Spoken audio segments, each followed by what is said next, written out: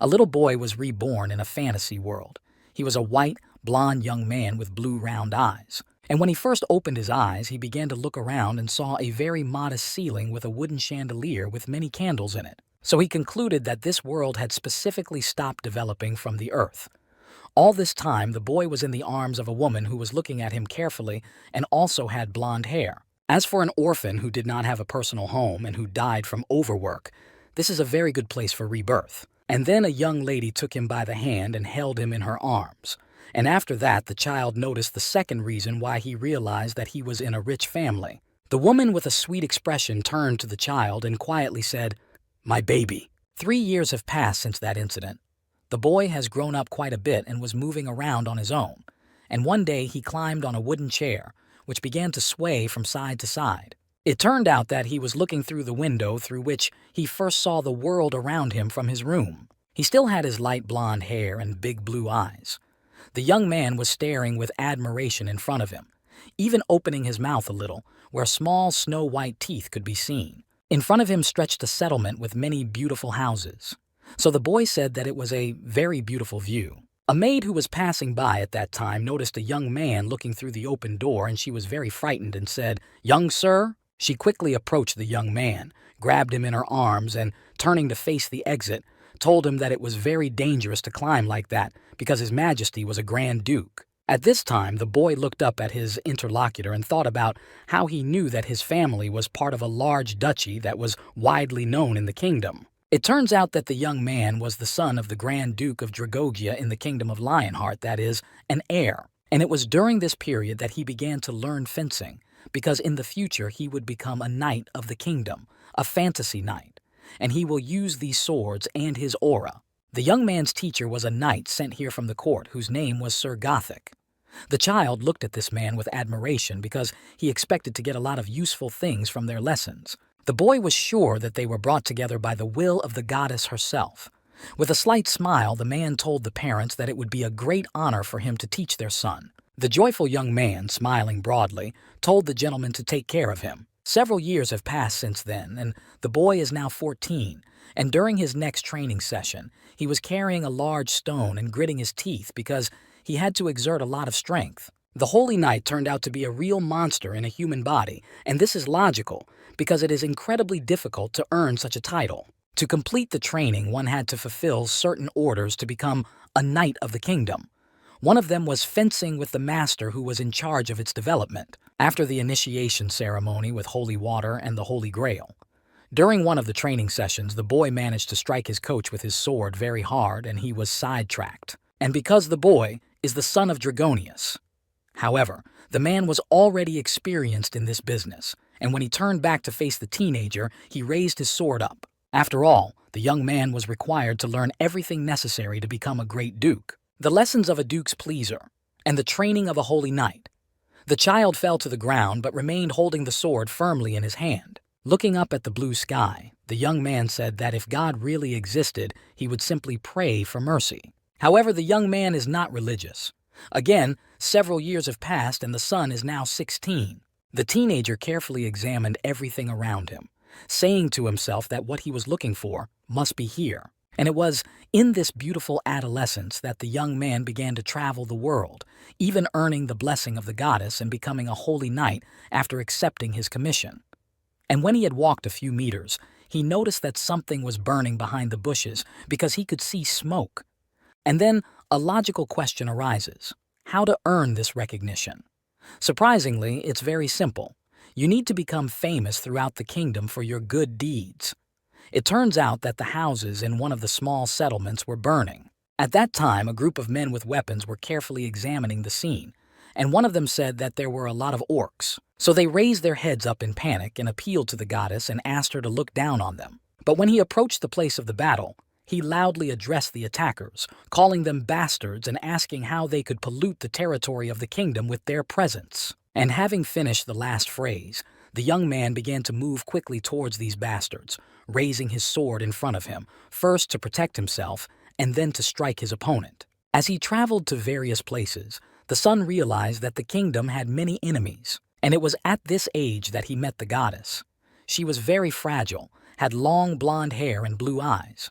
The young lady folded her hands as if in prayer and quietly addressed the young man, saying, "Son of Wolfric Dragonia, Leon Dragonia." And when the young man saw her so close, he realized that all those who had told him about her were not lying. The woman went on to say that she would give him a commission to prove his faith and honor. The boy knelt down on his left knee, bowed his head, and replied that he accepted the task from the goddess. Waiting for the next phrase, the young man thought that the goddess really existed, and after several years of continuous work, he became a holy knight who had his own new armor and a new big sword. And after that, he was killing and slaughtering orcs. He had enough strength and morale for this. He also cut goblins into small pieces. It was just that when he met them, there was no other option. And the young man managed to slaughter several hundred evil occultists, who were also a threat to the kingdom where he and his family lived and built their future. And finally, he was named a Knight of War, which gave him the right to call other knights to his side. As he stood there and looked around, he realized that they were all green sons of bitches. And when he was 35 years old, we see him wearing beautiful green clothes, white long gloves, and a sword lying on top of him. Because the orcs were still a pain in the ass, but now the demons started running amok. That's why people had to believe in the gods and live righteously. He was a rather nice young man with big blue eyes. He was thinking with a serious expression that he had had enough of these fucking magicians of the empire. The goddess decided to choose this young man who had been preparing for this all his life. The lady floated in the air and with her hands in the air addressed the interlocutor by name, saying that he was a very faithful knight who served her faithfully. The young man slowly bent his fair head down and looking at something on the ground calmly replied, "Yes, Ariana." However, during this solemn initiation, the goddess implanted the sacred treasure, the heart of a lion, into him and entrusted the young man to protect the Holy Grail. And so it brought a small golden crown with 2 large blue stones into the young man's hands, which the new owner carefully lifted up and put on his head. The young man became the Grand Duke of Dragonia and the ruler of the Kingdom of Lionheart. At that time, winter had already come, and he was dressed in a large white fur coat, because this was the most fierce season for them. And that's when he was 80 years old, and a lot has happened since then. The knight had a big white horse on which he traveled everywhere with his companions. It was during this period of time that 3 major wars took place with the orcs, who were constantly grouping, preparing, and attacking them, testing the strength of the kingdom's workers. And the empire brought even more troubles to their lands. And suddenly, the chief froze in place, thinking about all this. Then, a subordinate who was dressed in metal armor approached him, and he broke away from his thoughts and slowly turned his head to his interlocutor and calmly said that the Imperial School of Dark Magic was up to something again, and all because they had taken in the damned northern occultists. And a logical question arose: how dare they turn away from the gods? This is what happens when human rights are given to those who do not deserve to be even slaves, and it was decided to invade and seize their territories. Again, several years passed, and it was already the 96th year, and it was at this time that the imperial bastards finally got their way. And among them, one with a very old face and a few teeth in his mouth shouted loudly that they were giving him 1,000,000 lives. After all, the emperor had crossed the line. The bastard who didn't want to die went to the next world along with 3 million inhabitants of the imperial capital. After that, the leader gathered the knights and took his sword, the blade of which was still smeared with orc blood. And moving forward with confident steps, he told his colleagues that they were now heading to the territory of the empire. Several years have passed since then, and the year 121 has already come. The knight did what he could, but the world still continued to collapse despite his efforts. The man tried very hard to overcome evil to gather all his workers of the gods who were on the continent. However, he failed to stop all the criminals. While the blond man was sitting on his knees and looking at the toy, his partner quietly approached him from behind and called him by name. Without turning his head, the Lord calmly addressed him by his name, Sir Aaron, and said that he could be proud that his father, and he did not finish. He was quiet for a moment to find the right words. But after 3 minutes, he said that the boy's father had died with honor and joined the gods in heaven. The young man froze in his tracks, surprised by these words, and quietly replied, "Yes." When they returned, they came to meet the goddess. And the saddened knight with a serious expression said that his army was gone, but she could still see for herself by looking ahead. and in a second it was concluded that all the subordinates were shaking with fear. The commander asked the next question whether they had heard the sounds of criminals who had already settled in these lands. The women calmed their children, who were drowning in their tears. The knight added that they were all guilty of the deaths of our brothers. The man shouted loudly and asked his subordinates if they had heard the cries of those who had taken the lives of their loved ones. But the goddess is theirs, the owner of her sword, holy spear and holy grail.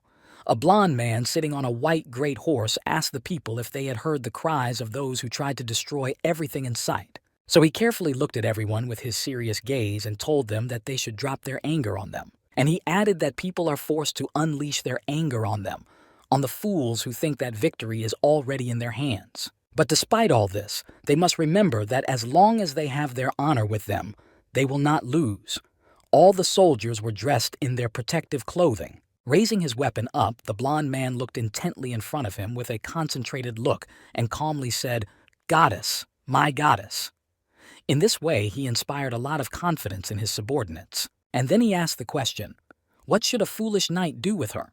However, without waiting for an answer, he began to ride his horse forward on his adventure, followed by his remaining army. However, after riding a few meters, the man heard the voice of the goddess, who addressed him with the following words, "My knight, my dear, honorable knight." The man replied, "For the sake of honor," and the woman's voice continued to say that she would be with the man in charge to the very end, because he was her knight. The flag of the army was red with a large golden lion on it. The blond gentleman opened his mouth wide and shouted loudly that they should attack with the whole army.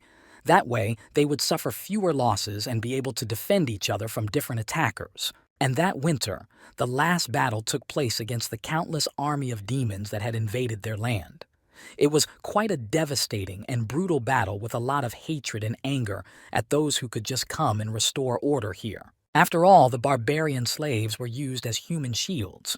When they approached them, wild beasts immediately attacked, grabbing them with their big mouths and tearing them apart. At that time, ordinary knights with spears and shields died with honor during a fight with famous knights who had already fought many similar battles, and this was not a new experience for them. And the main one among them was chosen by all the existing gods and sacred temples. He alone was able to fight the demon to the very end, because he had enough experience, skills, and abilities that he had acquired as a child. He gave it his all in the fight. He was very angry that his neighbors had been treated so cruelly. He could not understand why and for what purpose all this was happening. He managed to kill countless demon lords and archdemons who were coming at him from all sides. Fortunately, the man was good with the weapons he was holding. Therefore, he showed these freaks his knight. During the fight, he opened his mouth so wide and began to shout loudly to release the emotions that had accumulated over the years. It was already the year 127, and winter was not yet over. And the main man with white hair continued to destroy the demons that came to his land, where he spent his entire childhood. And now it was the year 256. The knight was still destroying the last demonic aortas, which were blue in color and quite large in size. Because of this, these beasts had nowhere to retreat. And so he could deal with them faster because they were constantly using them and then disappearing and reappearing with new powers. But when he managed to destroy this portal, the man turned to his rivals and called them servants of evil and said that from now on, they were stuck in this world with him. And in an angry tone, he told them that he would kill each of them one by one. The master was very pleased with this development because he was not locked with them. They were locked with him. And after a few days, he got to one of the main beasts. It was very large and had very huge horns, and its eyes were glowing red. Suddenly, a man's voice was heard in the darkness saying Gary's name. This was immediately followed by a question asking if he was okay. A group of people stood there and looked at the animal, which was lying on the ground and showed no signs of life.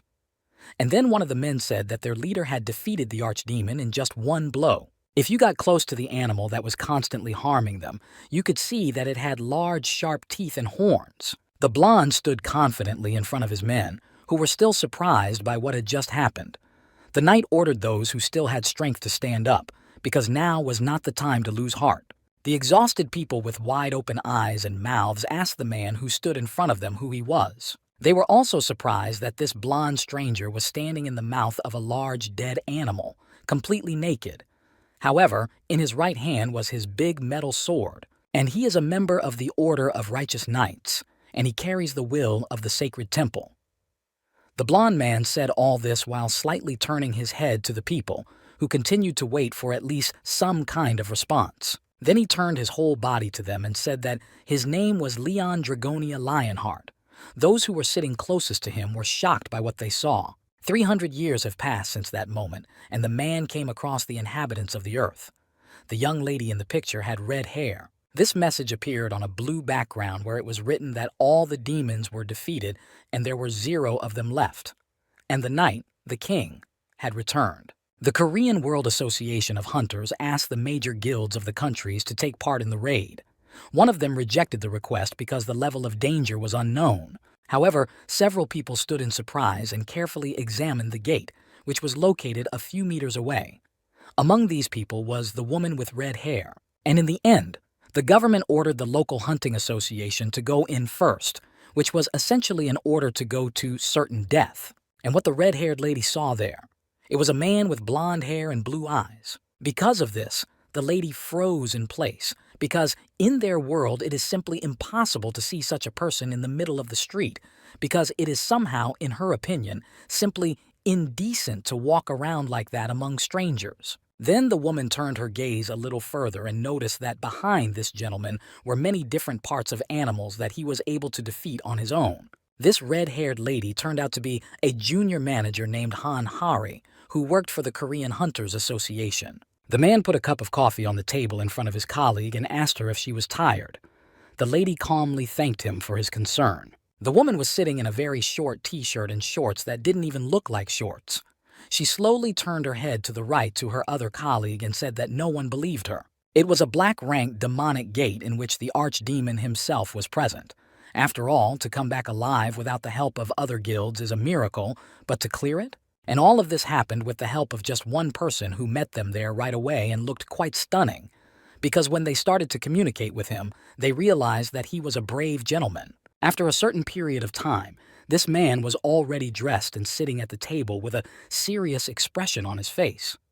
With both arms folded across his chest, he sat silently and waited for some explanation. It turned out that 2 people were watching him behind the glass. They were a red-haired woman and a black-haired man. The lady said to her colleague that it was the same survivor from the middle of the gate. The man replied, "Yes, the survivor from the other world." And it happened that people from other worlds managed to survive inside the gates of the kingdom.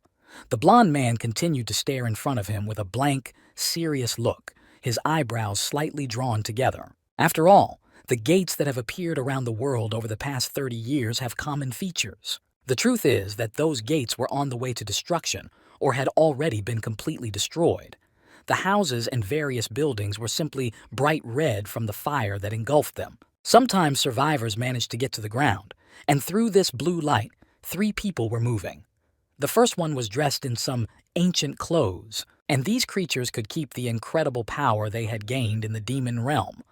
The gentleman who was walking in the middle had a metal helmet on his head that completely covered his entire face. That is why the government tried its best to meet the needs of the survivors. That's why, as soon as they showed up, they were met by government officials with a nice, friendly smile, telling them about further actions. And plans for reconnaissance were also developed. Because of this, the government workers not only smiled, but also extended their hand to shake and show them that they were happy to see them here. A man and a woman who worked as hunters sat next to each other on chairs. The woman said to her colleague that they had to find out everything about this survivor, no matter what. The man put his hand on his head with a sad expression and said that even a hunter of A morning had to risk his life fighting high-ranking demons. This was a monster that even the most experienced S-rank hunters were afraid of, because it was very large in size. It had enough strength to deal with several attackers at once. However, he managed to kill it on his own. One of the capabilities of this beast was that it could fly, because it had 2 large wings on its back that allowed it to move in the air. And when the newcomers came through the portal, they were shocked by what they saw in front of them at that very second. For some reason, they thought they would have to search for the monsters themselves, but here it was, right in front of them. And the blond man defeated it right before their eyes, leaving no chance for the animal to escape. So they just froze in their seats in amazement. And after that, they noticed that this unknown hunter was in a rather interesting way. And to be more precise, the gentleman was completely without clothes and stood shining his naked body without shame. The black-haired hunter said that he was most concerned about the difference in culture. The way he talked about himself, he must be from a royal family or something. The red-haired colleague listened attentively and said that she thought everything was very good. The colleague asked her why she thought so. The young lady, looking fascinated at the blonde through the glass, added that she heard it in his voice. That's why she thinks he's a good person, because even if you look at him now, he looks quite attractive. As soon as the woman stopped talking, a loud scream began to sound. As it turned out, it was the same survivor they had just been talking about screaming, and after that he sat back down on the chair he was begging for mercy. And the glass just cracked and small particles began to fly around at people who were not far away. The huntress quickly got to her feet and shouted loudly that it was glass that stopped even the most fierce monsters, and he just took it and destroyed it with his scream. Then the blond man got back to his feet and an orange light appeared around him and his eyes turned orange. At this time, the black-haired colleague rolled his eyes up and said that he was a very good man, to which the lady calmly replied, "Difference in culture, I guess." To understand what made this gentleman so angry, we decided to review the CCTV footage. They started watching what happened 15 minutes ago. It turned out that a blonde and bald man was present in the cell, dressed in a classic black suit and wearing glasses. The survivor was sitting calmly with his arms folded across his chest and his head down. And in his head there were a lot of thoughts that were just raging there, but one of them was that he felt like a stranger here. And then a memory came to mind of when he was an orphan who worked very hard until he was 20 years old and then died of exhaustion. And then he was reincarnated in a completely different world and became a Night King for more than a century. And during his coronation, he was given a golden crown to emphasize his status. However, when he became an adult, an independent young man, the world was taken over by demons. He had been hunting them for about 200 years, and when one of them caught his eye, he simply did not leave him alive. The blonde continued to sit with his arms folded across his chest. He began to think that if he took everything into account, he had lived like this for 300 years. Suddenly, his thoughts were interrupted by a bald gentleman sitting opposite him wearing dark glasses that completely covered his eyes. A sweet smile appeared on his face and he opened his mouth wide and said, Then he moved closer to the table and put his two hands on it, faced the interlocutor and then said, "Leon Dragomania. Leonhardt, is it?" While he was listening attentively, the thought occurred to him that in any case, it would not be beneficial for him to reveal the fact that he had once been an Earthling. After all, a Night King who lived for 300 years in the afterlife is not much better than a 20-year-old boy who died of overwork. The employee of the cantor's office was very surprised by this request, because he had never in his experience met such survivors who were from the royal family and who should be treated with such respect. The bald man raised his right hand and began to scratch his head. Then he smiled sweetly and said, Yes, Your Majesty." The onlooker realized that he was being played. Then the question arose whether he was a good person or whether the government was just being cautious about survivors like him. The interlocutor calmly continued, Yes." He didn't even show that he was surprised. However, the employee said that the Black Gate, that is, the world of His Majesty, and he emphasized that the gentleman had made contact with their hunters. The man started writing something down on the sheets that were in a folder on the table. Then he asked whether he had really killed all the demons himself. The blond man listened attentively and looked up at the bald man, and with a serious expression answered shortly and clearly, "Yes." However, he suddenly decided to ask the question, "Have you forgotten?" The employee of the hunting bureau apologized in surprise and asked what he meant. After all, it didn't mean anything to him yet. The surviving blond man folded his arms across his chest and confidently said that he had killed all those evil animals and thus defended the honor of the knights. Therefore, he ordered the Lord to become his temporary thank you. He added that he would give him the privilege of recording this glorious incident. The bald man, who still did not understand what was happening, said in confusion, Yes. Then he regained control of his thoughts and emotions and lowered his head and looked down and began to write something down, thinking that it was just a difference in culture and should not be taken seriously. While the bald man was slowly trying to document their entire conversation, the surviving blonde continued to say that in any case, This made the gentleman stop for a moment and look up at his interlocutor. With a serious expression, the survivor asked that there were no rules of etiquette for dealing with royalty. This already infuriated the bureau worker, and taking his smartphone in hand, he shouted that he was probably hungry. Therefore, he would order food right now. Instead, the blond man looked at him attentively and asked him to tell him in detail about this world.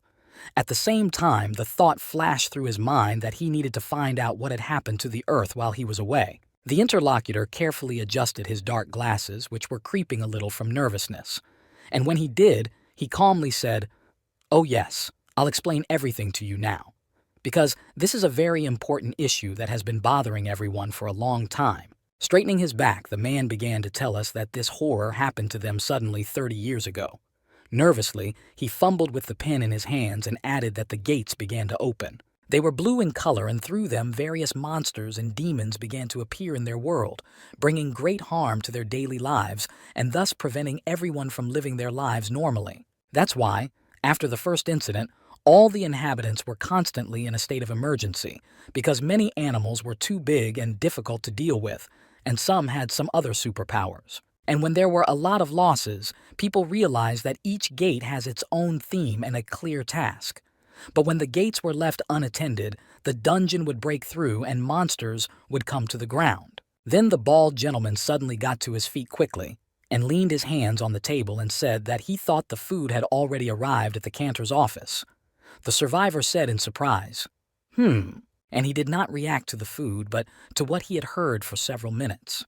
Then he raised his right hand to his chin and rubbed it and began to think about how everything was a little different. After all, in his world, these animals and demons appeared as games in the rain, and there were a very large number of them at the same time, so he had to spend a lot of his energy on them and use his skills with cold steel. However, today he learned that there are gates on the ground with themes and tasks. A certain group of people who specialize in this are sent to fulfill them, and the people of this group take weapons with them, which they are quite good at. The blonde survivor still couldn't understand what it was and why everything was so different from the world he had lived in for many years, and what he saw at home, because they did not have any similar tasks. And it was as if it was to teach him something through trials. And a large man with a brown beard and hair on his head was shown. He was lifting a large metal hammer near the ground. These thoughts of the blond man were interrupted by his bald interlocutor, who was just returning to the room, addressing him sweetly, saying, "Your Majesty." After all, he had left for a certain period of time. It turned out that he was going out to get food that had already been brought for the survivor. A gentleman in a classic suit came in and happily announced that the food was ready. All the blond man said was, when the bald bureau worker put the dish on the table in front of their guest. The dish was steaming because it was just cooked, so he opened his eyes wide in surprise. He sat there for a few seconds and did not move. The man carefully examined the contents of the plate and the steam that was quickly rising. Then he said quietly, "This is..." because it reminded him of something from the past. There were several plates on the table with various fillings, and the gentleman who brought them said that it was bone broth that had been cooked for several hours with pepper and salt, and some crispy kimchi. And again, a memory flashed before his eyes when he was a quinoa farmer in the land of Soyontan, and for him, it was the food of his soul. He had a similar plate on his table and enjoyed this dish at dinner. After all, people tend to enjoy the food they know and love more than new foods. However, Leon forced himself to swallow the saliva that had accumulated in his mouth, and in his head, he started to hear the objection, "No, no." So he slowly turned his head a little to the bald man and asked him a rather short question. "What is it?" The man calmly replied that this dish is called Solontan, Your Majesty. And finally he added that it is known as the food of the Christian soul. After these words, the blond man's eyes began to glow bright orange, and he froze without moving or even blinking. Then he was overwhelmed with emotion and rose to his feet and began to shout loudly, "You are a beggar! How dare you defame the glorious name of the Lionhearts?" It sounded quite loud, and an orange light appeared near the survivor and around him. A second later, he continued to shout, "How dare a Christian serve a royal person a dish?" He asked if their kingdom was like that with the royals of other kingdoms. After all, he is Leon Draconius Leonhardt, a royal representative from the other world, a trusted face of the gods, the guardian of the Holy Grail, the owner of the Holy Blade and the Holy Spear. So he angrily threw the plates on the floor and all the food flew around.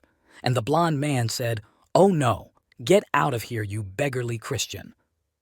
He could no longer control himself. Malice, the Lord of Chaos and master of 23 great devils, the archdemon who could kill 1,000,000 demons, and it was the embodiment of a 300-year war. And finally, a returnee who used to be an earthling. And standing there, a very angry survivor who had returned after 300 years began to think that there was a complete mess going on here, although it hadn't been like this before, when he lived here. And he made a certain conclusion from this that it is all because there is no correct religious faith, because enlightening stupid Christians is the duty of the royal family, which he now represents here. And even though he was back on Earth, he was still a king, a knight. The blonde stood for a few minutes and carefully examined the plates lying on the floor. However, a few hours later, a new dish was brought to him, namely a medium-rare steak, and using a skillful knife and fork, the man was happy to taste this dish, which he liked. At this time, the dark-haired hunter asked his colleague how he recognized their food, chicken and vermicelli with black beans. The red-haired lady smiled sweetly and replied that it was good that he was eating steak with red wine, which was made in 1993. Then the man addressed the woman by name and said that she would go first. The lady angrily clarified that she was bad at the historical dialect. The gentleman replied with his arms folded across his chest that the blonde was more interested in her. After all, she had been complimented on her courage, saying that she was very brave, so he would definitely not kick her out.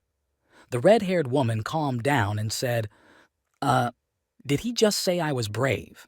Because she was very interested in that. Then the woman walked over to the door and began to open it carefully and slowly. Looking through the small crack, she put one hand on his chest and said that she was very sorry for disturbing him during his meal. The blonde turned his gaze to her and began to wipe his mouth with a large white napkin, clarifying that she was the swordswoman from the event that had happened not long ago. He liked her, so he invited her to sit down across from him. The huntress was very pleased by these words, so a wide smile appeared on her face, showing her attitude towards him. When the red-haired woman was seated at the table, she leaned a little towards her interlocutor and asked if he liked the food. The blonde answered with a lowered head that it was quite good, and he even felt the sincerity and sophistication of the cook. And the reason why he was causing them all so much inconvenience was not because the food was modest, it was because of their attitude towards the king. The man said this and folded both his arms across his chest. That is why when they meet royalty from other countries, they should be treated properly. And he clarified that wasn't this due to their status in their nation?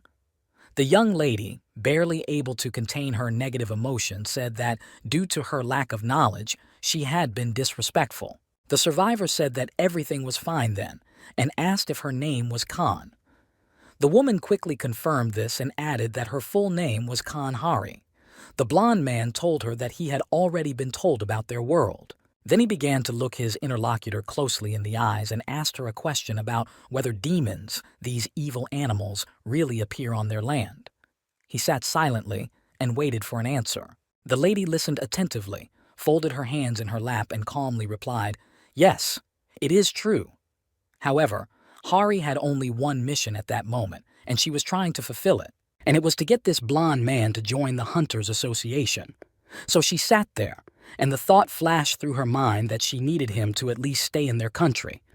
That's why she asked the gentleman if he would give them his royal permission, and the South Korean authorities would be able to take care of him from that point on. After all, the motive of the 21st century intelligence war is to find the embroiderers. No matter what support they promise them, all countries want the survivors. The blond man slowly lowered his head and gazed to the floor and began to look at something, saying sadly, "I see," because he still did not understand how to react to this and what to do next. Then he put his foot down and confidently added that since he had settled in this world, he had to go to the battlefield. Since he was a noble knight, it was only right that he should fight. The red-haired woman was very happy to hear these words and smiling broadly decided to ask him immediately if he wanted to join their association of hunters. The man answered like this, but he added that he could not be a soldier in the army of another kingdom, So he decided to create a new nightly order here, in this new world. He said this in a slightly raised tone. The young lady froze in her seat upon hearing his last words and did not even blink. She clearly did not expect to hear this because, in her opinion, he had already agreed to join them and help them. For several minutes she sat there thinking about what to say, and all she could do was nod. Then she asked what the higher-ups had said. A black-haired colleague leaning on the lockers answered what they could say. They decided that they would support it. So it's a good thing the blonde man didn't go to another country and join a big guild. The young lady put her head down in relief and said that to think that only an association associated with the government would favor him. And this is the fault of the bastards from the big guilds who flaunt their money and power. These thoughts made the lady boil. Seeing this, her colleague replied, yeah. Since you brought it up, the Phoenix Guild. Suddenly, their conversation was interrupted by a loud signal that echoed throughout the room. They looked at each other in confusion and looked around to see what was happening. A second later, they received an orange-colored message on their phone saying that a dungeon had been breached on the plains of Konam. So they had to go to the scene quickly.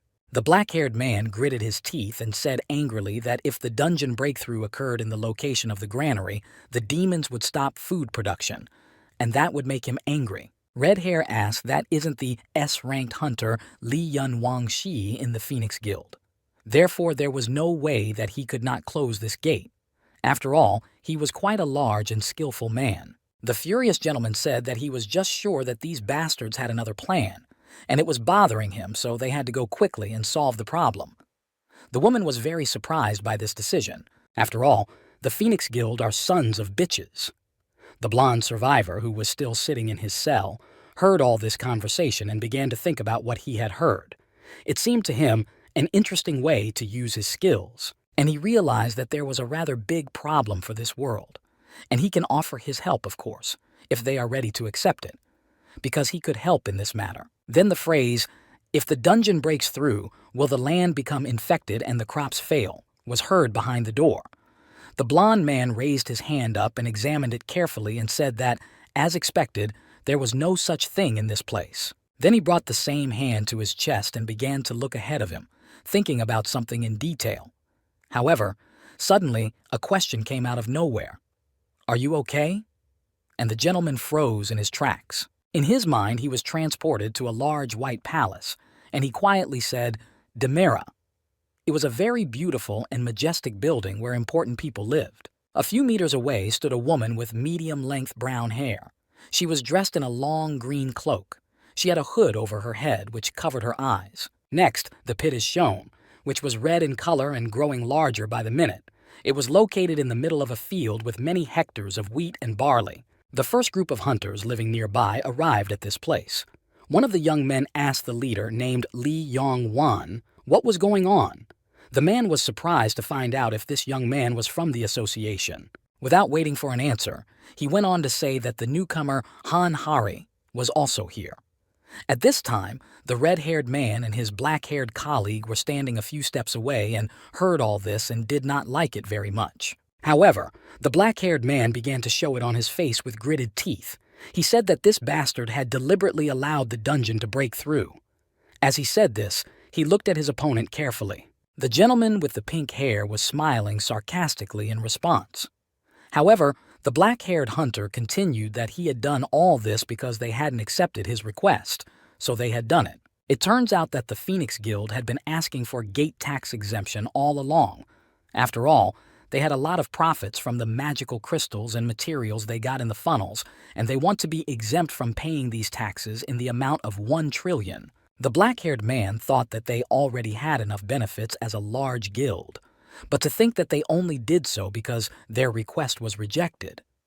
So this hunter continued to stare at this insufferable man for several minutes. The red-haired woman leaned forward a little and loudly shouted to Li Yun Wang that they should close this gate right now. After all, there is only 1 week left from today if they leave things as they are. The gentleman with pink hair smilingly replied that he knew about it, because the power over this funnel is up for auction and will be transferred. And pointing to the people standing behind him, he said what he should do, because the members of his guild were very seriously injured. Therefore, It will be difficult for them to conduct raids in this condition.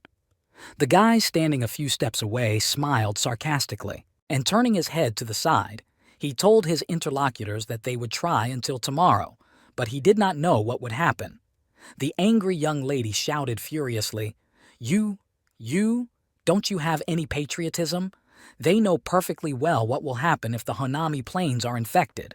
After these words, the gentleman from the Phoenix Guild began to smile very evilly and teased that maybe he did not know.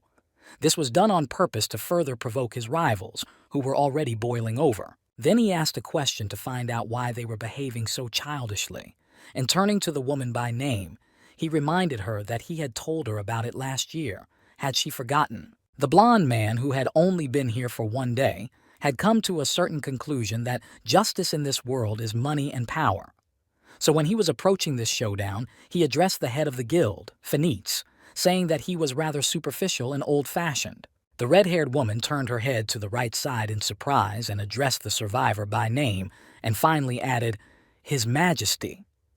The gentleman who had been addressed a few seconds earlier turned his head toward the man who was moving toward them. The survivor stopped in his tracks and said with a serious expression that the king's name should not be spoken so lightly. He added that he had given her permission to call him by his title only. A man with pink hair shouted a question in anger which read, Who are you? You look like a Westerner. All the blond man said was that he wanted the insolent man to shut up. Then he turned his head to the gentleman. His eyes shone with blue light, and gritting his teeth, the gentleman asked how such a worthless man could speak at all, and even so, cruelly. The gentleman to whom these questions were posed began to think quickly in his head, What is wrong with this bastard? After all, he had called him one of the 20 S-ranked hunters in the world and a guild master of one of the top 10 guilds a lowlife. So he decided to show him what he could do, and at that very moment, a bright orange fire appeared around his hand, and he asked the blonde if he wanted to die. The red-haired woman intervened by shouting at him to stop, and finally calmly said Li Yun Wang's name. This had no effect, so the young lady decided to announce that this man was a survivor. This made the hunter stop in his tracks and ask in surprise, Survivor? He did not expect them to behave like that in a new world. After a second of careful consideration, the gentleman slowly began to bow and said with a sweet smile that he had been quite cruel. He went on to say that his name was Li Yong Wan, and he was a representative of the Phoenix Guild. Then he began to smile sarcastically and walked over to the blond man on his right side and suggested that he might be from the Gray Guild. The survivor did not understand the joke, so he replied that the king does not repeat himself several times. Then he went to the people he knew and asked the black-haired gentleman to tell him about the problem, because he does not know the details about the gate. Therefore, he should tell him everything very briefly. Hearing this request, the hunter raised his hands and happily told his partner that he would help them. The lady smiled sincerely and said, Yes, yes. Finally, they waited for this agreement. Suddenly, the red-haired huntress said that there was a breakthrough in the ground. Therefore, a large amount of demonic energy comes to the surface and infects a lot of land around. And it turns out that crops do not grow on the infected land. Then the lady added that the Hanama Plains are an important breadbasket, so this is very important. Right now, the demonic energy that is spreading is infecting the land. Having listened carefully, the blond man began to think about everything he had heard. However, he decided to ask the woman what solution to the problem she offered, and what would he have to do to achieve it. The young lady replied that they needed to clear the infection and clean the dungeon as quickly as possible, and they had to get rid of the dungeon completely. She said this without hesitation. The gentleman began to walk slowly in a circle and answered briefly and clearly, Understood. And he emphasized that the contaminated ground and the growth of the gate were the problem, so he would help as much as he could. Then he froze in place and looked at the huntress, who was standing next to him in surprise, and told them to summon their powers right now and not to rush into it, because they would need her. After all, tomorrow, as soon as the 3 years of raids on these little fry are over, or whatever, this king will personally intervene. Everyone who was present looked closely at the red funnel in the sky. A red-haired young lady cautiously approached the blond man and asked him happily, Really? The man replied with a serious expression, looking in front of him. But before that, the king of a foreign country cannot conduct military operations on foreign territory at his own discretion, He must first obtain permission from the king of that country, and only then can he begin his assistance. The woman apologized and said that she thought everything would be fine. The blond man replied that there was a legal process and certain rules for everything, and he angrily asked her how she could call herself a noble knight if she did not follow the laws of her country. So he asked her to send the news to her king as soon as possible. The gentleman, who had pink hair, opened his mouth wide in surprise and thought that this bastard was worse than he was. Eventually, they asked the president, who was on a business flight to another country. After receiving a certain answer, the huntress cautiously approached the blond man and addressed him formally, saying that he had told her to get ready, so she had already done so. And demonstrating the homemade doll, the young lady decided to clarify how exactly he was going to use them. After all, she still couldn't combine this object with fighting demons. The survivor turned his head back a little and looked at his interlocutor with an oblique gaze and said that their land was infected. Therefore, they need to cleanse it of this evil spirits that attacked. The woman, wide-eyed, had to clarify, "Cleanse? With the help of this straw doll?" However, Leon asked for two things, one of which the lady had already demonstrated. Then they moved to the same office, and looking through the open door, the blonde asked if these were the same women who made the dolls. The huntress put her hands behind her back and happily answered, "Yes. The condition is that the people who make these toys must be women who gave birth." The survivor put his hands on his chest and said that this was very good. Then he turned to all those present and asked them to show him their dolls. That's how the toy-making contest opened in the middle of the plain. The man took the first one in his hands and carefully examined the product because it was a very important thing for him that could not be neglected. He stood there for a minute and said in surprise that this could not be possible. The woman who made this toy was very scared that she had done something wrong, so she sincerely began to apologize. To think that she calls this metaphysical, eccentric body a doll. It turns out that he didn't like this, not that she had done her work incorrectly. And finally, he added that it was very shameful. After saying that, he just threw the toy aside to demonstrate his attitude to the rest of the people in the room. However, it was simply impossible to stop the blond boy because he was quite angry. So he shouted, "Didn't she say she was giving birth?" and called the lady a stupid creature. He emphasized that her head was made of bricks. Kanhari failed. After touching so many toys, the blonde was just disappointed with what he saw. So he shouted again loudly, "Failure! It's just a failure!" How could he fail at such an easy task? But then a person came up who caught Leon's attention. She was an 89-year-old woman who had been married for quite some time. The lady approached calmly and smiled sweetly. When she carefully demonstrated her toy, the man said, "This is incredible." After all, the doll looked very beautiful.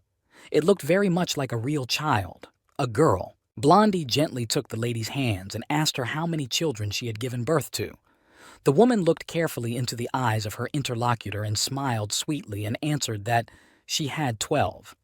The gentleman said that this was the beginning of the life of a true patriot. He also said that he usually personally sends knights with a medal and gifts, but because of the current situation, he could not do so, so he asked for forgiveness. Then he raised the lady's hand to his mustache and kissed her gently. Then, in the evening, he went to the place where the gate was located. He took with him the same toy, which he placed on a large wooden rack, and next to it, he put long candles. The next thing the man did was to put his hand through a blue frame that appeared in the air right in front of him, and he told the people who came with him that the conditions were fulfilled. The gentleman took out a golden glass and tried to put it carefully and slowly through the frame. After all, this was also a very important event that he had to fulfill next. Then he said with a serious expression that he was the mother of this fertile land, and he took out a glass that was already filled with a certain liquid that he would need in the future to complete this rite. Then he informed the earth that the people of this area offered it this doll of the harvest. The young man with pink hair stood in one place in surprise and waited for the further development of events. The blond man sincerely asked that the earth accept her. At that moment, it began to dawn, and the sun's rays began to break through the ears of grain and reflect off the golden goblet that stood on the board in front of the survivor. The light touched the water that was poured into the cup. It began to spin, and then drops began to fall on the makeshift table. The survivor sat silently and waited for a certain moment. The red-haired woman was very surprised by what she saw in front of her. Therefore, she slowly raised her right hand to her face to cover her mouth, which opened wide in surprise. Then the vessel was completely filled with water, which began to pour out. The people who gathered to watch this event noticed that the sun was rising higher and higher. This meant that it was already morning, and this made the clouds in the sky turn red. The blond boy closed his eyes and enjoyed this moment. Many drops of clear water fell on his face. However, the sun rising today would be a special beginning of this world. It began to flow from the bowl to the doll, which was lying on the table for this very purpose. It was like a gift from Mother Earth. The people who came to see this began to voice out loud what was happening. Namely, that drops of water got inside the doll, and after that it stood on its own. They were surprised by what was happening. The toy began to smile and quietly address the blond man, calling him Leonhard.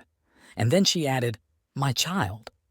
Everyone who heard this was very touched. They certainly did not expect to hear this. The survivor behaved very seriously during this event because it was important to him. He bowed and said that he welcomed Mother Earth here with his best wishes. Then he turned to face his new friends and said that he was Demiria, the goddess of life and fertility. Meanwhile, the doll stood on the table and smiled sincerely. She went on to say that they hadn't seen each other for quite some time. It turned out that the deity had come to this earth.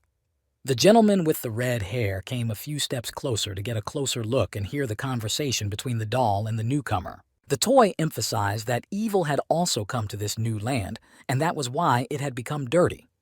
The young lady had little information about what was happening here, so she was waiting for someone to ask her for help. The blond man, bowing his head, sadly confirmed that there is also great evil on this earth, however, here.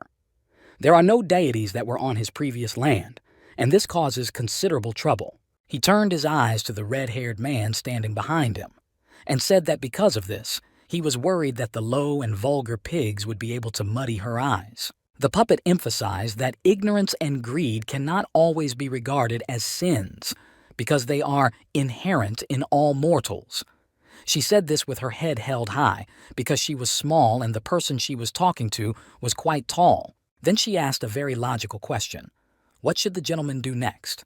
He was quiet for a few minutes, just raised his left hand up and put it on his chest, and his mind was racing, a big pile of thoughts. And after thinking it over, he said that it was not difficult to unite with the swordsman, but the authority of the conqueror is divine. After saying this, he closed his eyes, for he was already overwhelmed by the decisions he had to make. Opening his blue eyes, he bowed to the doll and said that he would make sure that duty and power were equal here.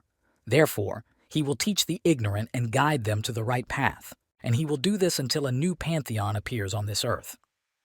The toy was sitting on a small log with both hands in her lap, smiling sincerely because what she heard made her very happy. Then she raised her index finger up and called the blond man a child and asked if he had any requests for her, because they were always ready.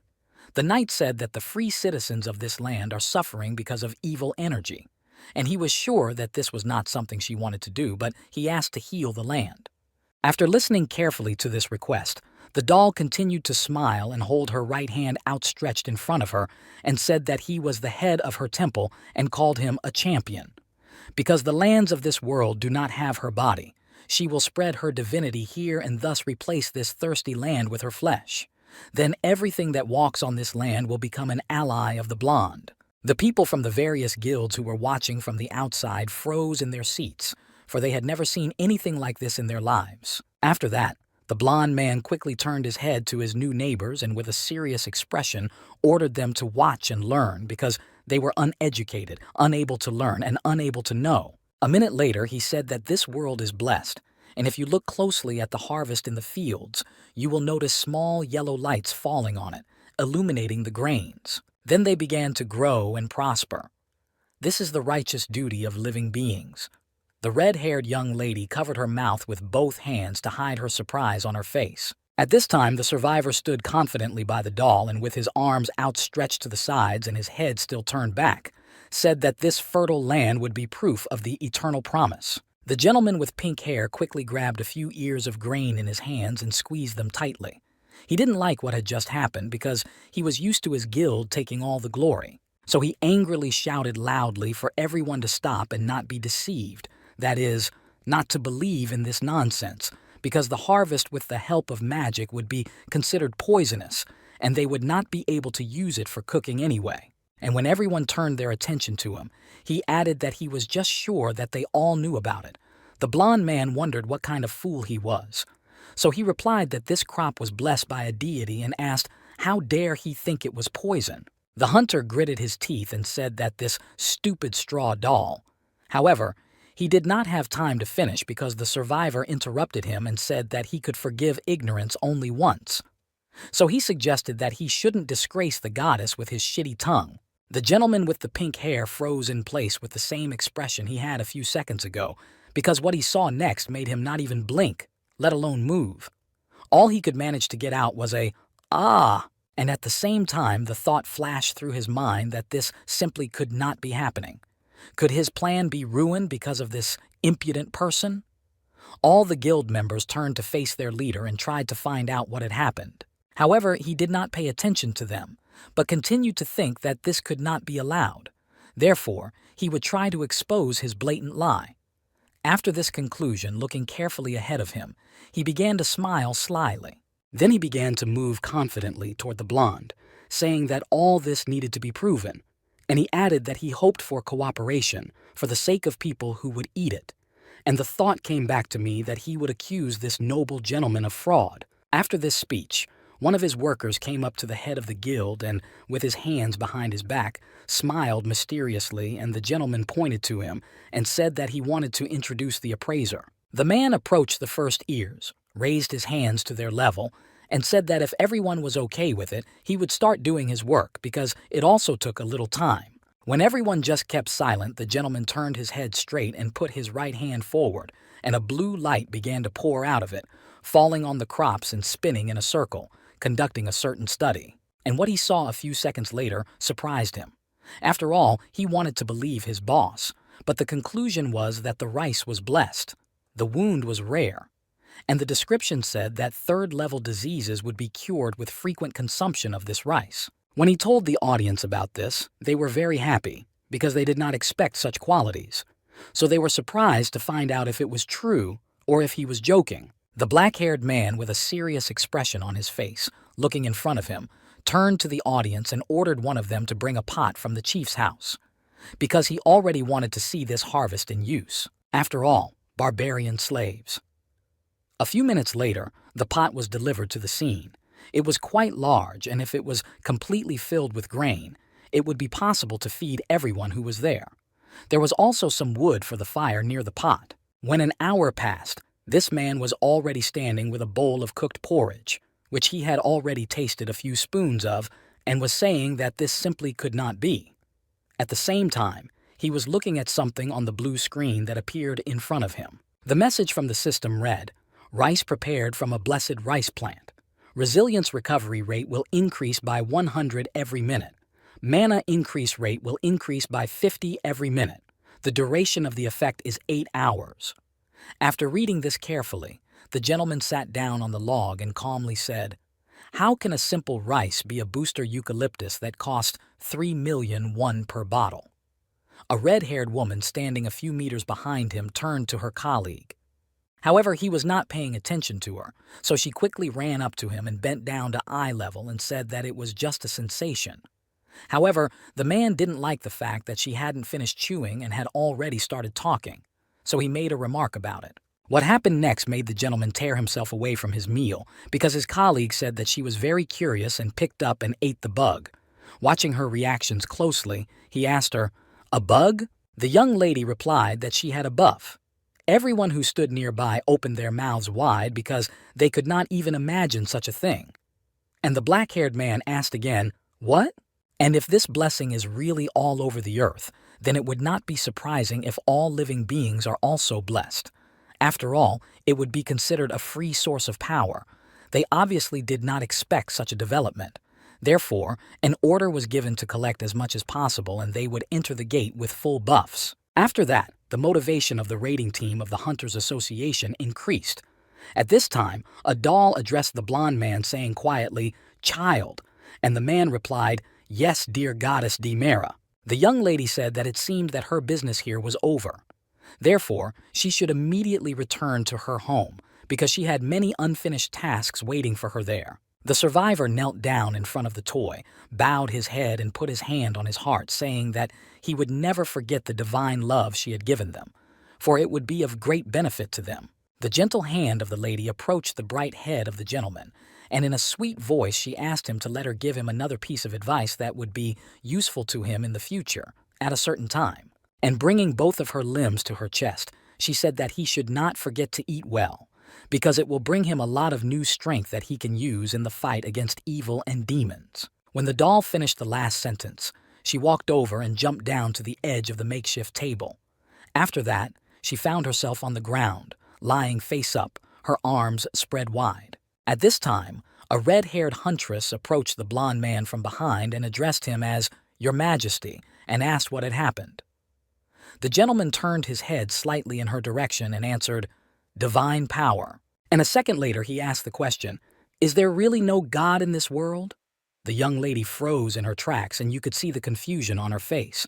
However, she answered that she was not really sure. The blond man, looking forward with a concentrated gaze, said that the right life and the world are created with the help of divine power, so emphasized that they Earthlings had better remember this. And now that all the soldiers were assembled, they could enter the gate, which was increasing in size every day and became bright red, and it showed that there was very little time left. The man with pink hair was approached by his subordinate and asked him if he would be okay.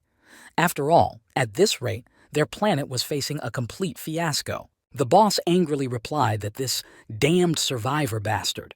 It's not clear where he came from and why he behaves so confidently in an alien world without any allies. Because if it weren't for him, the government would have no choice but to listen to their request. Therefore, the thought flashed through my mind that it would be better if he died right at the gate and no longer bothered them with his presence. Watching carefully as everyone on the field began to line up and slowly move toward the red gate, the man stopped in his tracks and began to think about what he needed to do. And when a certain course of action came to mind, the boss began to smile sarcastically, putting his right hand to his chin and saying that it was a pretty good idea. The employee standing next to him asked if he was okay. He replied that there was no need to worry, and then he added that this gate had already been raided several times. The subordinate looked forward to where the portal was located and confirmed this, and emphasized that the middle was a little heavy. But there is only one Hanhari A rank here. The boss said with a mysterious smile that this surviving bastard must be a blessed type buffer. And he said that, in his opinion, he was full of shit when it came to fighting. And that means they will definitely fail. And they would not be able to complete their task, which made the gentleman with the pink hair very happy, because this development would be to his advantage. When several people were already in the middle of the gate, they saw a giant monster that could not be defeated in the usual way. After all, it had already adapted to such conditions. Suddenly, a new message appeared on a pink transparent screen, which read a warning, but it was that the Earth was about to break through. Therefore, death is possible, and all the lives of living beings in the gate are now on the countdown. After passing through the narrow white tunnel, everyone found themselves in a strange world. The black-haired hunter walked first, holding a metal shield in front of him, and in the center, looking around, was a blond man. Stopping on the spot, he said, "In other words, most gates will close if they don't complete the quest or defeat the boss." He said this with his arms folded across his chest. Then he put his hand to his chin and said that he really liked the duel with the boss. Hari couldn't tell him that they usually gather in a group, so she just smiled mysteriously. When they had walked a few meters, they saw a man's body on the ground in front of them, but only a skeleton remained. The survivor looked at him carefully and said, and put his hands behind his back. A second later he added that he was told that they had already tried to defend the dungeon, but it seems there are actually more monsters than he thought. It turns out that this is a feature of this area. The red-haired huntress then said that although the number of monsters usually decreases as they are defeated with most gates, saying this demonstrated the statistics that appeared on the right side. In the case of skeletons and zombies, or even demons in special cases, as long as the main one is alive, they will spread endlessly. After all, he decides when it's enough, and he's the kind of guy who just won't stop. The blonde turned to face her and became very interested in the story. So he said that it meant that it would only end when they defeated the boss, and without waiting for an answer, he added, "I see." And then he began to walk quickly forward, saying that this must be one of those dungeons with a boss. The red-haired woman added that it was most likely so, and maybe it's a necromancer who controls the skeleton. A second later, the young lady stopped in her tracks and began to carefully examine the new message on the pink screen. It read, "Warning, a dungeon breakout has begun. Death alert. All living beings within the gate will now have a time limit. The Knight Commander Dullahan is advancing with his army. 3 hours left." Then a picture unfolds of a man bravely fighting several opponents at the same time, and he was doing quite well because each of them was seriously wounded. Suddenly, the black-haired gentleman turned angrily to Li Yongwan and called him a bastard. He should have warned them before they got here. Everyone had the right to know the truth, whatever it was. The blonde and red-haired colleague listened attentively to this speech. They had not expected such a reaction. Therefore, they did not know how they should react to it. For a few minutes, they just stood there silently, blinking. Then a large metal monster was shown, with a bright blue light shining around it. It also had a glint in its eyes. First of all, it was the most important of all the animals and demons. He was riding on a large black horse, which had a very strong body. It was capable of carrying several hundred tons. He also had a very lush, thick, and long tail. Again, a new message appeared on the red screen. It said that there were 2 hours and 50 minutes left to kill the Knight Commander. After walking a few kilometers, the hunters noticed a group of monsters and began to talk among themselves that there were a lot of them. So one of them turned to the black-haired man and asked him if he could distribute the potion.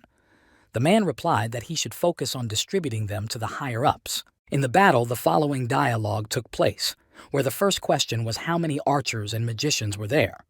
A young man with brown hair replied that he could see 30 archers and 2 mages right now. So those who have sniper skills should take up the riflemen, and whoever has a shield has to stop their movement, and they have to do it simultaneously to avoid casualties among them. The army of skeletons was rushing at the hunters. They were led by a black-haired gentleman who, seeing this, loudly shouted, "Fuck you bastards!" This demonstrated that they were very brave. A few seconds later, the first fight took place between the one who went first and one monster, who wanted to attack immediately, but he failed because the hunter covered himself with a large metal shield. And after the first strike, the gentleman concluded that they were stronger than he thought. So the orange gate is really different. Because of this, they will have to sweat a lot to deal with everyone. He got to his feet and struck the demon again with his shield, which made him throw his head back and try to stay on his feet because it was very powerful and with such a weapon. Striking the next blow with a large hammer, the man began to think that they were very strong for people of B rank like him. Of course, they did not expect this to happen and came here with different ranks. Then his attention was drawn to what was happening behind him. So he cautiously turned his head and gazed there and noticed something he hadn't seen in his experience as an evil hunter. It turned out that several skeletons stood in a circle and raised their hands up, saying something quietly. The black-haired man realized that these simple skeletons had an advanced, new spell that they were just now trying to use. So he decided that he had to get their attention so that they wouldn't be able to do it to the end, because it could really hurt them.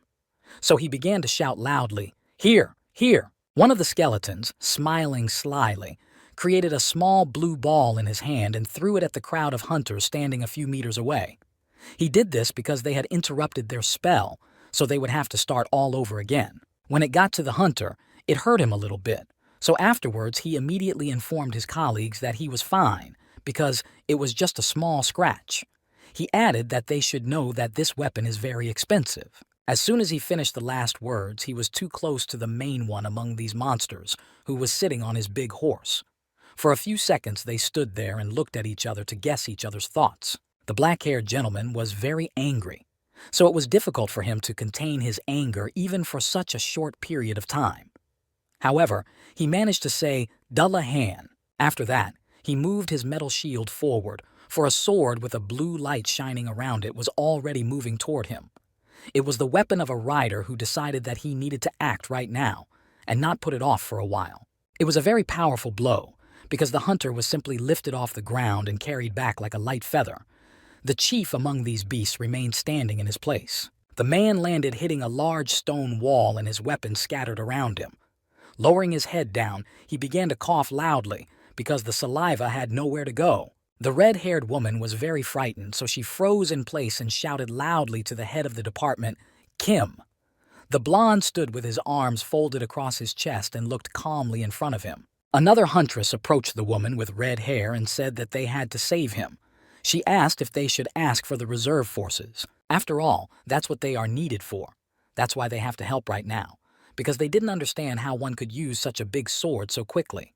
They need to stop it immediately. Then the young lady turned her head to the blonde man and thought even if he was the king of Leonhardt who had defeated the archdemon, so she quietly addressed him saying, "Your Majesty." When the man turned his head to her, the young lady asked him for help with a disappointed and desperate expression, for they had already realized that they would not be able to cope with this task alone. For a few seconds, the survivor stood there thinking about what he should say and how to act.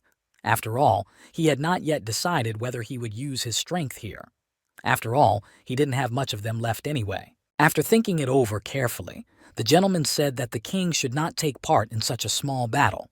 The woman did not expect such an answer, so she decided to ask what he meant. The blonde man asked the next question, asking why she was looking for ways to strengthen her honor. The woman froze in her tracks and opened her mouth and eyes wide in surprise. But this did not stop the blonde man, and he added that he could not believe she was trying to force him to help on these damn bones. It seems very rude to the goddess, so he can't bring himself to look at it. The red-haired woman's mind flashes back to what is this man saying? Her colleague, who also heard this answer, asked what they should do next. However, the assistant did not give any answer, only concentrated her thoughts on the fact that she had no time to waste. This man was simply not going to help them. He doesn't seem to care about anything but Dullahan. The blonde stood with his hand to his chin and carefully considered how the undead could move so quickly and maneuverably. Therefore, the red-haired woman concluded that she had to get rid of Dullahan first. Taking a few steps forward, she told her colleagues that she would take care of the boss, and they should support the head of the department, Kim, and their allies. After saying the last words, the woman picked up the pace and began to move quickly forward towards her goal, because there was no time to postpone it. In fact, it was getting less and less. All the skeletons turned their heads in her direction, because they did not expect that there would be such a brave woman who would attack them to sort things out. So they watched her movements carefully. When the young lady ran up to one of them, she pushed off from the ground, jumped high up, and with her right foot stepped right on the face of the skeleton, which bent backwards in its back. Then she pushed off from the face and flew even higher up the mountain and approached the main one. In the moment of flight, the lady swung her sword to strike the big bastard. However, the blow fell right into a giant metal sword, which the leader quickly put in front of him to protect himself and his horse, which he uses to move around. The woman concentrated her eyes on the place of the blow and began to think that he had blocked it. And then the realization came that it was not as simple as it seemed. She needed more strength and a better weapon than she had. The next thought that came to mind was that it was necessary to separate this beast from the crowd, which was protecting it with all its might and not allowing it to approach properly. Then it would be possible to deal with it. Then the huntress looked directly into the eyes, which were glowing with blue light. What happened next surprised the woman quite a bit, because she did not yet understand why it was done. A second later, she realized that he had tilted his head back to block her view, and a logical question arose. What kind of undead beats like that? Because it is not clear what it should do. Then the young lady landed on one knee with her head down, coughing because she did not have enough air in her lungs from such exertion. She stayed in this position for several seconds, and when the huntress gained a little strength and raised her head up, she saw the leader of the horses in front of her, and she realized that she had managed to separate him from the others. This beast was dressed in metal armor all over his body, and the animal on top of him was also wearing quite reliable protection. When he was right next to his opponent, he raised his sword high up. At this time, I then asked her to forgive me because the range of her skills is simply too great. After saying this, she began to move her sword a little to the side to gain a normal swing for a strike. The blow fell on the ground, and from this, a yellow and orange light began to glow brightly, which surrounded the beast from all sides, which began to fuss because it did not understand what had just happened.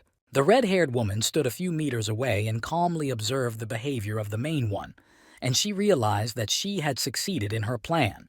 After all, this fuss was giving her great pleasure. However, after a few minutes, she raised her weapon over her right shoulder and, looking carefully at her opponent, thought that this should finish him off because he was already quite out of it. And when she struck again, everything went wrong. The sword passed by the beast, who had noticed it and dodged to gain a little advantage because a few minutes ago his luck had run out. Then it passed within a few centimeters of the woman's face, who was already surprised that she couldn't hit the target, and now this giant animal was so close. It turns out that he managed to block it with just a blunt blade, which was also large in size, almost as big as a sword. Until that moment, the young lady did not know that such a thing could be. Kneeling down, she began to carefully pick up her weapon, but at the same time kept her eyes on her opponent so as not to miss a possible attack from him, because she could not stop controlling the situation. Suddenly, the leader of the skeletons gave an order to his horse, and it raised its front legs and roared loudly. The huntress emphasized that this stance showed his confidence in his abilities. Then he swung his sword and it flew a few centimeters away from the face of the red-haired woman, who squeezed her eyes shut to avoid seeing what might happen to her right now. However, this fight was interrupted by the sound of claps made by the blond man with his hands, and when he drew everyone's attention to himself, he said that the demon master was very skilled with a sword, even using one hand. And he began to assure them that he was simply sure that this gentleman had been a noble knight before. Then he apologized for the fact that he could have mistaken such a great knight as he was for a mere undead. A second later, he called the rider a nameless knight. Then he introduced himself, saying that he was the king of Leonhardt, so he granted him the right to challenge him.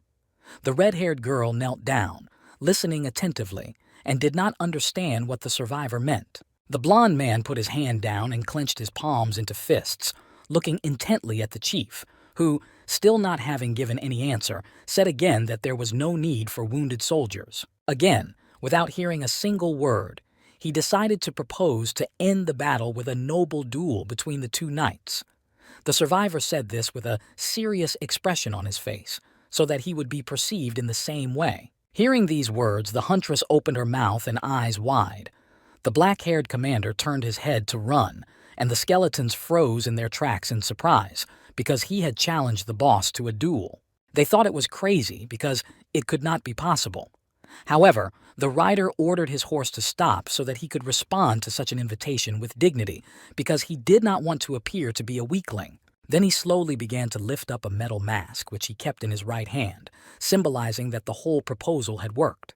And now the decisive fight would take place. The skeletons continued to stand still in their places, because they had not expected such a development, so they did not know what to do and how best to teach, because they had never discussed such things at a general meeting.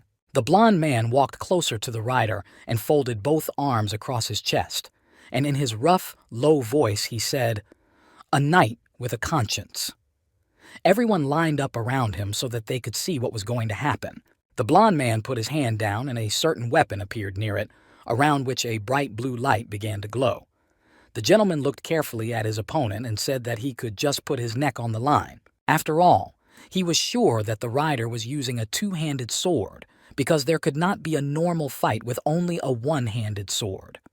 At this time, the leader of the beasts got down from his horse and stood next to him. Suddenly, a red-haired lady approached the survivor and quietly addressed him, saying, "Your Majesty?" The man angrily asked what she wanted, because this is just a historic moment. The huntress began to slowly raise her hands up to her face and said that Dullahan would not die until he beheaded him. Only then will the powerful forces leave him. The survivor listened attentively and asked in surprise, "Is it really that important?" After all, he did not understand the importance of what the master had to do. The young lady did not know that he did not know, so she froze in place, opened her eyes wide, and answered clearly and briefly, "Of course." At the same time, a thought flashed through her mind about how he would defeat this beast if he did not deprive it of its head. Then the blonde turned his head to his interlocutor and replied that it was not important because the winner was determined by the conscience of the knight. One of the skeletons was already standing near the head with his head bowed. After that, the two participants in the duel began to move toward each other, looking carefully into each other's eyes to read their thoughts and guess what their opponent is going to do and warn them against it. The first knight is a representative of the goddess of light and justice, Archduke Dragnia and King Leonhart with the heart of a lion. Everyone was focused on the development of events because it was an important matter for everyone. Suddenly the phrase was heard that this knight in metal armor could accept the challenge. He stood silently in his place for a few seconds. Everyone was also waiting for him to make at least one reaction. The blond man put his left hand behind his back, and in his right hand he held his weapon tightly. The leader of the demons began to move objects around him. The survivor, with a serious expression, pointed to his opponent and touched one side of his body with the tip. For him, this was a very serious matter that needed to be resolved immediately. Then he caught hold of something there and began to slowly scroll in the opposite direction. For some reason, he was not looking at his opponent, but to the right, staring intently at something. Then the man took out his weapon and raised it to the level of his face and covered his left eye and turned his gaze to the main criminal of the area, because they had to keep up and act quickly and sensibly. They stood very close to each other. The giant in metal armor lowered his weapon to the ground on his right side, and the blond man held his sword on the chest of the gentleman who had a blue light glowing near his head. The next action the survivor took was to raise the tip of his sharp sword to the level of his opponent's face, and looking at the light said, "First." With this, he tried to lure out at least one word from the man. However, he did not hear anything in response, but he did see that the opponent began to raise his weapon high up, which looked quite bulky and could cause very serious injuries if used skillfully. He stood there for a few minutes studying the blond man and his mannerisms, as this was also an important element that could help him in the fight that was about to take place. So then he swung his huge sledgehammer, which flew a few centimeters above the blond head. However, this did not frighten the knight, who did not even stir from such an action in his direction. The red-haired girl, watching from the side, said out loud, frightened, "What if he doesn't block this?" And everyone present was quite frightened because you can't lose in this battle. At this time, the blond man stood there thinking about what he should do. So all he could say was that his footsteps were too light and quiet, barely audible. And just a second later, there was a new blow that sent various parts of his opponent flying in different directions. And the survivor stood in a very confident pose, and a bright orange light appeared in his eyes. The dark-haired man saw this and opened his mouth and eyes wide and shouted a loud question about whether he hadn't taken the whole blow. They did not expect to see this because they thought it was over. However, the red-haired young lady stood joyful, and a wide, satisfied smile could be seen on her face. And looking forward, she said that it was amazing. Her colleague was surprised by this reaction, so he asked her if it surprised her. It turns out that Hari was the only one who really understood what happened in the fight. After all, the blonde changed the balance of weight, taking the swords between them at the moment the attack touched the sword. To top it all off, he managed to deliver a cross-stroke. No one else even had the courage to try to do this, because not everyone is able to make such a quick decision and successfully use their weapon in such a fight and with such a large opponent. At the moment when the blonde touched one metal part of the main demon, a blue light appeared at the place of touch, which he had already seen before. The knight stood and looked down at his opponent, who was lying on the ground, and with a serious tone he said the next word, "second," which symbolized something unknown to the monster, because he did not know what it was about. Then the blond man ordered the man to return to his position, because if he stayed like that, the fight would not be fair. At the same time, the thought came to mind that this was only possible because he was so strong. It had been a long time since he had met someone who treated him like a knight and properly asked for a duel. He hadn't met anyone like that in years. Most likely, this is a trick to avoid difficulties. Anyone would think so if they heard an order to dismount. However, for the beasts and demons, it was all just nonsense, and that was that. If you look closely at this knight, you can see the straight posture and look of a veteran who has survived many fights. That's why he's already quite an experienced fighter.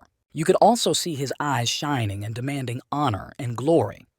The survivor continued to look forward and said that he would try to repel this blow with his sword, which he wields very well. Because of this, the monster's leader did not delay his attack for long and let his weapon go forward to hit at least a little bit of this self-confident man.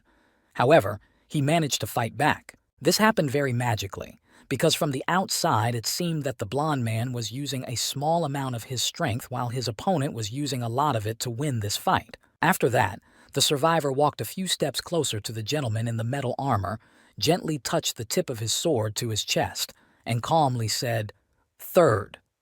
This again surprised the chief, for he had not yet figured out what this counting was all about. He is the pinnacle of a highly respected knight who is respected and challenged. With a serious expression on his face, the blonde asked if the gentleman wanted to continue, or perhaps he wants to suggest a different course of action. The animal didn't give any answer yet, but thought that he did not want to use his necromancy abilities because he wanted to fight this man a large number of times. And this should happen as a knight should, without any use of force, just his sword against my sword. And at that moment, several lines of bright orange color began to move towards him. And then the next question arose in the beast's mind, how he had fought with famous knights before when he was proudly traveling the world, looking at and exploring other places. Has he really forgotten how to do everything? The blond man struck again, stripping the main man of his weapon, which fell a few meters behind them.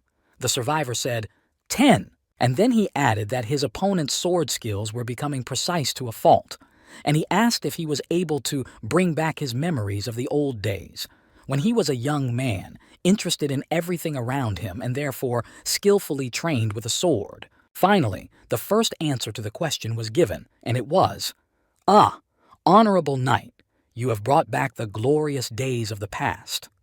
The blond man listened attentively. However, this did not give him the full picture, so he decided to clarify whether he would continue the fight, or maybe the fight would end a little differently.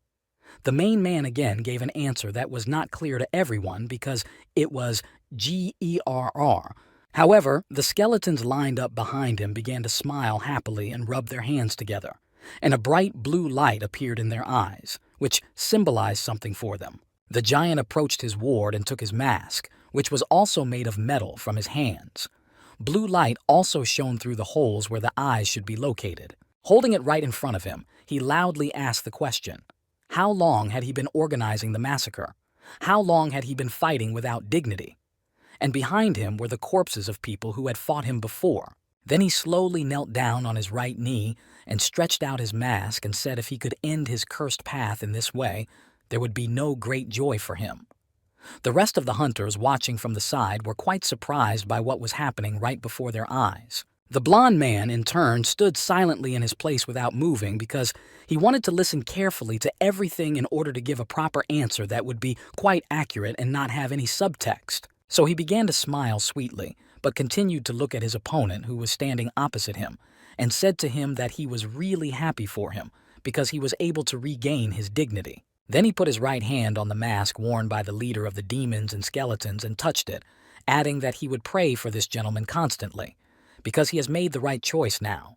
And if he has a God in whom he believes, the blond man wants him to give this beast's soul peace, and if not, he wants the goddess to see him to the end of the garden. While the man was saying this with his eyes closed, an orange light began to appear around them. Slowly opening his blue eyes, the survivor smiled sincerely and said that he wished to meet him again whenever he could, namely, in the hall where the gods and he will feast together. After that, the blond man said the final phrase, "Let there be light." And right at that moment, a bright, blinding white light appeared from his right side. It made everyone present close their eyes for a few seconds. Suddenly, a black latex suit began to disappear from the arm and other parts of the beast's body, and a little bit of the arm and a small part of the face could be seen.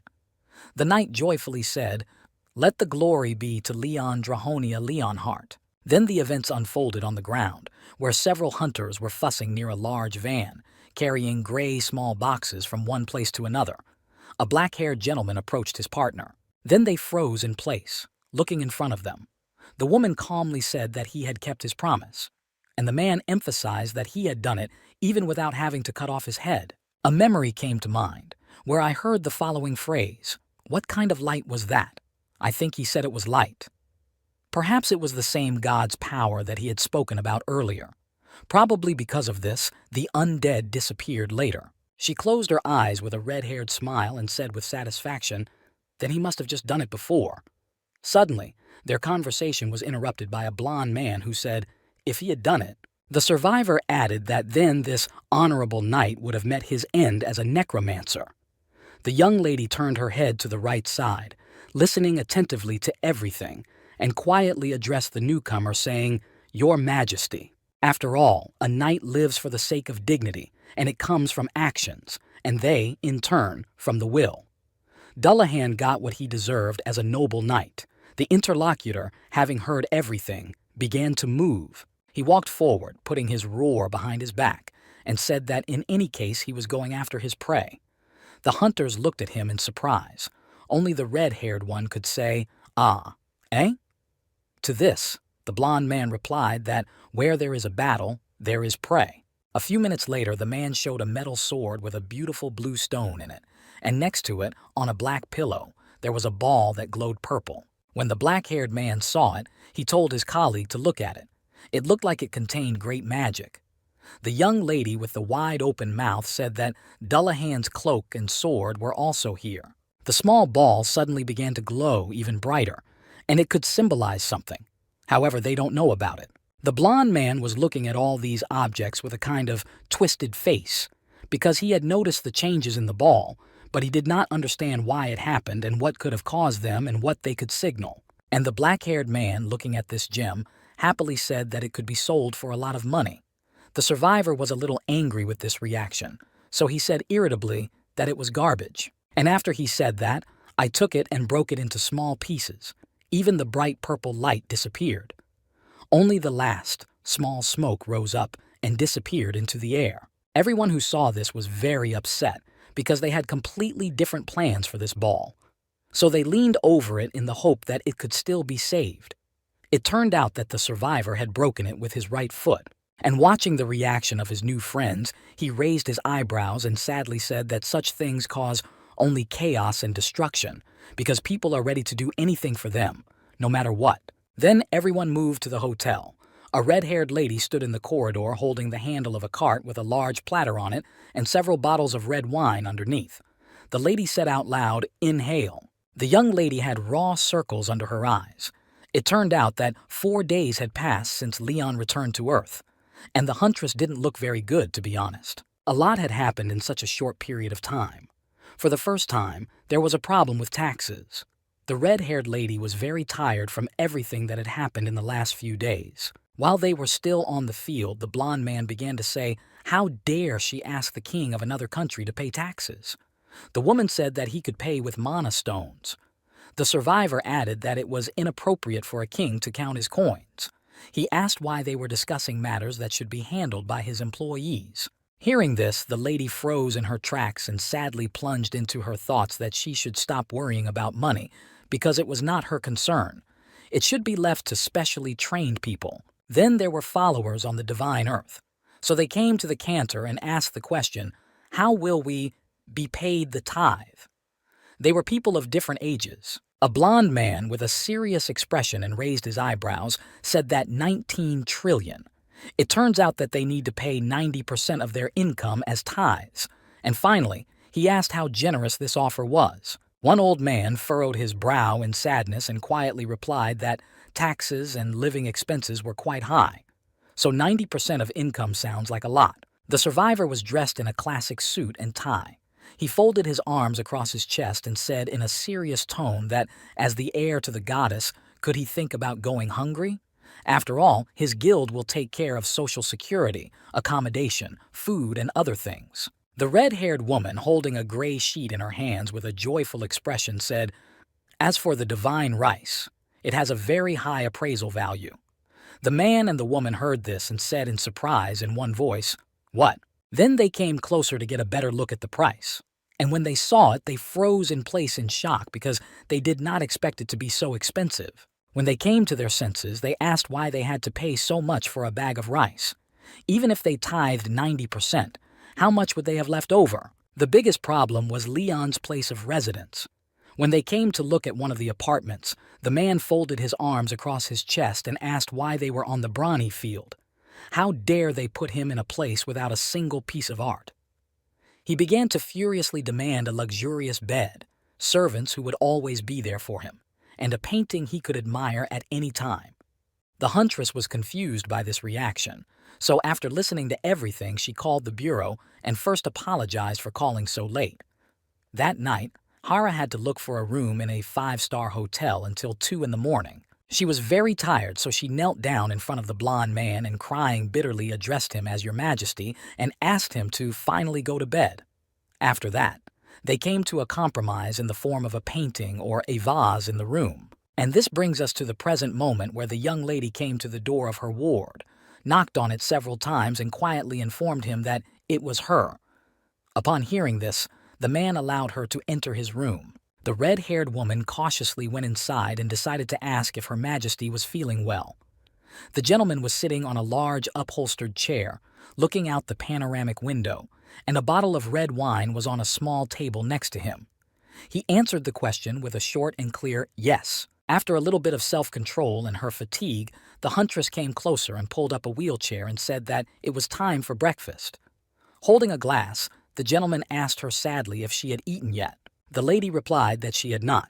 The blond man closed his eyes and said that you should eat while you can. You should not skip meals.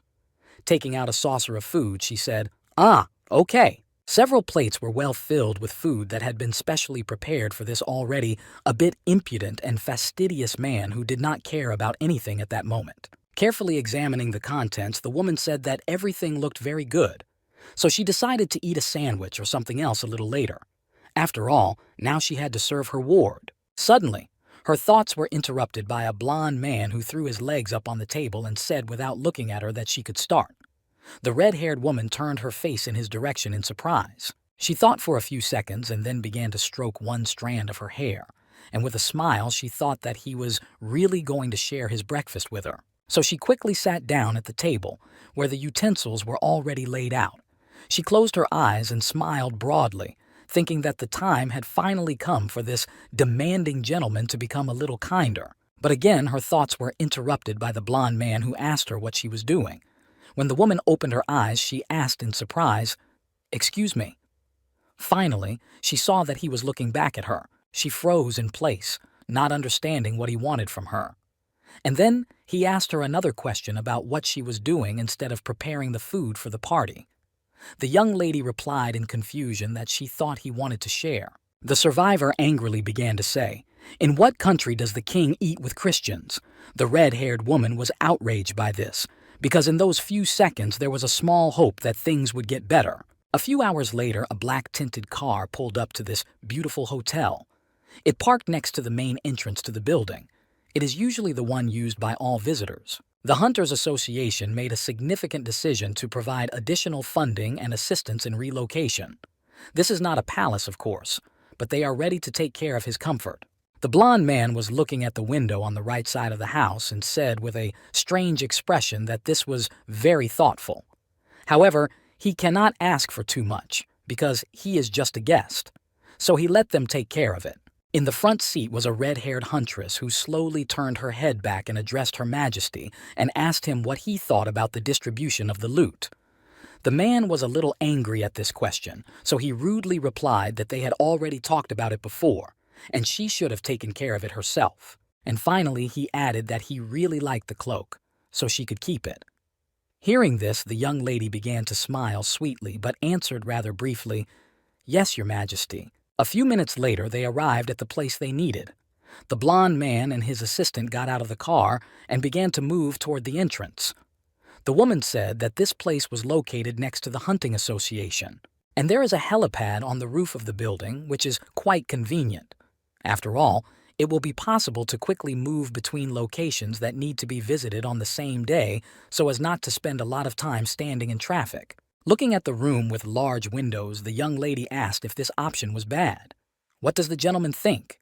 The blond man, who was standing a few meters behind her first, said mysteriously, The survivor carefully examined the white, small Christmas tree with a serious expression and asked what it was.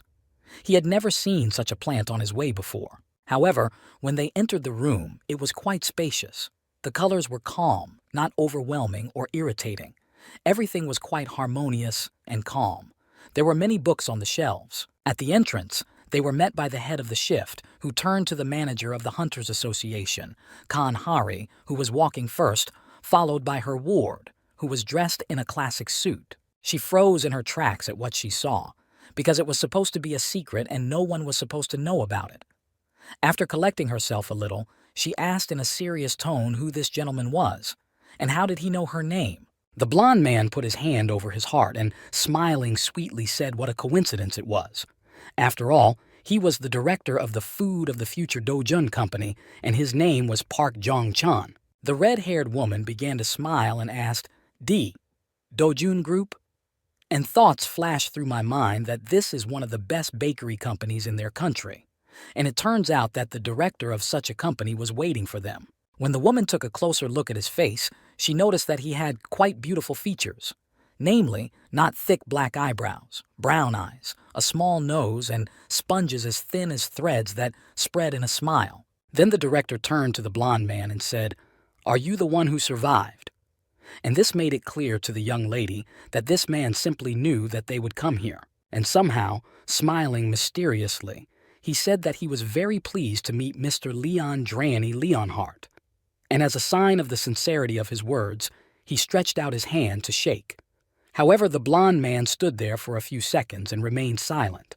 But then he raised his head and shouted loudly, calling the other man a pathetic huckster who also wanted to shake his hand. This did not sit well with the king, so he decided not to hide his indignation. Then they moved to one of the rooms of the hotel, where the blond man was told that the association offered him this place for a year's stay. By the way, there were beautiful lamps on the ceiling, and the cantor will take care of the utilities and rent, so he has nothing to worry about. He is also introduced to room and maid service, so he can use all the services available. When the red-haired lady said this, you could see the fatigue on her face. I thought, phew, what a relief. Because information about the survivors is kept in strict confidence. And in a situation where Park Jong-chan's intentions were not clear, Han-huri was glad that Leon ignored his offer. After all, if he had, it would have been considered that she had failed her mission. However, this situation did not give the huntress peace of mind, so she stopped in the middle of the room and asked why the gentleman wanted to meet the king. The man replied that the trader might need only one thing, and he was most likely trying to make a profit. The red-haired lady listened carefully and asked, "Profit?" because she still did not understand what her ward meant. And then the huntress realized that the man wanted rice, which grows in their valley and brings people many benefits and new strength with which they can work harder. Because of the urgency of the situation, information management was not going very well. Someone had recently tried to monitor all the actions of the cantor's staff to find some loophole for themselves. There was even a streamer who managed to record everything that was happening. However, the association asked him to delete the recording permanently because it contradicted their beliefs and the rules they had been following for several years. One day, the red-haired huntress was flipping through her social media feed and came across something familiar, so she said out loud, "Did he really upload it again?" Everyone hoped that the video had been deleted completely. In fact, it appeared overnight on the internet, where anyone can watch it at any time. It was posted by the owner of the channel called Farmer Pack. The video was titled Sacred Rice. This video was also found by a blond man who tried to make friends with the survivor a few days ago. It made him very angry, so he propped his face up with his right hand and angrily said, "That little, insolent animal." At that very moment, a professor in a long white coat entered the office. The man in the classic suit asked if he was sure that rice had an effect. The gentleman leaned down a little and replied that he was sure. The boss added that the professor hadn't even used it on humans, so what guarantee was there that it would work if it worked on mice? The lab worker had gray hair and large teeth that peeked out from under his upper lip. He also wore semi-square glasses. The last phrase made the man think, so he raised his right hand and began scratching his cheek with his index finger. This conversation was interrupted by another employee who had black hair. She turned to the director with a serious expression and told him that they were meeting with the owner of the rice field to get more data about the rice. But suddenly the dog that was dying was cured right in front of their eyes. It began to behave quite actively, as if it had received a new, slightly larger portion of strength, which it used to its fullest. And people with chronic illnesses and colds felt better after eating rice. All the diseases of the locals were cured after they ate this rice. The researchers saw all this with their own eyes. The young lady went on to emphasize that they had no data on human testing, but it was safe to say that there was an effect. These words made the blond gentleman very happy. He even began to smile happily. However, in 1 second the gentleman's mood suddenly changed and he gritted his teeth and raised his eyebrows and said angrily, "If only it weren't for this psychotic freak." He had dared to call the director of the Dojong group a worthless huckster. The black-haired young lady, looking forward, turned to the director again and said that they definitely needed this trait because it gave them a great deal of strength. The man replied that he was aware of this, so he would have to meet with the blonde again. After that, he quickly got to his feet and banged his palm loudly on his desk, saying angrily that the survivor dared to look down on them, so it had to be fixed immediately. After all, he had already begun to think of himself as God knows what because of this trait. However, the blond man was sure that this impudent man had not messed with him because he would not let him run away from their friendship so easily, because he was just like the rest of the survivors, namely, an arrogant bastard who thinks his world was better. After saying that, the man began to smile sarcastically. He had a plan in his head. Then he got to his feet and said loudly that he would give him a culture shock, and it would be so that he would not even realize how they would have all the information they needed, and then he would not be able to do anything. It turns out that when Leon returned to Earth, he set himself 3 goals to fulfill during his stay here. The first was to spread faith and divinity. The Earth is full of gods and his followers, but what is really important is that God's power does not exist here. It is assumed that God should accept people's faith and bless the world. But instead, people get sick and the Earth gets polluted. Therefore, in order to use the divine power, a new faith is needed, and so it is necessary that most people believe in the new God. The second task was to create an army of Knights of the Light. In this world, there is no organization of fighters who used divine power. If the keeper of the Holy Grail, King Leonhard, is considered a half-god, then the Knights of the Shrines are saints. After all, they are Knights of the Gods. They use divine power. They were always dressed in metal bulky armor that protected every inch of their skin. These people also had a large set of weapons, which they were quite good at, and they skillfully dealt with their opponents who tried to harm their lives and the area where they lived. And finally, to destroy all the evil that flourished on this earth and restore the divine power and restore the Knights of the Shrines. The blond man wore a long red cloak to all his armor, which was constantly fluttering in the wind. Therefore, it is necessary to spread the faith, to maintain balance and order in the pantheon in order to raise the Knights of the Shrine. Perhaps this is too much to ask for the Knights of the Shrine in such a place. However, for the survivor, it did not matter. After all, he simply had to fulfill his duties. He was thinking about all this while standing with a glass of red wine in front of the panoramic window. Suddenly, someone interrupted his thoughts by addressing him as Your Majesty. Without turning his head, the gentleman looked to his right to see who was disturbing him. He also raised his eyebrows because he did not like it very much. It was a red-haired lady holding a smartphone in her hands who said that someone had officially asked to meet with him. The employee did not really understand who it was and why she was doing it. The blond man thought for a moment and said, and then added that he saw no reason to refuse the meeting if they had gone through the necessary procedures. So, he was ready to go and talk to the representatives. A few hours later, 3 men in classic suits were invited into the room. They were received by a blond man with his assistant. The man sat confidently in a soft chair waiting for an explanation of the purpose of the meeting. One of them addressed His Majesty and thanked him for agreeing to this meeting. The young lady turned her head toward the survivor to see his first reaction to these words. He was leaning on the back of a chair, one hand on the rail and the other propping up his chin.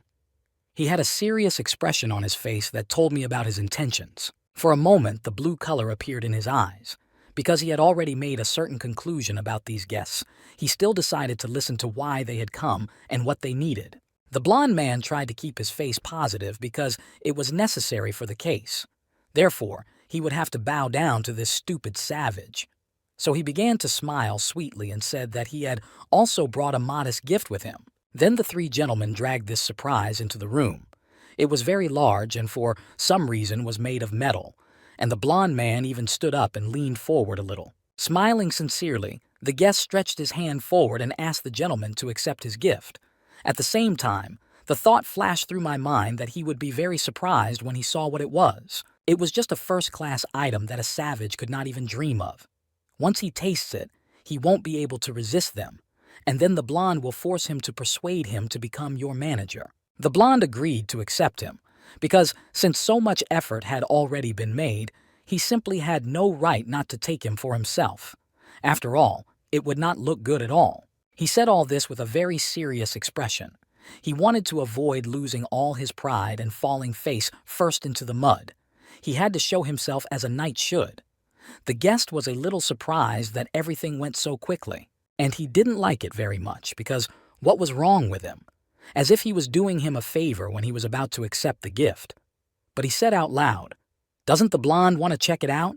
After all, he was just sure he would like it. The survivor turned to Han Hari and said that he did not have the strength to explain etiquette to these men. Therefore, she should open the gift. The red-haired lady had to do it, and she began to walk quickly to the object, which was located in the middle of the room. The woman came closer and reached for the handle with her right hand to open it and see what was inside. However, she did not do it quickly because something was alarming her. She wasn't entirely sure if everything would be okay after opening it and if there were any weapons inside that could harm them. When she touched the box lightly, it exploded slightly, a little smoke went up, and the door opened. The huntress was frightened and took a few steps back. With her mouth open in shock, the young lady turned her head to the guest and said, "C is for..." And the blond man, squinting his eyes, replied, "Huh?" Everyone in the room was quiet for a few minutes. Then the silence was broken by the main one among the three. He quickly walked over to the gift and put his hands up and said that it was the most elite weapon their company was proud of. That's why he wanted the blonde to choose what he liked. The huntress looked around and said in surprise that these were all unique items created by a Dojun group craftsman. The man replied that they were indeed unique and the best. Then he turned his head to the survivor and said that he had heard that he would be a hunter now. Therefore, he would need a weapon for that. The red-haired woman began to wonder if he was going to give away the unique Dodge grip weapon. After all, this is a first-class weapon that can't even be bought for money. She had only seen it in YouTube videos when she was a student. That's why she was quite surprised. The blond man asked the next question. Where should he use this low-ranking weapon? Because he did not know that this weapon is highly valued on Earth and everyone wants to own it. This made the guest very angry and he shouted loudly, "Low rank?" The huntress turned her head to her ward and addressed His Majesty to clarify what low rank meant. The survivor said in a calm tone, "How can you make a sword without the aura of the stars or a holy blessing?" And asked the next question, "Do they only use weapons to hunt animals?" The blond man's face began to sweat with excitement. His mind was racing with thoughts that he did not really understand what this gentleman was talking about. Does he really want him to dry his swords like peppers in the sun and pray on top of that? The survivor rubbed his chin, raised his eyebrows, and said menacingly that this merchant was wrong. The guest began to wave his hands in front of him, saying that it was just a misunderstanding. The blonde continued that merchants are obliged to display their goods wherever they go. But the knight didn't like that very much, because in his world there was no such thing and no one did that. He went on to emphasize that this sword was only good for killing chickens and cows, but he would try it anyway. And after saying these words, he began to reach for the beautiful hilt with his right hand. Everyone present froze in their seats, because they were surprised that he was pulling a sword out of the air, and it looked like an old sword. It was not typical for the earth. The blond man began to smile slyly, thinking that this was all this man had. Did he really underestimate his weapon that much? This fucking savage. And he said out loud that he wanted to see what the blonde sword was capable of. Then the blond man turned his head to the woman and addressed her, named Han Hari. She quickly said, "Yes?" when she heard this, and she stood there waiting for the next phrase to understand what exactly they wanted from her. The man asked her if she wanted to try one of these weapons. The red-haired girl opened her mouth wide in shock because she could not even dream of such a thing, because unfortunately, it is not available to everyone. So she happily turned her head to her ward and smiled sweetly, waiting for at least some confirmation that she could try it, because she can't come to this decision on her own. The blonde lowered his head and looked down because he did not know what he should do in this case. For a few seconds he sat and thought about his decision, because it had to be the right one for everyone.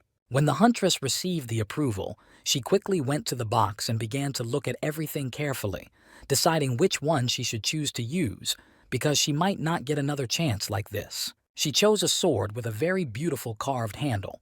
It was very large in size, so she tried to hold it tightly so as not to drop it on the ground and damage it. It turned out that it was a sword that she had admired for 4 years. After all, it was the weapon of the Master Park Jinchul, which was called Dawn.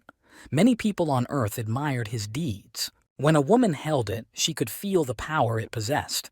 It really was as if he had been absorbing the full solar energy of the special gate for 10 days. After a second, the lady asked the blonde man again, asking if she could use this weapon. The gentleman asked why she needed permission to wave a toy. The blonde guest was very angry at this reaction. The red-haired girl then decided that she would definitely take advantage of this offer, because she had been dreaming of doing this for a long time, but had never had the chance. And there was not enough time. There were many other more important things to do, and she quickly swung her sword toward the blonde man so that she could fight him. She was very excited about what was happening in her life right now. When she went to work, she could not have imagined that this would happen today. And the survivor deflected the first blow with his head down. He managed to do this without even getting to his feet or turning his head to his opponent. He did this very professionally. Then the woman decided not to stop, but to continue the fight she had started. So she raised her sword high up to strike her blonde opponent. However, the man did not just sit back and immediately respond to the blow. He did not want to lose to some earthly huntress. He was a very brave knight who boasted of his strength. When their weapons touched, something happened that no one expected. Suddenly, the sword held by the young lady broke in half. The first thing the owner did when he saw this was cough in shock. For several seconds, the red-haired woman stood in her place and did not move, because she was quite shocked by what had just happened. The blonde man continued to sit in his chair. Then he threw his sword back, and after that he looked up and said that it was worse than he thought. And it was just a waste of time, as he had thought from the beginning. And finally, the gentleman raised his eyebrows and added that he was tired of this, so he would shorten the meeting. The men have only 3 minutes, because he just won't listen to this nonsense anymore. The blonde gentleman, still shocked, stood there and couldn't believe that the dawn was broken. It was the strongest weapon of the Dojun group, and his comrades also froze in their places. It took the man about 15 minutes to come to his senses. Sweat began to appear on his face again as he began to worry about the rest of his weapons. Then he turned his gaze and head to the watch hanging on his right side, and he was finally able to say at least one word out loud, and it was, "I." Then the blonde man and his workers bowed down, and he said that since this had happened, he wanted to get the patent rights to the rice fields. After all, it was a very important weapon for their office. The blonde man looked angrily at his guest and sat silently waiting to hear what the impudent man had to say.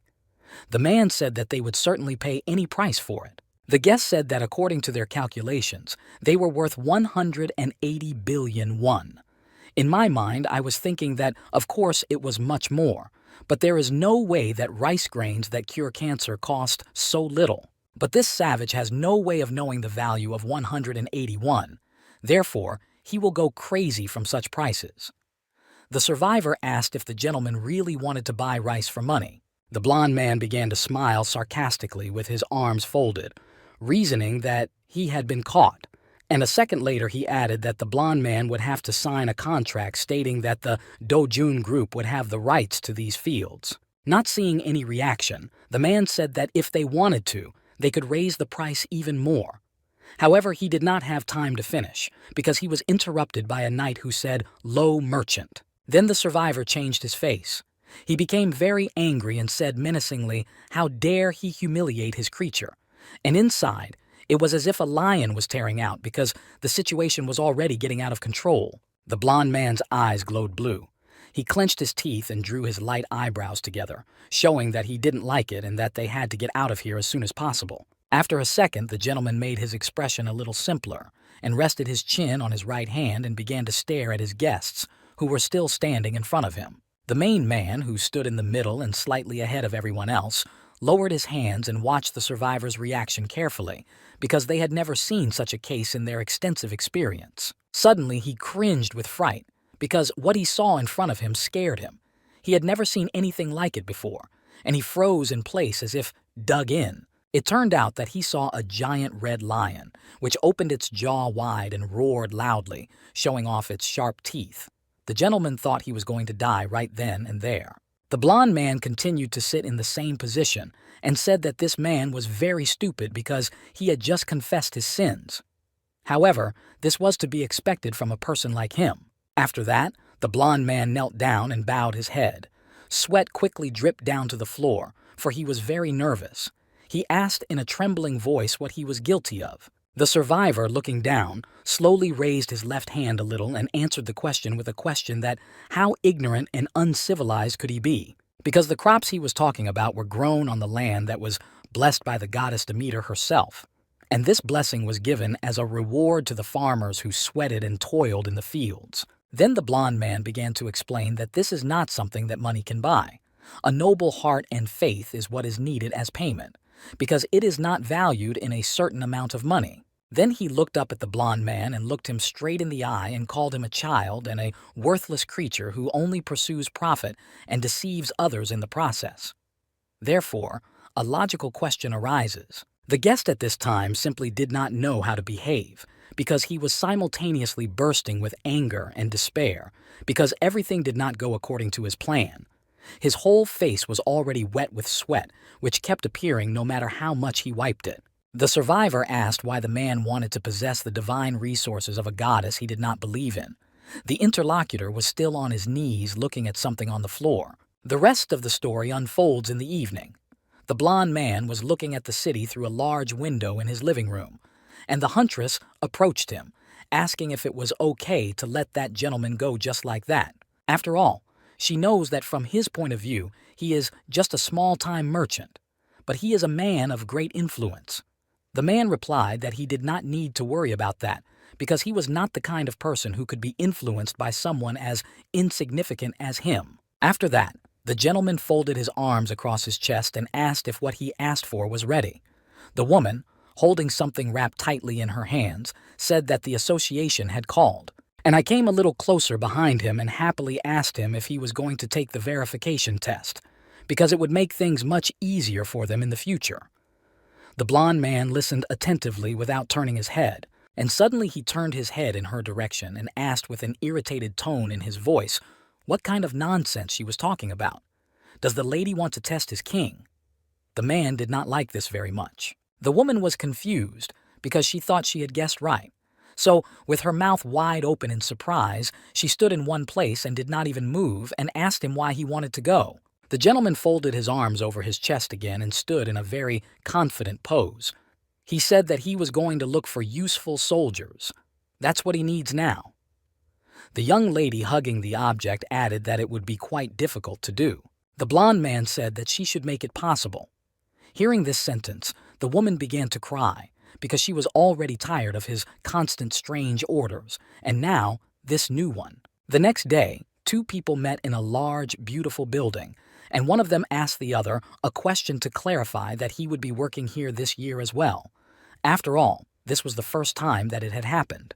The black-haired gentleman smiled broadly and told the other person that he hadn't seen Kim Do-han, the team manager, for a long time. He was a D-rank hunter in his own right, whose name was Gu Dae-sung. The gray-haired man raised his right hand and asked if the gentleman had come here for a retest. After all, they have to take it all the time as long as they live on this earth. The young man looked around carefully and noticed that on the right side there was a reception desk where people were constantly coming up to clarify the information they needed. And most of all, he needed to do the same. The old man looked at his interlocutor and emphasized that he certainly worked hard. The gentleman, hearing this statement, laughed out loud throughout the large room they were in. The older man, holding a cup of coffee in his right hand, asked how things were going this year and whether the young man thought his rating would be higher this year. The black-haired man replied that he would do his best. The gray-haired man asked again why he didn't want to join his team. The young man began to think that even those without talent reach C rank, but he had been D rank for 10 years. Smiling sweetly, the grandfather added that he understood that the young man was dedicated to his work. That's why he's just sure that he will become an ace. After all, people say that being in a team of miners is not so bad. The other man smiled in response and said it was true because he had been doing it for 10 years. The black-haired guy said in a serious tone that he wanted to try to achieve more, because even paying the interest can be difficult, if it wasn't for the money he gets for dungeon raids. And considering his family, he can't give up. Therefore, he needs to rise to at least C rank to stop being a burden. Suddenly, looking ahead, the old man said, "Is there a foreigner there? It was strange to see him here, because they don't usually come here." The young man looked at the man carefully and asked if he was a European. The man suggested that it might be a foreign worker.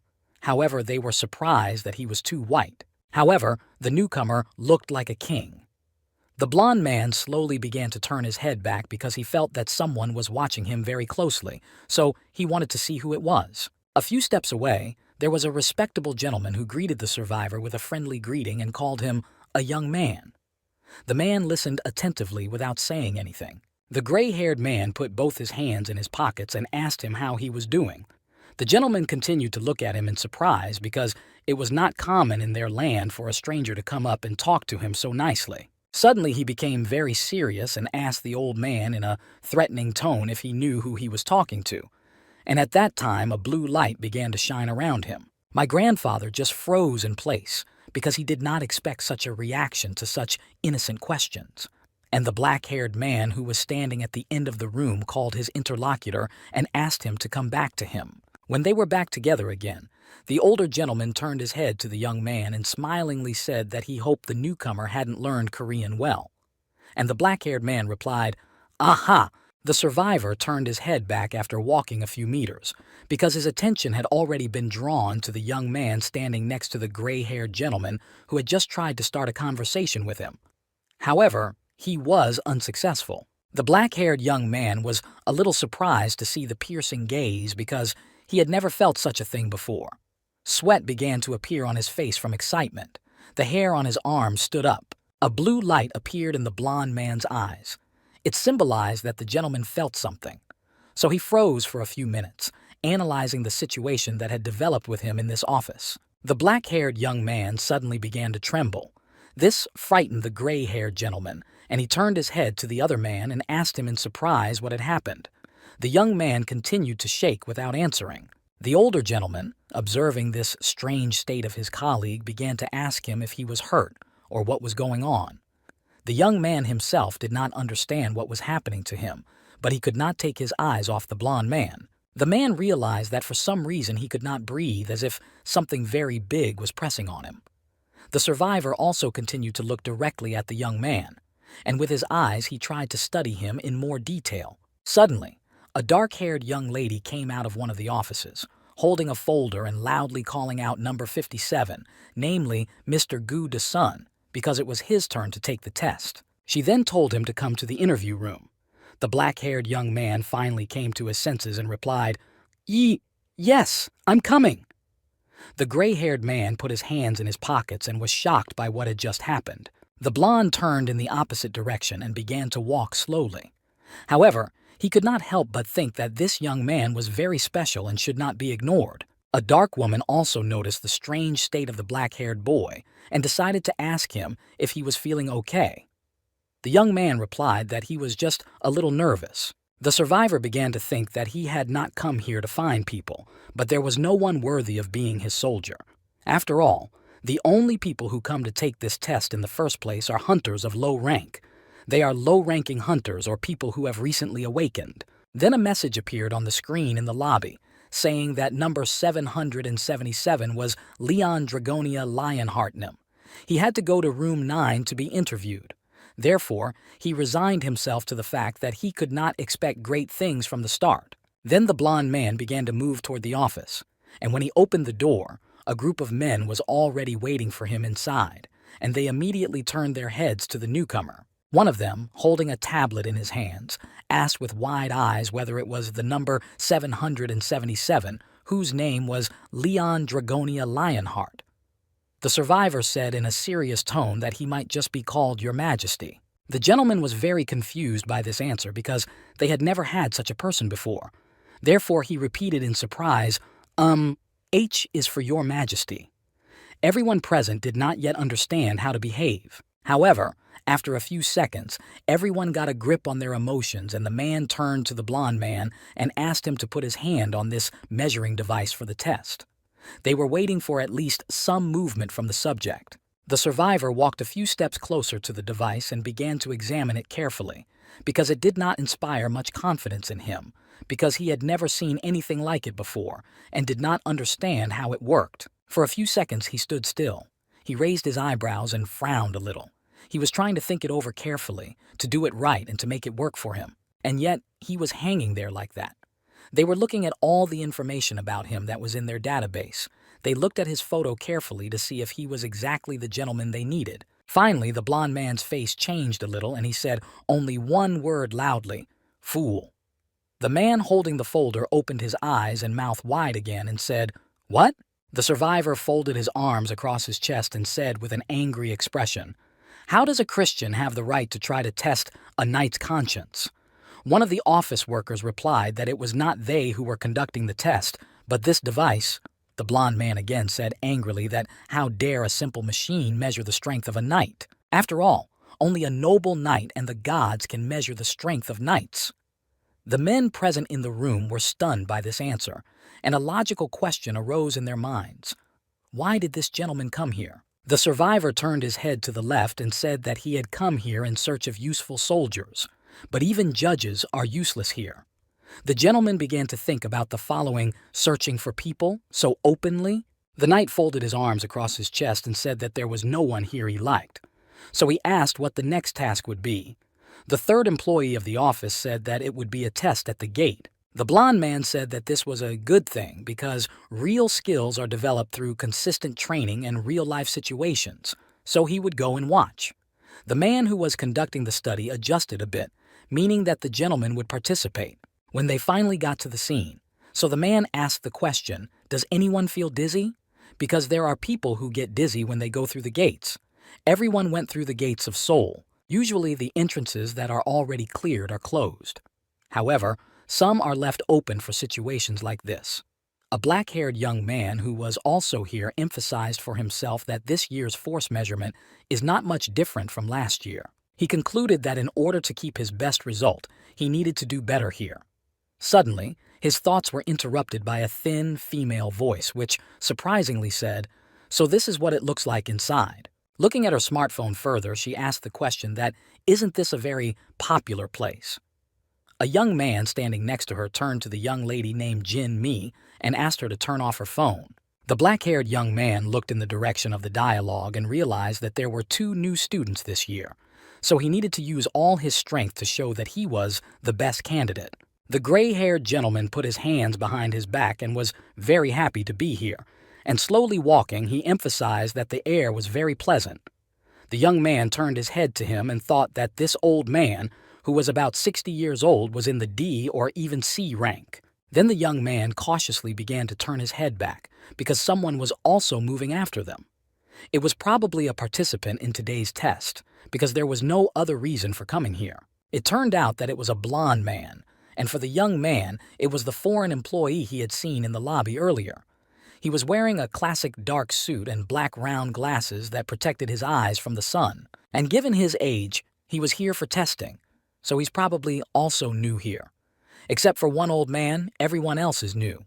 The black-haired man had only 3 minutes to think about it.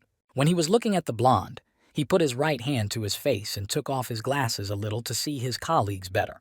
The young man saw this and asked himself if he was going to be okay. The man conducting the test, holding his folder, asked everyone to sit in a circle and said that, in this case, they should introduce themselves before checking their position. The black-haired young man decided to do it first. He said his name was Gu Dae-sung. He has been a hunter for 10 years and his class is warrior. Therefore, his main position is mediator. Then another young man spoke, saying that his name was Shin Tae-hoon, and that he had awakened this year, so he fights with a spear and shield. And the dark-haired girl said that she was his sister, and her name was Shin Na-yoon. She mainly uses a dagger and has just started to learn to use a bow and arrow. The young man listened carefully and began to think that they were all beginners who had not even chosen their main weapon. So he asked them the following question. Had these 2 ever been to a training center before? The relatives started laughing out loud, saying that they had actually been in one for 3 months. Chorn Yavi was surprised by this reaction. He concluded that they were complete ignoramuses. It remained to find out from the old man what he was here for and what he liked to fight. The young man turned his face to him and calmly said, "And you must be?" The older gentleman realized that he was about to be asked, so he immediately began to answer that he had been working for 5 years, and his name is O Kang Tai. He fights with gloves. He had been awake for a while but had only recently registered. The black-haired man began to think that he had very little experience compared to the age of the gentleman. In addition, his weapon is gloved. It will be difficult for him to fight at a distance that can be kept with a sword or spear. And finally, the young man began to rub his head, looking at the blond man, addressing him as a foreign mercenary, asking if he spoke Korean. If not, it would be very difficult for them to understand him. There was silence for a minute because everyone was waiting for the last gentleman to say at least one word, and he, in turn, began to slowly raise his right hand to his chin, thus keeping the intrigue alive. And then he said in a serious tone that he was not fighting. Everyone was surprised by this answer. The blonde continued to say that you can't use a sword that can cut off a dragon's head to hunt a chicken.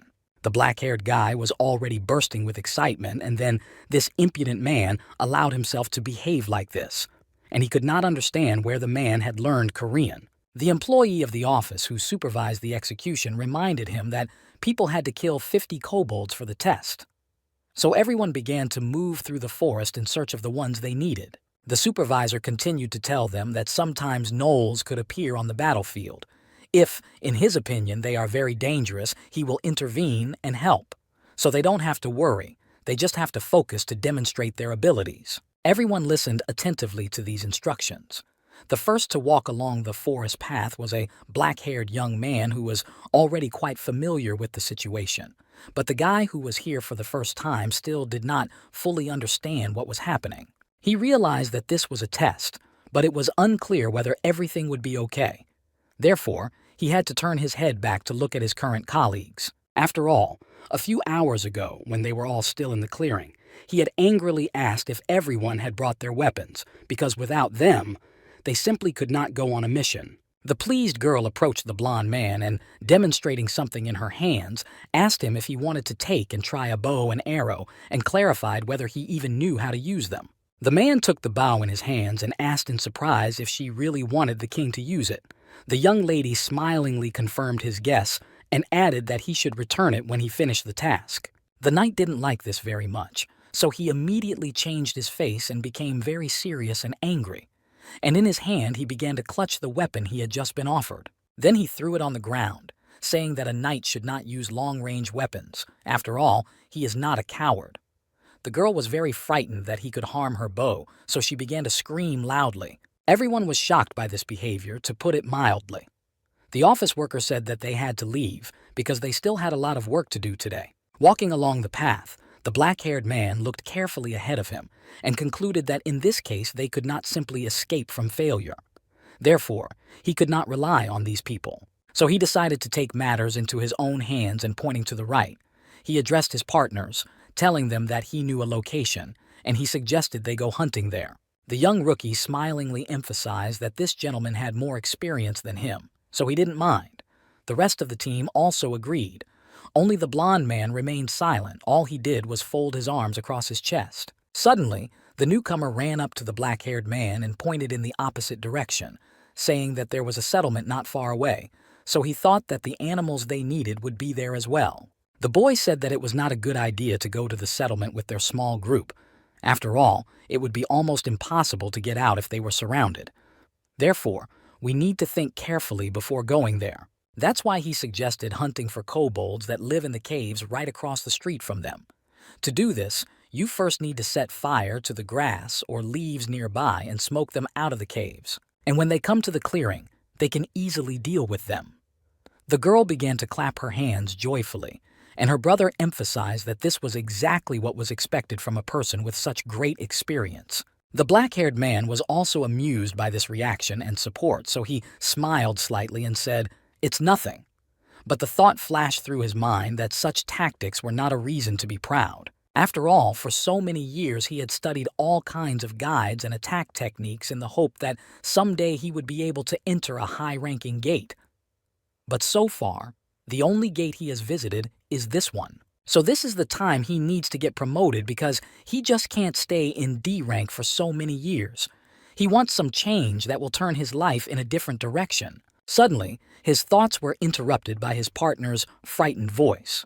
The black-haired man turned his head and saw that the young man was frozen in place, but he managed to say, "A is for ahead." When the young man looked ahead, he noticed several kobolds standing a few meters away. The young man asked the girl's brother not to rush because he had to act reasonably. A second later, the animals began to move directly toward them, so there was no time to hesitate. The black-haired man told the newcomer to block their attacks with the shield he had brought with him. When the animals saw the prey, they began to move quickly to overcome it and get a good meal. As soon as they noticed the people, their saliva began to appear, so their minds simply turned off, and instincts took over. However, so far, all the people present had accepted the fight and were doing very well. They stood in a circle and repelled every attack of these animals without showing any fear or confusion. Everyone was enthusiastic about the battle, so they did not relax for a minute. After all, if they did, these animals would win. The dark newcomer was pleased that they were doing so well. He was even smiling, and while doing so, he was able to emphasize that these animals were just plain stupid because they didn't even try to protect each other. And their attack is not that difficult to block as long as they are all running in front of each other. Don't they have a plan of action that everyone should follow so that there is no such chaos? Suddenly, the sister began to shout loudly that the young man was about to be attacked right in front of her, so she quickly raised her bow and began to aim at the victim. Instead of trying to defend himself, the young man turned his head back to look at his relative, who was screaming loudly as if in a voice not her own and saying something to him. And just a split second later, the animal landed right on top of the young man, knocking him back to the ground. The black-haired man was not far away at the time, so he could see what happened. At first, the newcomer did not understand why he had fallen, but when he finally opened his eyes, he saw the snout of the animal he had to fight right in front of his face. The dark-haired man approached the victim, stopped for a second and shouted to everyone, telling them not to relax but to keep an eye on themselves, because they might be weak, but they were quite agile. After these words, the girl managed to overcome two animals that were moving toward her at the same time. She took good aim and shot 2 arrows at them, which hit the target. Next, they neutralized another animal that was almost reaching them. However, before it could take a few more steps, another blow hit it right in the face and was so strong that it simply knocked it out. Another one was defeated by an old man who came right up to him and began to beat him hard with his fighting gloves. The rest of the team watched this closely because the gray-haired man might need help. The gray-haired man saw that they were doing quite well, so he turned his head to everyone and said that there was only a little bit left, so they needed to push harder to win. And just a few minutes later, they finished the task. After that, they all gathered in a clearing in the middle of the forest, where the office worker emphasized that it was a very good job. The newcomer approached the black-haired young man and began to apologize for his mistake. The young man replied that it was okay, because it was just his first time in combat. They went on to summarize that Na Yun had killed 2 people and no one was injured. Therefore, in his opinion, the job was done flawlessly. When they had managed to defeat this group of beasts, the black-haired man came up to everyone and, smiling sweetly, emphasized that they had done a good job. This made me think that he would succeed. Then he began to recall that he was a little nervous at first, but they were a pretty good team. But there was something that upset him a little and did not allow him to work calmly. This excitement was caused by a blond man who was standing opposite him. He hid one hand in his pants pocket and raised the other to his face and rubbed his chin mysteriously, saying quietly, The new guy turned to the survivor, calling him a foreigner and asking why he was standing as a pillar when they were fighting. The sister confirmed, saying, "That's right." The black-haired man added that he was just watching from the sidelines. Was that the right thing to do? The man in charge of the task said that he would take that into account when he summarized the results, so they didn't have to worry. 3 of the team turned their heads to the inspector and listened carefully to everything he said and decided that, since he said so, then they would go on because they would soon reach the cave and there was no time to waste. Everyone began to raise their weapons to prepare them just in case, because it was getting dangerous to go any further. After walking for several kilometers, they finally reached the right place. The brother and sister were carrying some dry grass in their hands so that they could easily make a fire near the cave. They stood there for a couple of minutes looking at the entrance, but the black-haired man said that they had to start the fire because there was not much time left, and they had to complete the task. Everyone began to demolish and lay dry grass to cover the exit from the cave, and also to allow the smoke to get inside and reach the animals that were there and force them to come to the surface. When everything was completed, the black-haired boy began to carefully climb to the very top, while the dark-haired boy and his sister stood nearby at the bottom. But then the brother sat down to perform the next step, namely, to set fire to the pile from below, while the black-haired man would set fire to it from the top. To do this, he began to take out a lighter from his shirt pocket, which he had not used for a long time. At the same moment, a blond man came up behind him and asked him if that was all he could do. The young man apologized and then added why he had spoken so suddenly, since he had been standing aside. The survivor folded his arms across his chest and said in a serious tone that he had asked the young man a question, so he really wanted to hear the answer. Everyone on the lawn waited to see what would happen next. The black-haired man said that he had already used this technique 3 times and that they had all been successful. The blond man said that indeed the strategy was based on experience, which was good, but how can he trust his experience if he doesn't have much of it? Saying this phrase, the survivor had a blue light in his eyes for a second, and it could symbolize something. The guy was already angry, so he set fire to the grass and angrily told him to shut his mouth because he was younger than him, so he could go to the forest with his experience. The pile began to burn quickly. Because of this, the young man ordered everyone to come closer because the kobolds inside would soon come out. One of the team said, "Oh, good!" In just a minute, everyone was lined up at the entrance to the cave, and everyone had their weapons ready so that they could use them quickly and not miss anyone and not let them escape. Then the new dark boy tensed up, raised his eyebrows, and gritted his teeth. He saw something up ahead, so he shouted to everyone that the animals were coming and they had to get ready. The animals quickly ran out of the cave, heading straight for the group of people. They were very angry because their peace was disturbed in broad daylight, so they had to deal with the culprits immediately. Not only were these beasts very large in size, but each of them was holding a weapon, which they were also very skilled at. Therefore, they were very worthy opponents for a duel. The young lady pulled on the lacing that held the arrow. She was very focused on one of the opponents, so she kept him in her field of vision so as not to lose him. Suddenly, a stone hit the animal right in the face from the right side, which caught its attention and made it stop and cough a little because saliva got into its airways. The men were lined up in a single row, a few meters from the cave entrance, launching their weapons and stones at the animals, who were simply out of their minds from the rage that had overcome them. The black-haired young man was watching everything that was happening and was simply pleased because he had assumed that it would happen. It turned out that his method was effective and that he could win. So he suggested that his colleagues immediately get rid of these fierce creatures, and they should do it without letting them get too close, because then it will be a little difficult to work. If they deal with a couple of kobolds here and defeat a few gnolls in the fields, it turns out that it was the newcomer who was working with the stones he was throwing in the opposite direction. However, after a few minutes of such a fierce battle, a very, very loud roar began to sound in the clearing, which they had never heard before. The black-haired young man froze in place, analyzing what it could be, and then it occurred to him that it was Gnoll, the captain. This is the most important creature of all.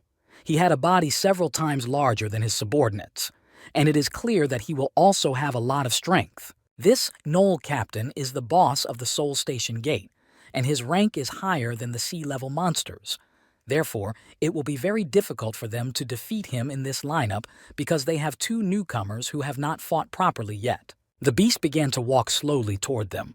Its eyes were glowing with red light, and in his hands he was holding his weapon, which he was going to use to kill all these little people. The dark newcomer turned his head back, and in his eyes you could see a great deal of fear from what he saw before him. So he asked why this creature was here. When his sister saw her brother in this state, she began to scream loudly, calling him by the name of Gu De Sung. However, he did not pay any attention to her and continued to look forward. Then the young lady said that she would marry Tai Hyun to Noel, the captain. And In and his grandfather were left with the kobolds from the cave, which were still coming out of it. Every team needs an experienced hunter, and not an experienced D rank against a Noel. You can consider it just plain suicide. After all, here you need to be good with your weapon and be very agile. Of course he may be new, but he must believe that Shin Tae-hoon will hold out. They may not get another chance like this, so they have to do their best. For a few seconds, however, the brother did freeze in place, as he raised his head and gazed upward and looked the animal in the eyes, where a bright red light symbolizing rage was glowing. The beast also turned its gaze to its opponent, who was standing very close. He tried to understand the motives and read the movements of this man, what experience in fighting he had. After these miraculous glances, the animal began to move quickly towards the newcomer, who froze in place, holding a shield in front of him to defend himself somehow. A very loud growl could be heard throughout the meadow. The young man was quite frightened. Even tears began to appear in his eyes from the realization that there was nothing he could do to save himself, let alone the others. Suddenly, through the roaring, he heard the voice of the black-haired man, who was also shouting loudly, ordering the young man to pull himself together. And the thought flashed through my mind that he really looked very scared. The creature approached and began to raise his right hand up, and in it he held a large sword. And then the experienced hunter realized that in this state his partner would not be able to block the blow. He was too scared to do anything about it, and at that very second, the beast struck the newcomer's head with a strong blow. He fell to the ground and began to cough loudly because saliva got into his airways. When the black-haired man saw this, he was afraid for Tae-hong, so he began to call him by name.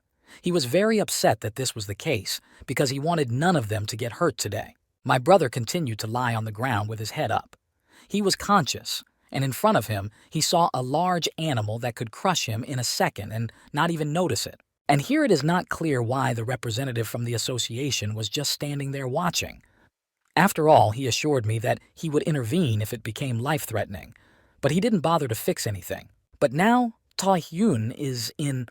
The thought was interrupted because there was no time to stand there and do nothing.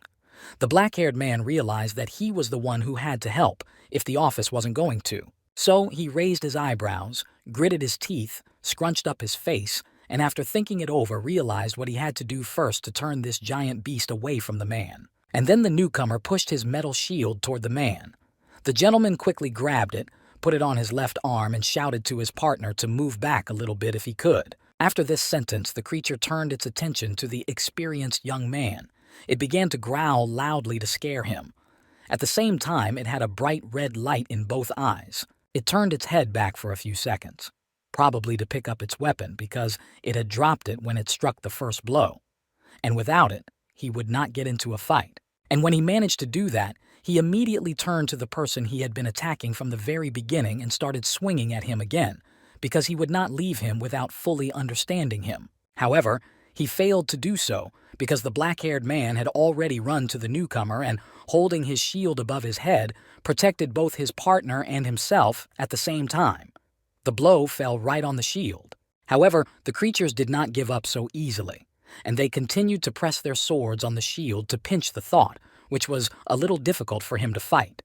This made him scream loudly, and after a few such intense minutes, he threw the shield aside because he could no longer withstand such pressure. Seeing this, the beast stopped and looked directly into the eyes with its piercing gaze and began to growl as if this was what it wanted to say. However, not everyone is able to understand this, so he realized that he had to act here and now. While this man was standing next to him, so defenseless, and he could just strike him a fatal first blow and not bother with him anymore. However, it was not as simple as the animal had imagined.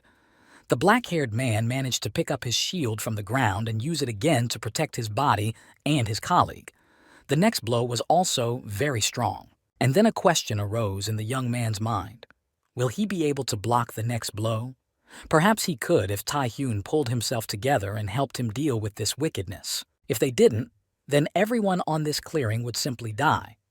Suddenly, his thoughts were interrupted by a voice that he had heard only once today.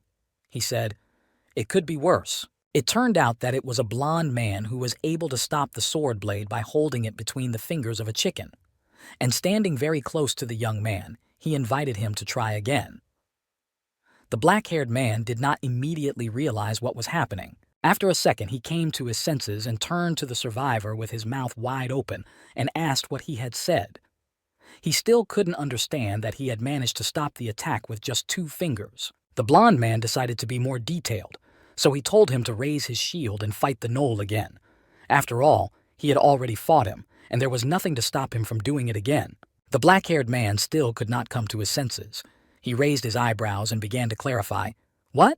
The survivor advised to first block the blow and then attack immediately so that the opponent would not have the opportunity to come to his senses and take measures that would help him win the fight. However, the black-haired man asked him menacingly if he didn't see what was happening. All of them are in danger now, so you can't just repeat the same attack several times. The blond man was very angry and shouted furiously, "You ungrateful Christian! How dare he contradict the will of a king with a lion's heart?" As he was shouting, the gentleman's eyes grew yellow. After all, it is an honor for a Christian to be instructed by a knight like him. He added that he would pass this on to his grandchildren. Finally, he emphasized that the young man did not even express his gratitude for this favor. So the blond man repeated again that the young man should take the shield, block the blow, and attack. The black-haired man, holding his weapon carefully, began to think, What? What did I do wrong? It took him a few minutes to regain his composure, to the fact that he needed to act as quickly as possible in order to survive. Because the creature would not bother with him, but would just kill him with one blow without even blinking, because for him, it was a simple routine. However, for some reason, the animal suddenly turned its muzzle to the right side and began to growl in a completely different way, but the red light in its eyes did not disappear. A large amount of saliva could be seen between the large, sharp teeth. It turned out that he was looking at the blond man who, for some reason, disturbed him with his presence here, and the man was staring at the creature without looking away. And he took only one sip. He began to wonder if this dog had a dying wish. For just a few minutes, he stood there with his head up, looking at his opponent. You could see from his pose that he was not afraid of him at all, and the animal was only getting angrier and angrier from such a close look. Saliva began to drip from its jaw, which had already accumulated and had nowhere to go. A red light flashed in his eyes. The black-haired man stood silently, frightened, watching this picture from the side. He didn't try to give himself away because he would have to fight another fight for which he was not ready. However, there was no turning back, so when the creature turned its muzzle toward him, he raised a shield over his body to be able to deflect the blow that was to follow. And the animal did not hesitate, but quickly swung its big sword. The young man managed to deflect it, although it was very difficult because he had to put a lot of his strength into it. Sweat began to appear on the hunter's face because he was very nervous. And secondly, he was spending all his strength because the opponent was very strong and he almost dropped his shield. Suddenly, the blond man's voice was heard again, first calling the young man stupid and then asking him what he needed the shield for, and advised that he could use it for his own purposes. The survivor then folded his arms across his chest and began to say that it was better not to attack an opponent stronger than yourself first, but rather to deflect his blow and wait for the right moment. Then he asked how he could hope to win when he was only defending himself. After all, his opponent is not a log, but a living being who is constantly learning something new. So the blond man suggested using his head for the purpose. The black-haired man's head was boiling over and he nervously shouted that he was offering him. The survivor kicked the young man in the back, saying that his opponent was now right in front of him, so he should not be distracted because he could lose this fight. The young man was very scared because every next punch he managed to deflect could have been deadly for him. The blond man continued to give out various instructions. First, he told the young man to focus his attention on the creature. Then he advised him not to bury his potential, but to use it here and now, because he might not get another chance like this. And he really wants to change his rank, and for this he needs to try hard. Finally, he said in a serious tone that the young man could do better. After all, he had been doing similar work for 10 years, so this should not be a new thing for him, and fear and confusion should disappear by themselves. After listening carefully, the black-haired young man began to think that he had potential. He was just a talentless D rank who had no unique habits, and he could not believe that this could not be so.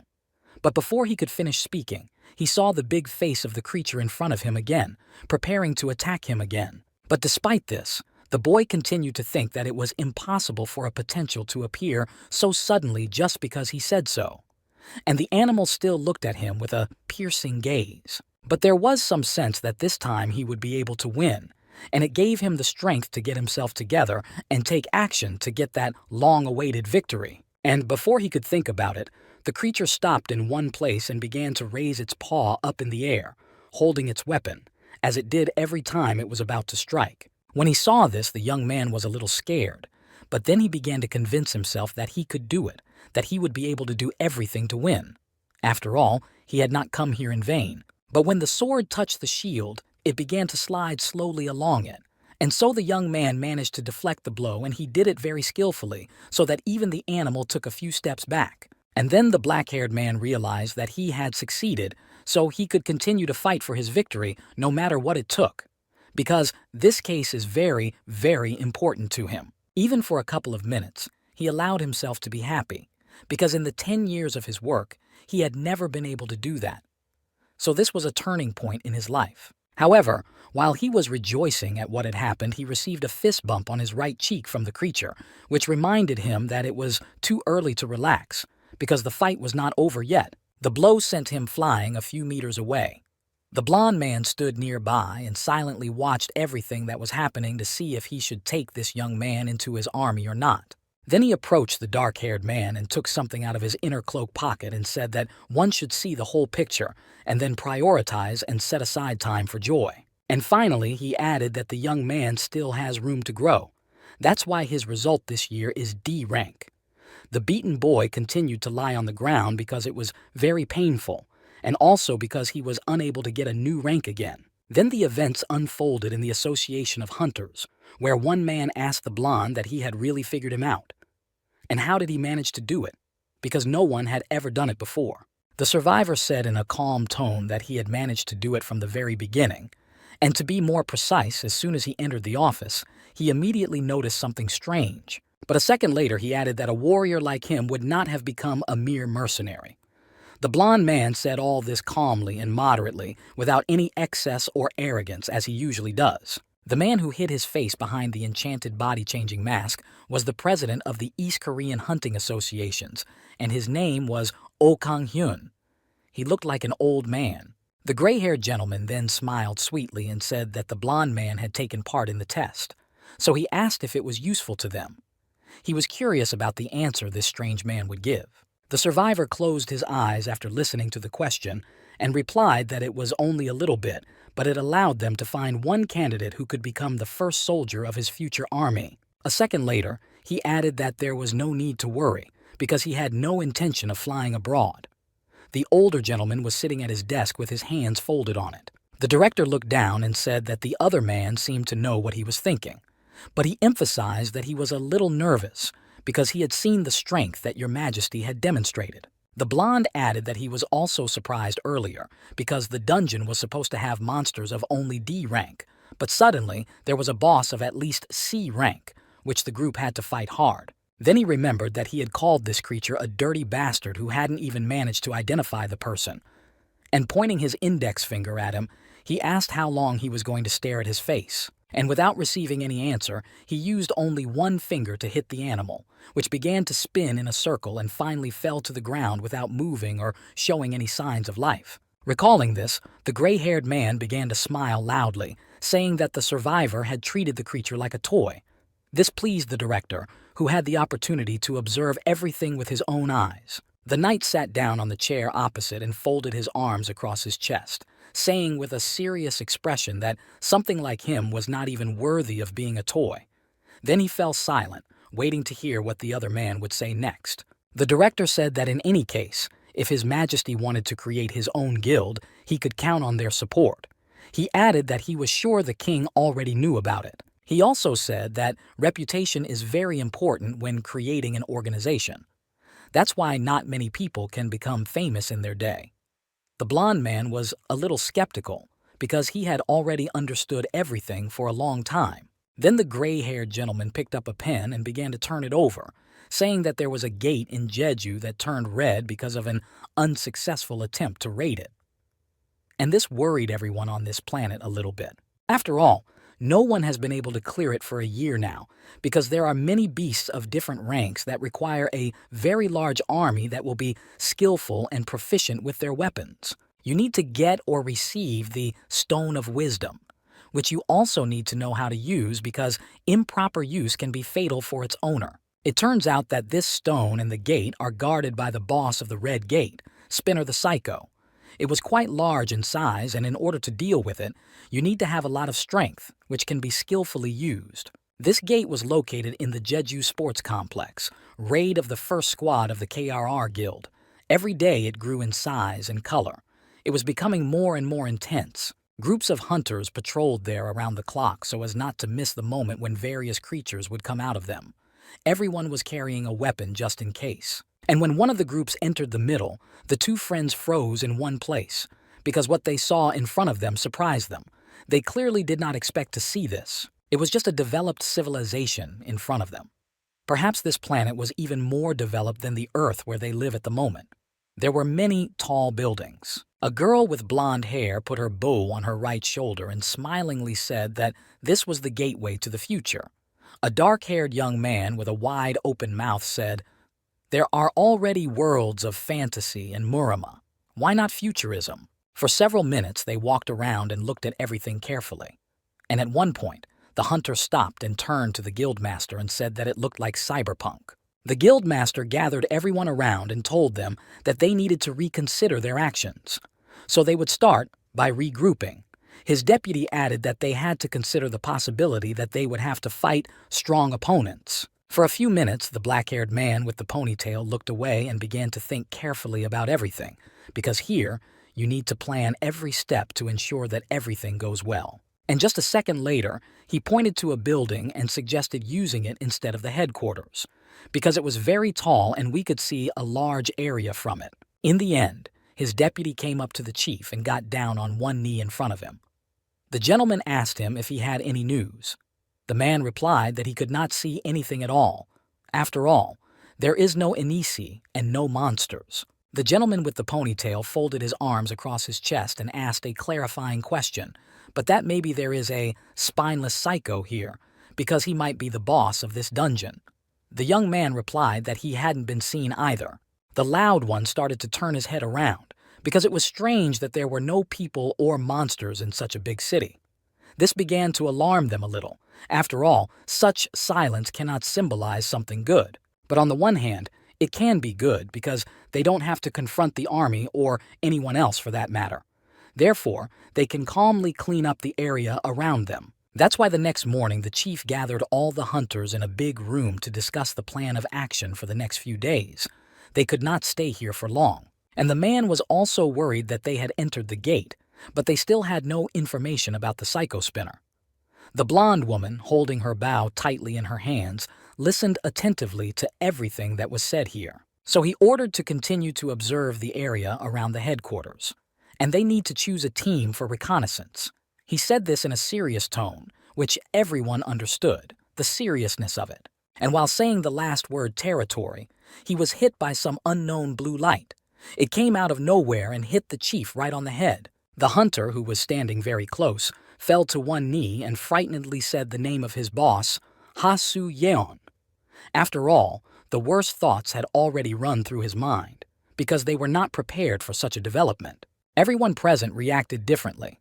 The woman with blonde hair just froze in place, and behind her stood a man who began to scream at what he saw. And literally in a few seconds they realized that they were under attack, so they should all move to the shelter right now and wait it out because it's safer there. Then they noticed that a large metal hammer flew into the room, which could have killed someone. But it was good that it landed exactly where no one was. Then something fell to the ground and exploded on the ground. It was very loud, and the fire began to spread quickly. All the hunters began to run in different directions to save themselves. They had to run very, very fast, because various parts of the buildings were also flying around and could harm people who were in the midst of such terrible circumstances. At that time, the deputy chief continued to kneel down and loudly call his boss's name, because he had hope that the man had managed to escape, despite the fact that the hit was accurate. However, after half an hour, he realized that he was doing it in vain.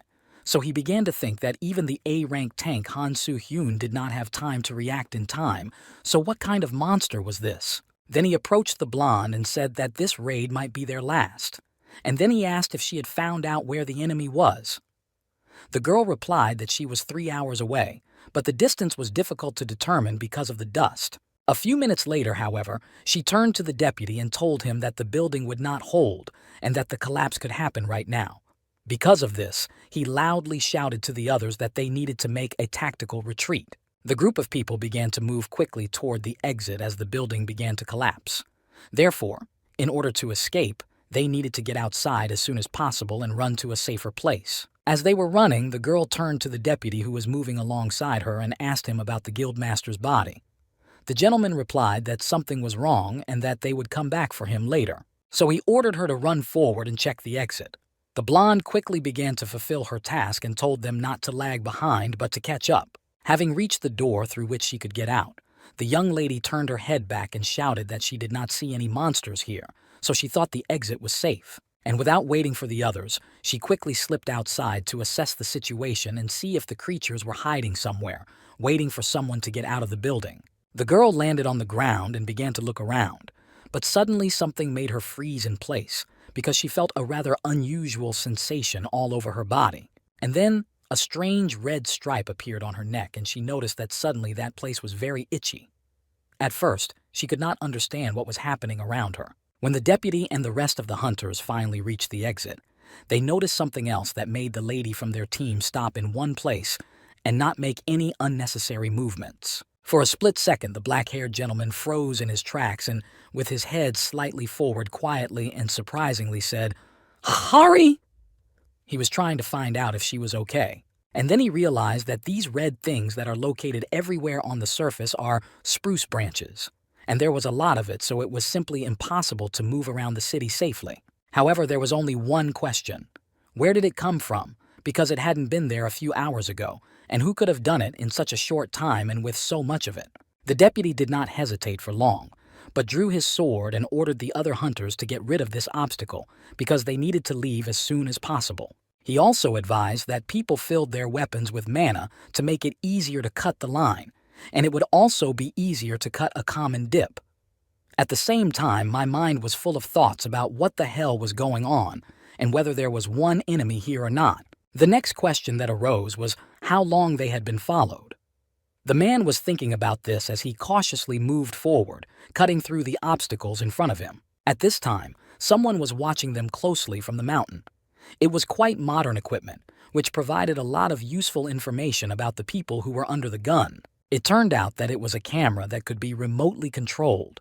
It was mounted on one of the buildings opposite the one from which the group of hunters ran out. Suddenly, the black-haired deputy looked up in that direction, as if he sensed something. And of course he noticed this curious thing, which he had never seen before in his experience of working in the canton. However, as soon as he noticed it, the device let go and began to fly down directly at the people. And when it landed nearby, it exploded, causing the fire to spread quickly around. After a few minutes, the black-haired man began to cough loudly because a lot of smoke got into his lungs and it was very difficult to breathe. He carefully started to get up on his ass looking at the place where the camera was. The man became very angry at what had happened, so he started shouting loudly at the whole street for the creature to show up and then called it a piece of shit. And then he noticed something that looked like a metal spider, and then the deputy realized that it was just a robot. But with that came the realization that someone had to control it. But a second later, he realized that it could also be the spinner psycho they had been looking for so long, and it turned out to be so close all along. It was a little scary because they hadn't encountered anything like this before. It was a rather sophisticated device with a lot of sensors that glowed bright red. There were also many links that were located around the perimeter. How do you look at it? An image of a woman with long, fluffy hair sitting on a chair appeared in my head, saying that if this was always with him, he could fight without ammunition. The hunter was out of his mind from the rage that gripped his mind and body. He twisted his face in despair and began to scream loudly, calling his opponent a bastard who had killed his comrades. The device continued to stand in the same place where it was. So far, it did not react in any way to the words that were said in its direction. However, a black figure of a man appeared, who had medium-length hair, and there were many lines of blue light around him. Unfortunately, the face could not be seen because a shadow was falling on it. Purpose: to protect the city. Jeju Gate. The first raid, the Checkpoint Guild team, consists of 58 men, among whom there are no survivors. Therefore, they are forced to launch a second raid to find out what happened. Third raid. Due to the Psycho Spinner, the gate boss, the dungeon's difficulty has increased to red. Because of this, raids to Jeju Gate temporarily stopped. However, one group of hunters expressed a desire to go on their own. A young man wearing dreadlocks folded his arms across his chest and said that the weather was really bad here, just like in that video. A young lady with an indifferent expression asked them not to go too far. After all, the deeper they go, the more likely they are to run into Spinner the Psycho.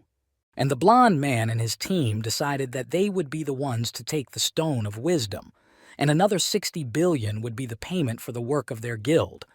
Everyone wanted to be the first to get it, and a group of people entered the gates of the Jeju Sports Complex, and it consisted of a large number of participants, because no one knew for sure what was waiting for them there and how many hunters would be needed. The Golden Lion Guild, one of the top 10 guilds in Korea, is led by Guild Master Hwang Jaeum-chel, S rank, Deputy Hwang Eun-ha, a rank, and 47 guild members. Magic Tower, branch, Guild Tai-sung, almost S rank, and 48 mercenaries, as well as the Korean Hunters Association, Han-ha-ri, a rank.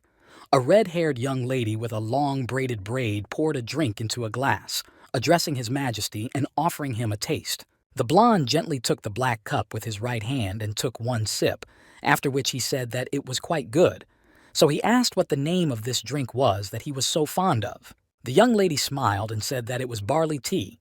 The man was sitting on a large stone wearing a classic gray suit which was not suitable for a fight. When they got to the city, they saw many destroyed buildings, but among them were those that could be used for temporary shelter, namely to hold their meetings. The headquarters of the fourth raid was the Jeju Gate Group. One of the hunters approached his worried colleague and asked him what was wrong. After all, he had been in this state for several days in a row. At this time, a red-haired lady standing next to the survivor, who was sitting on a chair with his leg propped up, said that she was worried that everything might not go as smoothly as she would like. Then the lady made very big eyes and opened her mouth wide, because something strange came to her mind, so she could only say out loud, "To be honest, the best option would be if His Majesty does not interfere with what is going to happen, but there is one disadvantage. He will not be able to get the fame he may be dreaming of." The man listened carefully and said that this was not a bad option. After all, if the king with the heart of a lion does not interfere, then everything is not so bad. This decision amused the man a little. Then he turned to face his colleague and asked her what she thought the king's duties were. This question took her by surprise, so she said with uncertainty, "To rule." The gentleman added that it goes without saying and anyone can take on this role, only if he has pride and assumed that all high-ranking people can use it. The huntress listened attentively and tried not to miss a single word because it could be very important and would be useful in the future in communicating with the knight. And then it occurred to her that when she began to think carefully about everything, the gentleman intervened in the fight only when the attack could not be blocked, and the black-haired gentleman was in danger, even though he had demonstrated great skill and experience in these matters before. However, even he needed help. Therefore, the red-haired woman realized that she needed to add something, so she began to say quietly that then the responsibilities of the king with the heart of a lion included. But she did not have time to finish her thought, because she was interrupted by the blond man. He decided that he himself would complete the sentence with the last words, so he said exactly those words, "to be a reliable shield." After saying that, he looked in front of him for a few minutes. After all, if a king with the heart of a lion goes into battle, it will be considered a disgrace to the knights. And this is unacceptable because it undermines his pride. Then the blond man got to his feet and wore a large, long cloak with white fur. He concluded that such an act could be an indicator that everything was very serious. The huntress stood in one place and listened attentively to the speech of the survivor, who was sitting on the right side of the chair. One could tell that she was mildly surprised by such thoughts. However, turning his head in the opposite direction, the man calmly said that it looked like he would have to intervene again instead of these pathetic weaklings. After all, he misses his knights. The red-haired woman decided to remind him that the raiding party had Hwang Jaeum-chel of S rank and a strong mage, so she thought they could handle it. The blonde said that she had recently said that they were called hunters, so he would agree that they were stronger than the rest of the ordinary people. The huntress did not expect him to say that. She had hoped that she had convinced this man not to do anything stupid and not to interfere in everything. After all, in times like these, you have to be reasonable. But the knight got to his feet and looked into the distance and said that these insignificant people do not know about real war. And at that time, a blue light appeared in his eyes. So when they arrived on this land, the blond man asked if it was safe on the outskirts of the city. After all, they had faced the enemy only 3 times and were already so confident of victory. He paused for a second and then continued that these hunters call themselves a raiding party. He asked again whether they had analyzed the behavior of the monsters and taken appropriate measures. The red-haired lady stood a few meters to the right and silently listened to everything her ward said, because there was no point in contradicting him, because it would take a lot of time to get evidence. The survivor continued to say that any general would know what to do in such a situation, but they didn't even have a plan. The robot stood on top of the building and listened intently. It turned out that the blond man had noticed him there a long time ago, so he sharply raised his head and looked at him and stared at him and said that it must be Spinner, a psycho. And after these words, everything happened. Just like with the previous group, the device jumped on a group of people and there was a loud explosion. Whoever was still conscious shouted loudly, asking what had happened. But the knight calmly said that he was a very talented strategist. Then, in the silence, a man's voice was heard saying Yuppie's name and apologizing, because he thought it was the end. Spinner the Psycho, whose serial number was 10.253, received the last orders to neutralize all unidentified creatures that would arrive in the city. After the explosion, he returned to the building where he had been conducting his surveillance and listened to people screaming and coughing loudly because the smoke had gotten into their respiratory tract and made it difficult to breathe. The chief among the hunters quickly got to his feet and looked at the robot and emphasized that this was the Spinner, a psycho, so everyone who could move should go for cover. After a few seconds, the robot decided that it needed to use one auxiliary function to help it make some decisions about its future work. It turned on the thermal scanner, which showed inanimate objects with a blue light, and animate people, in our case, with red dots. That way, he could see the crowds of people. So he decided that he didn't need to sit around and act right now, and he began to prepare to fly to his opponent to deal with them a little bit. The blonde was still sitting on the ground, shouting loudly with his mouth wide open, because even he was not ready for this development. It took him a while to come to his senses. A black-haired man in metal armor stood not far from one wall of one of the buildings and looked around with a focused look to assess the situation and draw up a further plan of action. At this time, a large vortex of gray and blue color formed in the sky. It was moving at breakneck speed through the streets of the city. When all the surviving hunters gathered in one place, the chief was upset, and seeing what was happening on the street, said only one single word: shit, because he could not describe everything that happened to them in any other way. After such bad weather, a hand began to appear from the ground, trying to get out. The bald gentleman who was watching was surprised to ask what kind of animal it was. The robot received a message that unidentified living creatures were attacking, and that 23% of them had already been destroyed. Therefore, it was necessary to immediately change the tactics and open fire. After all, there is only 48% of the charge left. Suddenly, one of those who got out of the ground grabbed a large hammer that was lying right next to him and jumped up, swinging it high. A hunter with dreadlocks began to move toward this stranger, holding his sword. The man was very determined to kill his opponent no matter what it took. As it turned out, he was moving towards the robot, which was also very large in size, and the gentleman managed to deliver his first blow to the animal's front leg to deprive it of the ability to move. And this really put the device out of commission a bit. It was forced to stop and stand in its place. After all, damage was found in the case, and this is why the system malfunctioned. Therefore, the primary target will be adjusted, and it was a hunter with dreadlocks standing in front of him. A message popped up in the robot's system that it was necessary to destroy this unidentified object. However, the gentleman was not afraid of this, but on the contrary began to smile sarcastically, saying that it was too late to fuss, and called his opponent a rusty trough, which he would simply break today. A woman with black hair that was pulled up looked down at the orange light and with a twisted expression reminded me that she had said this earlier. It turned out that she was also looking at a robot that was sitting on top of the building she was standing under. The young lady tried to see everything carefully so as not to miss any detail. However, she was quite angry that the man with the dreadlocks called her Jium's son. She didn't like that name at all. She thought it did not suit her. At this point, there was a new explosion. Someone in the audience was very amused by this because he said out loud that it was a pretty good blow. But the robot continued to throw an error as a reminder that it was not all right. The next punch was right on the device, and it lit up with a bright white light that did not disappear for several minutes, but continued to spread in the sides. A blond man with small black glasses on his face stretched his arms forward, around which the same white light glowed. With a serious expression on his face, he announced that it was his turn, and the robot tried to start a system reboot in order to properly analyze the damage to know the true picture of its resources.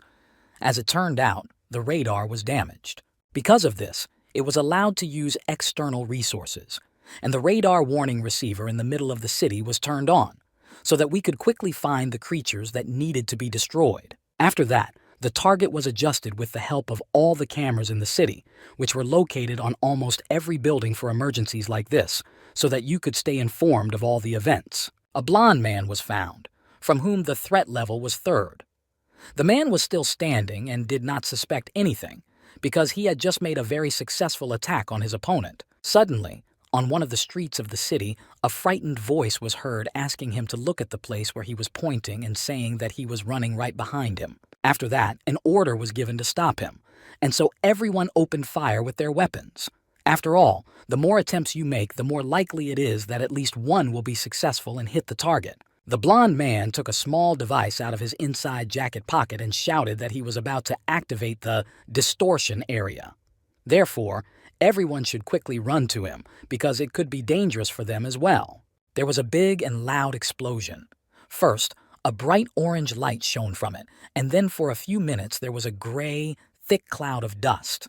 It made it impossible to breathe normally. A black-haired young man looking forward nervously addressed the man named Sun Ming and said that the trajectory of the shells was changing. The man calmly replied that these were magical tools for the battle against Spinner the Psycho. It's a pity that we have to use them so early. The robot displayed a message about risk factors and noticed unregistered actions. Therefore, it was necessary to start a cleanup operation. Next, an analysis was conducted, after which the coordinates of 3 points of concentration were found. And immediately after that, the fire was launched, and the blonde turned his head back because he heard a strange cough from his partner. He was hit by one of the bullets. He could not believe his eyes because, in his opinion, it was impossible. Was the robot able to calculate the angle at which the shells would pass the barrier so quickly? It took him a few seconds to come to his senses. The blond man could not understand where this robot came from because he thought that he had long been finished with it and would not bother them anymore. However, it attacked them again.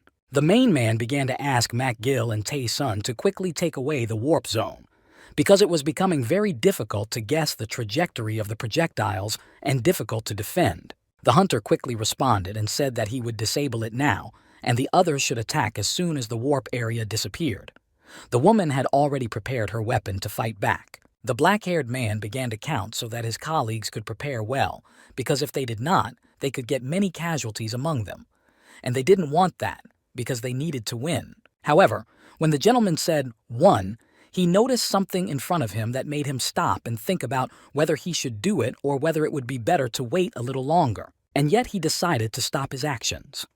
The man with blonde hair and the woman with dark hair looked at their leader in surprise, because they did not understand why he had decided to do so. And when all the hunters turned around, they noticed that something white had appeared, and there were a lot of them.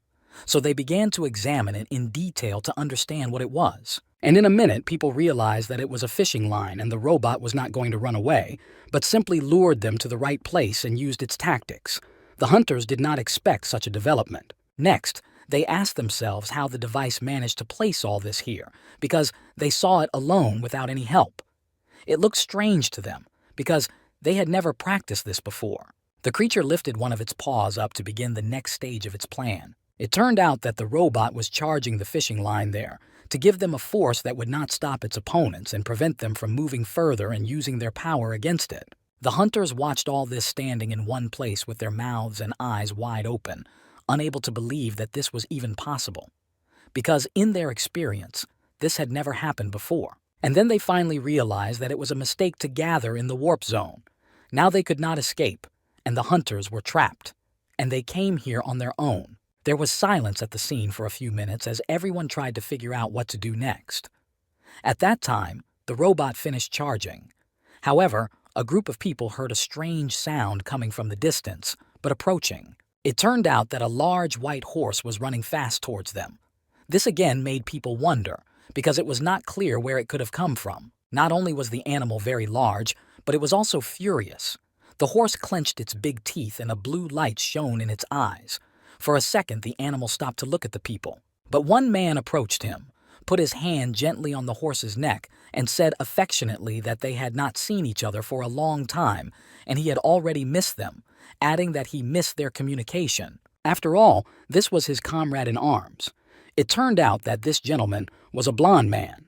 He smiled sweetly at the animal and continued to gently stroke its mane. The horse stood calmly because it felt completely safe. After a few minutes of such a pleasant encounter, the man began to climb into the saddle that was intended for him. Everyone around him was surprised by this development, to put it mildly. When he sat down, he said in a serious tone that the soldiers should listen to him. After all, he was about to say very important things that would be useful to them in the future. It is courage to enter a sea of enemies alone on a horse, but he is a king who has the heart of a lion and blesses them for the further trials that they will face. He also gives them the opportunity to prove themselves in the upcoming battle, for it would be an honor for them to fight alongside him. So from now on, they have the royal consent to fight for him. He called this group of hunters warriors.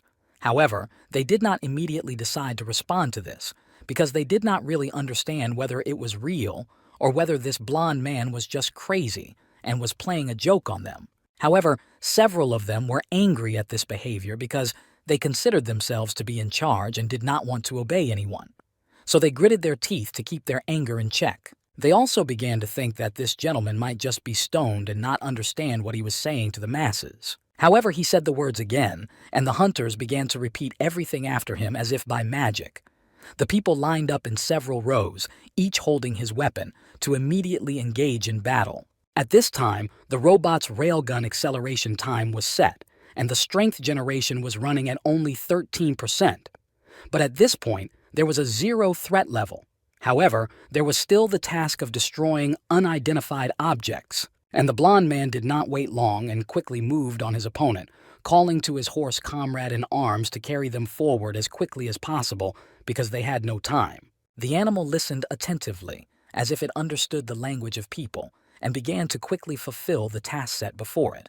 And a light yellow light appeared in its eyes again, but before that the animal still laughed loudly. The creature, which had risen high up, received a message that it was necessary to open fire as soon as possible because the opponent before it was very worthy. Therefore, it launched its blue fire. This angered the blond man, and he began to shout loudly that it was not proper for a knight to fight with long-range weapons. In a burst of emotion, the man's eyes glowed orange, so he began to ride his horse quickly toward the opponent, despite the fact that he was already using his weapon against him. However, he also took out his big sword, which was glowing with a bright orange light. The blond man was very focused on striking. And again, there was an explosion that blinded everyone around him, but not the knight, because his eyes were adapted to such brightness. It was a rather large burst of fire around, even larger than the previous one. After it, all the particles of buildings and objects that were in the epicenter began to fly around. This allowed the survivor on horseback to get to the robot unnoticed and point his sword directly at it.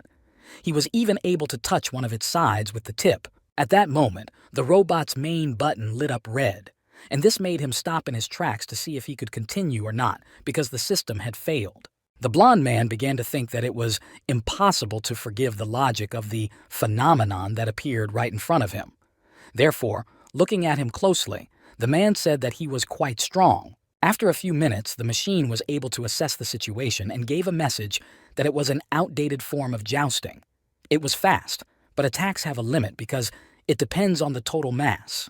And it turned out that the threat level was 0.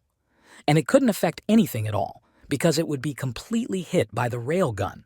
It turned out to be a machine analysis. For 3 seconds, the body builds a thin barrier around itself, an action plan that distracts from the already recorded fights with known risk.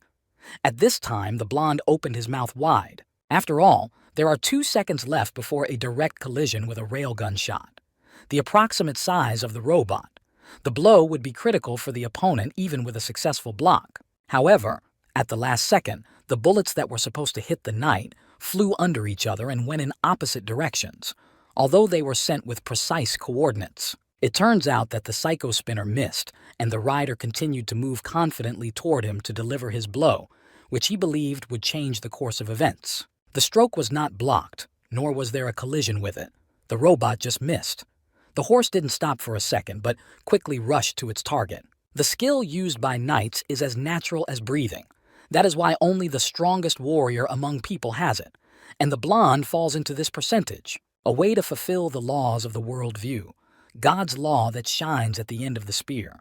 The survivor has finally struck his blow to which he was rushing so hard on his white horse. After all, he is able to repel any long-range attack only once without any damage. So after that, the knight stopped for a second in one place. Then he launched another yellow arrow, which hit the building opposite and destroyed 1/4 of it.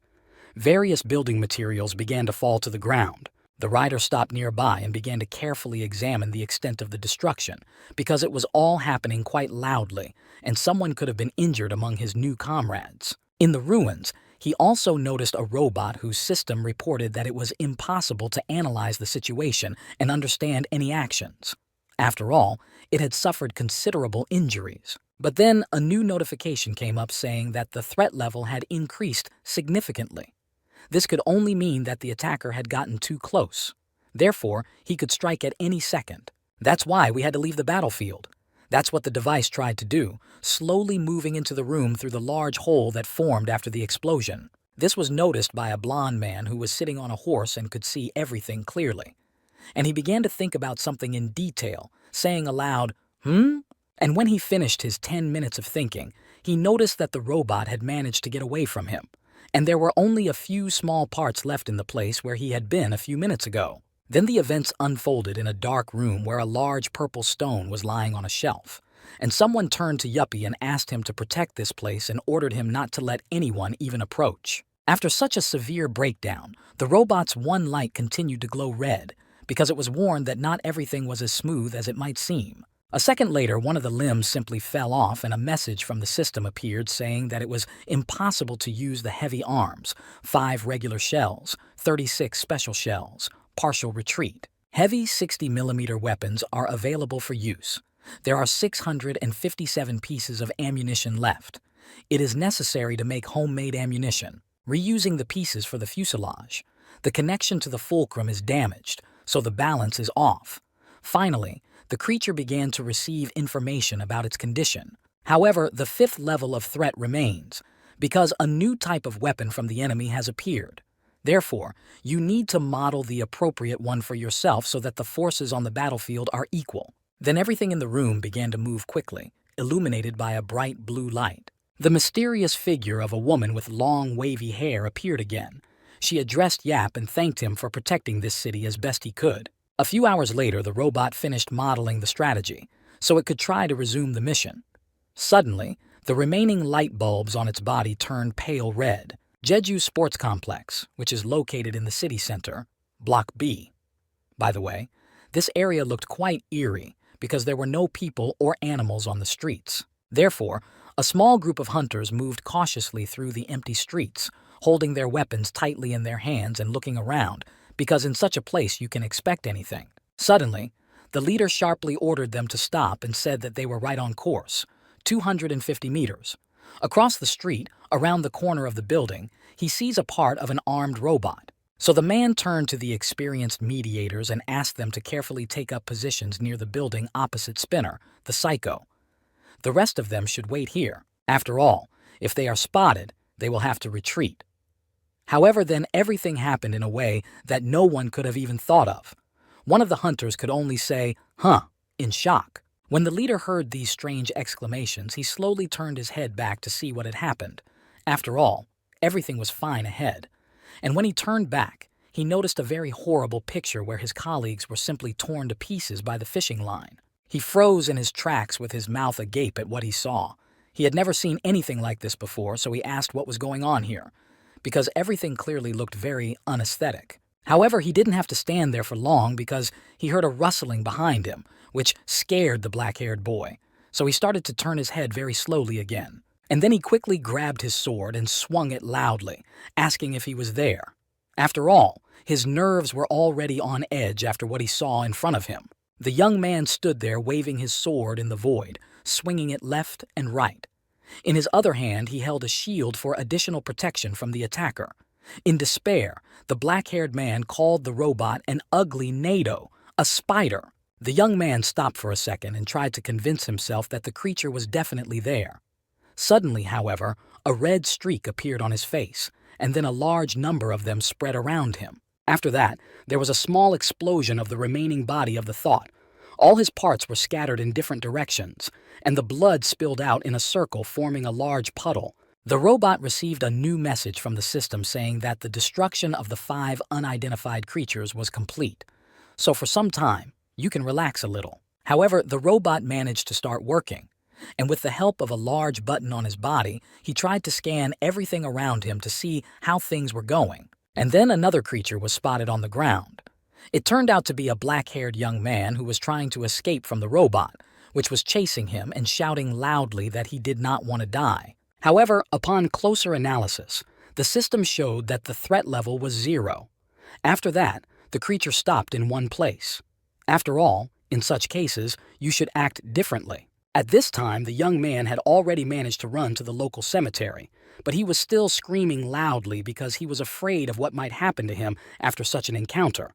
So he tried to run even faster. Suddenly, he stumbled over a small stone and fell face first onto the ground, where thick green grass was growing. It was so unexpected that he didn't even have time to regroup properly. When the young man got to his knees, he turned his head back and saw the robot moving toward him, and he began to beg for mercy and fear because he did not want to die. However, this did not stop the creature, and it continued to move forward in spite of everything, and on its body, red lights were glowing to scan the area. But it passed the young man and began to move cautiously towards the graves with its tentacles. So far, it is not very clear what it is doing. After all, his relatives were obviously not there. For a few seconds he continued to move, looking for the one he needed. And as soon as he lifted his paw over one of the graves, in his imagination, it became a small, fragile hand of a woman who turned to Yuppie and asked if he knew. She went on to say that very soon she would be buried here like the others. She would be a part of this city forever. The lady had long, thick, wavy hair. Then the lady slowly turned her head back and smiled sweetly and asked the robot if it would then defend the city in which it had spent so much time. After that, the robot switched to a young man standing a few meters away, and the system began to give out logical decisions. The first was to finish destroying the invaders. The second was of the same content. However, then an independent analysis took place through the hacking of logic and decision-making arguments. The logical reason was suppressed, and the priority was changed.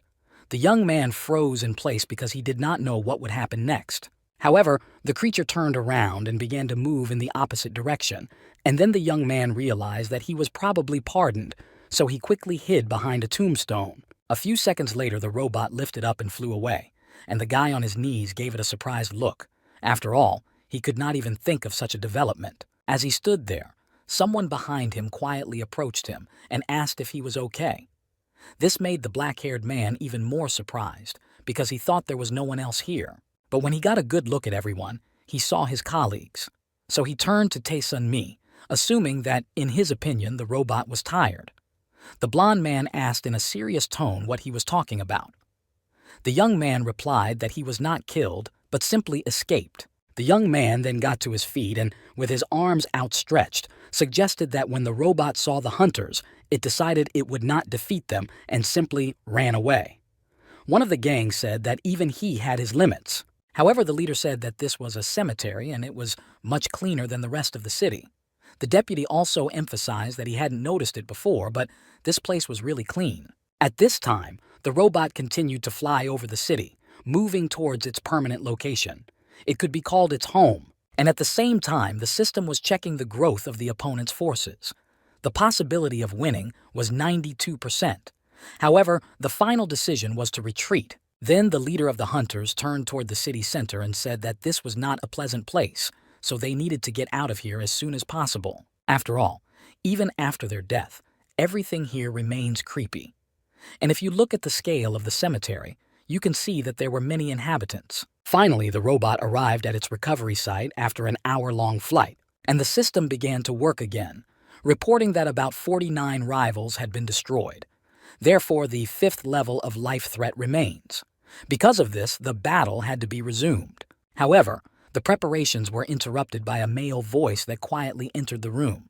Of course, the creature heard it and turned its head to the front door to see who it was. And the creature concluded that this was where the impudent man was hiding. It knew that it would have to deal with him sooner or later.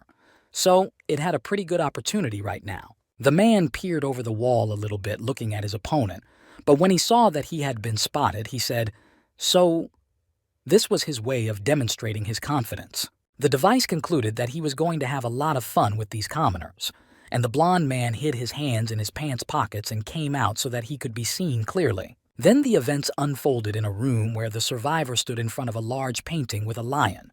He was wearing a large, long red cloak, and it became clear long ago that Leon revered chivalry. Another expressive element on the cloak was embroidery with gold threads. It also depicted a lion, with which the man symbolized himself.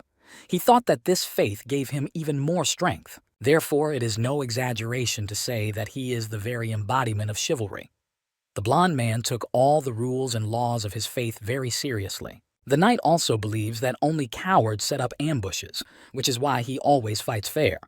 Looking intently at his opponent, he asked if he was ready. After that, the robot's one light bulb glowed brighter, and it released a small laser, which caused a new explosion. So there is no guarantee that the opponent will fight fair. However, this is a reason to abandon the knightly code.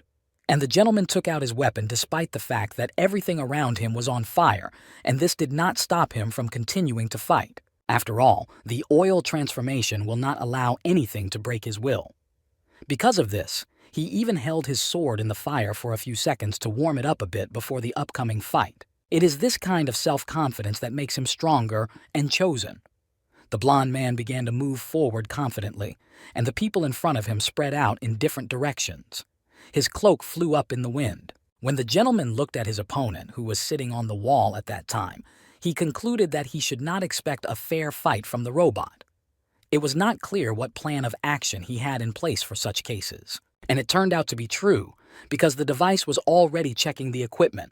The muzzle of a .60 caliber machine gun with 480 shells and 4 pieces of fishing line remained.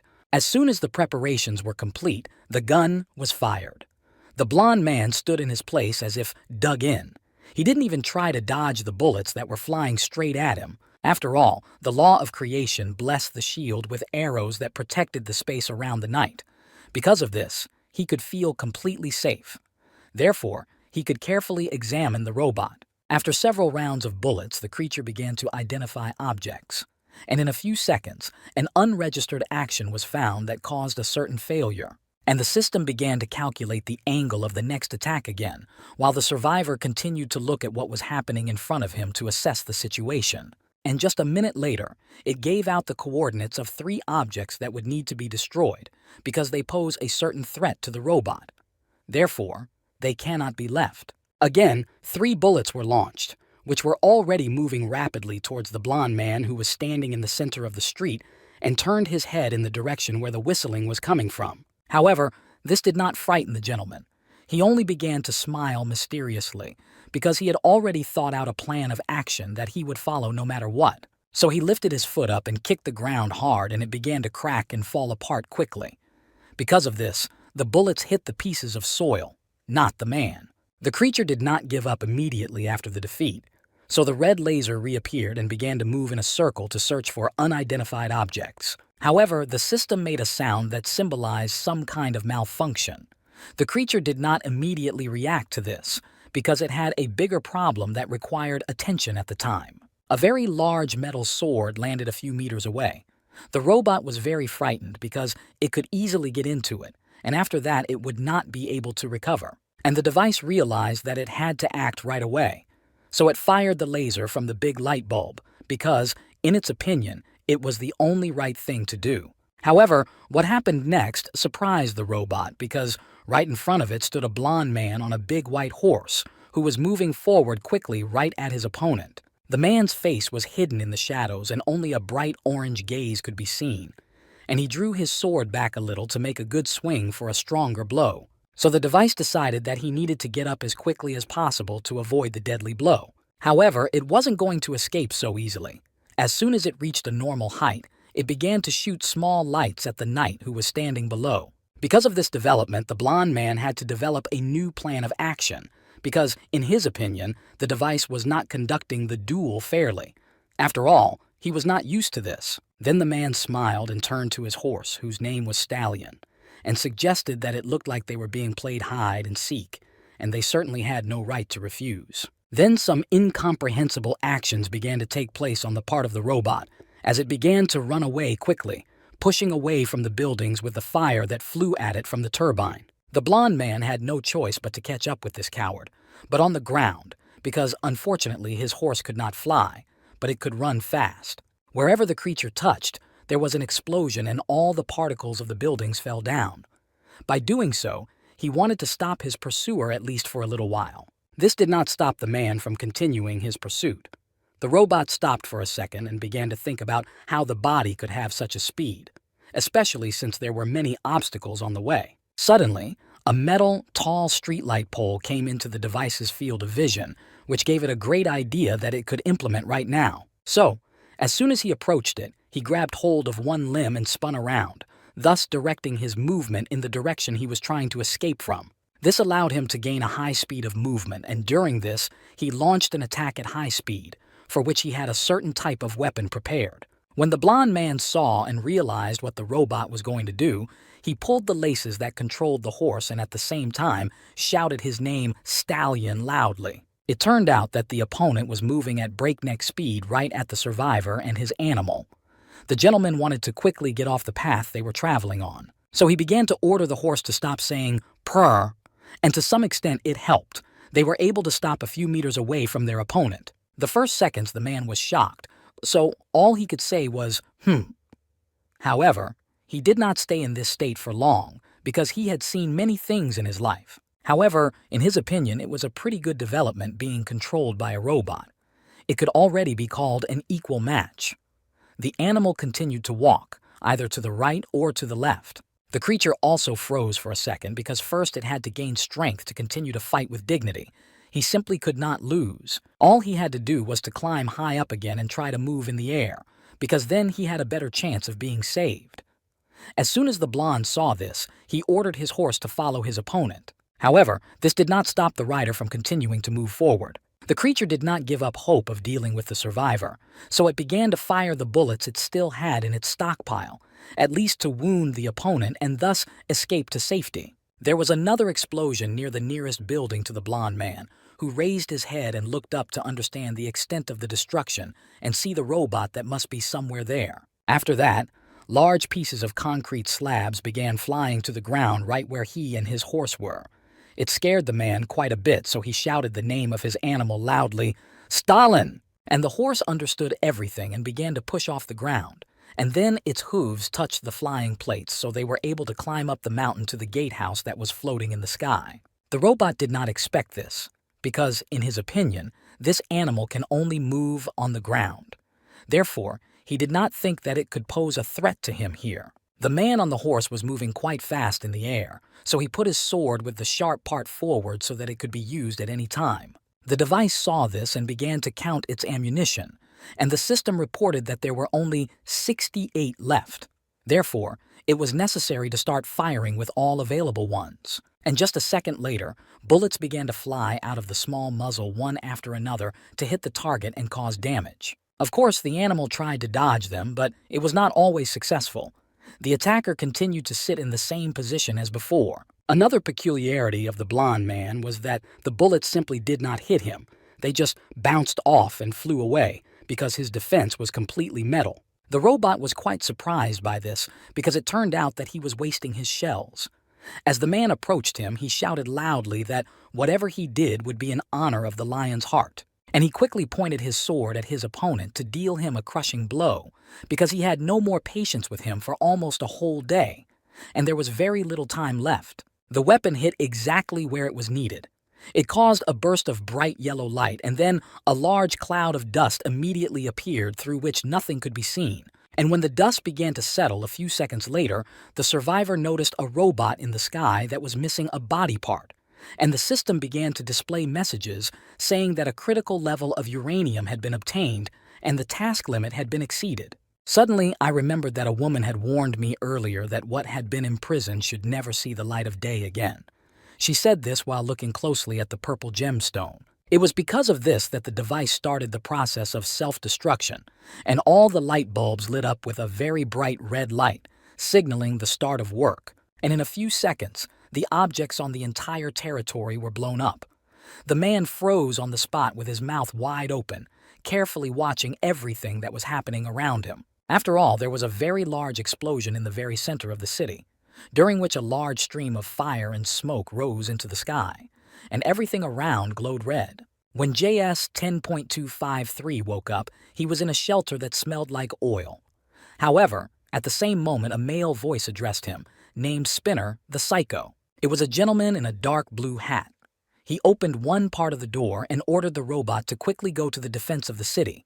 After all, he had to fulfill his task. At this time, a large creature began to make its way through the streets, clinging to the walls of the buildings that had survived the explosion with its large and long tentacles. This creature had one large eye that glowed with red light, and with the help of this eye it could see everything around it to the smallest detail, so as not to miss important elements. However, she could not move freely for long because the robot had already taken aim and launched 3 of its largest projectiles at her, which passed through her, leaving only large holes behind. Of course, she could not hold on any longer, so she let go and flew to the ground.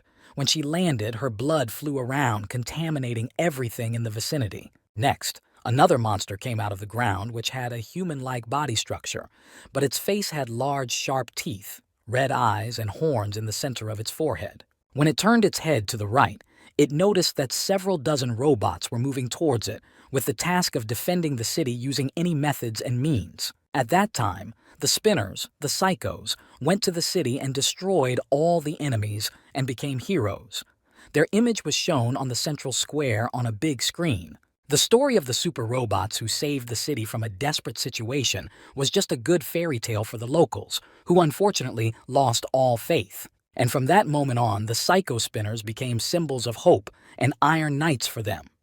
That is why people will be grateful to them for such a feat that saved the lives of thousands of residents. However, on the battlefield, they had a very hard time. After all, they had to fight for victory while standing in the fire that surrounded them on all sides. There was no time to develop another plan of action. But even in such conditions, they managed to launch their shells, which often hit the enemy and even killed some of them immediately.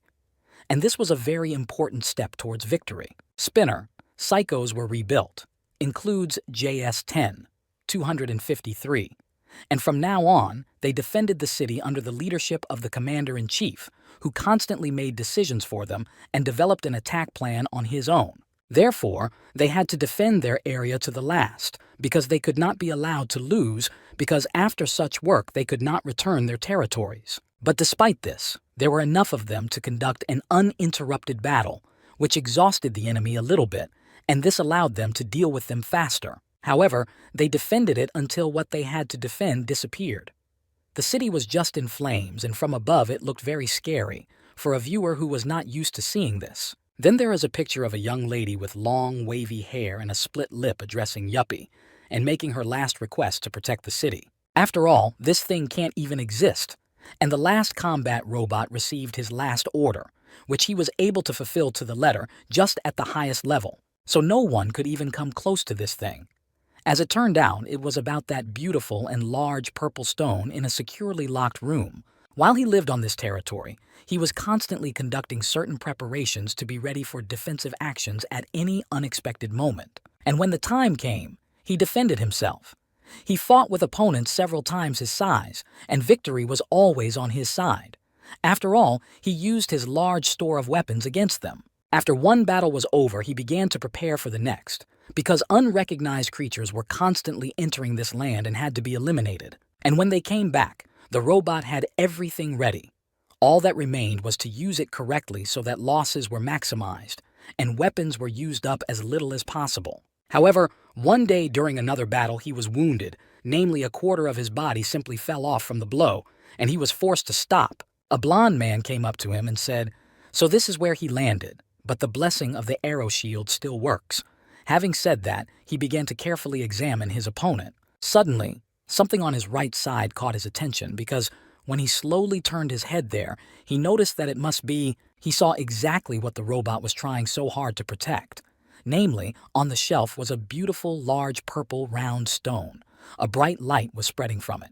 And then the knight realized that it was a stone of wisdom, which everyone wants to master.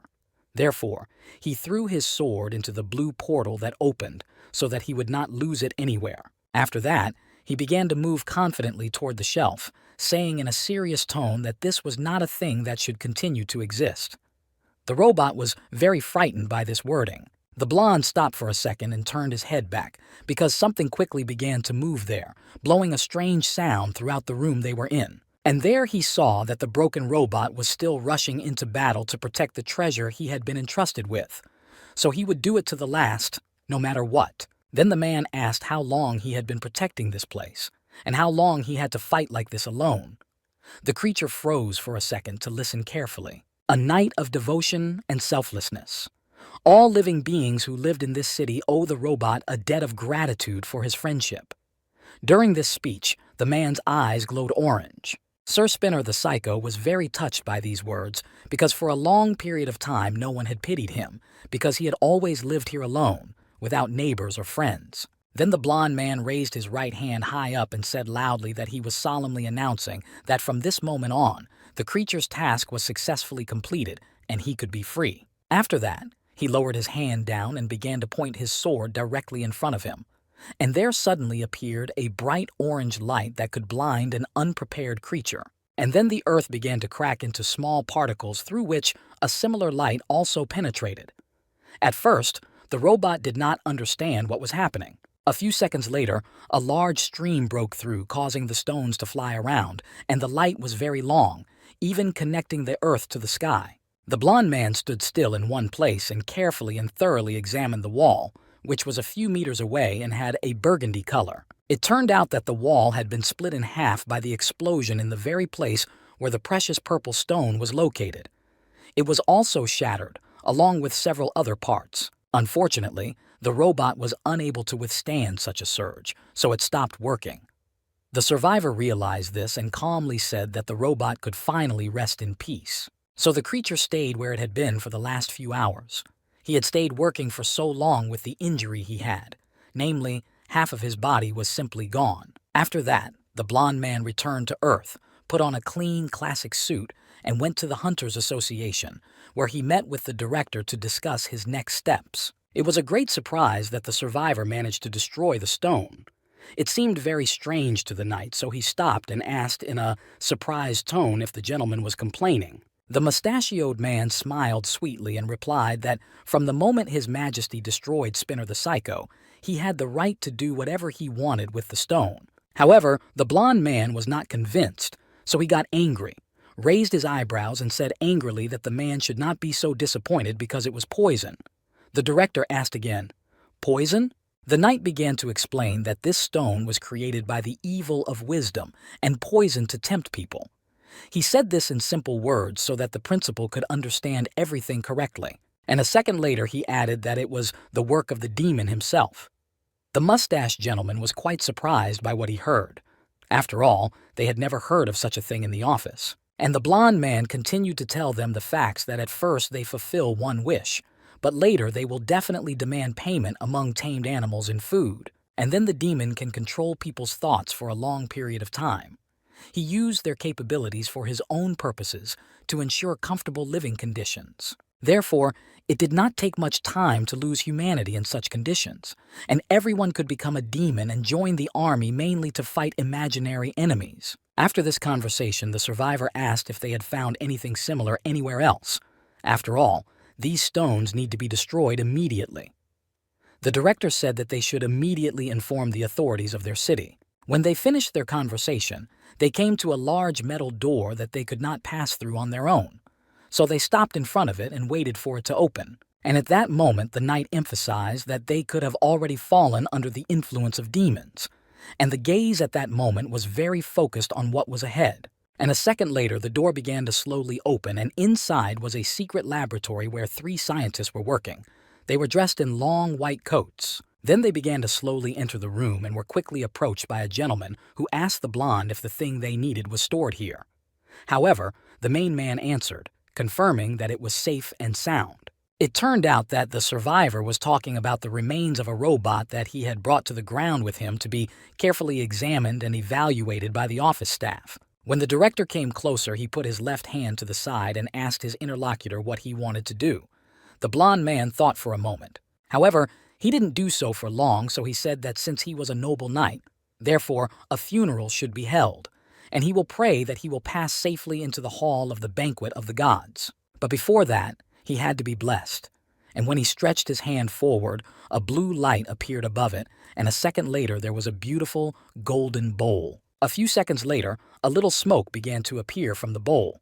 At the same time, an orange light shone near the gentleman. The blond man turned one hand, palm up, and said that the creature should rest in peace. After all, he was a faithful knight. After that, the survivor slowly began to turn the vessel over, and a golden-colored liquid poured out of it, spreading all over the robot. And when everything was covered in this liquid, the people quickly left the room and closed the door, because there was a big explosion, the light from which blinded them anyway. The survivor then returned to his seat to pour the remains out of the bowl. Suddenly, the principal, who came up behind him, said in surprise that Spinner, the psycho, had started to move. Then the blond man stopped his actions and looked down with a sweet smile, where the robot began to make sounds like peel, peel. This symbolized something for the knight, but the rest of us could not understand it. The man noticed that a small door opened in the creature's body, through which a tiny leg came out, moving quite briskly for someone who was almost dead. And then the gentleman realized that all this was due to energy, or to be more precise, due to the divine power that he had given him during the blessing. Then the blond man concluded that the device had no source of energy, but it looked like the divine power had created a miracle. This made the guy feel very happy. Meanwhile, the robot was trying to troubleshoot itself, throwing away the parts that did not work and replacing them with new ones, those that were lying next to him. Everyone present watched this process closely, and when he thought the robot was done, he tried to start the new system by pressing the largest button on it. It immediately lit up red and made the sound Pelik. The blond man began to carefully take out his majestic sword, saying that everything had become clear to him, because if it was him, the goddess would have chosen him. The gentleman lowered the sword with its sharp end into the ground, and it began to glow with orange light. The cantor's employees stood behind him, and the robot continued to make the sound Pelik, Pelik.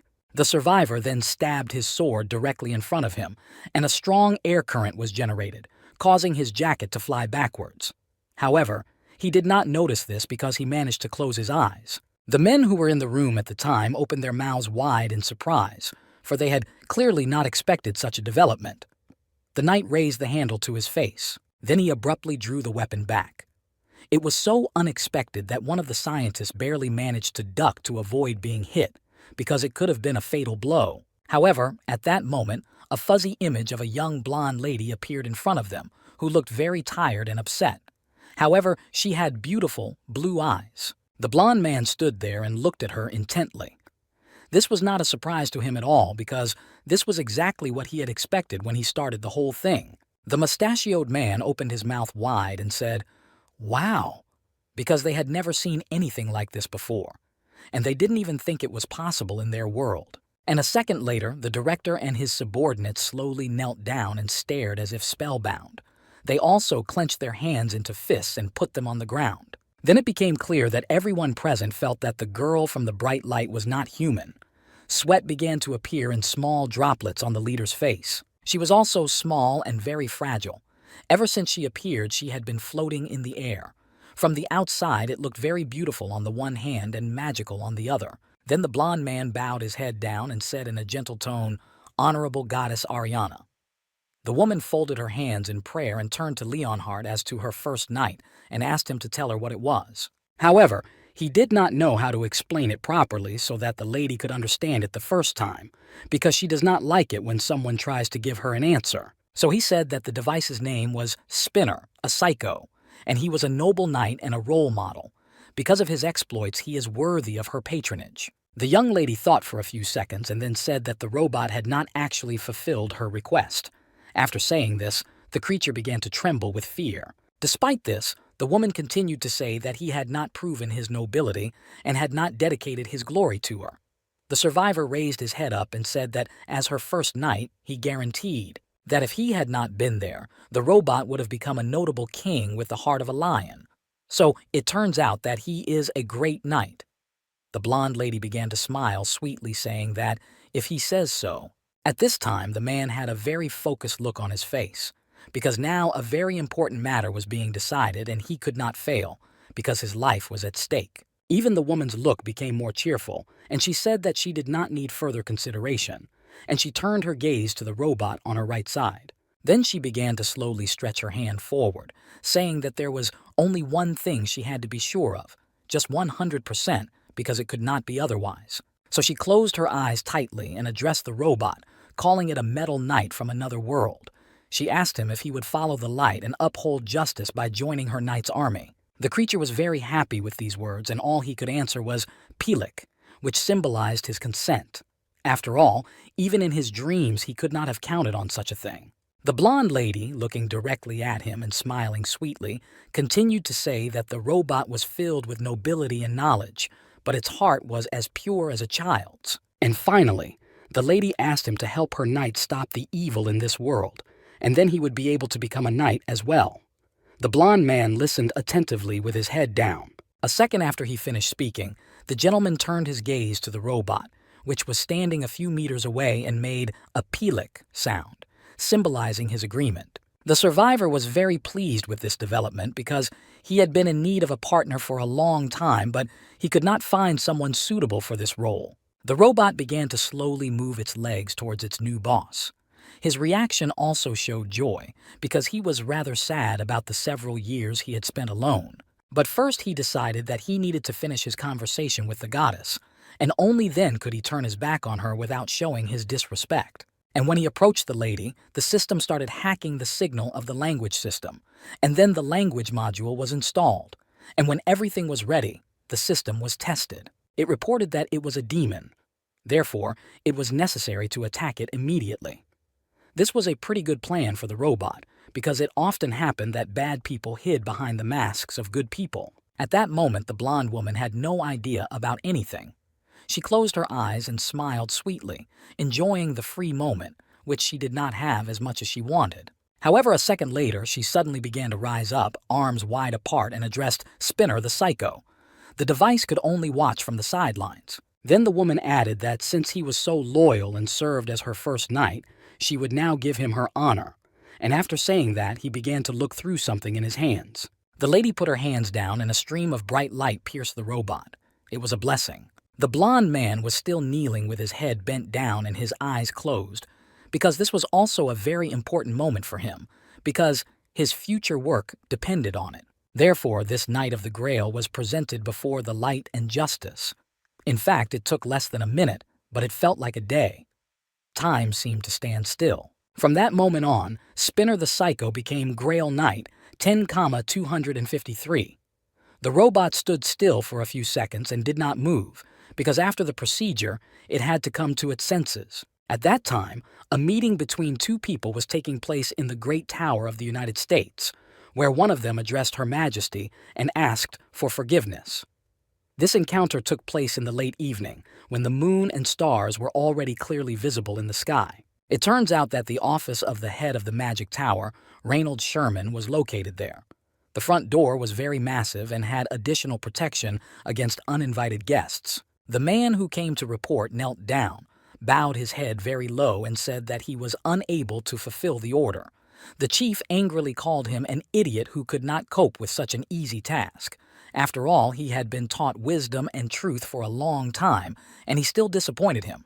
The subordinate said that it was his own fault. Then the employee looked up and added that there was nothing he could do, because the survivor Leon had come as a great surprise to them, and they had to work differently than they had planned.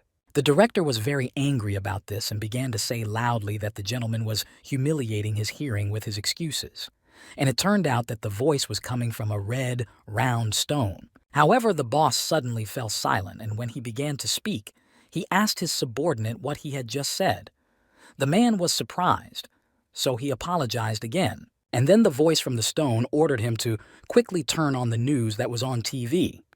The gentleman began to move quickly to the right side to accomplish at least this task. Finally, the worker found the remote control and pressed the red button that was responsible for turning on the TV.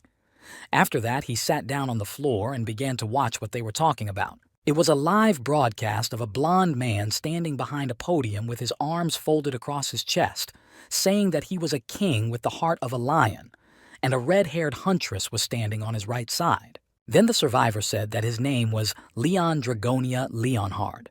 These words almost made the stone explode, because it was just the beginning of the conference, and he was already very angry. And he began to say nervously, "Why is this bastard here?" And then the man with long hair suggested that maybe his master was afraid, because he had never seen him in such a state. Finally, the master said that he was washing his hands of the situation, and that he would not do anything. Suddenly, the red color disappeared and the stone turned gray. The subordinate froze in his tracks from what he had just seen. So the man quickly ran to the rack where it was located, grabbed the round stone in his hands, and began to call out pitifully to the master, hoping that he would return. However, the man began to realize that he was alone here, and it scared him. He did not understand what to do next without instructions from his boss. So he quickly ran outside with the bullet in his hands and with a disappointed face began to shout loudly and call out, "Mater!" And at that moment, a bright light appeared behind him. But this stone would not make a sound again. The next morning, a group of people gathered at the Korean Hunters Association to discuss the situation. The director of the cantonment folded both arms across his chest and asked if they could register Sir Spinner Psycho as a member of the Blonde Guild. He then closed his eyes and added that it would most likely be difficult to do so at this very moment. The survivor replied in a calm tone that it was not really that important. After that, the knight and the robot began to move slowly toward a large metal door through which they would leave the room and go to the city. And while they were waiting for the door to open, the device raised its front legs and made the familiar pelik sound. This made the gentleman stop and pay attention to it. Suddenly, the blond man began to cough loudly and blood appeared on his hands. The robot friend was very scared when he saw this.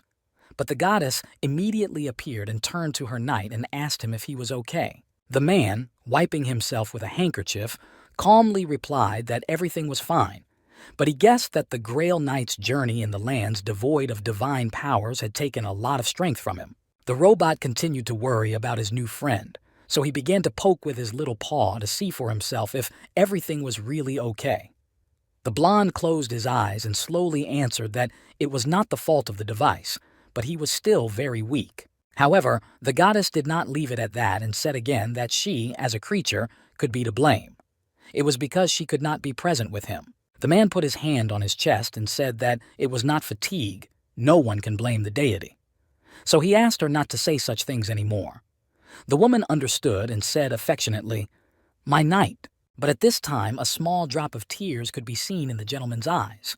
He was very tired and he missed his home and his family very much. The goddess, who was quietly watching from the sidelines, was also saddened to see the state of her employee, so she thanked him for his loyalty. But even if the earth was deprived of divinity, she and the other gods were also to blame for not coming there sooner.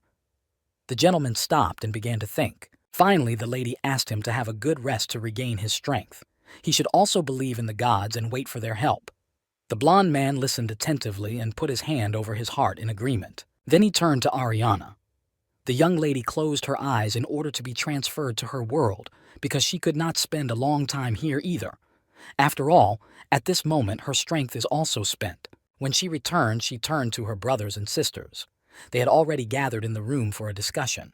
Among them were 2 men and 1 girl. The young lady put her hands down and said that they had to help their heir. Everyone present lined up and listened attentively. On the day when the king with the heart of a lion turned 121 years old, the world came to an end, and only one knight remained. But despite this, he managed to free all the divinity in the worlds around him and direct it into his heart. Sometimes the battles took place in the desert where he was surrounded by many demons, but he did not give up but continued to fight them. Therefore, the gods had no other option but to move into the heart of the saint who tried so hard to save them. And it was after this that an orange light appeared in his eyes. So they stayed with him constantly and watched the king kill monsters for the next 180 years. During this period, they could see both small and large animals. However, the gods allowed one person to carry the weight of the whole world. Although this was not in his plans, he had to do it because he had no other option. Therefore, all the divine creatures of the pantheon owe Leon an irreparable debt. When the elders gathered at a round table, one of them asked what was the condition of this gentleman. The blonde lady replied that he was not doing well. A second later, the lady added that her knight was very tired and had little strength left.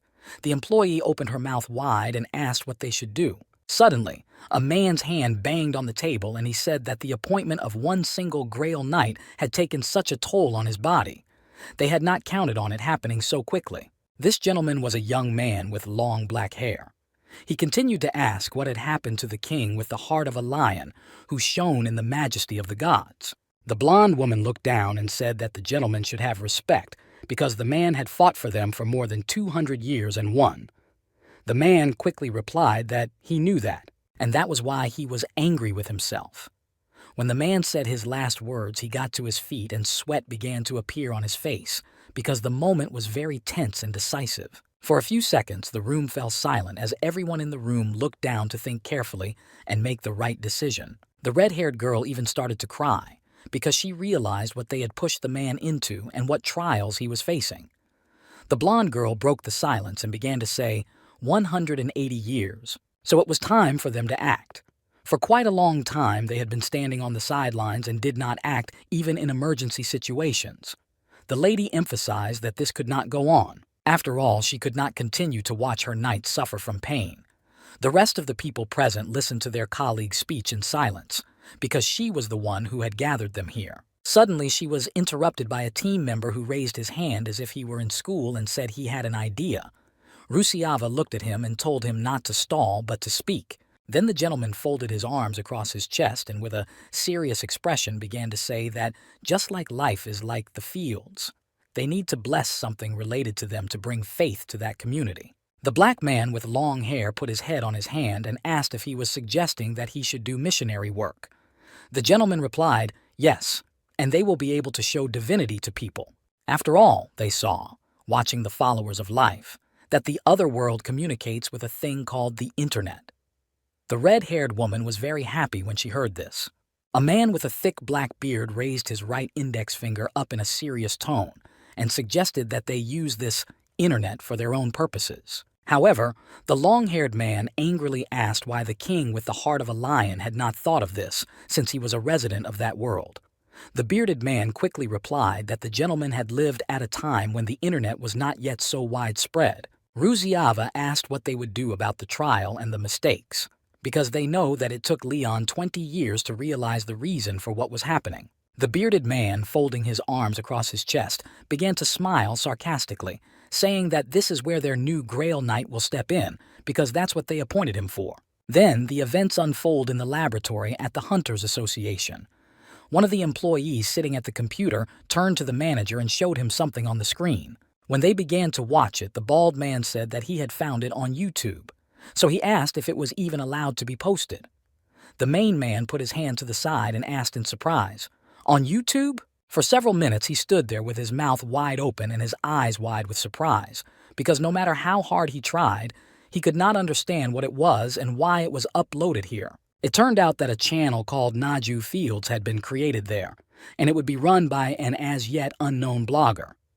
The main image showed a lion on a black background. However, after a few minutes, the manager began to get very worried, which was noticeable by the way his face began to appear under small droplets, and the phrase, "this is," ran through his head. The first video was already posted on the channel, titled Pray Before and After Meals in Honor of the Goddess Daimari.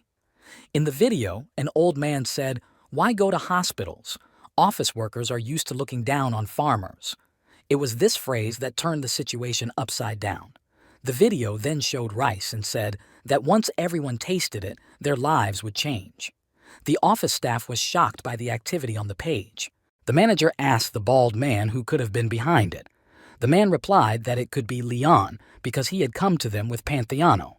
The manager asked if he thought that this man could have gone to YouTube himself. Then the programmer suggested that it could have been Han's assistant, but the manager denied it, saying that she was not tech-savvy at all, as she had asked him for help before. The black-haired man put his hand on the whiteboard and said that the main question remained whether the video was clickbait or the truth. The bald man was looking at the computer screen. The manager asked his colleagues what they should do in this case, but he had a completely different idea about what this man was up to. It was still unclear. To collect his thoughts, the man turned to the door and said that he would be leaving for a while. The bald man asked in surprise where he was going. The manager stopped, turned his head back and said that in a few hours he would meet with Leon to find out why this YouTube channel was created, because it was undermining the peace in their country. All this was happening late in the evening. That's why it was quiet and peaceful in the blonde's penthouse.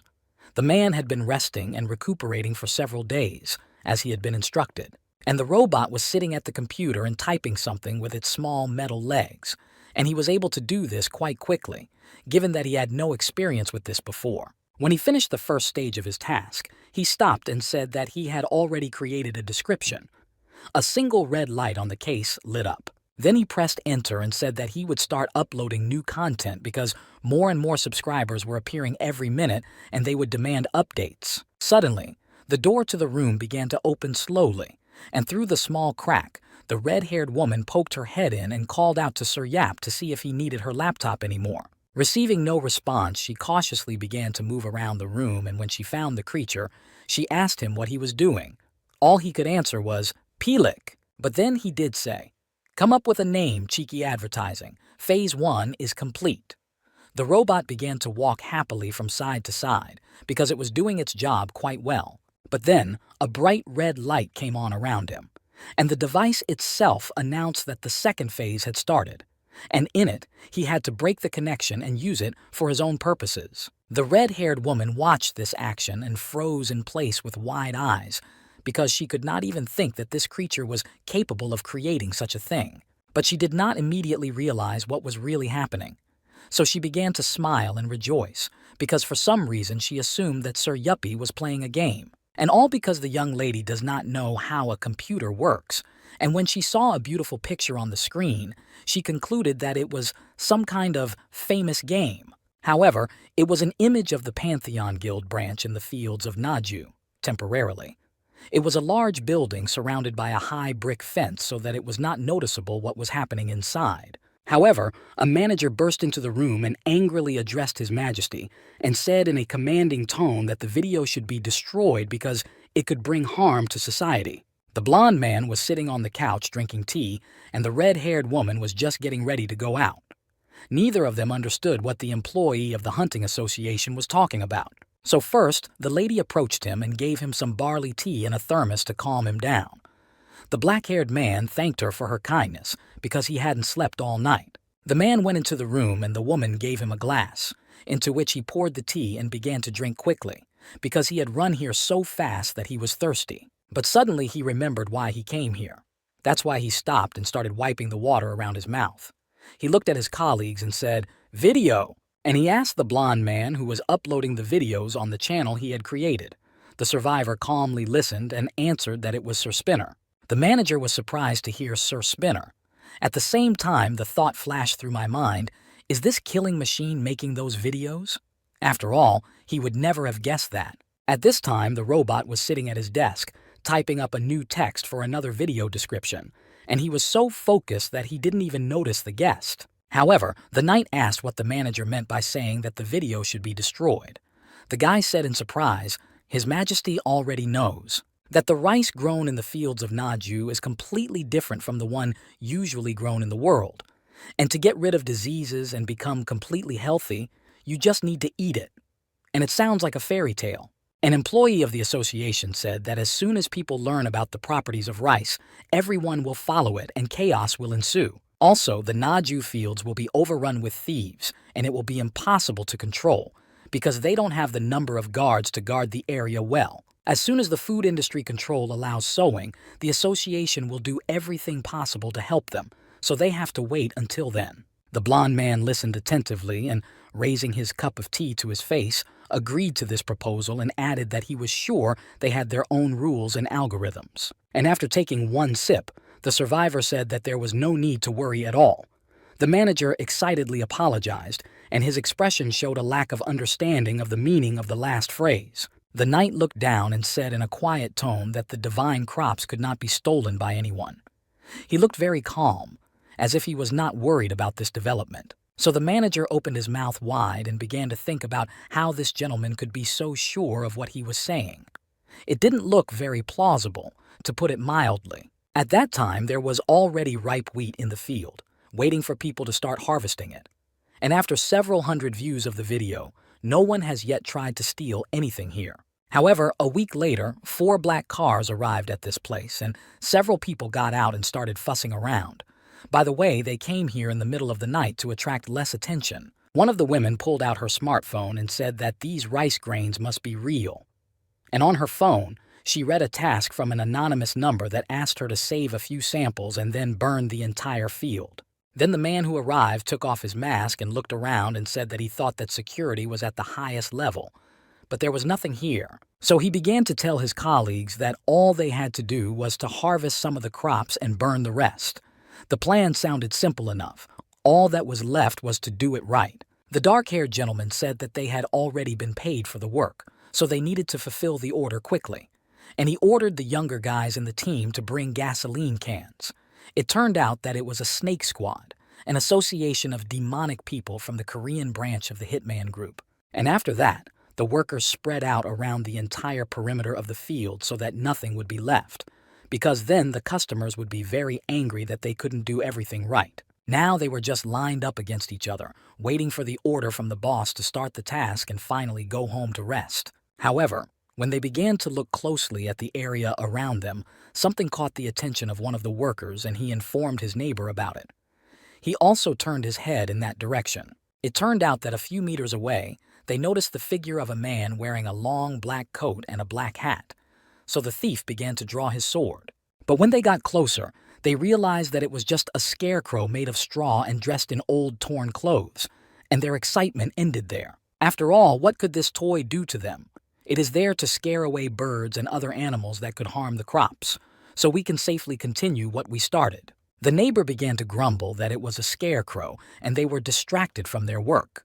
The culprit bowed his head and apologized for the false alarm, because from a distance it was impossible to tell that it was not a person. But when they turned in the opposite direction, the guy added that he thought he saw it moving.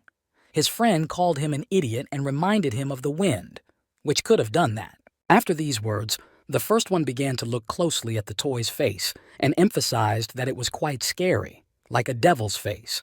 For a few seconds he stood and watched. However, when they were finally about to go to their seats, something caught the boy's attention again and he called to Hen, who was walking ahead of him, and asked him to look back. And when the friend turned his head back, he saw not just one scarecrow, but about 10 of them.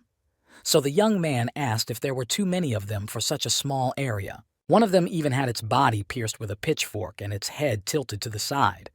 It looked as if someone had killed him. The leader of the group continued to walk to his seat, saying, how could this young man be a demonic person when he was shaking from several scarecrows? And finally, he added that he had to stop being distracted because he needed to check the wind direction, because he needed to set fire to as many as possible in a short period of time. And from that moment on, everyone who came to the task began to pour gasoline on their own area to cover more territory. And when they were done, they dumped all the red cans into one pile to destroy them as evidence, because they could tell who did it all. Then the leader folded his arms across his chest and said that he needed to collect some grains for himself before setting fire to it.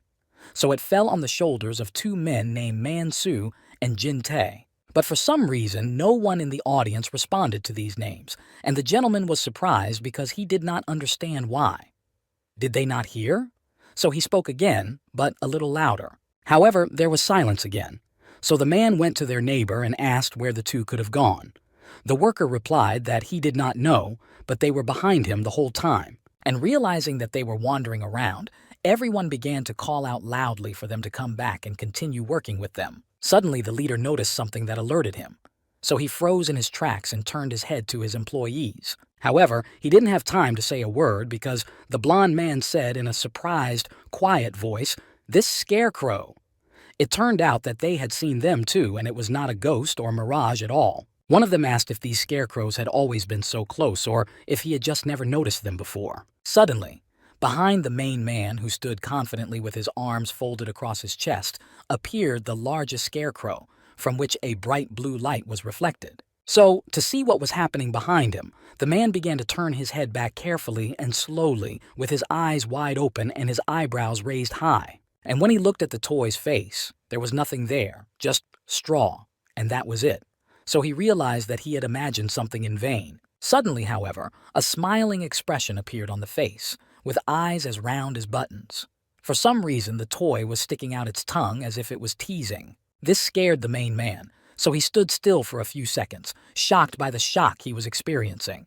He clearly hadn't counted on this. Then the man decided to just swing and destroy the creature because how dare it scare him?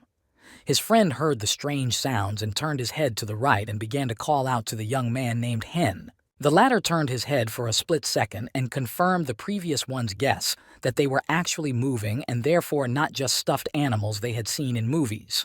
And when the guy said the last words, "They are monsters," he saw his opponents slowly walking toward them, each with his own weapon, and a green light behind them. One of them even began to smile sarcastically, as if he already knew how this fight could end. He was holding a small scythe in his right hand, but it was quite sharp. The two men standing next to each other could not figure out what to do. It was too many monsters for the two of them, and they obviously could not cope with them. However, one of them managed to quickly look around and then emphasize that there was no way out of the dungeon, so it was not clear where these creatures could have come from. The younger one crouched low to the ground and asked the older one what they were. After all, he had never seen anything like them before at the gates he had to enter. And then the older of the two realized that they had come here so quickly that they hadn't even taken anyone with them. And after saying that, he began to look in the direction they came from. Then the man pulled out his smartphone, opened the message, and after reading it again, he said that he knew the task looked rather strange, but when they return, he will show them what happens to those who try to leave them. However, these thoughts were interrupted by his partner, who called him by name and pointed his index finger to the right and asked him to look there. It turned out that there were several brick buildings a kilometer away. So the younger man suggested that these might be sinkholes. When the older man saw this, he began to smile happily, because if the story was true, they would be able to get rich that very evening and finally live a normal life. He turned his head to his workers and ordered them to move as much rice as possible to the cars, because the monsters only attack in the field, and the building should be safe. However, he also decided to take part in this, so he continued to smile happily and began to take slow steps along the path that led directly to the storage facility. However, as soon as he took the second step, there was a big explosion that created a big fire that quickly went out. After that, the main man began to cough loudly because he was inhaling smoke, and he flew several meters up and hit the ground, so he got hurt with internal organs. The gentleman was lying with his head on the ground with his legs and arms straight. His subordinate called him by name and asked him why there were mines here. However, they did not hear an answer. So they began to carefully examine the site of the explosion and noticed that many explosives were buried around the storage facility. And the young man wondered who could have thought of such a thing. And suddenly, after the last word, he heard a strange pillock sound from below. And there he saw a rather strange creature, which said out loud that the recording of people's authorization was completed. The man froze in his tracks. With his eyes wide open, he could not understand why it was there. At the same time, the phrase, "Jeju Gate Boss," flashed through his mind. It turned out that it was just a spinner psycho with a big red light on its body, symbolizing that the device was ready for a fight in which it would try to destroy the opponents. Further events unfold the next day, which turned out to be very warm and sunny. Outside the building of the gods, there were several criminals lying there, tightly bound with ropes from neck to toe. They were all very upset that they had been caught and brought here so easily. Some even cried because they thought they were doomed to die. By the way, the main one managed to survive. He already had several fractures. And next to them was a sign that taught them the rules and fertility. The first rule was to create a doll in the form of a goddess from the first harvest and sacrifice it. The second rule is that you can't fulfill your needs in the field. The third rule is to make an effigy in hats and set them up. The fourth is to sing during the harvest. Fifth, even if you are busy, do not skip meals. And in the corner there was a note in red, but it said that thieves die. So far, the Snake Squad has been successfully arrested. They were all safe and sound, but very upset about what happened. After the arrest, the association of demon people and the value of the pantheon and blessed rice soared to unprecedented heights. Spinner the Psycho was overjoyed that he was able to achieve this. Since then, Leon began to promote the pantheon for the sake of sowing a new crop. Therefore, he had to hold many meetings with influential people, sometimes under the sights of cameras. There was one incident, but it was quickly forgotten. However, an article with the headline that the survivor insulted the reporter by saying, "How can a Christian even try to ask to have dinner with the king?" was preserved in electronic media. But in the end, the whole internet was talking about the pantheon. New people were constantly being added to their YouTube channel, actively liking and commenting on the videos. But the blonde man did not stop reading newspapers because there is a certain percentage of people who do not use modern opportunities at all, but continue to read printed publications. One evening, when the knight sat down on his couch to rest, he said, "Is this really what the gods have invented? Because now it seems to him that they are even more accustomed to the modern world than he is." However, he was not able to sit in silence for long because someone entered the room and addressed His Majesty, so he was forced to open his eyes. It was a red-haired woman holding a white sheet and saying in surprise that the results of the rice evaluation had not yet been published, but each packet was worth almost 230 million won. The survivor listened attentively and said that the price should be reduced. The woman asked if it was bad that it was so expensive. The gentleman bowed his head down and replied that demand makes the price of a product known, but such a high price for grain. In short, how can Christians afford this? After all, God's mercy should be available to everyone. The young lady said in surprise, "Oh, how?"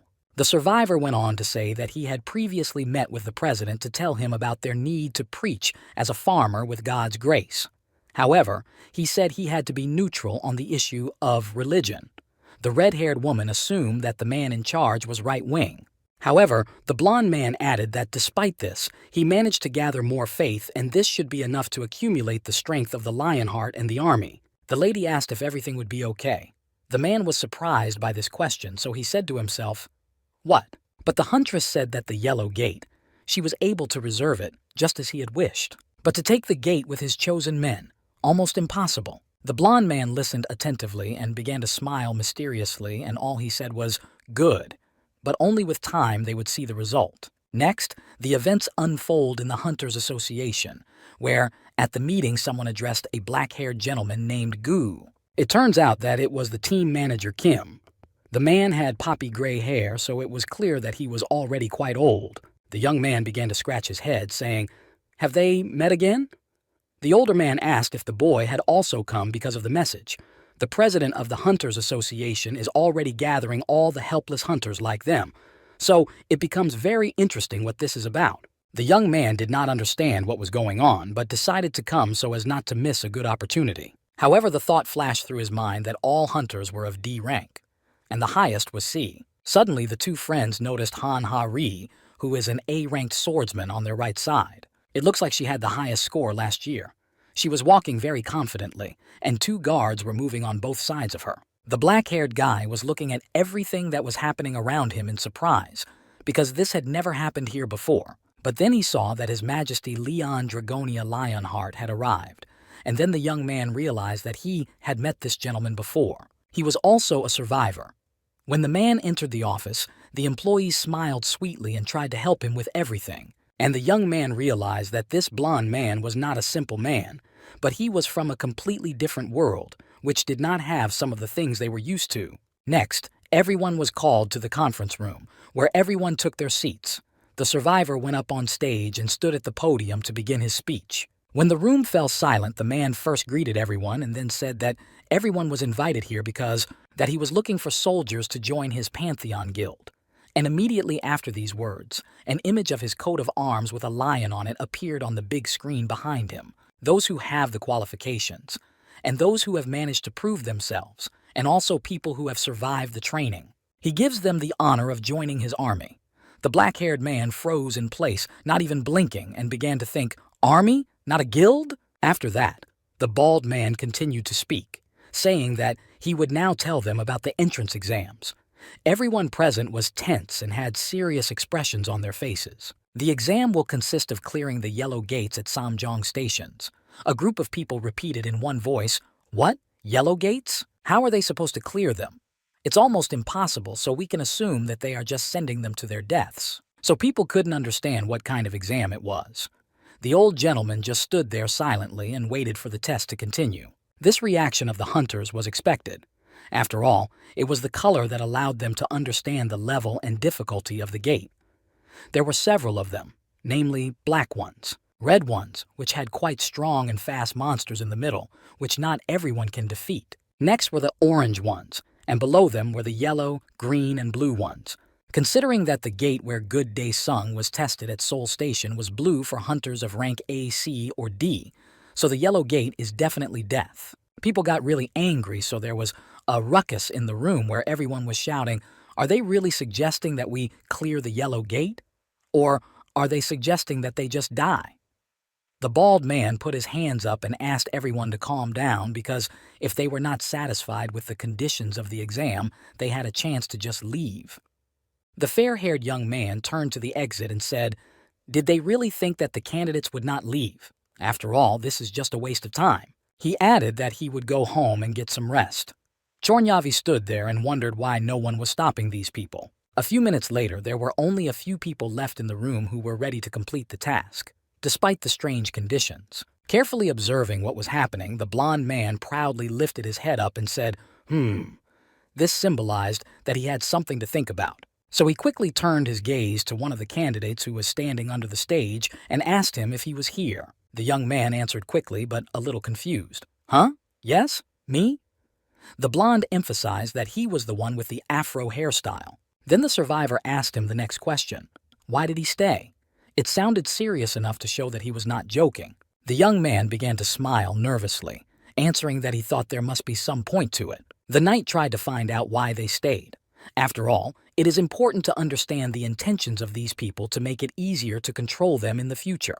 The last one was the black-haired young man they had met before, and the man pointed his index finger at him and asked why he didn't leave. The young man stood there silent for a few seconds, blinking rapidly, and sweat began to appear on his face from excitement and from the fact that he was about to speak. And at this time he was thinking that the guild was created by someone who was clearly an S-rank hunter. Therefore, he simply could not miss this chance. Finally, he answered that he didn't think the knight was sending them to certain death, and that's why he stayed. The blond man began to smile happily, saying that the young man was in a good mood and looked very energetic. Then the man stepped away from the podium and began to say that, as mentioned earlier, he was here to recruit soldiers, and the soldiers will have to obey. The audience stood silently and listened attentively, because there was no turning back, so they needed to know everything in detail. They also have to accept the knight's orders and not doubt them. They have to trust him all the time, because otherwise the team will not be able to work properly, and that's all he will demand from them. The people present listened attentively, because this was an important decision for them as well. Then the blond man turned his head to his colleagues and began to smile sweetly, saying that to be honest he just needed to obey and that was it. Then he gestured to the right and said that they would be coming in right away, so they should take some of their weapons and complete their preparations. After that, the events unfold at Samjong Station, where there is a yellow gate where the army is about to enter. People were dressed in metal protection and lined up in several rows to make it easier to check if everyone had reached their destination. A red-haired lady walked along them. A gray-haired man wearing a long rubber glove said that it was heavy, but the equipment looked pretty good, better than it was before. And then he asked a black-haired guy standing next to him, "Aren't these things of a rare rank? After all, they cost at least 10 million won. C and D rank hunters would never be able to hold such items in their hands." However, the older gentleman looked to the side and said in surprise, but the king was not wearing any protection. He was talking calmly to the bald aide with his hands in his pants pockets. Then the black-haired young man turned to Mrs. Han-Ha-Ri, who was passing by. When she heard this, she stopped and asked what was wrong, and the young man asked why His Majesty was not wearing protective armor. The red-haired woman began to smile because she thought the question was very funny, and when she finally pulled herself together, she answered that the skin of a survivor is more reliable than any armor. After that, the boy thought that given that he was really strong, nothing bad should happen. Next, a picture is shown of a big green monster running away from something that scared him, and at this time, various trinkets were flying around him. The three hunters standing next to each other with their eyes wide open could not understand what had just happened. It turns out that they saw a blond man kill one of the monsters with his sword, saying that he didn't want to hear from them anymore. And then he shouted furiously that these people are not noble warriors. They are worms crawling on the ground and will meet their death here. And this is unwavering justice. And when the gentleman was saying the last words, an orange light shone in his eyes and he raised his sword. So the army began to move, in which everyone was lined up in several councils, and they marched one after the other. And on both sides they were accompanied by more experienced hunters. The dark-haired man stopped for a second, looked up and assumed that it looked like they would be fighting outdoors. But then a message from the system appeared that said, "You are mercenaries from the outer lands. There is a war going on between two tribes on this great plain, so they need to choose a side and win." One of the newcomers turned to Mr. Gu and said, "Is this like a group quest?" And he quickly replied that above all, they need to choose a side and help them win. But the question is, which side is more profitable for them to join? So they need to think about it carefully before acting. Suddenly, another man pointed his index finger forward and said that everyone should stop, because it seems there are monsters there. And when everyone looked in the right direction, they noticed something very large moving quickly toward them. Riding on one of the wild boars was a huge green giant with quite large teeth, including fangs that simply didn't fit in his mouth. The army stopped and began to prepare for a fight that could happen in a few seconds. Ahead of them stood a red-haired woman who was supposed to be in charge of everything.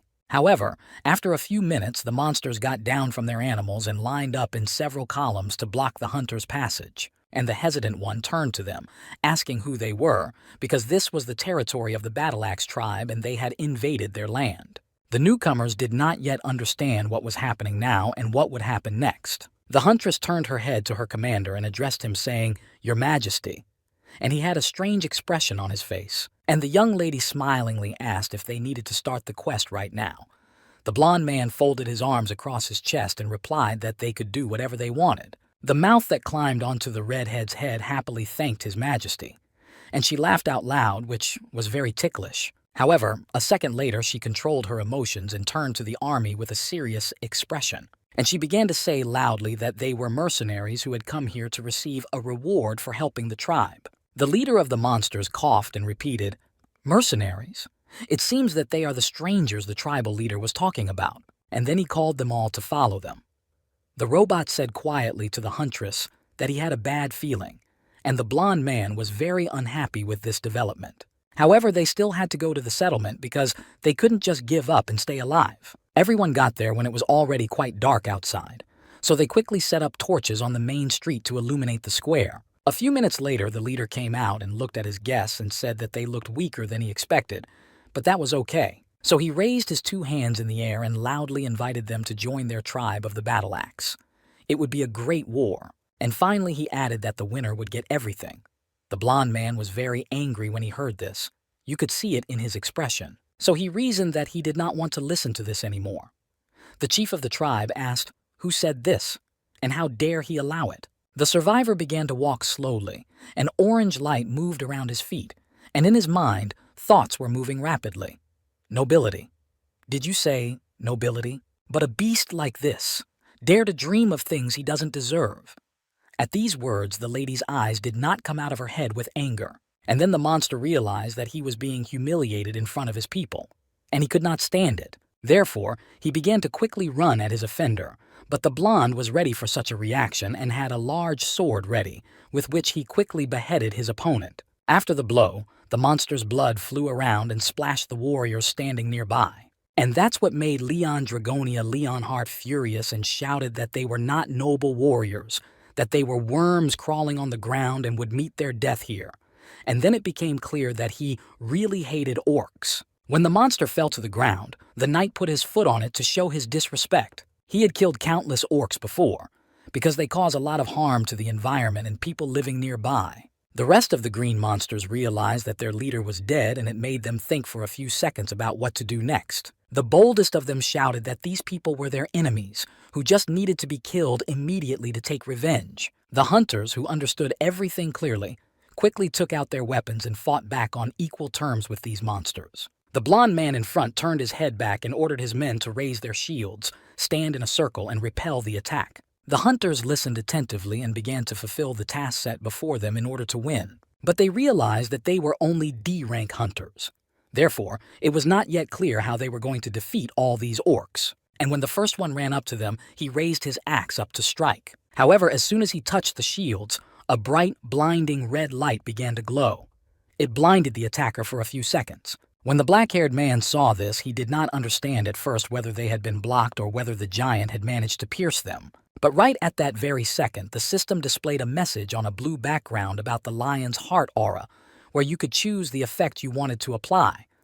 The list was very long, and while they stood there trying to defend themselves, no one understood that it had appeared at all and how to use it. They were tired of being hit hard and doing nothing, so one of the new hunters began to think that it was too much. And the blond man, who was also fighting hard, ordered his troops to raise their shields and push back the attackers, and for this, they had to find the right moment to attack. And just a few minutes later, the black-haired man pulled out his spear and pierced the orc who was standing in front of him. And after that, the rest of the hunters began to attack, because they saw that it was possible to do it even if they did not have much experience. One by one, the warriors killed these green monsters, who were a little confused because they did not expect to receive such resistance. Suddenly, the blond man heard the orcs addressing the goddess of warriors and asking for her help.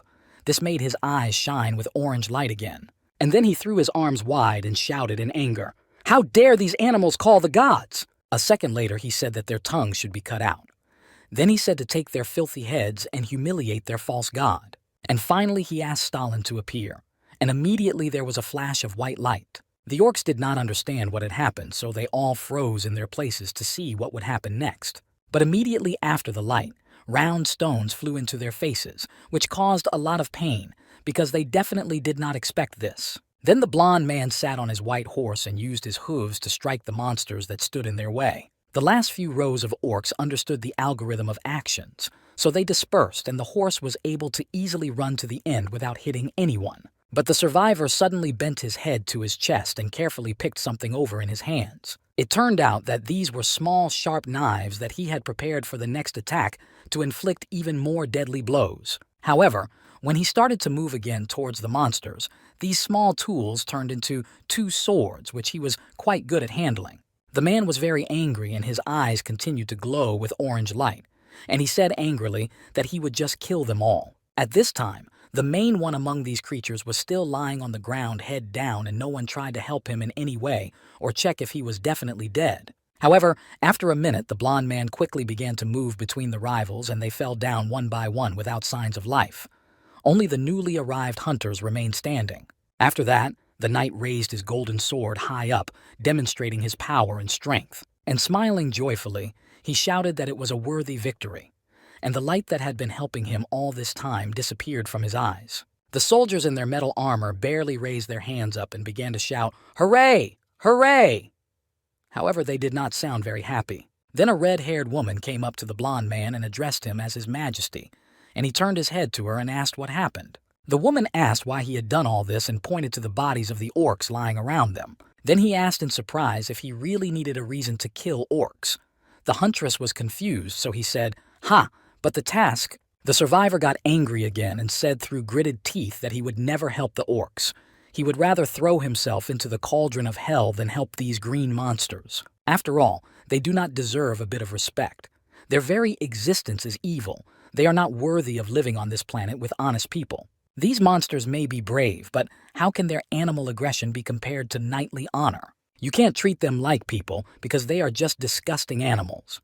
After this speech, the young lady suggested that he might be a racist. So she decided to say that perhaps there could be good orcs in the world who behave and act like people. The man just smiled sarcastically, and it came out somehow very unnaturally. And he told the red-haired woman to remember that a good orc is a killed orc. After all, these creatures looked quite terrifying. Starting with their sparse black hair, which they gathered in high ponytails, then there were large, sharp ears and teeth that made it impossible for the mouth to close completely. The survivor began to tell us that when the gates opened on the ground, countless numbers of these creatures came to live there. They were not afraid of anyone and felt at home. That is why people were very hospitable to them and greeted them with smiles and a sign saying, "Welcome," at the first opportunity. After all, they did not yet understand what would happen next. And everything became clear in a few days when the creature got really angry and showed its true face.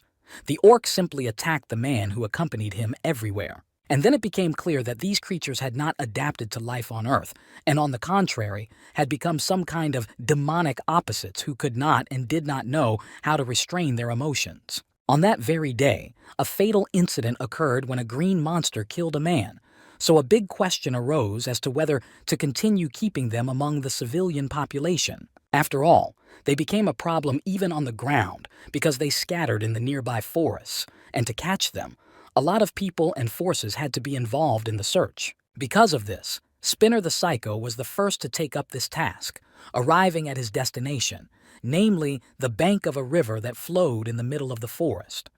It took him several hours to get there because there was no normal road, so he had to make it on his own. After examining the bank, he said that if the task was performed here, complete destruction was possible and it would be very effective if everything was done according to the plan. It turns out that the robot was not alone, but together with a blonde man and a red-haired woman who wore headscarves because of their hair color.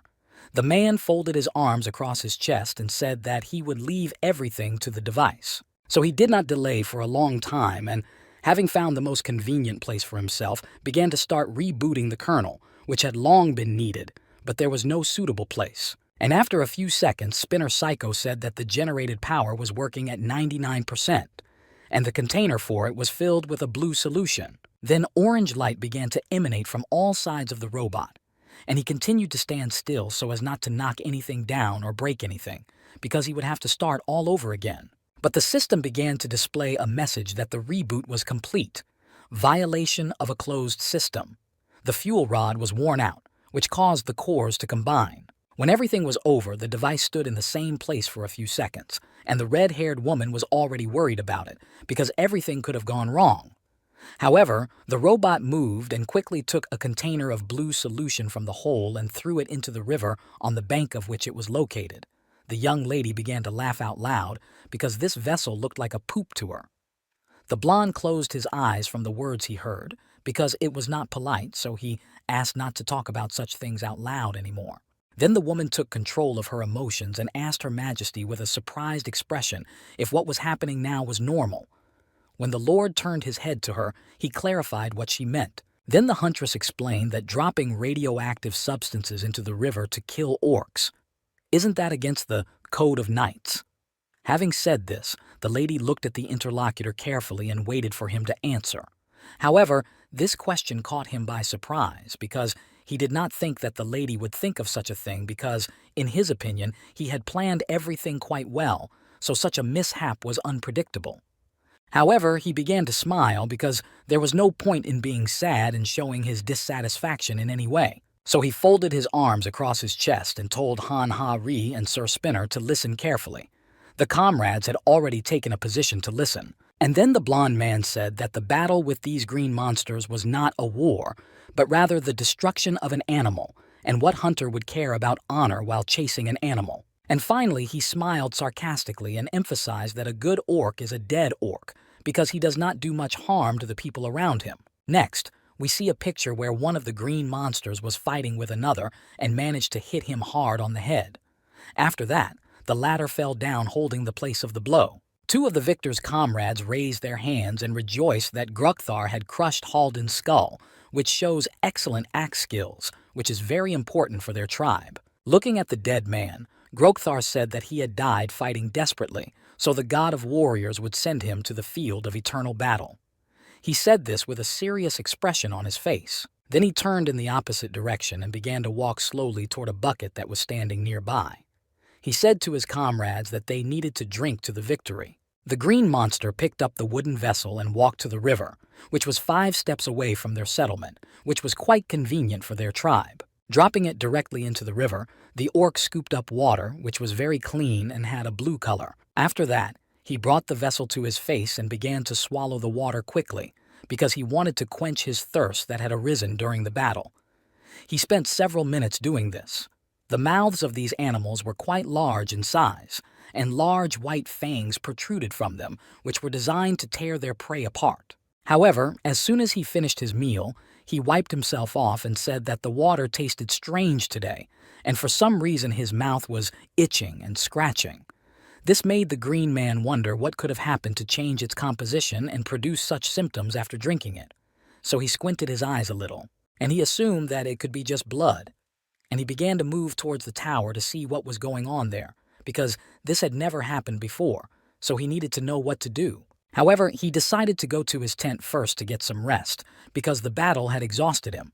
A few hours later, he began to feel very ill. The orc fell to the ground and crawling to the exit.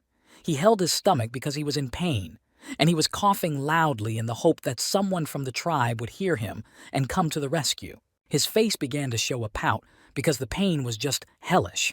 So the monster began to shout to call a healer immediately, because he helped him, because he could not stand it anymore.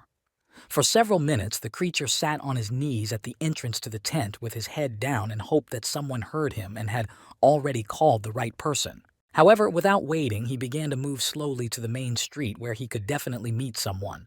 But when he got there, he saw a strange picture. All the people of his village were crawling on the ground, coughing loudly just like him, and calling for help from a healer who never appeared when they needed him. Suddenly, they noticed a stick with a skull and red feathers tied to the end of it. The monsters could not understand what it was, because they had never seen anything like it before. One orc lying on his back suggested that it was neither a spell nor a curse. So what could it be? The main one was leaning against the stone wall and silently looking around. However, right at that moment his attention was drawn to something that happened to his right, because he had heard the words, "In the name of Leonhard." It turns out that a blond man was riding a big, beautiful white horse, and he had already killed several orcs on his way who tried to stop him and prevent him from getting into the middle of the settlement. The survivor was very angry, and you could see it in his expression. So he turned his head to his comrades and ordered them to kill the animals and not to let anyone through. The troops' resistance to bribery was activated, and they were very happy about this, and also about the fact that they could gain experience right now. So the army was motivated to kill everyone. And at the first command, everyone began to move through the gate to the Orcish settlement to finally start the battle, because that's what they had come here for. The green animals were holding their stomachs because they were in great pain, standing in their places and could not understand what was happening. They obviously did not count on such a development of events, and at this time, hunters who were dressed in metal protection were running at them, so as not to get too deeply wounded, which could lead to death. The last orc before death saw the reflection of a military man who swung hard and struck him, a strong, deadly blow. This was followed by almost instant death. However, the last phrase he was able to say was, "Cowards, people." The blood began to splatter from the wound in different directions, and it ran like a fountain uphill. And immediately after that, the system gave a message that the battle against the Battle Axe tribe ended in victory for the army that the blond man had brought with him. However, the system issued the following message stating that the remaining orcs had become their enemies, and they had become their common enemies. This surprised the red-haired lady. Therefore, their next task would be to get rid of all the orcs in the territory of the hidden task.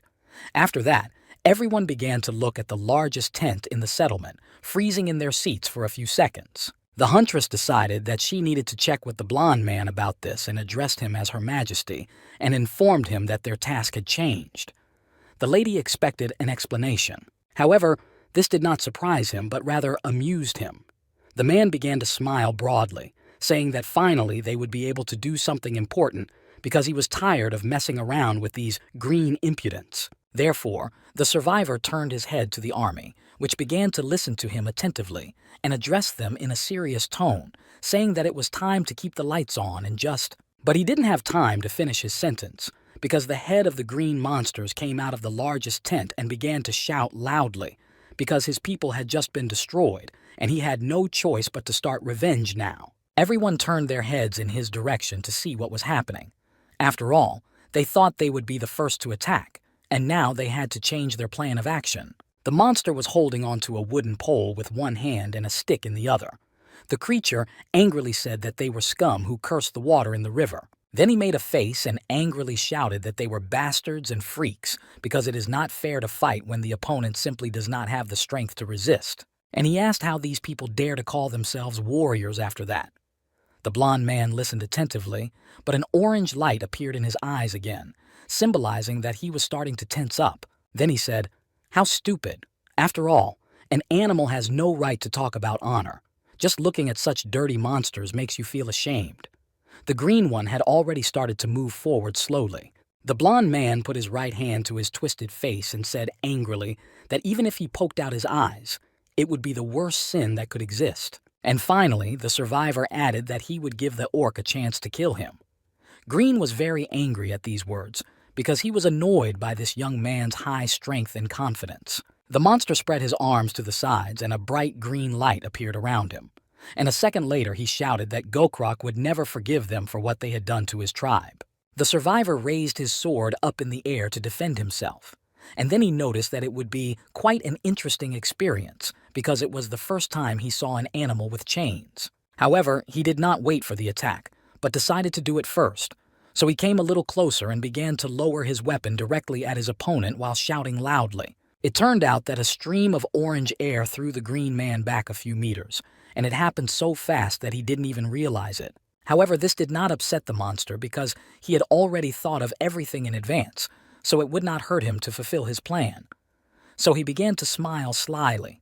He said quietly to himself that it was too late for this upstart to fight him, and after saying that, he threw the last ingredient into the cauldron of black liquid to help him, and around him there were still long chains that were illuminated with green light.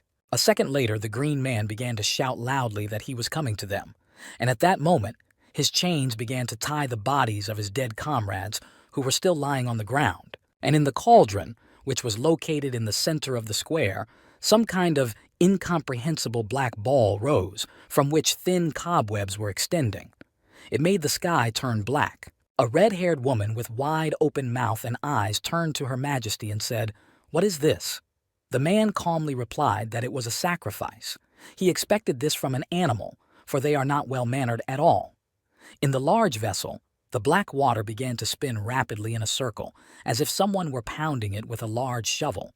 However, there was no one nearby who could do this. However, after a few minutes of this movement, a large green hand with long, rounded claws suddenly came out of the middle because it could hardly be called nails. And the blond man's warriors began to shout in one voice to him to look at what was happening as soon as possible. However, everything had already moved to the sky, in which there was a black hole in which one small eye was visible in the center, which was very carefully examining everyone on the ground. It turns out that these big eyes are the right hand of Gokrak, who stood proudly and confidently, because with such help he will definitely be able to deal with these hunters. And then the system gave a new message about a hidden task, which is that you need to destroy Gokrak, who is the god of orcs and a sorcerer at the same time. However, it will not be so easy to do. Just at one point, a giant hand began to raise its palm up to his eye. At this time, the blond man was sitting on his horse and watching closely. The large green limb folded the hand into a circle and peered through the opening as if looking through binoculars. It was a kind of conventional sign, and while he was doing this, he said that this blond man should not be here. The survivor raised his eyebrows as he tried to understand what this creature was up to. The monster realized that it had to be killed because it could continue to cause them a lot of trouble, and they would have to deal with it every time. So he began to raise his hand to his eye, through which he would try to catch rays of green light, which he would then use as a laser that could pierce the ground. And just at that moment, a small voice addressed Her Majesty. The creature froze for a few seconds because he realized that a creature like him was protecting this impudent man. So he asked what kind of god was protecting the blonde, and the man, in turn, answered the question by saying, "A being like you?" While the conversation was going on, the law of creation blessed the shield with arrows. The knight continued to sit confidently on his snow-white large horse. However, he could not contain his emotions any longer, so he began to shout loudly about how the green man could compare himself to God. He can't do that just because he is in charge of a bunch of people. So the blonde man grabbed his sword tightly with his right hand and moved it forward so that he could strike his opponent better. Then he moved it back as if to swing it and commanded his horse to move forward to the target, which he had to destroy immediately. As he approached, he announced that he had been a king with the heart of a lion for many years.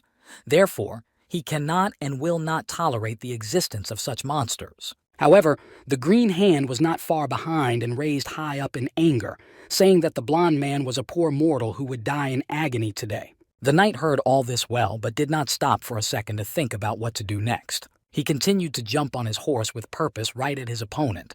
The man was so focused that he didn't even look up, but kept looking down. This allowed him to think through everything to the smallest detail, and when he approached, you could see the anger in his eyes. The creature did not expect him to go all the way, because it expected him to get scared after such a speech, and they would just go home, but it did not happen as expected. And while he was thinking about it, the blonde man came close to him and with just one punch managed to cut off his palm from the rest of his limb. Zeleny quickly began to think that the survivor had not actually attacked his real body, but he still felt pain, and with a face contorted in pain, the monster said loudly, "Pun! Go croc!"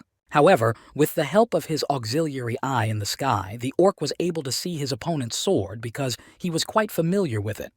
And then the creature realized that it was this man. He is a fighter of orcs and a prisoner of demons. He is the only surviving knight from that terrible world. So the eye decided that it was the right time to disappear. The monster looking up the mountain did not realize at first that he had no more help, so he called out for his friend by name. But the creature said to him that he would pay for such impudence. Green could not understand what was happening and whether he could hope for help. At that moment, the blonde man jumped down from his horse and began to walk towards the orc, who was on his knees and suggested that this was the best thing that could be received from God. After all, in his opinion, this is not a creature, but a pile of shit that needs to be taken on a shovel and immediately thrown away so that it does not stink and interfere with normal life. The orc quickly got to his feet and picked up his weapon and asked the survivor what he had done, because he was going to avenge his comrades no matter what it took. However, the blonde decided that there was no point in explaining anything at all if it would only be a waste of time. So he simply cut off the monster's head without saying a word. The orc fell to the ground and blood was splattering from his neck. The survivor stood there for a few seconds and watched it calmly.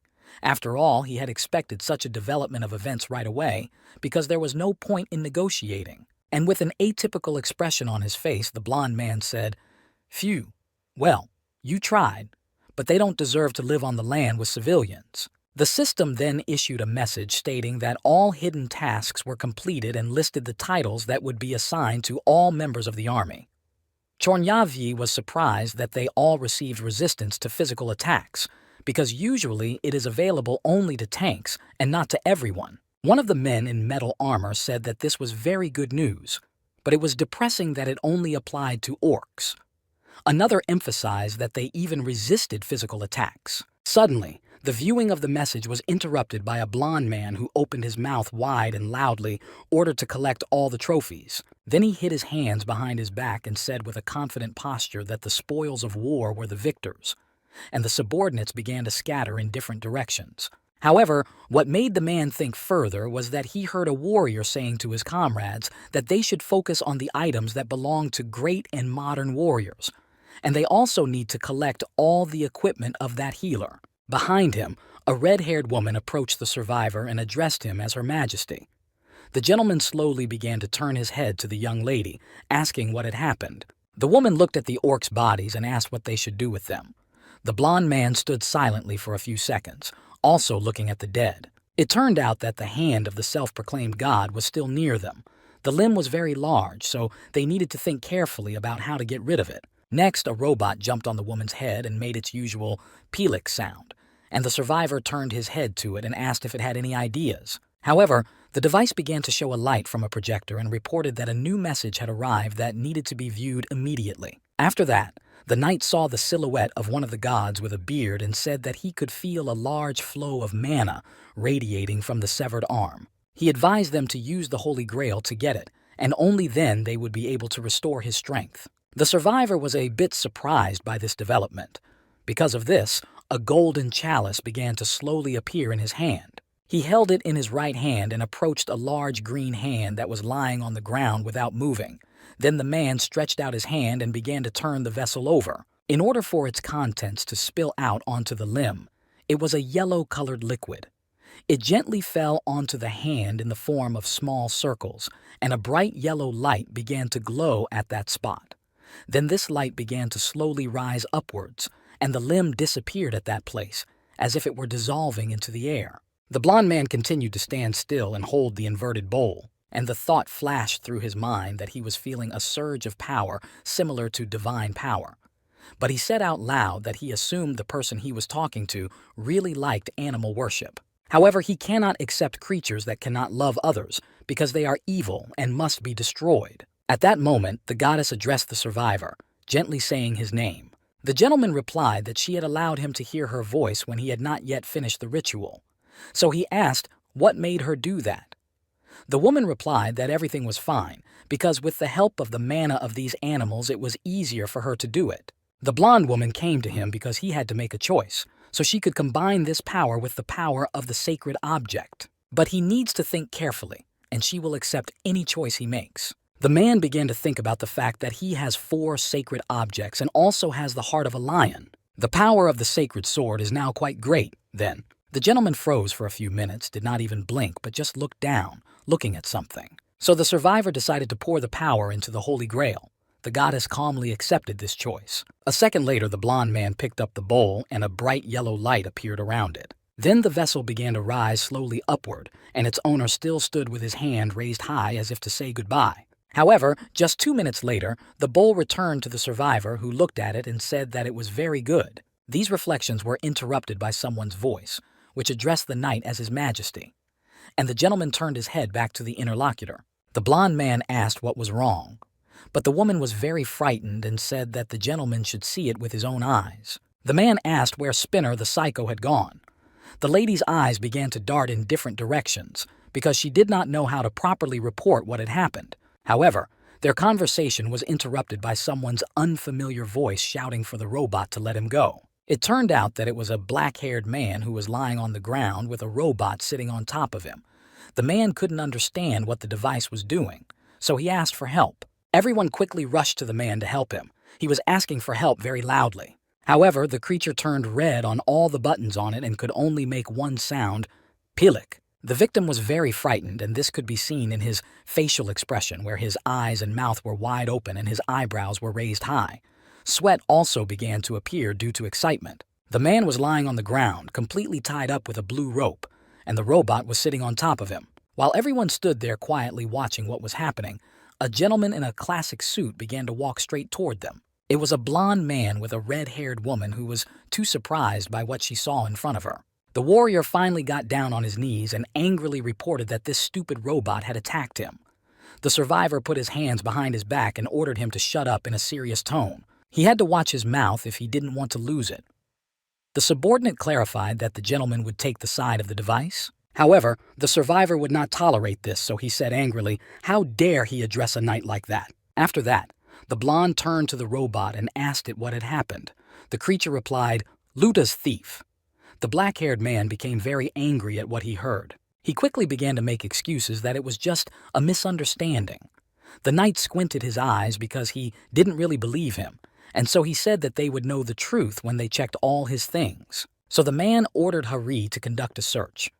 The woman turned her head to Her Majesty and agreed to quickly fulfill the task. The young lady put on long black latex gloves, and when the black-haired man saw this, he asked her to stop. He asked if they would believe a robot, so he asked her to stop again. However, the woman pulled out a small white bag that was tied with a bow, and when she opened it, she saw the heart of a great orc warrior, and this is the most valuable loot in the middle of the gate. The theft was discovered, and the Lord was asked why he did it. After all, He knows that stealing trophies is a great sin. All the warrior could say was that it was a misunderstanding. But then he raised his head up and angrily shouted that he had not stolen because he would never do such a thing. The blond man took out his big sword and blue light began to appear around it. The red-haired girl was frightened because she did not understand what was going to happen. The culprit froze in place and didn't even blink, as if he was very scared. The rest of the soldiers continued to stand in their places in metal armor with only their eyes visible. As it turned out, the survivor cut off the thief's hand. Afterwards, he said that he knew that the laws and common sense were far from his understanding, but in any case, this young man was a member of the king's army with the heart of a lion. Therefore, he must realize that he no longer obeys the laws and norms he knew before, but the blond man. After all, it is his laws and rules that apply here. That's why he decided to find out who can't follow them, who can raise their hands. The survivor went on to explain that thieves would lose their limbs because that was the law of Leonhardt's kingdom. However, it was very difficult for people from the modern world to accept it because in their lifetime, such a punishment had not been applied for a very long time. However, this incredible effort seems to have increased the rank from D to C. Perhaps even they could feel stronger. The opportunities were too good to pass up. Therefore, the soldiers began to think that their fellow soldier was really guilty of stealing. Also, lawlessness reigns inside the gate, so it is possible and good that such strict rules will be in place. Then one of the soldiers called out to His Majesty. The blond man responded and listened attentively. But first he asked the soldier to tell him his name. The guy put his hand on his chest and opened his mouth a little. He said that he was Gu Dae-sung and then took off his metal helmet so that his face could be seen. The knight put his hands behind his back and asked why this young man came forward. Then the warrior turned his gaze to the victim and asked if he could let the thief return his hand. The blond man asked in surprise if he meant to return his hand to its place. The subordinate said with a serious expression that he did. The survivor said that this would defeat the purpose of the punishment, and his request would nullify the purpose of his punishment. The warrior looked down and said that he understood everything perfectly. But still, they all lived by ideals that were radically different from his, and since he only informed them about them, it was very generous of him to give the thief another chance. The blonde thought about this proposal for a few minutes. Then he said that it certainly made sense. Then Gu bowed and apologized for bothering him. The blond man took a few steps and was right in front of the thief, who was still lying on the ground tied up with the blue rope. And then he said that the criminal should be grateful to have such a friend who says the right things. After saying that, the blond man began to hold a bowl on his outstretched arm, around which an orange light glowed, and then water began to pour out of it onto the injured limb. The black-haired man watched in amazement at what was happening to him, and after a second he quietly said, "This is..." After all, the young man could not understand that his arm was able to grow back, and it looked like the same one that had been before. Even the best S-ranked hunters can only replace an amputated arm, not grow a new one, but his combat power and skills had healed beyond the capabilities of S-ranked healers. Is this really the kind of power a human could possess?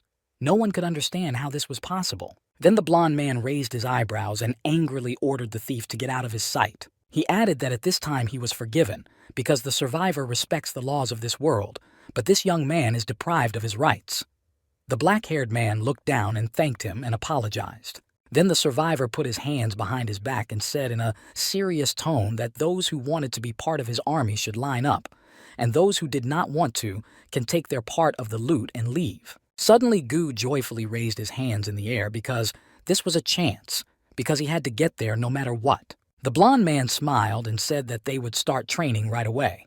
He added that he believed that each of them was capable of it, and they had to pack their things right now because everyone was going home. The red-haired woman turned to Her Majesty, and the man asked what she wanted, and the young lady asked what the next training session would be like. The knight began to smile slyly. He already had a plan for what to do next. It had to be a physical training. When everyone returned home, they gathered at the stadium. Someone came up to Gu and asked him if something was wrong. The guy said in surprise, "Ah." It turned out that it was a gray-haired man who asked the young man if he had participated in the raid at the gate. The young man scratched his head and answered yes, because he had to do something. The old man smiled and said that you can get overworked like that. That's why you need to rest at least sometimes. The boy agreed with a loud laugh. When all the warriors took their places, the red-haired huntress came out first, and stopping to the right of the center, she loudly shouted, His Majesty, Leon Dragonia Lionheart, and Sir Spinner the Psycho, and immediately after that, the blond man walked out to his army, which was dressed in identical blue tracksuits. The man took a seat behind the podium and congratulated them in a serious tone on completing the simplest task. And they are very close to being considered members of his army, but there is still work to be done. After these words, Gu began to think about whether the Orc Gate was really the easiest task. The embroiderer closed his eyes and said that while watching them fight, he noticed a number of problems, and the most important one was their bodies. The lined-up warriors tried to listen carefully. The blonde continued that in this case, he decided to start with physical training, and from that moment on, everyone would undergo rigorous training in accordance with the training manual of his permanent army. The black-haired young man wondered how physical training for middle-aged people could help them. However, the knight went on to explain that body training is about training their muscles, and so they will develop their bodies to reach their maximum and then exceed it. The Grail Knight Sir Gratis, who killed giants, created a training manual for a standing army and once said, "A man will become stronger if he is beaten up well." And according to the survivor, these are very wise words. Then the blond man shouted angrily that the defenders of the kingdom should train much harder than ordinary farmers. And that's why Sir Gratis said those great words about effective training. Then the survivor smiled sarcastically and said that you need to cut and beat the bodies of the soldiers and then heal them. And then not only will their muscles become stronger, but their eyesight will become so fast that they can avoid even more blows. All the warriors were confused and disagreed with this decision. However, the blond man held up his index finger to silence the row that had begun in the room, and the man said, smiling sarcastically, that right now they could beat each other up. For a few seconds, the index finger of his right hand was in the upward position, and the survivor solemnly said that now, warriors must fight to the death until every muscle in their bodies is torn to pieces and their fists turned to mush. The gentleman has already turned his finger to the crowd. It will be better if the bones break as well, and they should make sure of that because it is bound to happen. Gu began to be indignant because, in his opinion, this was too much. So he said out loud that if things went on like this, their bodies would simply not be able to take it. The blond man folded his arms across his chest and tilted his head to the right, asking why this should happen. Then he carefully placed his golden bowl on a nearby table, and the yellow light continued to swirl around it. And looking at the bowl, the knight said with a serious expression that they were lucky to have a person who was the protector of the Holy Grail. Then the gray-haired old man turned his head to Gu and saw something that surprised him, and the boy froze in his tracks from the reaction he saw. The old man told his friend that the wounds on his face were disappearing. The young man began to quickly feel his face, as if he was trying to feel something by touch. The blond man said, smiling sarcastically, that next to the Holy Grail, all soldiers would be healed until they drank the holy water, because it heals torn muscles and broken bones. And finally, the survivor said that in 5 hours everything the soldiers saw in front of them would collapse. The subordinates froze in their seats at what they heard, because they did not fully understand what was required of them. However, the knight added that there were no allies here, so they had to take all the blows and return them to those next to them. These are the rules of today's training. Then the man turned his head a little to the side, and one could see that a blue light appeared in his eyes, after which he said that if someone stands up after these 5 hours, he will personally beat him. And walking to the exit, the blond man said that he would leave the rest to Sir Spinner Psycho. The soldiers wondered if this was really such a training aid. They had never heard of such a thing before. So for a few seconds they all stood and looked at each other, not understanding who would be the first to start the task. A few of them even raised their hands in the air to be ready. At this time, Gu and his gray-haired friend began to laugh out loud at the situation, because in their opinion it was just some kind of nonsense and nothing more. Suddenly, the robot sitting on the red-haired woman's head told her that it was able to detect the fraudulent activities. The woman was happy that this is how it all unfolds and that her device is coping with all its duties. And just then, something landed loudly on the concrete floor next to several soldiers, and the soldiers had to jump in different directions to avoid being hit. When everyone calmed down, Sinner reminded them that they had to fight among themselves, and if anyone refused, armed forces would be used, because training could not go on so calmly. The soldiers in front of him got really angry because they couldn't stand it anymore, so they were ready to pounce on anyone and beat them up as soon as possible. And just a split second later, the warriors began to shout loudly to each other and, of course, push each other, choosing an opponent who would match their age and age category. The warriors dressed in blue tracksuits spread out around the perimeter of the playground and beat each other. The black-haired one said, "If I die anyway." As he watched, he was frightened by the fact that several people had already fallen to the ground unconscious.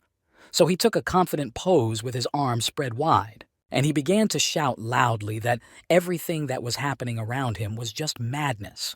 He then turned to his colleagues and emphasized that they were all out of their minds. However, as soon as he finished the last word, someone's strong fist hit his right cheek, which was intended to make this young man understand a little bit about his actions. Therefore, we can use the information to look at the daily life of the hunters who wish to join Leon's army. Every morning at 9 o'clock, the regular army trains on Gratas, the Metal Skin Project. After such a difficult training, at 12 o'clock they have lunch, where they are constantly served water with salt and sugar. Some could not even reach and get their portion on their own. A blond man and his red-haired assistant handed out this drink. She was constantly watching each participant to know what to add to the usual cocktail. When the huntress was asked what was in the barrels on the table, the lady began to smile slyly, looking at the crowd and then at the survivor. The blond man, on the other hand, was quite reserved and said with a serious expression that it was their lunch. It will be water with dissolved sugar and salt because it is a rather nourishing drink. The battered soldiers began to laugh at what they heard because the man said he had added salt and sugar to the water, and this is quite a common thing for them. So they did not see anything strange. At 1 o'clock in the afternoon, we had a tactical training session. The subordinates had to divide into 5 groups, and then each group had to try to stop the blond man who was riding a horse. However, it was not as easy as people might have thought, because they flew in different directions when the survivor rode the horse. For now, we need to work on this exercise more carefully. At 9 o'clock, there was a scheduled nap, where everyone could finally rest, sitting on their own bunk with a snow-white bed. But every night, Hari would come to them and happily bring them a small nighttime snack in a large wooden bowl. And for that, the men were very grateful. It turns out that all this was part of Leon's plan, but the hunters must not find out about it. So at night, they ate the food brought to them by the red-haired woman with tears in their eyes. The next day, as soon as the sun began to rise, there were already several warriors on the training field, holding large metal swords in their hands. One of these hunters was a black-haired boy who was dressed in metal armor and struck a stance with his legs wide apart and his sword pointing forward. He practiced striking his opponent with the sword in one hand and the shield in the other. As it turned out, this was not very easy to do, considering the rank he had before. And after several such swings, the young man got tired and leaned a little to the ground to catch his breath and gain strength. Someone was secretly watching this training session, and the black-haired man concluded that the shield is much heavier than it looks, and it also takes a lot of strength to swing a sword, so he had to train even harder. Because of this, he realized that with the shield he had limited stances, and to use a sword with such equipment, he needed to practice a stabbing blow, which he immediately began to do. The knight looked at his student carefully through the phone. He was very interested in what would happen next and what exercise the young man would use next. After all, he seemed quite persistent. However, he could not restrain himself when the boy performed one of the exercises incorrectly. The warrior quickly took off his helmet and opened his mouth in surprise. He did not expect anyone to see him at all. The blond man was wearing a white shirt that was not tucked into his pants. The man put one hand behind his back and asked the young man to continue his training. Then he told him to adjust his stance and try to throw a punch first. The subordinate was still surprised, but he agreed with everything his boss said. And having taken the right pose, the black-haired man stood still for a few minutes because he needed time to gather the strength to deliver the blow that the blond man demanded of him. Several times he repeated the words, "Ugh, ugh," because he could not get ready. The survivor had already folded his arms across his chest and began to get a little angry because it takes much less time to do this. And right at that second, the black-haired man began to slowly bring the sword back. To do this, he used all his strength, and after an hour of training, he didn't have as much left as he would have liked. After that, he pointed the sword forward, thus imitating the blow that he would deliver to his opponent in the event of a fight.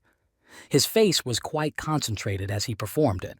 Then the black-haired man turned his head carefully to the right, where the blonde stood, and waited for the latter to say something. After all, he was already a master in these strokes, so he could advise very good things. And the blond man said in a serious tone that everything the young man had just done was wrong. The guy was just frustrated because he could not accomplish this task. Then the survivor grabbed the shield with one hand. The black-haired man couldn't understand what the boss wanted to do, so he held onto it as tightly as he could because it could be another task. However, the blond man calmly emphasized that the young man had a habit of lowering his shield when he was hit. After all, he has to protect his comrade's right shoulder. The warrior bent down and listened attentively. Then the knight added that even if you can't see anything, you still don't need to lower your sword. The black-haired man asked with a wide-open mouth why, because he did not yet understand why it was necessary to do so. Therefore, the blond man began to explain that a shield that is not in its place creates space, or in other words, a vulnerability. Having listened carefully, the young man turned to His Majesty and clarified that his tactics included soldiers with shields that stopped enemies while the knights attacked them. The survivor agreed and emphasized that this was the most reliable technique of defense and attack. However, the black-haired man began to assume that their opponents were monsters, so he didn't think they could be defeated in this way. Something else, more effective, should be used. The blond man raised his light eyebrows and began to think about all the words he had just heard from his subordinate, because they could be useful to them. For some reason, however, he became angry and approached the boy and asked him how dare he teach him how to fight monsters from other worlds. The student began to smile to diffuse the situation and said that this was not what he was trying to do. After that, the blond man relaxed a little and began to smile sweetly, but it was somehow mysterious, as if he already had a plan in mind. A second later, he began to say that there were countless monsters that the young man had met in the blonde's world, and he added that, in fact, the local monsters could not be compared to those he had seen before. There were giants 20 meters tall, trolls with instant regeneration, snakes with many heads, spiders with dozens of goblins on their backs, and there were also dragons that could destroy mountains with just one flap of their wings. So they needed a lot of work, and they could be defeated by using this very technique that the black-haired man was learning today. The blond man said that the black-haired man had to know different ways of hunting to fight all these monsters, and he also needs to be prepared for any unforeseen situation. Then the man turned his gaze to the other man and added that he had to learn all this only in a real fight, because it was simply impossible to do it otherwise. After all, not everyone has a decade of experience fighting monsters, and not everyone has the willpower to bring glory regardless of the situation and the weapon in their hands. The guy tilted his head down and with a sad expression on his face wondered if he could cope with all this, or if he could give up before it was too late and go home. The survivor closed his eyes, put his hands behind his back, and calmly said that this is why he teaches soldiers only one thing.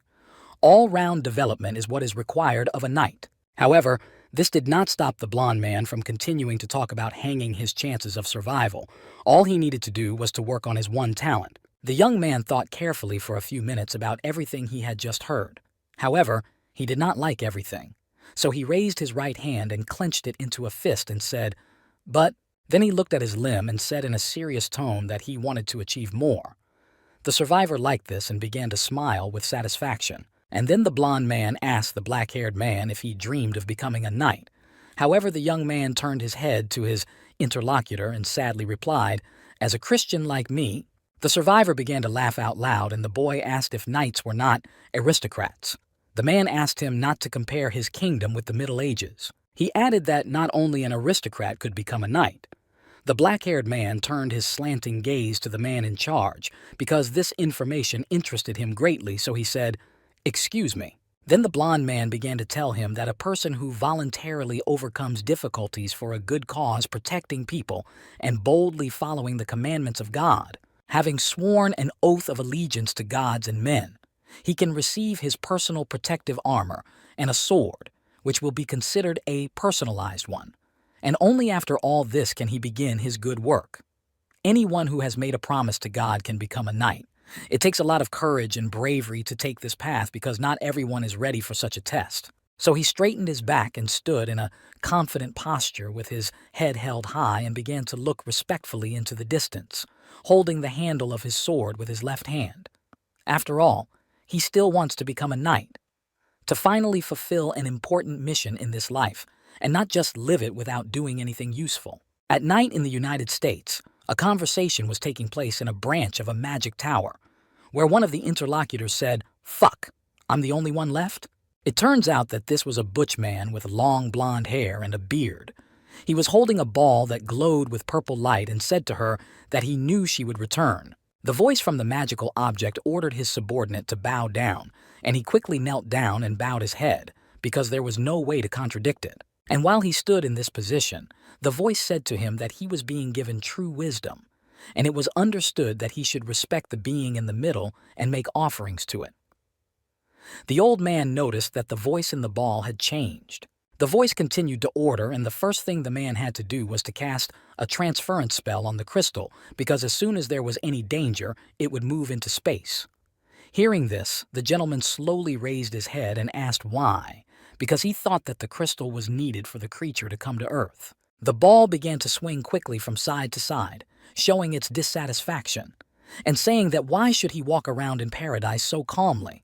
The gentleman was frightened by this reaction, and a second later a voice from the magic object told his subordinate to listen to him carefully, because he would not set foot on Earth, because that monster lives here, and he did not want to talk about this topic any further. The man was very frightened by this answer because he had not expected it.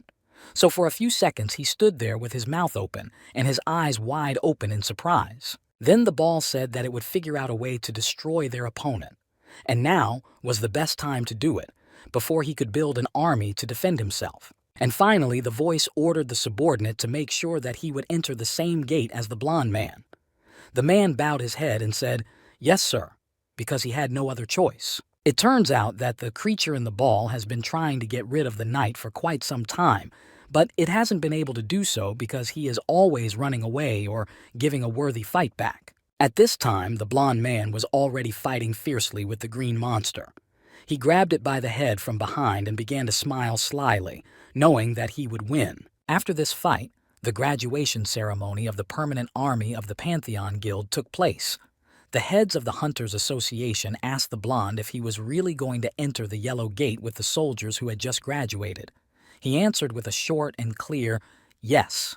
The red-haired girl with the wide-open mouth and the robot on her head emphasized that it turns out that she and the gray yuppie are not going on this trip, and the device could only say Pelik. The black-haired man who stood in front and held a metal hammer in his hands said that it looked like he would do all the work. The woman was very amused and began to laugh out loud, wishing her boss good luck. Then everyone moved to the hall, where the rest of the soldiers were already standing in their defense, and the blond man said to them that they had proved themselves by going through a course of training for 4 weeks. With his eyebrows raised, the man said in a serious tone that he was not going to drag out the speech for long, so it was time to show what they were worth and what they had learned during this time. Then the survivor added that the soldiers needed to enter the gate and clear it, because usually such gates are not given much importance. All the guys listened carefully to their commander's words. However, the blond man warned them that as soon as they entered the gate, they would realize what it meant to be soldiers of the king with the heart of a lion, and they had to prove that they were worthy of this title. The knight then held his hands out and shouted loudly that inside the gate they would encounter the deity they would serve, and they should accept this without hesitation. A second later, he said that they should start moving to the place where the gate was located, and to do it right, the soldiers had to move in the ranks they were in all this time. 40 D-rank hunters, 1 representative of the Hunters Association, and Leon Dragonia Leonhard entered the gate, and the rest of the participants in this action were silently watching all this. Only the robot was able to say one single word in the wake, Pelik.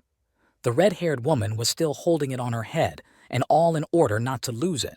The woman happily told Sir Spinner not to worry so much.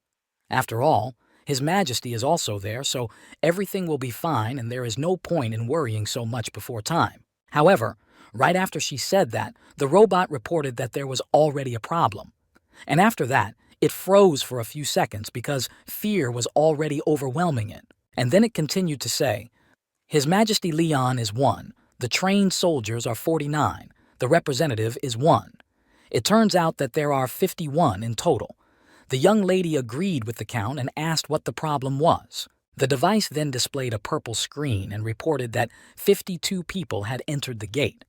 The red-haired woman froze in her tracks at the information she had just heard. On the repeat, the robot showed that the last soldier was followed by a man who was wearing a long orange cloak that completely covered his body and made him invisible to others. The red-haired woman froze in place in amazement as the robot took off and quickly began to move toward the gate, ready to urgently intervene in the course of events. Everyone who was standing near the portal at the time began to move to the side, thinking that the airwave from the device might hit them, and the huntress shouted after him to wait for her.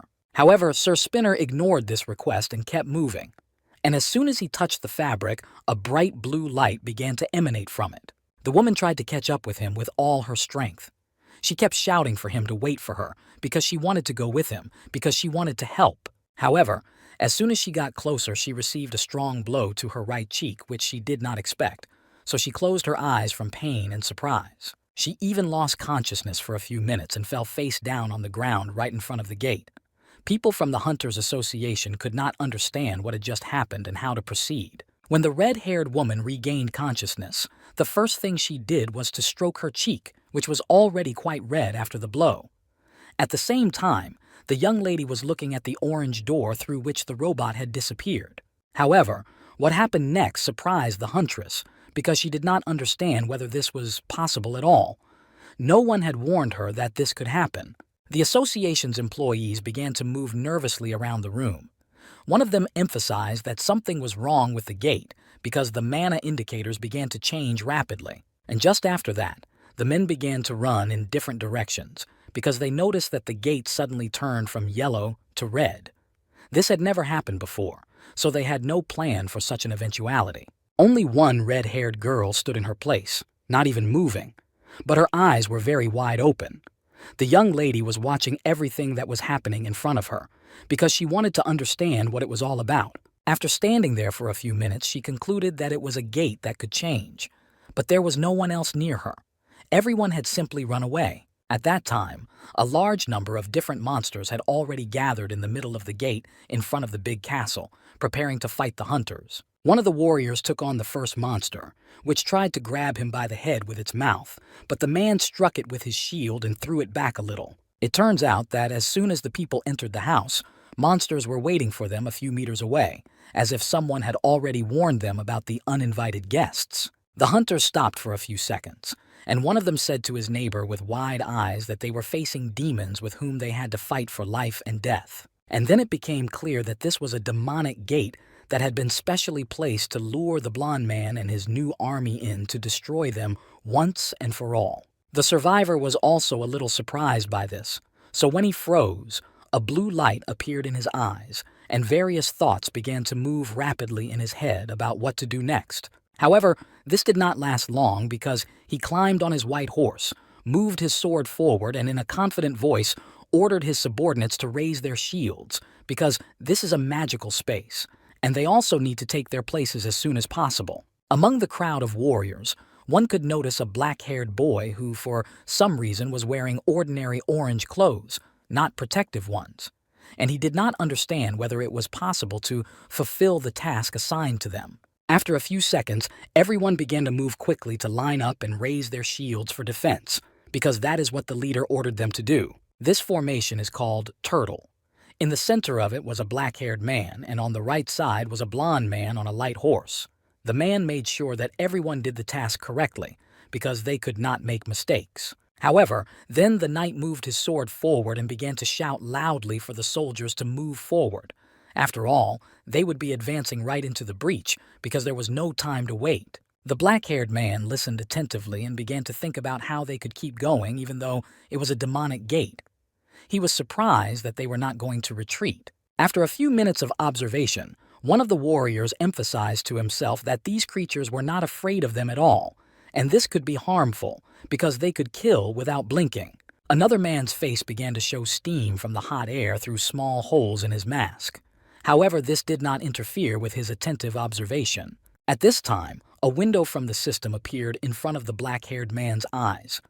There was a list of buffs that were much better than the commander's level and could be applied to everyone. While he was catching his breath, two monsters appeared on his way, stopped for a moment and began to look intently at the warrior they were about to attack. And after a little thought, the demons began to move quickly toward the crowd of warriors who had already put up shields and began to move slowly toward their opponents. When Blondie noticed this, he informed his army that monsters were approaching them, so they needed to raise their shields in order to create a worthy resistance. These creatures were very scary.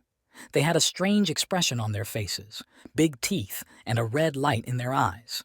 The monsters made very scary sounds as they moved, and as soon as they approached the hunters, they created such resistance that the monsters were not ready for because they thought they would deal with them quickly. Therefore, the creature began to scream loudly after being struck by the shield and froze in place for a few seconds, thinking about what it should do next, because here you need to think carefully about each step.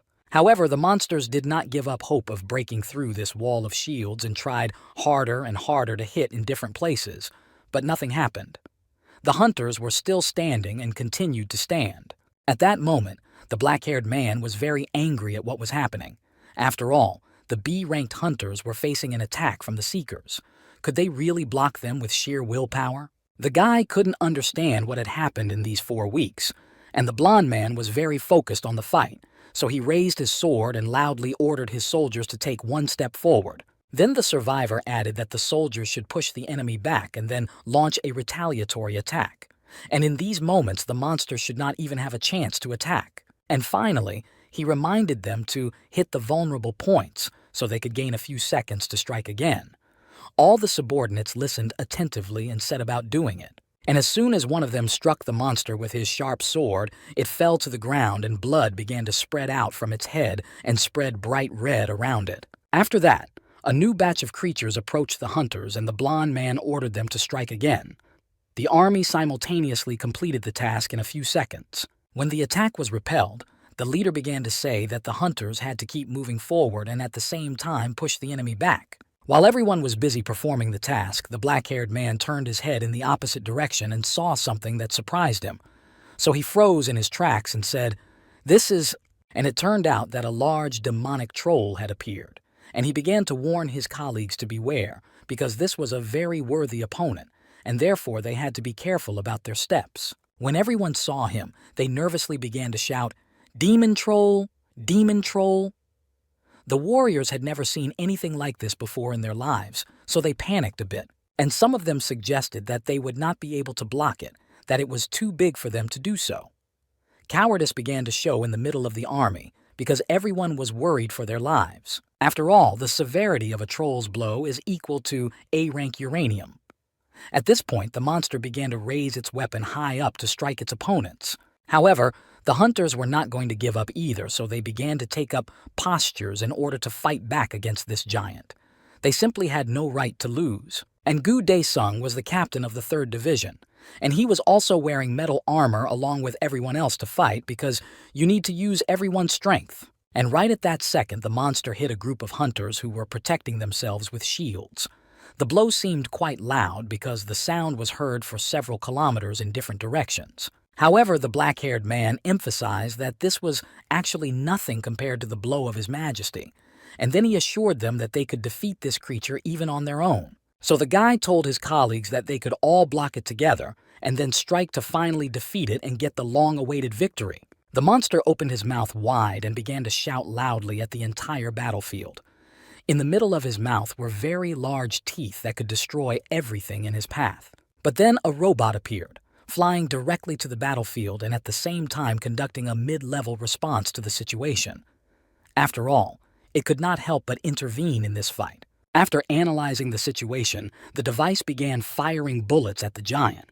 All the soldiers froze in their places because no one expected to see him here and in such a nervous state. And then everyone began to talk anxiously about why Sir Spinner had come here. Was it really that bad? The blond man was already riding his horse to meet his friend. While he was riding, he noticed that the robot had created a pretty good blocking of the monster and could strike the troll right now, because there was nowhere else to go. And as soon as he was next to the monster, he struck a blow that shattered it into small, fossilized pieces. He could not get back together, so it was a decisive blow. However, even as he did so, black blood splashed around. For several minutes, the blond man stood there with his sword down, not even turning his head back. It turned out that a few drops of black blood had gotten on his face, and there was still a blue light in his eyes that should have disappeared by now. The gentleman began to think about something, and the other monsters, who had seen their greatest teammate killed with their own eyes, began to whisper among themselves quickly because they had not expected such a development. Then the sword in the hands of the survivor began to glow with a bright orange light, and the creatures emphasized that it was becoming very dangerous here, so they needed to take some safety measures as soon as possible. And all they could do in this situation was to simply turn in the opposite direction and try to escape from this craftsman and his army, because none of the monsters wanted to die. The tired warriors slowly got to their feet and, looking into the trail of their opponents, realized that they had chosen the tactic of retreat, which meant that they were quite afraid of them. So the hunters raised their hands in the air with the last of their strength and began to smile and shout that they had won. Everyone present was pleased with the way things had happened. However, the blond man continued to stand there almost without moving. Behind him, one of his subordinates came up to him and thanked the boss very much. After all, if it wasn't for him, they would not have made it. The guy put his hand on his heart and added that the master had saved Spiro's kingdom, and they were very grateful to him for that. Finally, the blond man took his eyes off one point and turned them to the interlocutor. Then the system gave the hunters this message. The kingdom of Spiro was attacked by demons. Protect them from the invasion of the Demon King. Time left, 1 week. The warriors could not understand what the big demon had to do with it because they entered the yellow gate. Suddenly, one of his subordinates approached His Majesty and said that he had bad news. The Lord sharply asked what had happened this time. After all, he thought that everything was over for the day. The blond young man began to point his index finger behind him and said that the gate through which they were about to leave had simply disappeared. Some of the soldiers began to panic that they would not be able to get out. The blond man noticed this and asked everyone to be quiet and not to worry. And he began to walk to the place where a few hours ago there was a gate through which they could go to their world. Standing in the right place, the man wondered how this could have happened. What or who could have done this? And how could they get back home, because this had never happened before and people did not know what to do? However, a robot was already standing behind the survivor and began to explain that unforeseen circumstances had occurred. There was an intrusion of an unknown person. The blond man listened attentively and emphasized that this was why Sir had come here. Then the knight hid his hands in his pants pockets and turned his head to his soldiers and asked if any of them could clarify the situation. The one in the first line raised his right hand and said that he could do it. The black-haired young man took off his metal helmet and said that it was a gate that changed its color. Other members of the army also listened to this information, because not everyone fully understood what was happening. This is a phenomenon when the weight of the gate increases dramatically, and you can only get out when you have cleared it completely. Otherwise, you will stay here forever, and it will be very good if you can survive in such conditions. However, the young man assumed that this could not be a mere coincidence. The blond man listened attentively and began to think about what could have happened to cause the gate to change its color so dramatically. Then he turned his back on his soldiers and told them that the plan had not changed, so they would clear the gate. The black-haired man asked His Majesty if he was sure. After all, the Demon King could be here.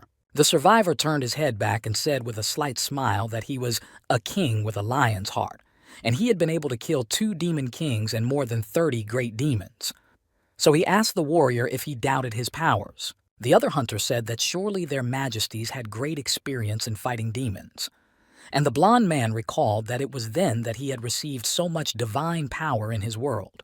At this time, the thought flashed through his mind that right now he could not guarantee victory over the Demon King, but a knight needed to be determined and reliable no matter what the situation. Hunters just need to put their faith in themselves and in him. In the same world, behind a few hills of sand, there was another person. The blond man and his army didn't know about his existence yet, so they were only worried about the Demon King. The man was holding a purple ball in his hands, in which he could see the survivor and his soldiers, and that's how he was going to keep watching them because he needed them. And after several hours of observation, the long-haired man emphasized that the knight had become weaker. After all, in the end, he is just a human being who can also run out of strength. The man turned to the voice from the orb and said that he could begin the ritual so that it could intervene. However, the creature began to shout loudly that he could not, because he was of sound mind. After all, he does not need to interfere because there is a creature there on whom the demons, the succubi, have been working for hundreds of years. The owner of this ball was very serious about all the orders from the voice inside. The voice said that one day the young lady would wake up as a demon king, and then she would be able to kill this arrogant blonde, and they would not have to use their powers. At this time, the kingdom of Sparrow was quite quiet, with only a few lights shining in a few small windows of the large stone castle. It was the main building of the city, a peaceful kingdom proud of its 1,000-year history, and it was just now facing an extremely dangerous situation, namely that such a beautiful city was burning in flames, and the demons still continued to attack the settlement. For them, the fire was not scary at all. On the contrary, it attracted them even more than any other thing. However, after such a large fire, only one castle managed to survive and not collapse, and those who survived were inside it because there were good living conditions there. These people clung to the last ray of hope that they could not lose, and therefore fought for their lives. At this time, the black-haired man was sitting at a wooden table and telling a story. The blond man sitting across from him put his hands on the table and asked, "The story?" The guy confidently answered, "That's right." After all, he had already gained enough courage to tell the man in charge. So the survivor raised his right hand to his beard and closed his eyes, saying that it can be assumed that all the gates have a completely different context, and then you need to think about it. The young man began to argue a bit furiously that this gate was different from the others. After all, there is a time limit, and they don't have much time left, so they need to act as quickly as possible. Because usually, dungeon breakthroughs happen when the monsters inside the gate are neglected, but when there is a time limit, you need to think carefully about why this is happening. However, after the time is up, the gate closes until the conditions of the task are met. The blond man listened attentively, raised his eyebrows, and replied, I see. Then you say your name is Kim Jin-soo." The young man could not stand it any longer and quickly got to his feet and turned to His Majesty and said that he was listening attentively. The knight said that he was not going to interfere, but the situation that has developed, and then he asked whether the young man's opinion would change if he and Sir Spinner intervened. The boy began to smile happily and answered, everything is fine." The black-haired man sitting next to him at the table looked at his colleague in surprise, as he had expected a different answer. The young man added that the president of the association had already taken this possibility into account. The soldiers began to rejoice because they thought they would be able to hang. They began to raise their hands in the air. However, the blond man held up his right index finger and said that there was something else. The members of the army fell silent because they did not know what to expect from the leader, and the knight asked, smiling slyly, what the men thought about the hidden task. After all, they couldn't just forget about it. They had to fulfill it in order to return home. The soldiers sat still for a few seconds with their eyes wide open. Then one of them, who was wearing an orange uniform, turned to His Majesty to ask what he was going to do. After this question, the man stood with a serious expression on his face, and a blue light appeared in his eyes. And the gentleman said that he was going to kill the demon king. Therefore, as expected, the demonic energy of the demon troll did not bring a good result. After all, people expected to use it in future battles. Late at night, the blond man sat by the window at a small table, holding his golden goblet and saying that he thought the contents should be enough to contact the Pantheon for at least a short period of time. When he drank the drink, he put his right hand on his heart and a bright orange light began to appear at that very spot, which the gentleman had been waiting for. He had to hold on for a few more seconds, and then he heard a gentle woman's voice addressing her knight, named Leon. The man closed his eyes and calmly asked Ariana if she was okay, or if she needed any help. However, the woman did not answer and also asked if the gentleman also felt it. The blonde opened his eyes and replied that it took a little while to notice. Then his gaze became more confident, and he added that he could really feel the alien energy inside this gate. The goddess said that it was not easy to feel it given a living body. After all, this energy has spread very deeply in this world. It turns out that it surrounded small towns like a big dome, and the color of this energy was bright purple. However, the strength of this creature is enough that it could not notice it for so long. Therefore, it could be a demon king, or someone with the same level of power, a lord-level demon. The goddess said that it looked rather strange. After all, a creature with that kind of power must have much more energy. The survivor put one hand to his beard and thought carefully about it. Then the lady turned to her knight and said that the other deities of the pantheon wanted her to give him something. The man smiled sweetly and said that he would listen carefully. And then the woman said that Plu wanted to explore this world. She must have sensed something and to understand that it was she who had to be in the very epicenter of events, because it could not be otherwise. And finally, the woman added that they needed energy so that the young lady could create the ascension. The dark goddess began to prepare herself for the upcoming adventures. The woman also asked the blond man if he needed to tell her how to do it. The survivor raised his right hand to chest level, palm up, and replied that he did not need to. After all, he knew a very effective way. After a few hand movements and spoken words, a bright orange light began to reflect from one edge of the golden bowl. A few hours later, a karate with a groom and 4 horses pulled up to the big gate of the castle. It was quite unexpected to see such a thing in this place. The warriors who were watching opened their mouths wide in surprise and froze in their places, for no one expected to see servants here. The blond man was also looking at the newcomers. The gray-haired, mustachioed gentleman bowed his head slightly and greeted the master and his army. Then he said that he was the head butler, and his name was Farco. Then the man closed his eyes and said that he would serve these people to the best of his ability. He suggested that they follow him to get inside the room. Everyone began to walk slowly behind the butler. The servant went first, then the blond man, and then the rest of the army. People moved along long, large, gray corridors. While they were still walking, the survivor emphasized that it looked like the owner of this castle had great taste. The butler turned his head back a little and said that this was a very perceptive observation. Then the gray-haired man turned his head forward and began to tell me that Sparrow Castle tells the long history of their kingdom, from the time of the first Queen Flora to Queen Beatrice, who rules this kingdom right now. This building has survived quite a few queens. That's why each of them tried to leave a part of themselves here so that people would remember them at least a little bit. An old hunter asked in surprise if only one queen had ruled here.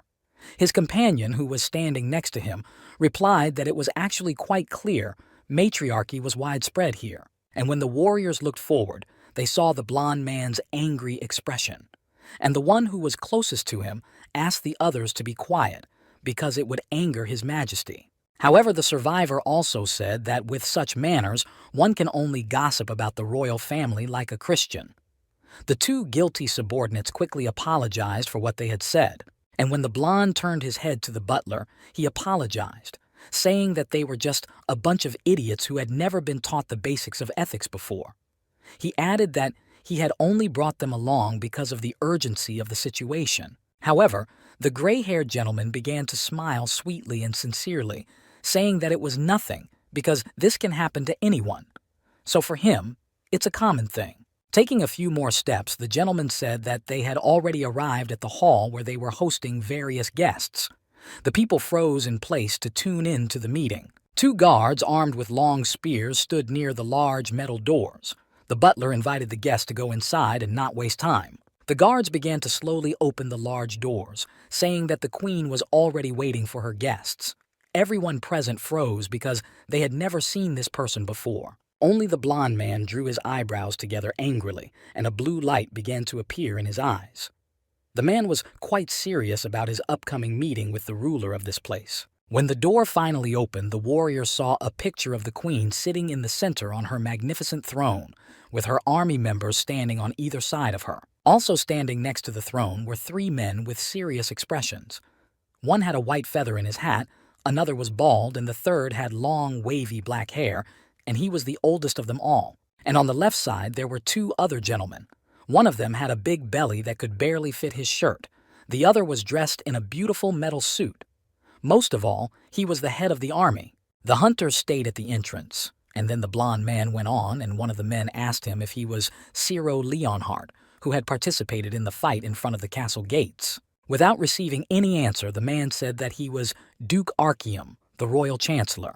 And it turns out that they decided to grant the blonde a knighthood for his services during the last battle. And all this happened by the grace of the queen. And then it was she who made her speech. The survivor tried to listen to everything calmly, so as not to seem ill-mannered. However, his patience was not enough, and he began to raise his eyebrows angrily. And one could see from his expression his dissatisfaction with this meeting, because everything was not, he thought to himself. So he began to walk forward in spite of the chancellor, but he told him that he wanted to greet the queen herself in person first. The castle worker was quite surprised by this impudence. Then a man wearing metal armor stood in the knight's way. For several seconds, the two of them just looked into each other's eyes. Each of them was trying to show his intentions, but the warrior looked at his interlocutor with an oblique glance and asked him to stop. And finally, he called his name Sir Leonhardt. He thought he was making it clear that he should not do anything rash. And then the soldier added, even if the blond man had done some great things. At the same moment, the chancellor ran up to them, who began to say in fright how a complete stranger could approach the queen. The three hunters who accompanied the survivor did not fully understand what to expect from their leader, because his actions cannot always be guessed, and then they need to be on the alert all the time. The black-haired man assumed that even if the chancellor continued to shout like this, it was possible that he would not get angry and call for help from one of the kingdom's workers. However, when the three of them approached the queen's throne, she was sitting in a darkened cover. When she saw her guests, she put her foot on her leg and began to laugh out loud. This made the blond man so angry that he raised his eyebrows, gritted his teeth, and said that he simply could not stand it anymore. However, he gave himself a few seconds to control his emotions. So he stood in a confident pose and addressed the queen, and told her that he was the king of Lionheart, a king with the heart of a lion. And his name was Leon Dragonia Leonhardt. And a second later he added that he would do exactly what he had to do, even if it seemed too rude. The chancellor began to speak to the blond man in fright, asking what he was saying. Then he pointed his index finger at the survivor, asking, "What are you doing?" Having received no answer, he asked the captain to take the gentleman away as soon as possible. However, everything did not happen as expected.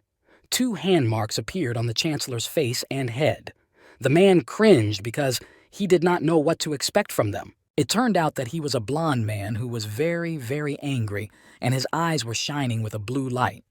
The gentleman was holding his head with his hands as if he wanted to turn it in a different direction. The hunters who came with the knight began to address him loudly, asking him what he was going to do. After all, if he did something bad, they would have little chance of survival. However, the blond man did not listen to them and in 1 second turned the chancellor's head back.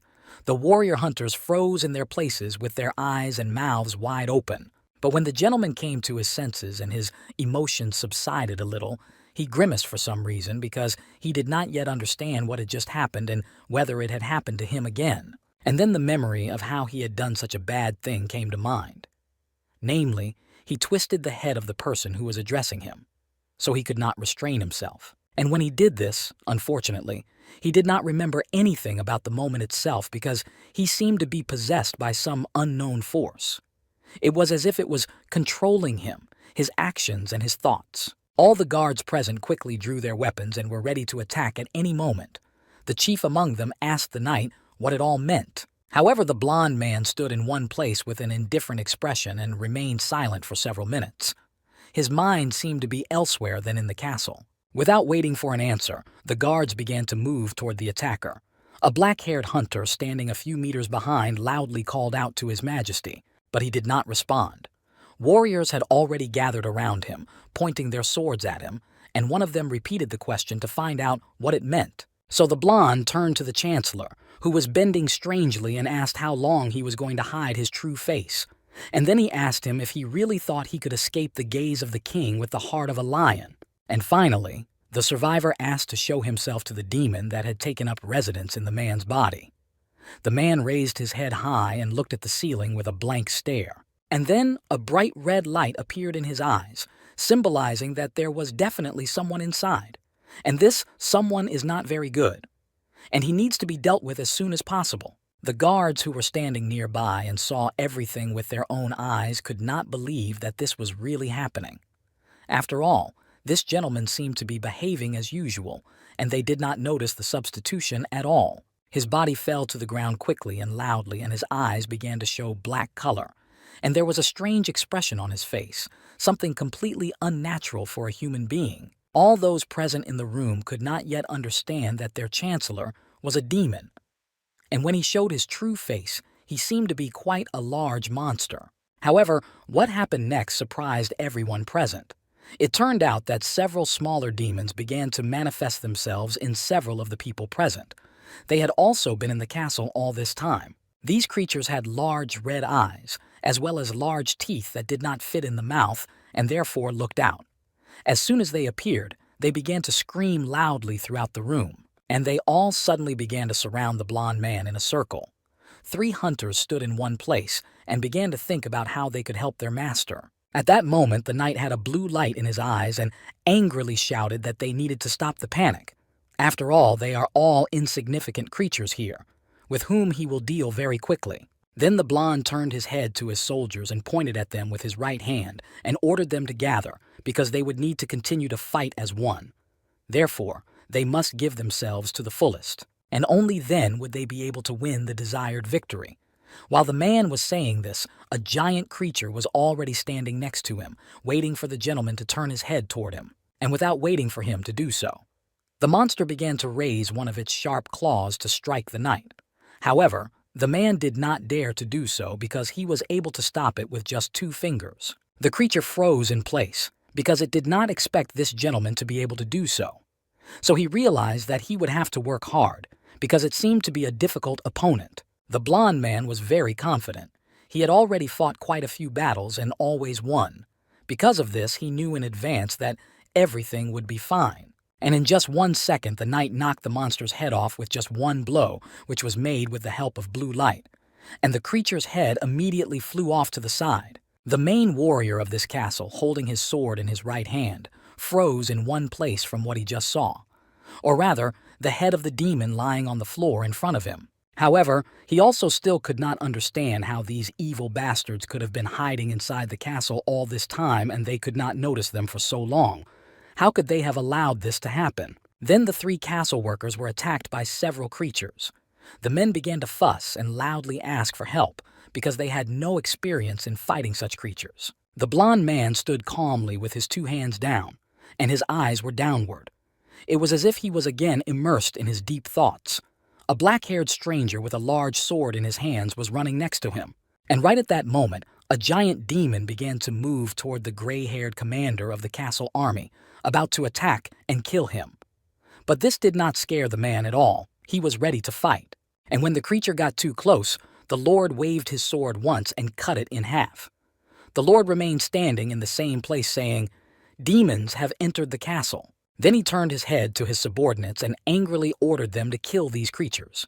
And not a single animal should escape from here alive. All of them should stay here without signs of life. And of course, after such an order, everyone began to quickly take advantageous positions for themselves in order to adequately conduct the fight, which was to begin in a few seconds, so they would be ready for anything. While everyone was rushing into the room, a blond man approached one of the slain monsters and stood there, carefully examining the body. It seemed very disgusting to him. As he did so, the handle on his sword was still glowing with a blue light. The blond man put one hand in his pants pocket, for he thought he would not use his powers here anymore. However, his attention was drawn to the queen, who was still sitting calmly on her throne and did not even try to escape. It was as if she was not afraid of anything he saw. This, in his opinion, looked rather strange. However, the main gray-haired man put his sword in front of the survivor and ordered him to stop. Such actions made the blonde wonder why he was not allowed to approach her. Then the knight turned his head sharply to the gentleman and said, with his eyebrows raised in anger, that he certainly understood that he was very loyal, but in such a situation, to prioritize the royal family. The gray-haired gentleman replied in a calm tone that the only one to whom he was loyal with all his heart was Her Majesty the Queen, and this cannot be disputed in any way, because he has been working here for quite some time. The hunters who had come with the survivor continued to stand in their places with their eyes and mouths wide open, as this turn of events surprised them. The blond man raised 3 fingers to his sword, and a bright blue light began to appear around them. He said with a serious expression, "However," and just in 1 second, the sword flew up, breaking into small pieces that began to fall to the floor. The army chief was surprised that this could be done at all. The knight said that he was the king, and therefore he had the right to ask questions and pass judgment. and this also applies to the queen. So he added that the gentleman should know his place. The old man, holding his injured arm, angrily said that the queen was in no condition to pass judgment. Since the death of the chancellor, he has all the powers. For a few seconds, the room fell silent as everyone in the room tried to think about what had happened and what they needed to do next, because it is impossible to just leave everything like that. Then the blond man calmly said that this castle was full of distorted energy.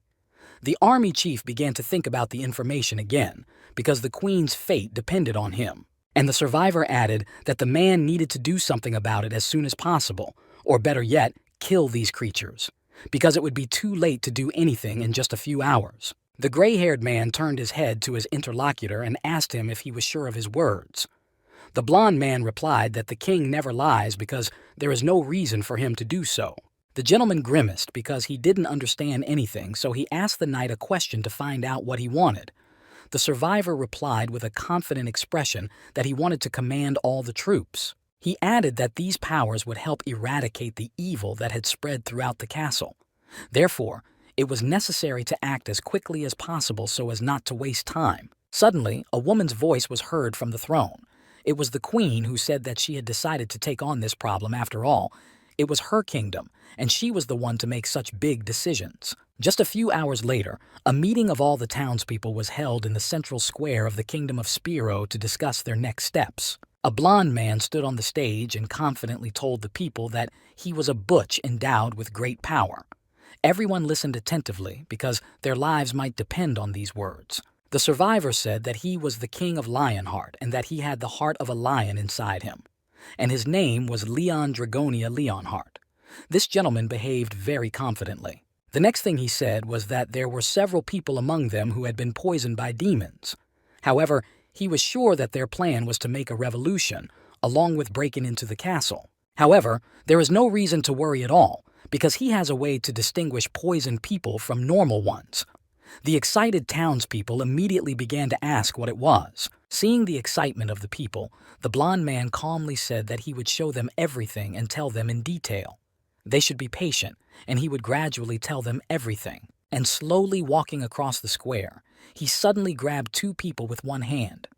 This made them even more frightened because it is not yet clear what will happen next. And the knight said that from that moment on, those who have no evil in them and those who were not infected, and what people saw in front of them scared everyone to death because they were not ready for this. The survivor continued to say that those who are not wicked must enter the fire to prove their innocence. A large fire was made in the middle of the square. The blond man then asked if people were waiting for him to set an example for them, and immediately after these words he threw two people he had picked out of the crowd into the fire. The people began to shout at each other in fright that this man had really thrown them down. Was he really going to kill them all like that? After this act of the night, everyone present became afraid. The young man who was in the center of the fire began to scream very loudly, but it was not clear why. Was it because he was in pain, because he had sinned, or because he was possessed by a demon? The people who were standing on the square at that time were watching all the actions of this young man. Unfortunately, none of them could help him in any way and could only watch. However, what they saw next was a miracle. For out of the fire, someone began to move with slow steps straight toward the crowd, which opened its eyes and mouths wide at what they saw. It turned out that it was a girl who came out, who was completely fine and her clothes were not damaged at all. However, people could not understand if this young lady had survived. Where did this terrible scream come from? Suddenly, one of the bearded men in the crowd pointed his index finger at the fire and told his fellow villagers to look there at the body of the soldier who was there with this beautiful woman. The blond man turned his head and the soldier's side and said that everyone could see that he was telling the truth about the fact that several people still had demons in them that needed to be destroyed. The survivor added that this holy fire will burn those who have evil inside them. Therefore, to see this, everyone needs to go inside and prove their innocence. The knight said that the residents should thank Pidos, the god of fire and war. They also need to shout his name as they pass by the flames. For a few seconds, everyone present froze in their seats. However, people were still scared, so they began to ask clarifying questions, such as what they should do and whether the fire really only burns demons. Could good people get hurt? The blond man was very angry, so he raised his weapon and ordered everyone to quickly enter the fire because he might think they were all infected, or they could be killed by his sword. The people immediately began to run quickly to where they were so urgently ordered, although it was something new and unknown to them. However, no one else would protect them. And when finally everyone fulfilled the order, the knight saw many demons with green body color. And this was expected for him, so he would proceed. Then the blond man raised his washing hand to his face and began to cover his nose with it, saying that the assault from these creatures was simply unbearable. Therefore, he would be forced to punish them all. A bright purple light shone around the monsters' bodies. The creatures grimaced and said that this man did not even know his place, let alone the actions he was allowing himself to take. One of the demons asked if the man really realized that he was going to die like this. The blond man was very angry at this scenario because they were already crossing all the boundaries. However, a strange sound began to be heard, and the creatures began to scream loudly and hold their ears because in a few seconds, black blood began to appear from them. The knight became so angry that his expression was unrecognizable. His eyes became very huge, and there was a bright yellow light in them and some strange grimace. The gentleman angrily said that these people were just garbage and worms who were just taking advantage of people's emotions. It made him so angry that he could no longer be moved. Then the survivor raised his hands, palms up, and said that how dare these creatures pretend to be human and walk on two legs? How dare they even get together? How dare they become soldiers? And the last question was, did they really think that he would have allowed them to do this? Then the knight said that these monsters would die in agony and scream in pain. Their cries of despair would echo throughout the world. The green ones listened attentively. One of the creatures said to his neighbor that this crazy bastard is angry because they walk on two legs. That's why he has a feeling that they messed with the wrong guy. At this time, something quite strange was happening again on the high mountain. The man who came with the hunters was staying here so that no one would find him. And as he watched the blond man through his purple orb, he realized that it looked like the infiltration plan had failed. That's why he was a little worried. After all, he had noticed the survivor getting angry and screaming loudly, saying that the more screams of pain and suffering, it was the only way to make him happy. It is quite strange that the gentleman cannot control his emotions properly. Suddenly the ball came to life and a voice from it said in a serious tone that the son of that bitch was a very terrible asshole because he allowed himself to behave like that without hiding his true feelings. The next day, a meeting was held again in the town of Sparrow on the main square, where the knight stood on stage and told the residents that they had nothing to fear anymore, and next to him, a strange creature was tied to a post. A second later, he added that as long as it was alive, no evil animals would be able to harm them. The creature looked at the crowd and smiled slyly. Then the blond man said that in fact evil creatures sow sadness in people's minds. Hearing these words, the people were surprised, and the creature began to laugh out loud. Then he spread his paws to the sides and a purple light appeared around him, and the creature shouted that they should not think that this was the end of it. After all, they would all be destroyed. However, the creature could not speak any further, because the knight struck it on the head with his hand and ordered it to shut up if it did not want to receive even more, because it deserved it for its actions. After that, the blond man turned his gaze to the residents and asked them to look at this vicious beast, for this is the reason why they succumb to temptation and fear. The man went on to say that the causes of hunger and their illnesses were different visions in their families. The people listened attentively because he was telling them what was really happening in their lives. And the knight said that today's fall, it is because of these creatures that many people cannot find love and have lost money, also because of their fault.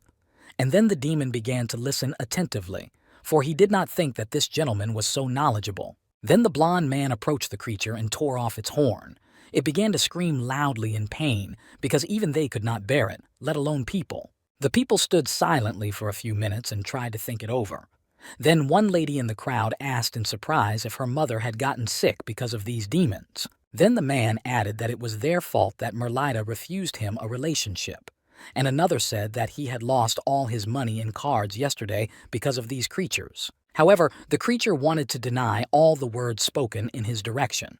First, he called the people underdeveloped monkeys, and then he asked why he was so scared. But he didn't have time to finish because he was hit on the head again by the knight. Then the blond man put his hand on his chest and addressed the townspeople who were trying to lead a righteous life. Demons are creatures that bring various misfortunes to their lives. After all the bad things that happened in their lives are the fault of demons. And it is because of them that people have no true faith. And people began to think about these words. But then the survivor took out a stick with a bright yellow light around it. And he said that they should not be afraid because the god of war and fire had created this sacred fire especially for them. Then the survivor turned to a red-haired young man who was standing in the crowd. He invited the boy to come up on stage and take the fire. The redhead was very surprised because he did not expect anyone to notice him. However, he did not stand there for a long time, but quickly got up and confidently took the stick. He felt quite a lot of responsibility that fell on him at that moment, and the survivor said that the young man could punish the demon until he fully understood his guilt. The red-haired man was very happy to have such a great opportunity. For a few seconds, the boy stood in his place, so the blonde asked the teenager if he felt sorry for the creature. At that time, the knight had a blue light in his eyes. But the young man angrily shouted that, of course not. Because of these demons, his father, whom he loved so much, died and whom he needs so much now. So he was ready to punish this creature. And immediately after saying these words, the boy approached the demon and stood for a few seconds looking intently into its eyes. And the demon said, "You," which symbolized that he was recognized and had been seen before. But the creature said angrily that if he tried to touch him with this thing, he would find him even behind the unicorn's sinus to kill him. However, he was hit in the face with a strong fist. And then there was an order from the blonde to make his face simpler. The creature began to cough because saliva got into the airways. After that, the demon calmed down, and saliva began to flow from his mouth. And he was looking very closely at his offender, who was preparing to strike him for his dead father. The young man was very, very angry because he still could not get over the loss of his father. That's why he hit the creature right on the head with a stick with a bright orange flame around it. The demon's head began to burn. This also made him angry, and he began to shout loudly that this young man was fearless, that he could do this to him. The blond man standing next to him became nervous. He clenched his right hand into a fist, but he angrily drew his eyebrows inward and continued to shine a bright blue light in his eyes. Then the events unfolded in a prison where a demon of pleasure and entertainment was imprisoned, and his name was Baltaras. His hands were tied with blue lacing. It turns out that 34 years had already passed since he became a demon, and he had exhausted and seduced a large number of people, but he did not think that he would end up like this. On the same day, the robot Sir Spinner came to the cell where this creature was sitting, and at first he was only able to say one word, Pelik. The demon turned its gaze to the guest. For a few seconds, the creature froze because it was surprised because it had never met such a person before and did not fully understand how to behave with him and what to say. Then the demon asked himself how to deal with this robot. After all, he had zero experience in this. He doesn't even have neighbors to ask for advice. Sir Spinner, who was standing by the bars, had a red round button on his black screen, and he immediately said out loud, Pelik, show information. However, the creature began to smile slyly, saying that he would really listen to the opinion of this device, some piece of iron like him. After all, it had never listened to anyone and was not going to do so now. However, the robot was also not at a loss and emphasized out loud that hostage number 14 did not want to cooperate. Immediately after these words, the demon became serious. Several guards dressed in metal armor entered the room. They walked confidently enough to immediately spread fear to the audience. And it really worked, because the demon asked in fright, "What?" He didn't fully understand what these people were going to do to him and why the three of them had come here at all. But a few seconds later, a purple light began to appear around the green monster's body. After that, he said that if the hunters wanted to, they could kill him because he could still return. However, he did not receive any response, but only froze in his seat without even blinking, because what he saw in front of him surprised him greatly because he did not expect such actions. So he immediately asked the guards what they had brought to him in this wooden vessel. From the top of it, he could see some bright orange smoke. The robot said that this liquid contained 15% holy water. The guard holding the vessel stood in one place until the device finished speaking. The demon began to smile excitedly, because he knew what to do next. Sit quietly or try to start a rebellion to avoid drinking this water. Then the robot jumped to the edge of the wooden vessel and said that it would get all the data it needed right now. So the behavior was appropriate and it could be considered cooperation. The device's bright red button glowed red and it said that the water would find answers to all the exciting questions they would ask. The creature opened its mouth wide where many sharp teeth could be seen, and it said menacingly, "What?" because he hoped that he would not have to drink all this liquid. However, things did not turn out as he would have liked. So the robot grabbed the creature by the hand and pulled it into the middle of the vessel to drench it. Because there is no time to have fun here. You need to act quickly. Then the device lowered the demon's face, and it tried to breathe underwater against all odds. 3 guards came closer to the vessel and watched everything carefully. A few minutes later, the monster was allowed to raise its head, and you could see the bloody face. It was very red as if it had been burned by boiling water.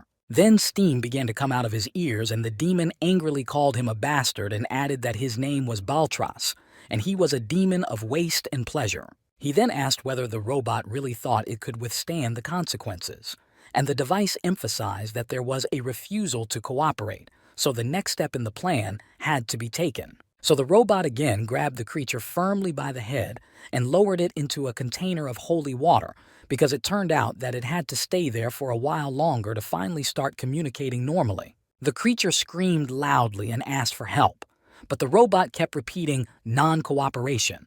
The guards were a bit alarmed by the situation that unfolded before them. Again, after a few minutes, the demon was allowed to raise its head and immediately asked what these people wanted it to say.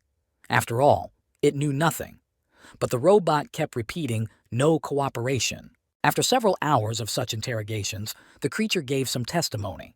Therefore, the robot said that criminal number 14 provided data that was recorded using 30,000 characters. However, it was noticed that 9,000 characters were missing from the 39,000 received after communicating with criminal number 113. The demon clarified what this meant in general, and the device added that more information could be obtained. The creature began to shout loudly again, calling his interlocutor a moron, because how could he know what those bastards had told him and what they hadn't?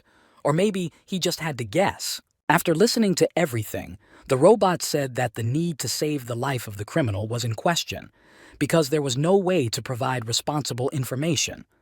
The demon froze in his seat, because these words scared him a little. After all, he thought that if he raised his voice to everyone here, they would be afraid of him and would not use any extreme measures, but everything did not happen as expected. However, as soon as the blonde entered the room, the creature immediately provided all the data it had.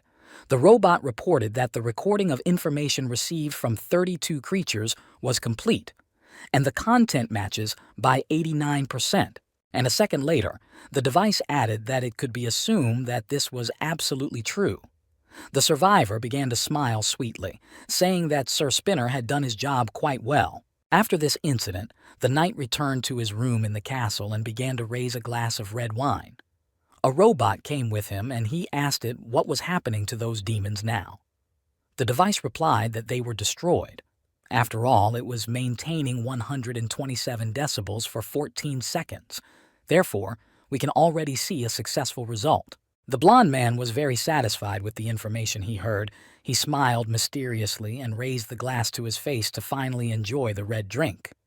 The day had been quite eventful. It turned out that all the demons were being burned in the central square of the town, and the blond man wore black safety glasses to watch it all. However, the survivor did not like something about it, so he threw the glass on the floor and it broke, and the spray flew around.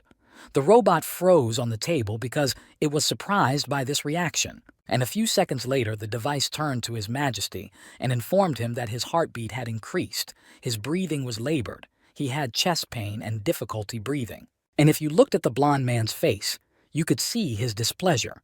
He was so angry, he had never been like this since he arrived here, so it worried the robot. Then the knight quickly got to his feet and stood in a confident posture and addressed Sir Spinner, who was still on the table. And he did not know what to do. The survivor added that he could not accept the fact that these animals were still living and breathing the same air as him. So he wants to kill them right now to feel normal. However, the robot decided to clarify what it would do to do so.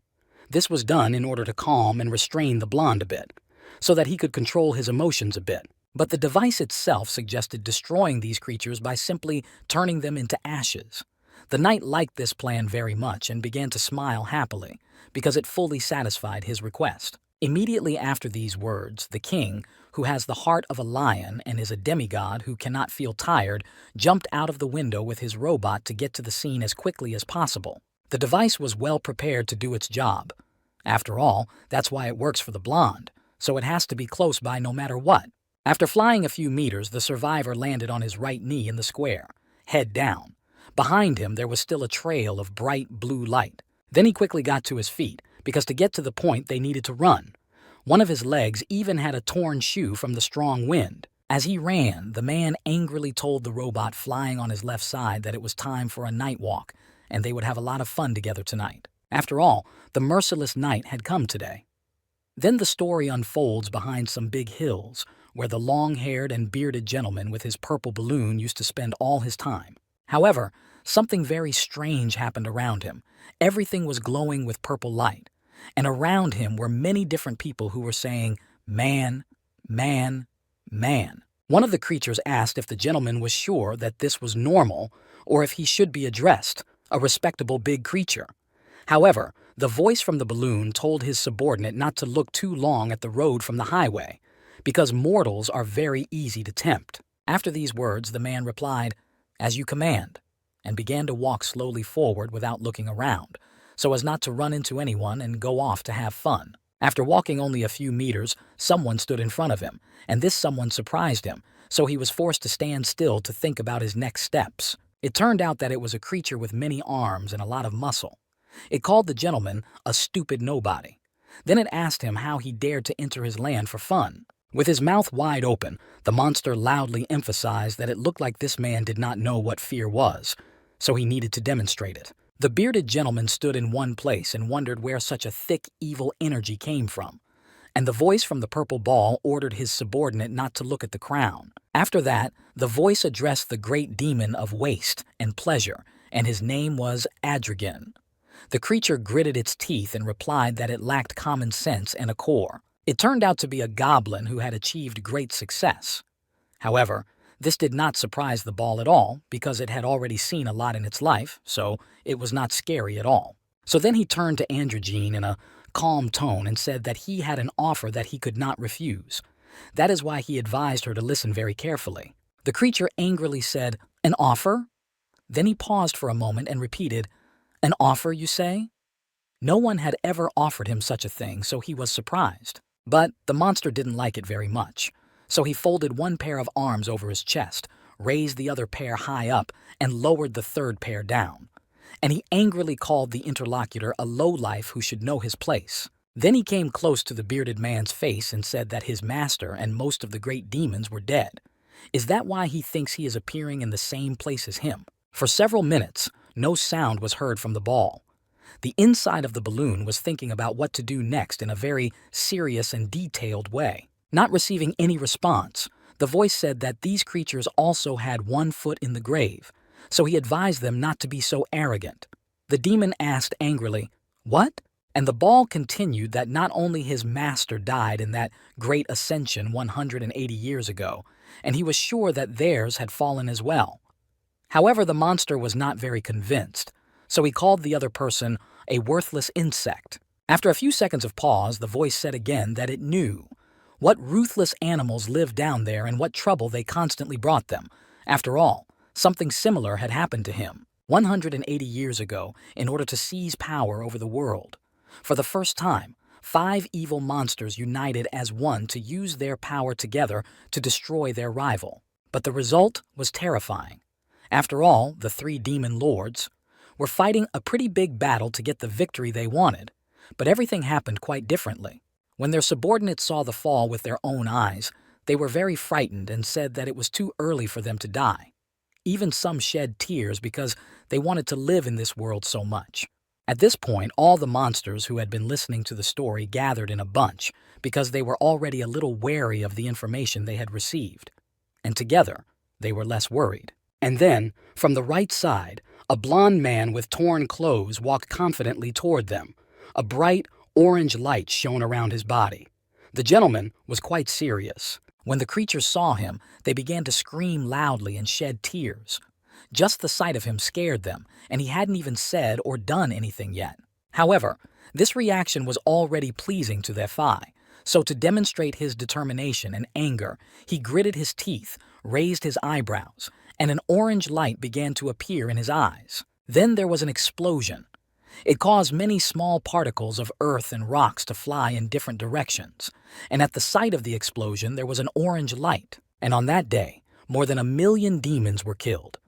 However, a voice from inside the purple ball said that it had managed to survive that terrible battle. The many-armed creature asked if he was telling the truth and therefore knew what had happened there. The balloon creature began to laugh out loud with satisfaction. After all, he had finally managed to prove himself right. A few seconds later, the ball added that he was just a creature guided only by instincts, so he decided to remind him that he had an offer he couldn't refuse. The demon gritted his teeth and angrily said that the other person could tell him his plan, because he was an androgen who would send this bastard to hell no matter what it took. The voice went on to say that he had heard that this creature was now running errands for a recognized demon himself. The creature replied that this task was almost complete, and that even if it survived, it would still be mortal. Therefore, the end is very near. After that, the bearded man and the ball moved to a strange forest, and the subordinate asked if that was all. The voice replied that this was the most effective way for them. A second later, it added that the probability of victory was 7-3, 3 for Ondragon and 3 for that bastard.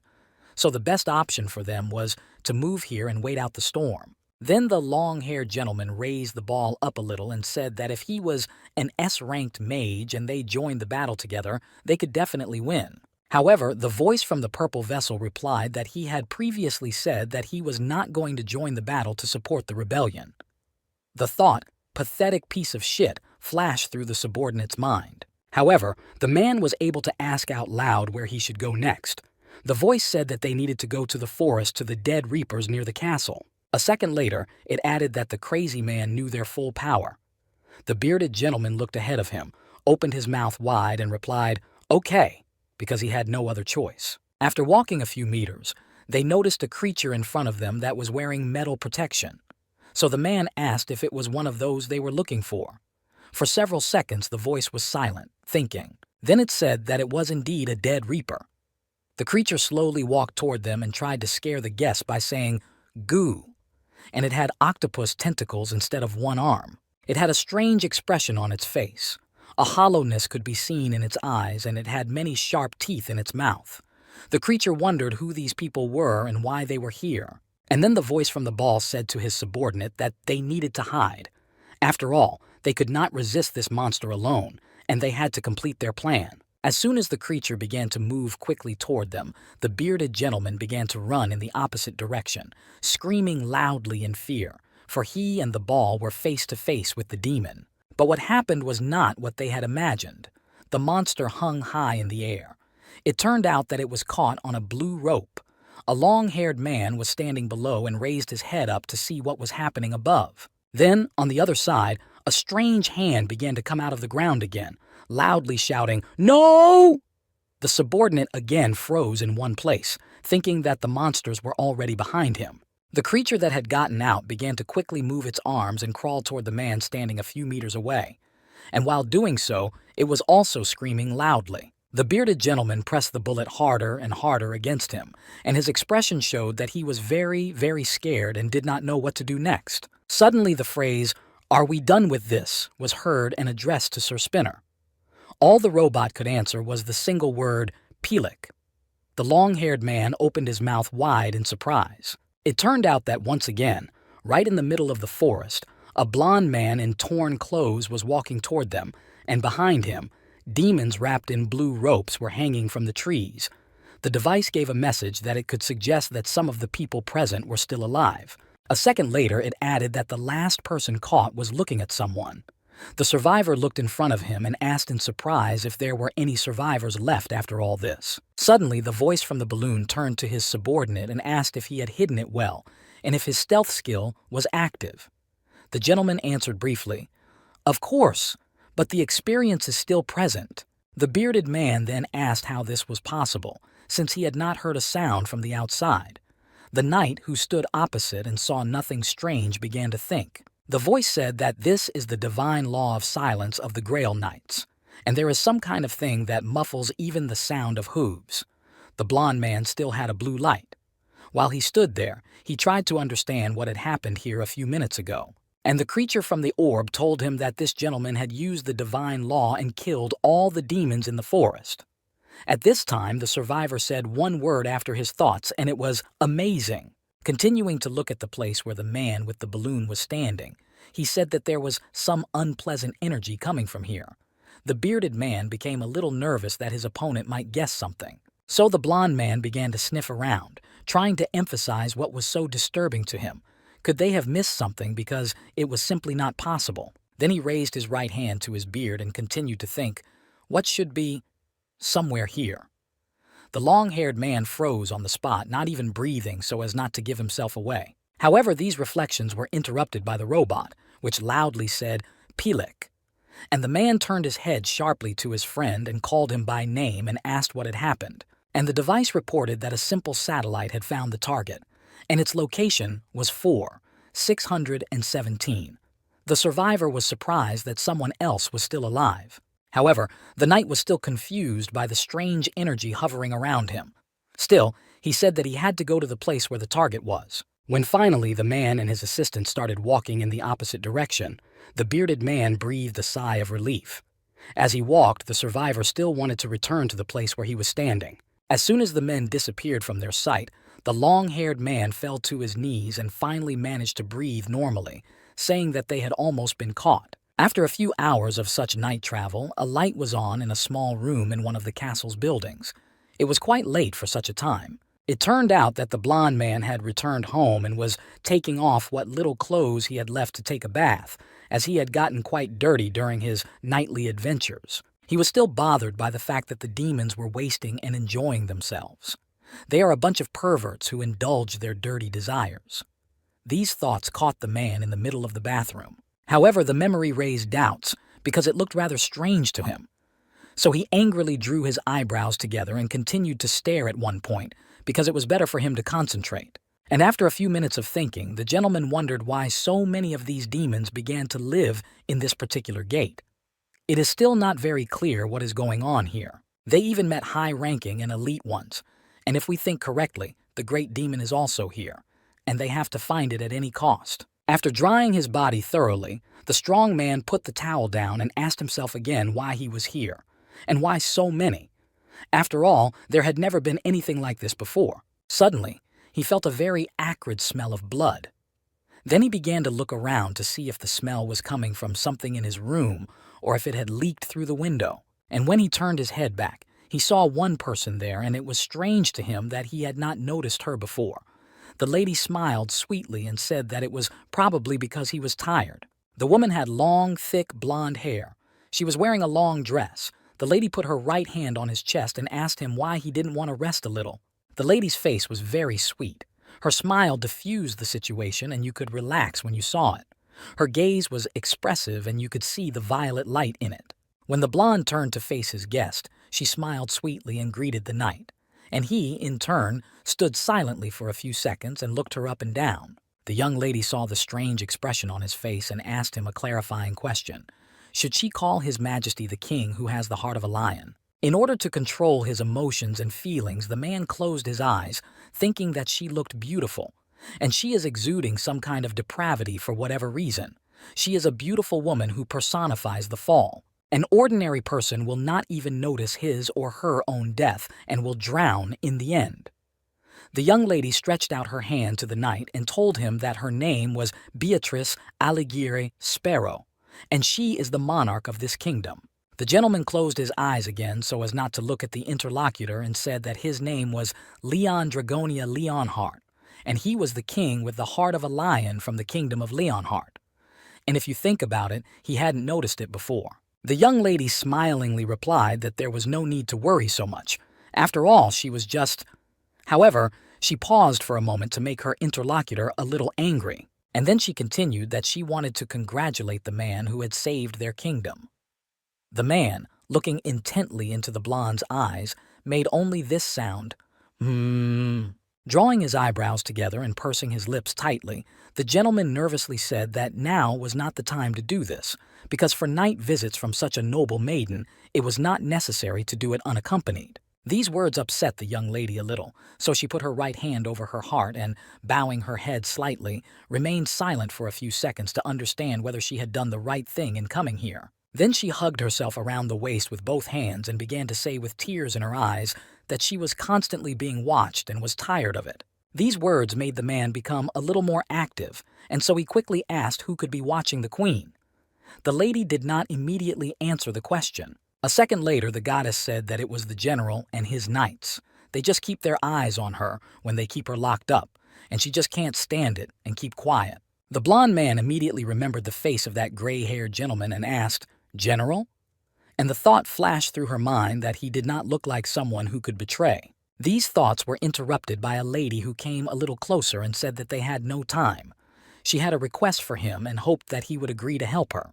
The man was silent for a few seconds, looking down, and then said that he would like to hear the same request before making a decision, because everything depends on its content. The blonde woman took the knight's right hand and said that she was asking him to kill the general and his knights, and if he helped, she would immediately give him her kingdom. It took the survivor a few seconds to think it over because it was a rather significant request, but for some reason he felt that there was a catch in this case. Then the young lady came even closer. She came close to his left ear and gently whispered that the blonde should check the underground floors of the castle. It was there that he might find something interesting. Then the goddess put her hands on the knight's naked torso and added that the general was hiding something there. She can't see what it is herself, so he has to do it. At this time, the gray-haired general was walking confidently and furiously down the large, long corridor. He was dressed as usual in his long red cape, which was flapping in the air. It turned out that this man had come to the knight's room and began to call him, addressing him as His Majesty. The queen froze in her tracks because she did not expect them to meet here. Standing on the other side of the door, the general apologized for disturbing her at such a late hour, but he would open the door right now to go inside to talk. However, the blond man stood there silently for a few seconds, trying to figure out where to hide his guest, and the gray-haired man was tired of waiting for an answer. So he began to get a little angry with his eyebrows raised. And in 1 second, he decided to open the door without receiving any answer. And in front of him, he saw a blond man wearing an unbuttoned shirt. His hands were behind his back. The knight looked directly into the eyes of his new guest and asked him why he was breaking into the king's bedroom in the middle of the night. What kind of impudence is this? The general replied that he knew it was rude, but the situation was one that could not be postponed. Hearing this, the survivor wondered what could have happened that couldn't wait until the morning. And even the general himself came to ask for help, so something strange was happening. So the survivor decided to report that he had met the queen today. The gray-haired man asked in surprise how this could happen. After all, she always sits in her room and never goes out. Seeing the confusion on the face of the night guest, the blond man asked why the gentleman did not ask any questions, even though their queen walks at night. And then the general replied that she always behaves like that. The knight began to laugh out loud, and when he finished, he asked how they could leave the royal person all alone when demons were searching the whole kingdom. And the gray-haired gentleman had an answer to this question, so he said that demons do not attack at night. The other man did not like this, so he angrily said that this was nonsense. And so he asked again a clarifying question. Since when do demons attack at night? And the thought immediately flashed through my mind that the gray-haired man must know this. After all, such an idiot could not have become a general, but he didn't start any argument and calmly said that since the chief guard was sure of his words. For a few seconds they stood there looking at each other in silence, only their eyes darting up and down. The two men were trying to think carefully about their next steps. Immediately after thinking about it, the general turned to face the door and apologized for his rudeness, adding that he had to return to his post. However, the blonde decided that this would not be the end of it. So in the wake of the speech, the queen told him that the general was keeping her under lock and key. These words made the gray-haired man stand still, and then he slowly turned his head back to look at the survivor and inform him that this in no way applied to those who had recently come to the kingdom. And immediately after saying these words, the man quickly left the room and slammed the door behind him, and the blond man continued to stand in the same place, looking at the gentleman's trail. So the survivor folded his arms across his chest and thought about what had happened tonight, because, in his opinion, it was very strange. And it turns out that he still doesn't know something about this place. And to get to the truth, it seems that he needs to explore the underground floors, as the Queen advised. So in the morning he will do it right away, because there is no time to put it off. Suddenly, a robot approached the window and the knight was very surprised because it had never appeared unannounced before. To attract attention, the device said, "Pelik." So the blond man said in a serious tone that Sir Spinner had to check something. The robot asked in surprise, making its familiar Pelik sound. He was very curious about what kind of task was expected. As the sun began to rise and the world began to dawn, demons approached the castle in several groups with their weapons, ready to attack suddenly. One horned monster pointed his right hand forward with a laugh and said that they would get them. Another happily announced that they would cut off their heads and make them watch their bodies being abused. Yet another opened his mouth very wide and shouted loudly that they should also abuse everyone they could find inside the castle, because that was why they had come here. The one who was running ahead began to point to the castle with his index finger, ordering everyone to pay attention there, because Sir Androgen began to speak. He said that the first one to climb the wall would be rewarded with 100 slaves. After hearing this information, the demons became even more excited and raised their hands high in the air. After all, they were happy that they could do whatever they wanted and could infect these people. However, in 1 second, a small but sharp arrow flew into the face of one of the monsters, and around it was a bright orange flame. When the creature saw this, it opened its eyes wide in surprise. After that, several explosions occurred right in the middle of the crowd, which sent the demons flying in different directions and made those who had lost a limb screaming loudly. The demons who were the last to run stopped and looked at each other in surprise because they did not understand what was happening, because it was not supposed to be like that. When the fire decreased a little, we could see what caused such a big explosion. It was a spear that continued to lie quietly on the ground. However, the place where this weapon was stuck split and heat began to appear from the ground. The demons came a little closer to see what would happen next. And only after a few minutes it became clear that souls began to come out of that abyss to haunt them and prevent them from fulfilling their plan. Some demons began to shout loudly and frightened that they did not want to die, because coming here, they expected to win and not be so threatened. At this time, the blond man was holding his golden goblet in his hands, in the middle of which was a seed that was orange in color and sparkled in the light. And the man was spinning it. It turns out that with this vessel he went to the observation deck of the castle, where he stood confidently and spread some strange magic and spirits to the demons who tried to attack. When the drink was finally ready, the owner of the glass began to slowly turn it over so that the contents would spill out onto the ground.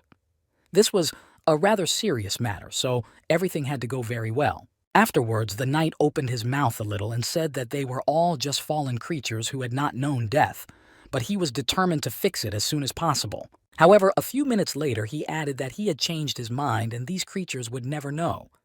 And he asked them what they would do with insect-like animals that live only by instinct. And the knight went down on one knee. He took his right hand back and opened his palm, around which a blue light appeared. Then he said that these demons should watch now. Then an orange light appeared in his eyes, because of which the pupils were not even visible. And the man added that the king with the heart of a lion was Leonhardt, instead of the Pantheon. Immediately after these several actions, a sword appeared in the blond man's right hand, glowing with a bright light, and the gentleman said that he would teach these animals. If no one has ever done this to moose, and he was going to teach them to appreciate life. After the words were spoken, the survivor began to smile very slyly because he just knew what awaited these creatures next. Finally, the knight ordered the souls to come to him. The monsters stood in their places, looking at this brazen man who was standing on top and speaking confidently. After all, their nightmare had come true. And just at that moment, a very large lion repented behind the blond man, which immediately showed its character and began to roar loudly at the demons. At the same time, 2 servants came to General Ricardo in the castle dungeon and brought him some bad news, so he had a sad and, at the same time, angry expression on his face. One of his subordinates asked if the gentleman shouldn't be in the middle of a battle, and they couldn't understand how he was here. The gray-haired man replied that the king who had come to them had taken care of it. The general went on to emphasize that the problem was concentrated in the seal, Therefore, it was important to him that everything was fine with it, because it was a very valuable thing for them all. The robot watched this meeting cautiously because, as the queen had warned, the general might be hiding something, so it was necessary to know it in advance. After all, events are already unfolding badly, and the gray-haired man began to walk slowly forward through the dungeon, followed by his 2 assistants.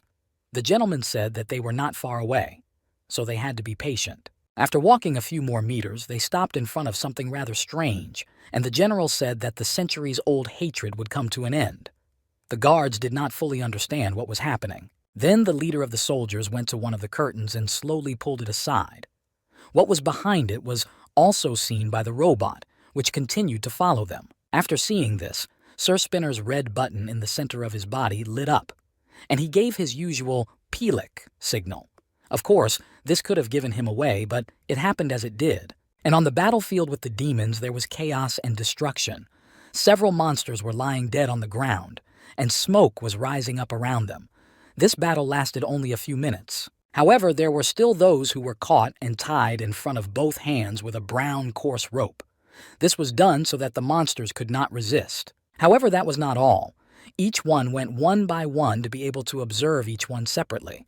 The demons were upset that it was over so quickly for them. Ahead of them all was a black-haired hunter. Several monsters tried to attract his attention several times. However, he only looked at them without saying a word. Suddenly, ahead of him, he saw one of the creatures stumble and fall. The man walked over to it, got down on one knee, and asked that everyone watch their step.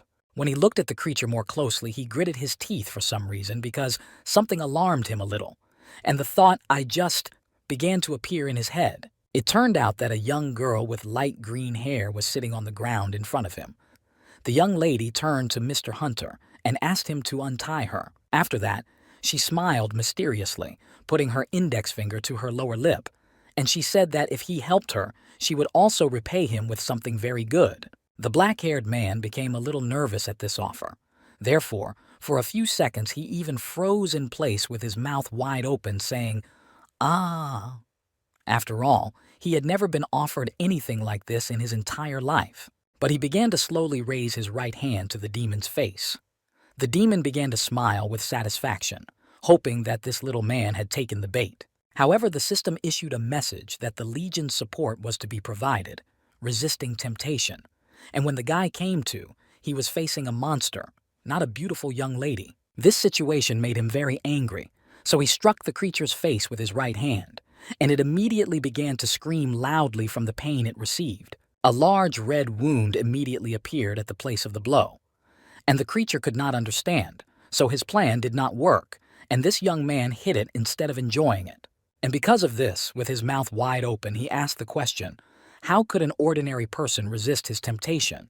Because it always worked, but for some reason not this time. At this point, the thought flashed through the hunter's mind that it was just a demonic temptation that he had almost fallen for.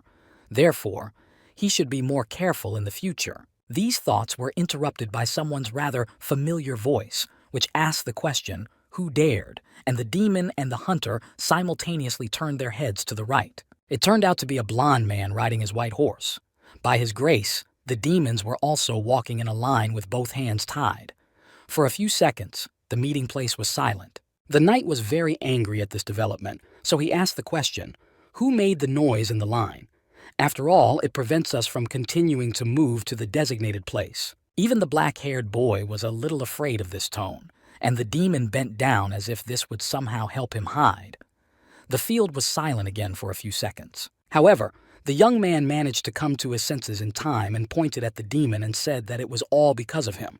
So the survivor angrily raised his eyebrows and said, he laughed. Seduce a soldier of the knight's army? But how was he going to do it with that ugly body? The creature, holding tightly to the rope, began to say, "I'm sorry," in a frightened voice. But the blond man did not accept this, so he kicked the creature right in the face, and it began to scream loudly from the pain it was in, because the kick was in its only eye. However, it did not end there. The man continued to kick the demon, saying how dare a bad, worthless animal speak in his presence. One of the creatures cringed at what he saw, because it looked very disgusting, and secondly, he was afraid for himself because In his opinion, the blonde man was a bigger demon than they were. After walking a few more kilometers, all the hostages and the criminals finally found themselves in the city, where the locals were watching their convoy on both sides. Suddenly, one of his soldiers approached the survivor and addressed him as His Majesty and asked if this was normal. The man clarified by saying what exactly. So the guy began to tell his assumptions that they had definitely returned with victory, but the reaction of the people was very sluggish. For some reason, they stood silently and just followed us with their eyes. After this information, the survivor began to look around and think. His warrior continued that even the highest demons can easily mock and seduce people. After thinking it over, the survivor replied that the war against demons has no end. Because of this, only the top demons are happy about this victory, and people will simply continue to live as they did before. This is how the war against such creatures looks like. One mother and her daughter were very surprised by what they saw on their street, because they had never seen anything like it before. And finally, the knight added that this is why it is necessary to let the townspeople deal with the demons themselves and force them to watch these worthless souls being destroyed. Having listened attentively, the black-haired young man opened his mouth a little, because for him, it was just a brilliant idea. But he could only say out loud one word: "Good." When they arrived at the castle, they stopped in front of it to examine it in detail. This silence was broken by the blonde man, who said that now they had returned with victory. However, there is one thing, and that is that there is no one there in the middle of this large room to welcome us. And at that time, an image of a gray-haired general appeared in my mind. Suddenly, a bright red light began to shine from one window. This signaled that someone in the room had already noticed them and was showing their support. The large wooden door to the castle was constantly guarded by 2 guards who were dressed in special protection, and each of them had his own weapon for defense. Something caught the attention of one guard, namely what was happening on the right side. So he slowly turned his head to look, and a big question arose in his mind who it could be. It turned out that a blonde man was walking toward them, with his assistants on either side of him. A robot was also flying on the right side. The castle soldiers began to loudly order the guests to stop. One of them quickly came closer to the survivor and said that they could not take a single step further. After all, they are not allowed to be here. Therefore, they must leave this place. However, this did not convince the knight, and he simply swung his leg hard, knocking out 2 guards in one blow and taking out the door with parts of the wall. It was quite a loud action. As soon as the dust settled a bit, the man turned his head back to see how things were going there. He also needed helpers who came with him, and when he noticed his men sitting on the ground, he realized that the explosion had hit even him. The blonde man put his hands in his pockets and said that they should move on. It turned out that behind the door was a tunnel that was illuminated by torches, and they had to go down a large number of stairs.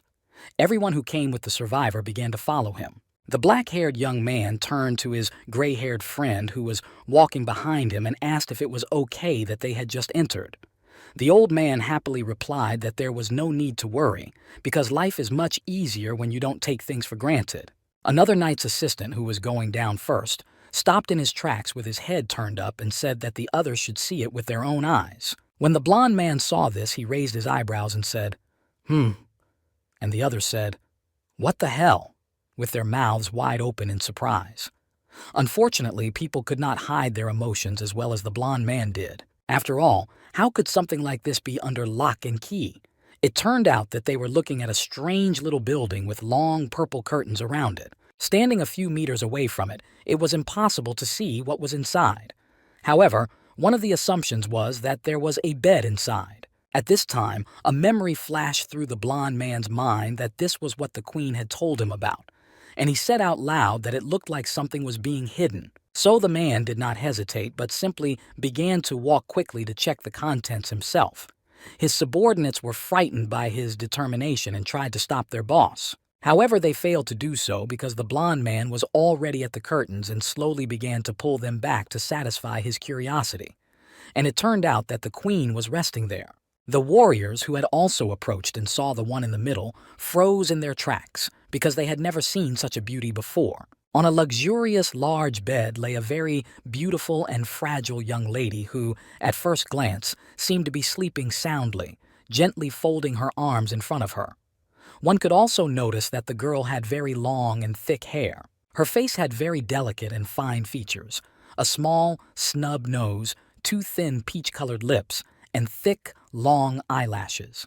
His hair was light purple. Suddenly, the expression on the face of one of the black-haired men changed dramatically, as if he began to melt, and the young man said out loud, "Ha! She is just wonderful!" From this phrase, one could understand that she had some kind of magic. After all, the other hunters who also came here seemed to be fascinated by her beauty and appearance. One could also describe her state as if she were in some kind of trance. Then everyone wanted to touch her and stuck their hands out and started moving. The blond man slowly turned his head back because he heard some very strange sounds and movements. Seeing what was happening, the survivor began to angrily order that people should resist, and they should not let the dark energy work them, because no one could help them but themselves. However, the warriors did not seem to hear this and continued to stare at the queen in awe, and their mouths began to salivate with pleasure, which they received only through their eyes. Then the blond man saw that his advice was not helping, so he assumed that his aura was not going to help, and that he would have to bring them out of this state himself. And he began to act quickly, because he couldn't put it off for a long time, because it would be harder to cope later. The first to be dealt with was a black-haired young man who received a strong blow to the back. Immediately after this trick, the blond man said that then he would have to work according to the old plan to bring his subordinates to their senses. The black man who fell to the ground continued to salivate. The other two, seeing what happened to their friend, became a little angry because they realized that they were going to be treated the same way. Therefore, they needed to demonstrate that they would not give up. But the survivor didn't pay them any attention yet, because he decided that he had to finish the job with his first subordinate, who was already slowly getting to his feet. Seeing this, the knight began to smile happily, saying, "Ooh!" He was expecting some kind of action, but not this kind of action. That's why he was really enjoying it. And then he noticed the knife in the black man's hands, and he wondered why he had injured himself. Was it to ask for pleasure? First, the black-haired man addressed his majesty. Suddenly, the blond man took out his golden cup and, holding it in the palm of his right hand, ordered the young man to breathe deeply and also to inhale through his mouth and then slowly exhale. After all, he had to purify his mind on his own. An orange dome formed around them, and two more hunters watched the whole action from the side. But as it turned out, there was also a general standing nearby who was surprised by what he saw, because he had never seen anything like this with his own eyes, only heard stories. Therefore, he decided to intervene in this process and confidently entered with his bodyguards and said that, in fact, their queen was not bewitched, so they could calm down a little. The blonde turned his head to the head of the army of this world, then angrily raised his eyebrows and immediately realized that it was she, and the hunter was still sitting curled up on the ground. And the knight, with a sly smile, had already addressed the gray-haired man as "you," and emphasized that not one of them had succumbed to temptation, and it can be assumed that they were the ones who started it all. The general realized that he could be caught right now, and so he said that they were actually used to the effects of such charms. The survivor, however, did not believe this, so he said, "This is complete nonsense." But the main warrior objected, saying that the queen's energy is very close to a curse, so it is impossible to get used to it. And the image of a beautiful woman immediately comes to mind. The gray-haired gentleman continued to say that he had met such energy before, and that was exactly what the young lady was enjoying. The blond man with the golden glass in his hands tried to listen carefully. After all, this was a power that could seduce and tempt all living things around, a demonic pleasure that lured creatures into debauchery and fun, which everyone so secretly desires. Then a blond man began to speak, who came up to the queen, and began to say that it was quite strange that he hated and wanted to kill all demons more than anyone else. However, he does not feel such energy from the queen. This time it was the general who was listening calmly, his eyebrows raised angrily, and the survivor looked at him and added, "And the question is?" And then the question arose in the gray-haired man's mind what this gentleman wanted from him. The knight at this time took out a purple petal of a small flower and threw it into the bowl, asking his interlocutor why he was so unmoved. As soon as the petal touched the orange water that was already in the middle, a purple light began to appear around it. It turned out that the survivor had summoned the great goddess of thunder and death. The blonde closed his eyes and began to say in a very small and sweet voice, "Your bodyguard, asks about your equanimity. And immediately after these words, a beautiful queen began to float in the air, smiling very joyfully and sincerely, and answering, "Yes, I am." She had a look of benevolence on her face. The general froze in his seat because what he saw in front of him surprised him. And then the dialogue continued about Ariana's knight having the heart of a lion. It turns out that the same queen was very large in size, and she was hovering in the air behind the blonde. Looking ahead of her, she said that she would answer the prayers of the gentleman with the heart of a lion. Immediately after that, the blond man turned to face the queen and slowly began to get down on one knee and bowed his head as a sign of his respect and that he was ready to serve her. Then he put his right hand on his chest and joyfully greeted the lady, the goddess of thunder and death. The purple color of the objects continued to float in the air. The blonde woman looked down at her interlocutor, smiled sweetly, and said, "Knight Ariana, the owner of the lion's heart." The woman was very pleased with the development of events. Then the survivor slowly stood up and said that, as he had been asked, he had said a prayer. And the lady, walking around him, replied that she could hear him quite well. When the goddess came closer to the general, she said that the demons of temptation were the main cause of the disorder. The gray-haired man stood with his mouth wide open. Then the woman showed everyone a picture of a castle from the sky.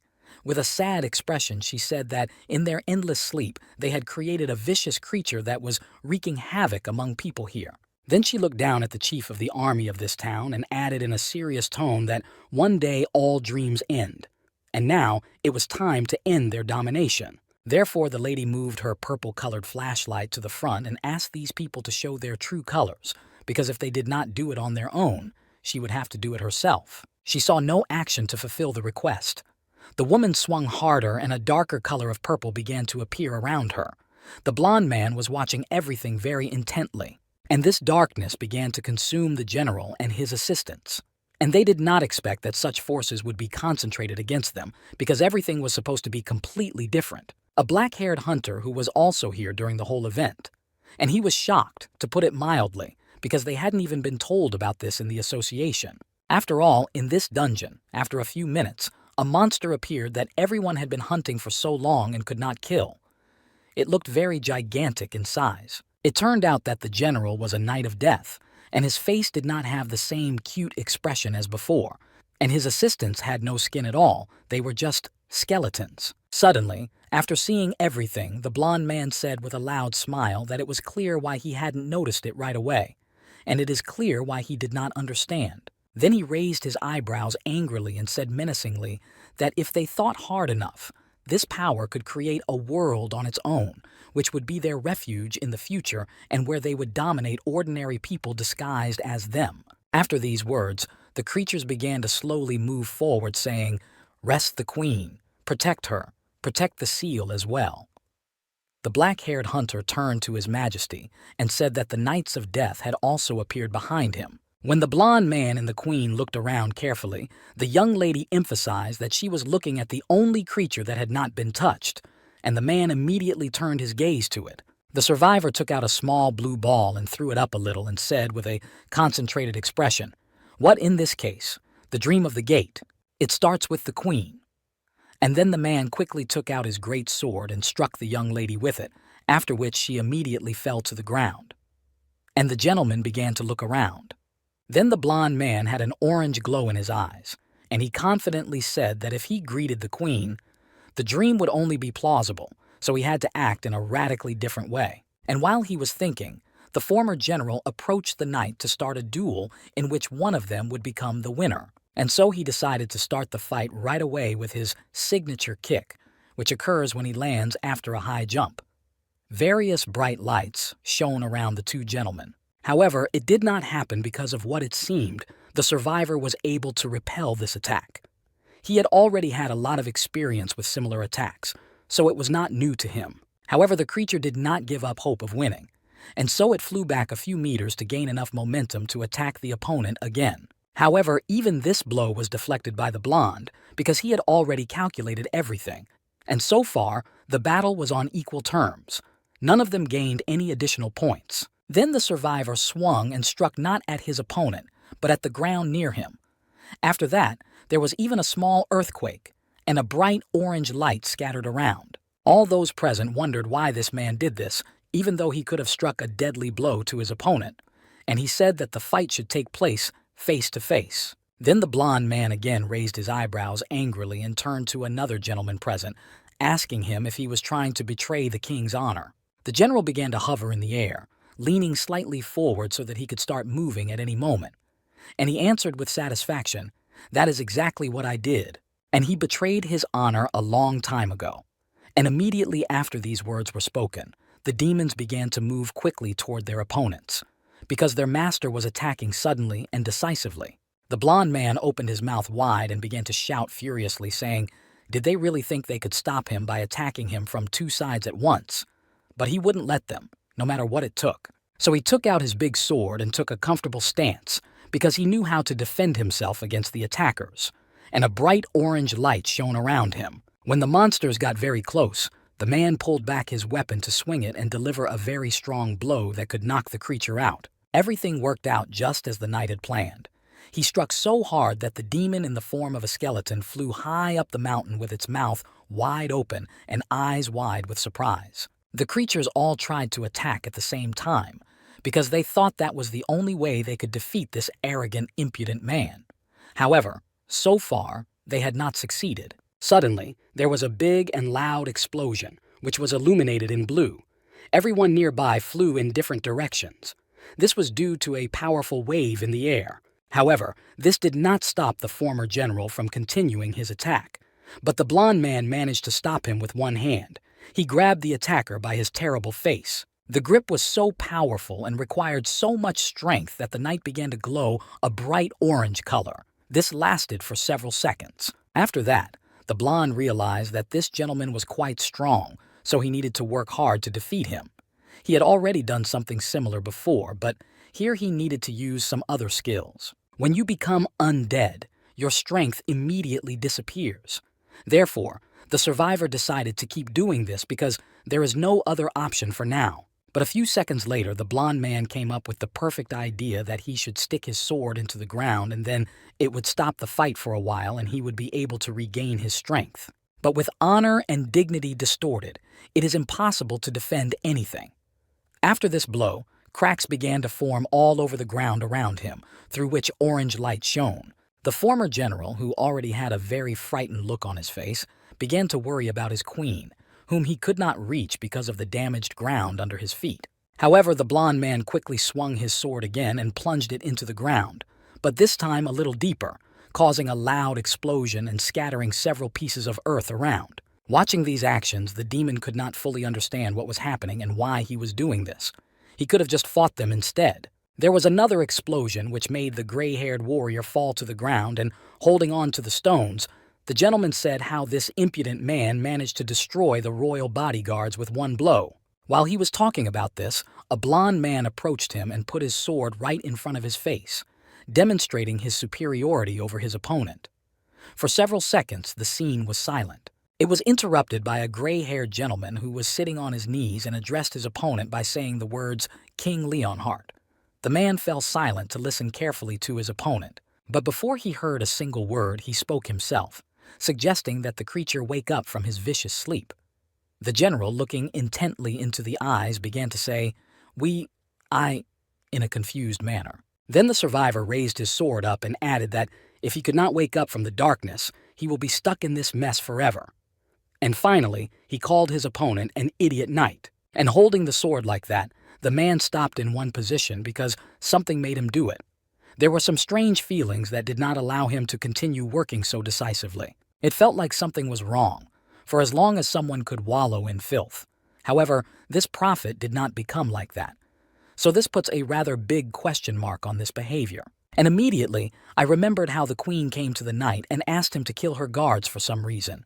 But why did she need to do that? Does she really have some other plan? So the blonde suggested that she might not be a criminal at all. And turning his head to her sleeping place, he noticed that a bright light had appeared there. However, the young lady continued to sleep calmly and peacefully. Once again, the idea came to the man's mind that perhaps she was not a thief at all, but an ordinary person. And so the survivor turned his head to the general, who was still on his knees, and angrily said that he could tell. The survivor was silent for a few minutes because he did not expect anyone to give him the floor at all. He also did not understand what exactly he had to say. Then the knight got even more angry and said that he should tell what he had done to the queen, that she was just lying there like that. The gray-haired gentleman immediately lowered his head down and with a slow and careful look replied that she had actually made the deal herself. It could not have been otherwise. And finally, he added that this deal was with the devil himself. After this information, the creature began to smile slyly. He believed that he had surprised the knight with these words. It turns out that this happened several months ago, when a great disaster came to their settlement in the form of a virus that could injure most of the people in the castle. Even the queen was not an exception. She was also affected, and she was not tolerating the symptoms very well because she had a hell of a headache, so she put it down to make it a little easier. Suddenly, a not very familiar voice spoke to her. So the young lady began to slowly look up to see who was calling her. From the expression on her face, one could tell that she was feeling very bad. It was a strange pose. She was dressed in long black rags, and there was a purple light shining around her. The creature said that the queen's bravery was admirable. Because of this, it offered to make a deal. The woman asked, tiredly, "A deal?" Then the creature told her that she would experience temptation and live through the collapse of the kingdom for several years. After this information, the room fell silent. Then the demon took out a small ball that glowed purple. He showed it to the lady and said that if she did not sink into it, he would save her life and the lives of the people lying around. The young lady thought for a few minutes. However, she was in the very center of the ruins and had no choice but to agree to this interesting offer. And she was not at all surprised that she could fall into the trap of this insidious demon who got what he came here for. And the queen touched the ball to seal the deal. 5 years have passed since then. Every year the people of this town began to behave very strangely. And one day, just one of them attacked his fellow villagers and cut them with a knife. Surprisingly, he enjoyed it. But he didn't understand why the others avoided him after that and at the same time annoyed him. It turns out that pleasure and suffering drove the most vicious people crazy. The queen was very upset by the situation that was unfolding right before her eyes. During the day, she had to watch demons mock her people, and at night, the evil ones whispered to her about it. She was very sorry that she had done all this. However, the first few years were bearable, but her rival was the great demon of pleasure, and his trick was both insidious and very thoughtful. After all, as it turned out later, there was no exception to that agreement at all, with the help of which it was possible to break it later. After all, the one who chooses to commit suicide in order to annul the agreement will become a spirit that will roam the world. And at the moment of the end of the permanent agreement, everyone will become servants of debauchery. Because of this, the queen was slowly losing her mind. But she continued to watch calmly as her kingdom was destroyed. The seed of depravity embedded in her constantly tempted her. But at the same time, it frightened her general. When 50 years had passed, her faithful knight could not fight his desires. And in the middle of the night, naked, he made his way into the queen's bedroom. However, he did not have time to harm the young lady in any way, because after the conclusion of this agreement, General Ricardo Bands constantly patrolled the lady's room. After such a shameful incident, he made a decision. And in the morning, he gathered all his conscious subordinates and said that the living cannot resist temptation. Therefore, in this case, they all have to choose death. The man said these words with a very serious and concentrated expression on his face to demonstrate to his people that he was not afraid of anything, and they should not be either.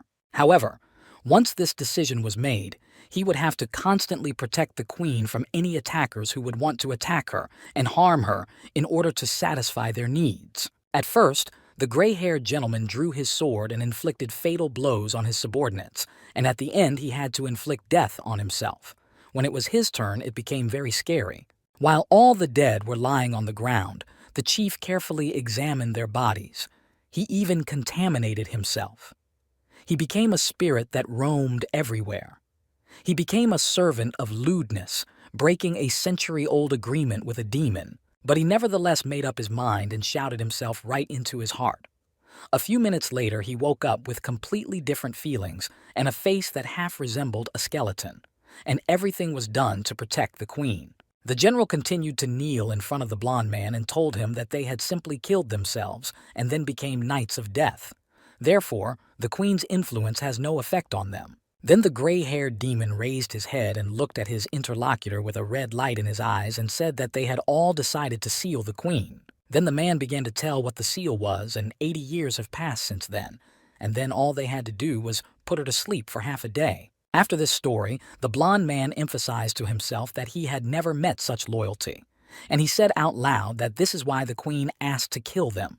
Finally, the situation began to manifest itself. When he said this, the blonde lady appeared behind him again and addressed him by name. He quickly and happily said that he was listening to her very carefully. The woman had a very tired expression on her face, or one could say that she had just woken up. Looking in front of her, the lady asked if the knight felt the same way. The blonde slowly turned his head to his interlocutor and answered that he also felt it and quite well. And in his eyes, a blue light appeared in place of the samples. At this time, a purple light began to spread through the streets, which, having reached the castle, began to descend quickly into the dungeon where the hunters, the queen, and her guards were. It turns out that these were demons who came here to attack everyone and take over the castle. After all, they still did not have a place where they could all stay together in peace. The blond man turned his gaze to the front door where the uninvited guests had appeared, then froze in place and managed to say out loud only one word: demons. He stood there for a few seconds and did not even blink because he needed to develop a new plan of action. So then he turned his head to the left and began to shout loudly to his soldiers, because how long can they lie there and do nothing? After all, he needed their help. The hunters began to slowly get to their feet. They were surprised by what they saw next to them, because all this time they had been lying on the ground unconscious. The blond man was very angry that they had been obeying his orders for so long, so he quickly approached the gray-haired hunter and grabbed him by the bars and shouted that he needed to get up. And it turns out that the survivor wanted them to escape at this time, and the general and the ghost of his queen remained in the dungeon. The creature did not expect this development. The woman turned her head back to the exit. After all, it was through that door that a group of people had escaped a few seconds ago. After all, she had assumed that this was how things could happen. At that time, several guards were standing in the castle yard dressed in metal armor, each with their own weapons. And they heard the phrase, you are here." Finally, when the blond man and his 3 assistants showed up, the other soldiers who were outside at the time turned to His Majesty and told him that the demons had climbed over the walls. The black-haired man, who was wearing an orange uniform, was very frightened by this information, so he said, "That can't be possible. After all, they were simply not ready for another fight. And on top of that, there were a lot of them, and it was not yet clear how to fight them to win." The monsters ran very fast forward to get to the survivor and his army. When the rest of the warriors were visibly out of sight, the blond man froze in his seat and began to think to devise the most successful plan that would get them all out. However, while the main man was thinking, a black-haired guy who was wearing metal armor stepped through the crowd to the front. He felt that if he didn't prove himself now, he would never do it again. He then put on his helmet to protect his head from possible blows and immediately ordered his colleagues to raise their shields and try to keep the line. Everyone began to quickly fulfill the task, because in their opinion it was an order from His Majesty that they simply could not fail to fulfill, because it would mean that someone was afraid of such difficulties. And the last words were that they had to hold their ground and stop the enemy, no matter what it took. Now everyone has to do their best, because there is no other way. When everyone finally took their positions, a blond man began to walk around their formation holding a sword in his right hand so that he could also defend himself in case of something. The knight was very focused, because this was a very important battle that they simply could not lose, because the consequences would be very great. The robot was moving in a circle with him, but in the opposite direction. Then the black-haired man who took command added that if they survived, His Majesty would deal with the rest.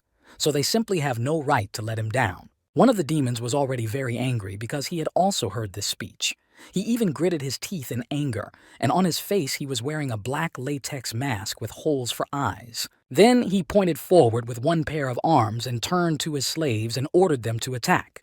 He added that this battle would bring them an incomparable feeling. After these words, changes were made in the minds of the creatures that pain would bring them pleasure. Therefore, the creatures began to shout loudly from the joy they could receive. And in an instant, they all began to move simultaneously toward the crowd of hunters, who had already been gathered in a certain order, and this was done in order to keep their defense and their position as long as possible. When the blonde man and his assistant robot Sir Spinner saw this, the latter's body opened up, and he said out loud that the weapon was ready for complete destruction. Then the blonde man angrily said, "Appear Stalin." And when he said this phrase, he put his right hand forward as if trying to touch something in front of him. The man was very determined to fight, and when the fight took place, only then could one see that there were many demons compared to the hunters, and the monsters immediately began to move in a circle to surround the group of warriors. The demons were very pleased that they could now do whatever they wanted and fulfill any of their desires. After all, no one could stop them. However, the commander of this operation emphasized after a few seconds of being in the confined space that there were really a lot of opponents, so he had no 100% guarantee that they would succeed. But there is one rather good news. If they can hold out, His Majesty will definitely help them by seeing their efforts, so they need to use as much of their strength as possible. For a few seconds, the black-haired guy froze in place and didn't even blink normally, because he saw something on his right side that caught his attention, and that's why he stopped. It turned out that he saw that the blonde man was also well surrounded and that he could not see him at all. And this development frightened the young man. After all his hope was in the main man. In 1 second, a giant creature with antlers like those of an elk began to move toward the young man. So the warrior leaned back a little and said that the end had come. But suddenly there was a very big and loud explosion. A bright orange light began to shine in different directions, and the monsters who were in the epicenter of the events flew in different directions. It turns out that this was created by a blonde man who was waiting for the right opportunity to use his powers, and that a large number of demons suffered from this explosion. The man was seriously angry at this development, so he knelt down and clenched his hands into fists and shouted, "Lionheart," loudly. At this time, the other demons began to look at him with wide eyes. The warriors were also able to stand up at that moment. Therefore, the black-haired commander turned his gaze to the right, exactly where the blonde man was standing and shouting loudly. He wanted to understand what they had to do next. While the knight's mind was blurred with anger, he realized that the demons of pleasure are very dangerous, but only because of their great number. When the blonde man regained consciousness, he saw his horse, named Stallion, lying on the ground. These demons are not very strong in battle. However, this buff causes Leon some inconvenience. Suddenly, the idea came to the survivor's mind that the trap was used by a large demon, and that's why he needs more energy than he has now. But at the same time, the question arose whether he could still do it with the strength he currently has. He could try, and he would figure it out as the events unfolded. The blonde closed his eyes to tune into the battle that awaited him, and when he opened his bright eyes, he confidently said one word first: "No," and he has to do it, because he has no other option. Immediately after saying these words, the man took out his sword and struck it lightly on the ground, and it immediately glowed with a bright orange light. Suddenly, however, a strange wind began to blow through the open gate to the main street of the castle, a wind that the man had never felt before. However, it was cold and very piercing. The blonde turned his head to see what else was going on. He didn't need any more problems right now. Then he began the words, "Forward, attack." The knight's army quickly took a position to conduct defense and be able to defend itself. The black-haired man looked very carefully ahead to be the first to notice who was approaching them. It turned out that it was the former general on a big, beautiful horse, and his bodyguards were running behind him, carrying weapons for the attack. As they moved, a blue light spread around them, which overwhelmed the demons that surrounded the army gathered in a group. The scene was silent for a few seconds, and immediately after this short pause, the demons decided that they would also attack in response. After all, they must defend themselves at all costs. One of the largest creatures stopped in his place to think carefully about how to act in order to win. Because without a well-thought-out plan, there is simply no way. Nothing stopped the general in his tracks, and he continued to move forward quickly and confidently toward his goal.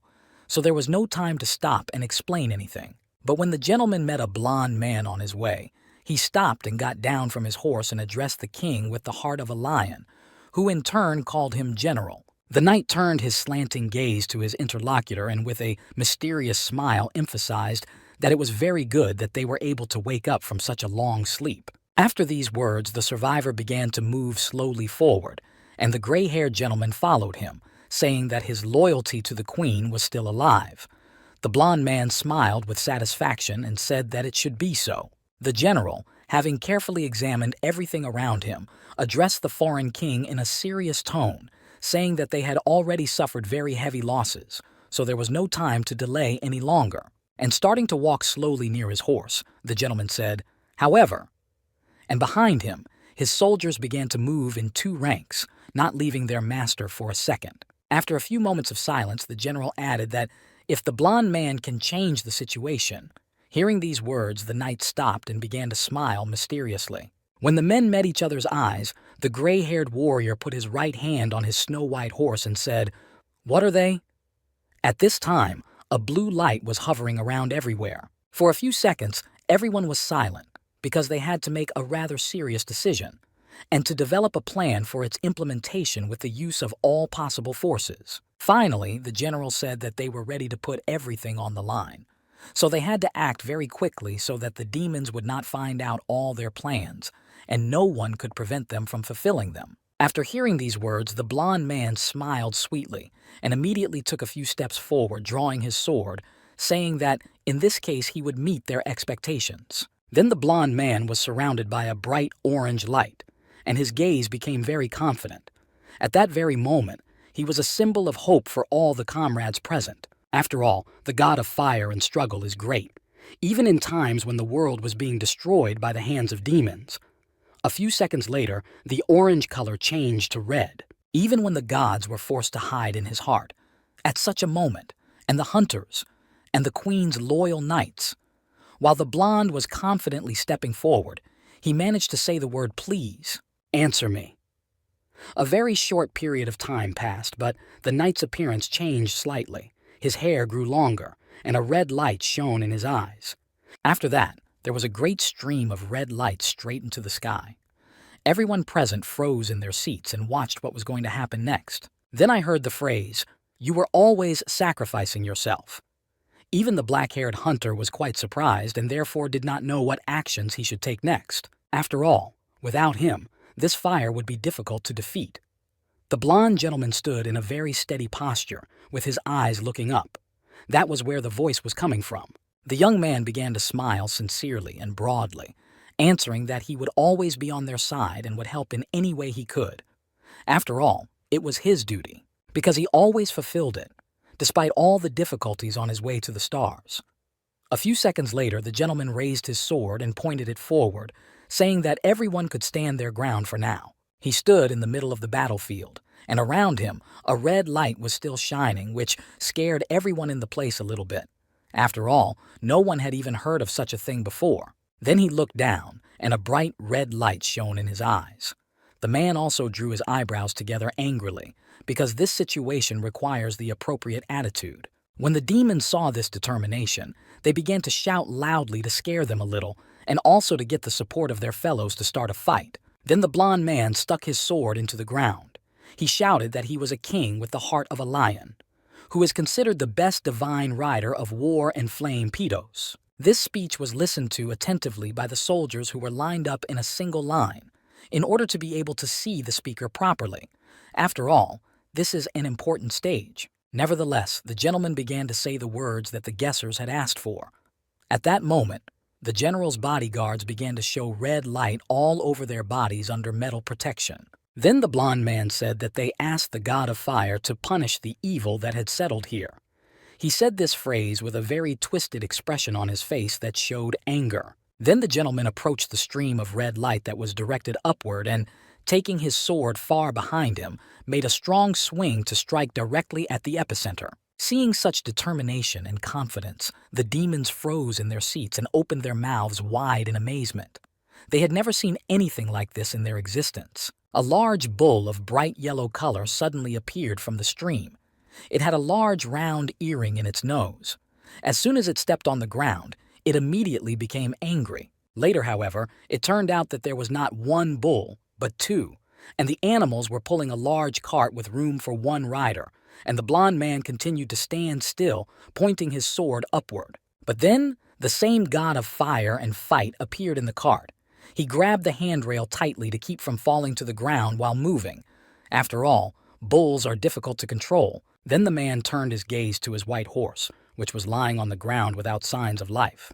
He thanked him in a calm tone and suggested that he rest, because his help was not needed for now. After such a nice moment, the blond man turned his gaze forward because it was time to start the fight, which had already dragged on for a long time, so it was time to get it over with. Then the knight raised his sword to chest level and, pointing it forward confidently, ordered everyone who was ready to fight to follow him and join the battle. The survivor, riding on a cart pulled by 2 bulls, said that he would lead them all to the desired and expected victory. And after these words, everyone began to follow the commander-in-chief. This speech also motivated the animals who were going first into the battle, so they needed it badly in order not to get confused and do everything right, because they would not have another chance like this. However, suddenly one of the general's bodyguards, having made a few steps on his horse, stopped in his tracks for some reason and put his right hand forward and said that this was a very dangerous situation, because it would be very difficult to defend and fight any battle in such numbers at the front.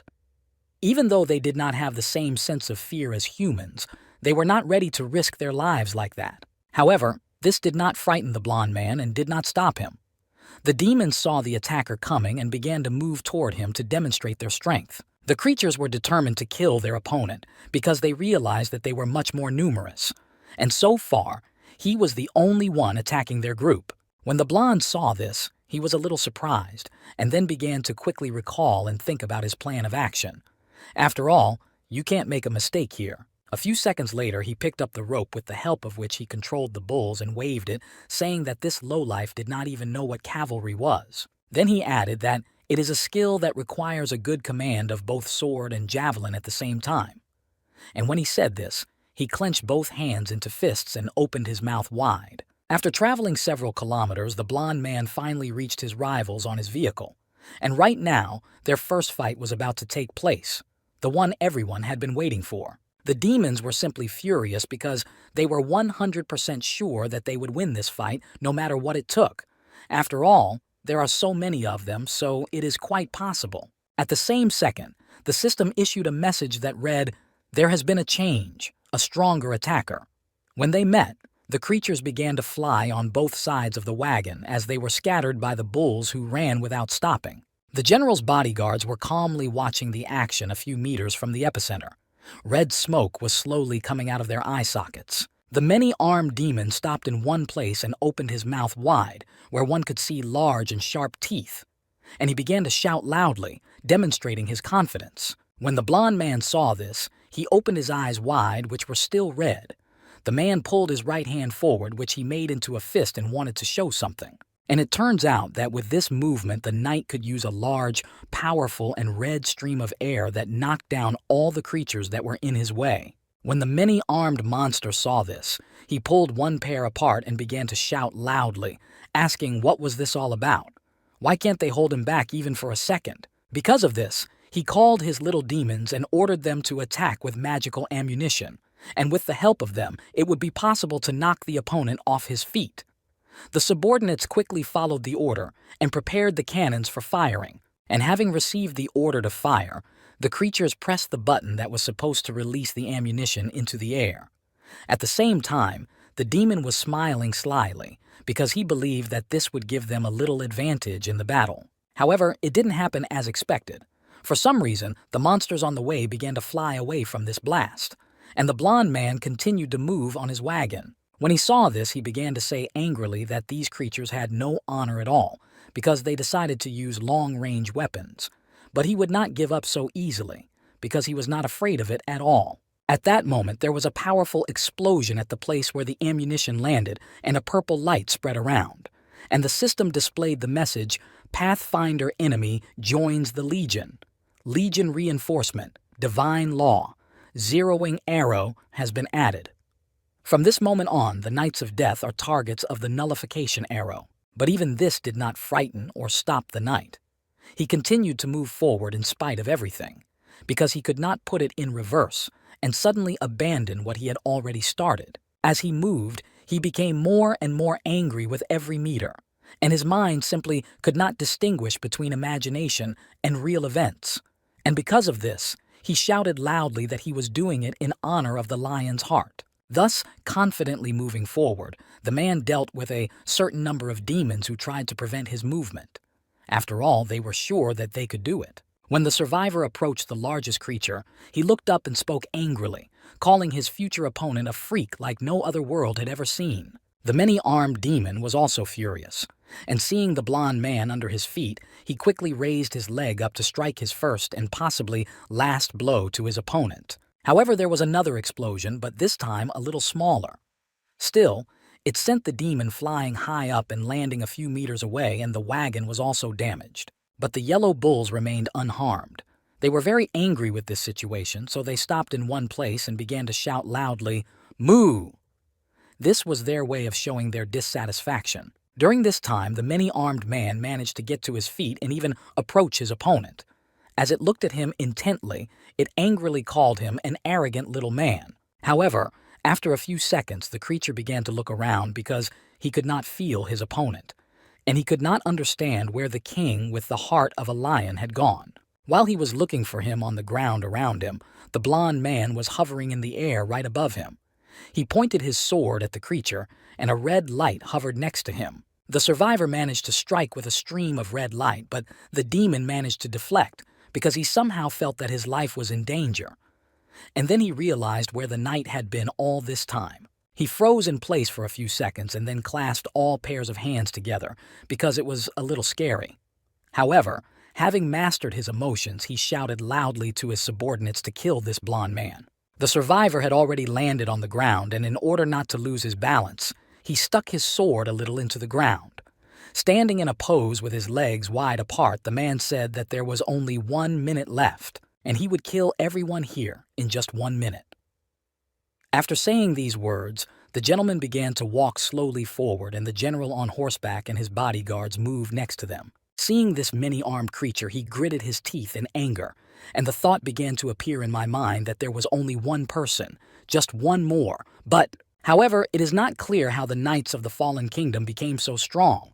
Therefore, the demons began to take their positions in order to conduct a decent defense, because they were, after all, outnumbered. The giant with many arms stood a few steps away from the blond man and asked him if he was really a king with the heart of a lion. After all, certain doubts crept in after several of his actions. And then the main creature suggested that this man could have killed Dothradan. And this is already quite frightening because he was a very powerful demon who unfortunately died. However, the blond man thought about this assumption for a few seconds and then asked, "Dothradan?" And on his face, you could see the incomprehension of what answer he was expected to give. But then he decided to show his sarcasm because he actually knew who he was talking about. So the man smilingly asked if he was the weakling who had been wandering around with a big bag of fat. Then the blond man said that he had already killed all such villains before tearing them into small pieces.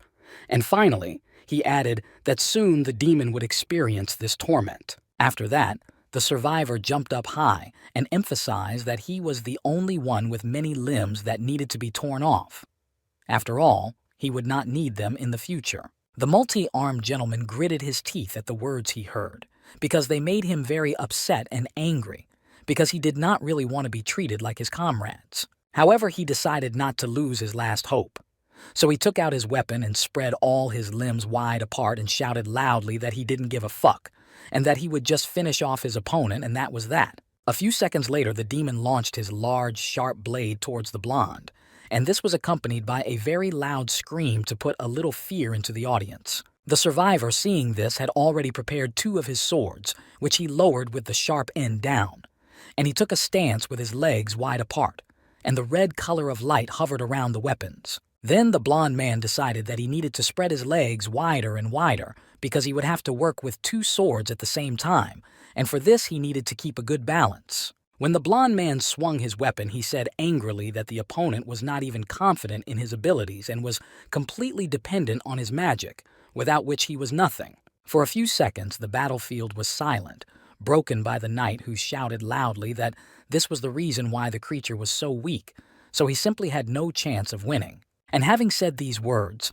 the man pointed his weapon forward, and a large stream of red light began to appear from it, which was directed at the many-armed demon. However, this time the stream passed by the creature and hit something behind it. and the monster did not even hope that he would still be alive. However, in his state of affect, he did not immediately feel that this stream of light had cut off one of his limbs. And when the creature finally came to his senses, he gritted his teeth in pain and emphasized that this gentleman had managed to repel all his attacks. The blond man who had been watching his opponent's reaction said angrily that he had already said that he would tear off all his limbs, so it was time to deal with the rest. So he jumped up high and swung his sword far to get a good swing to strike the many-armed man, who was standing downstairs with his head up. However, then the demon had a desire. The crown of desire causes primitive and wild desires. No living creature can resist this skill, so the creature constantly performed whatever he wanted. The other demons who watched this duel among themselves began to say that it was very dangerous to be around this king with the heart of a lion. Therefore, drastic decisions had to be made. The angry blonde stood for a few seconds in a pose with his legs wide apart and his sword drawn back to strike his opponent with a strong blow to the multi-handled sword. After a certain pause, the knight finally struck, not at the creature but at the ground, bending forward and landing on his right knee. The creature froze from this action, for it did not expect the survivor to be so clever. So, opening his mouth wide, he asked how he could just overcome the illusion that he had been creating for so long and that required a lot of effort to maintain the effect. Then the blond man got to his feet and began to walk slowly and confidently straight toward the giant, saying that even the Lady of Pleasure could not affect him. With a very focused and intense gaze, the survivor called the demon shit, and then asked how he could possess it if it couldn't even control itself properly. When the knight stood before the many-armed creature, he gritted his teeth in confusion and said that such a thing was impossible, because he had never met such a creature before. They have no desires because all living beings dream about something or want something. However, it should not be so. The survivor stood at this time and looked carefully into the eyes of his opponent. The demon had a thought in his head that he needed to get out of this place immediately to stay alive. And to distract the attention of his fellows, the creature began to loudly order them to help kill this impudent man. However, the demon did not succeed in his plan, because a yellow bull attacked him from behind and simply knocked him down, throwing him high up with his big horns. When the creature landed on the ground, as soon as the dust settled from his landing, the knight spoke up, asking why the Lord was not watching what was happening behind him. While the creature was lying on its back face up, a blond man had already put his right foot on it, and he felt that he would soon celebrate his victory in this fight. However, the demon decided to complain a little, so he said that the blond man had deceived him. After all, a divine creature intervened in the battle at a time when knights should follow the rules of fair play. After carefully listening to this complaint, the survivor put his sword on his shoulder and agreed that he was actually a third party and really could not interfere during the fight. The creature opened its round eyes and mouth wide and said, "That's right. Yes, but—" And he was silent for a few seconds to formulate his next sentence. However, he never finished his sentence because the knight began to speak, yawning and speaking about what honor a demon who did only evil and nothing but evil could talk about. A second later, the blond man's mood changed, and he immediately raised his sword and angrily announced that this was not a duel at all, but the complete extermination of creatures like him. When the man with many arms saw this, he continued to lie on the ground, not even trying to save himself, and shouted loudly, calling the knight a racist who was ready to feed his ego. And as soon as the last word was spoken, the blond man struck the demon, and a very large explosion occurred, accompanied by a red light. And from that moment on, the great demon of pleasure and depravity was dead. At the beginning of its journey, the kingdom was prosperous, and its people enjoyed peace and freedom. At the time, it seemed like it would last forever. So did the queen. But all of this was true until the demons began to invade. And when the lady saw it with her own eyes, she was very scared and began to worry about her people. After all, the picture of a bright and peaceful town was changing every second into chaos, destruction, emptiness, and a red color that irritated her with its saturation. But the queen, despite her young age, was very wise, so she knew that she needed to try to create resistance to this force, no matter what it took. And a few minutes after the gate was broken through, the lady said a certain spell and tried to create a defense for her castle so that there would be at least one safe place in their world. When she was finally done with her defense, she immediately turned to look at the field that was unfolding in front of the room and across which the demons were moving directly toward her. For the souls of these lowly creatures would conquer her kingdom. When the first creatures touched the walls, they were thrown back several meters, and because of this, we could assume that the defense was working. Therefore, at first, these were frequent victories that gave everyone present hope that sooner or later they would be able to defeat this evil and evil spirits, and then they would be able to continue living in peace. However, this did not last long. One day, the creature that received the blow fell on its back and for some reason smiled slyly instead of screaming from the pain. And it was at that moment that the queen realized that these creatures do not die even after death. Therefore, she had new problems to solve. Looking down sadly, the young lady said quietly to herself that this war could not be won from the very beginning, because there are too many of them to fight alone. It didn't matter how many times they won, how many demons have already been killed. And they will kill more. They will always come back in the same number. The woman was very upset by this development of events because she was already tired of fighting these monsters and, in her opinion, it was not fair that they could reappear after death, which she could not afford. So with each passing day, the madness was getting closer. The castle, which was supposed to be protected, was no longer so. A red fire was already burning around it, and the sky was not as bright as before but now had a black color. The queen was so tired that she did not go outside for more than a week, but just sat in her throne with her head down because she could no longer bear what had happened to her kingdom. And just one day, an unknown, large black figure appeared in front of her, and in a calm tone of voice he addressed the queen and offered to make a certain deal, in which she must taste the essence of debauchery and again endure the collapse of her own kingdom for 100 years. The creature emphasized that if she could endure it, the invasion of this world would come to an end. And finally, the unknown smiled sweetly and added that, after that, everything would return to normal. The tired queen could barely find the strength to raise her head up and look at her interlocutor. And then the woman recalls that even at that moment she did not even think about how she could believe this. She just thoughtlessly reached out her hand to the purple ball, agreeing to the deal without listening to any of its points. And after a certain period of time, knowing that it was a trap of demons, only in this way could a lady protect those she loved, and that is why Sparrow's kingdom began to drown in depravity and pleasure, and the bright citizens, loyal knights and proud queen were quickly swallowed up by darkness. Those who fell and took the side of evil will never be able to be the same again. In the end, the knight could not resist his desires and entered the queen's bedroom at night. And after this incident, the general was forced to seal his queen underground. And as soon as he did, he decided to commit suicide to become a knight of death so that he could guard her constantly, because he had no other option. When the blonde was placed in her bed, she took a comfortable position for such a long sleep. Only now did the lady realize that it was all because of her. Decades of emptiness and suffering. It was very difficult for her to experience falling over and over again, knowing that nothing could change. Therefore, the woman blamed herself, because she believed that she had made everything this way. However, she continues to dream that all this horror will end and they will be able to continue living as they did before, because in those moments they were doing well, despite the small problems. When things finally calmed down a bit and everyone came to their senses after the fight, the blond man, along with the general and his guards, gathered in the dungeon, where they were examining certain objects on a large wooden box. Climbing up on this improvised stand, the robot examined everything carefully and asked if it was the crown and weapons of the defeated demon. After all, it still continued to glow with purple light. The survivor folded his arms across his chest and asked his friend in a serious tone whether he liked it. The device replied that it was a rather high-strength metal that would be useful. The knight went on to say that most of all, these objects are infected with evil and seem to absorb the souls of their owners. The robot said that it was possible to purify them. The blond man replied that if it was possible, it was his job to do it.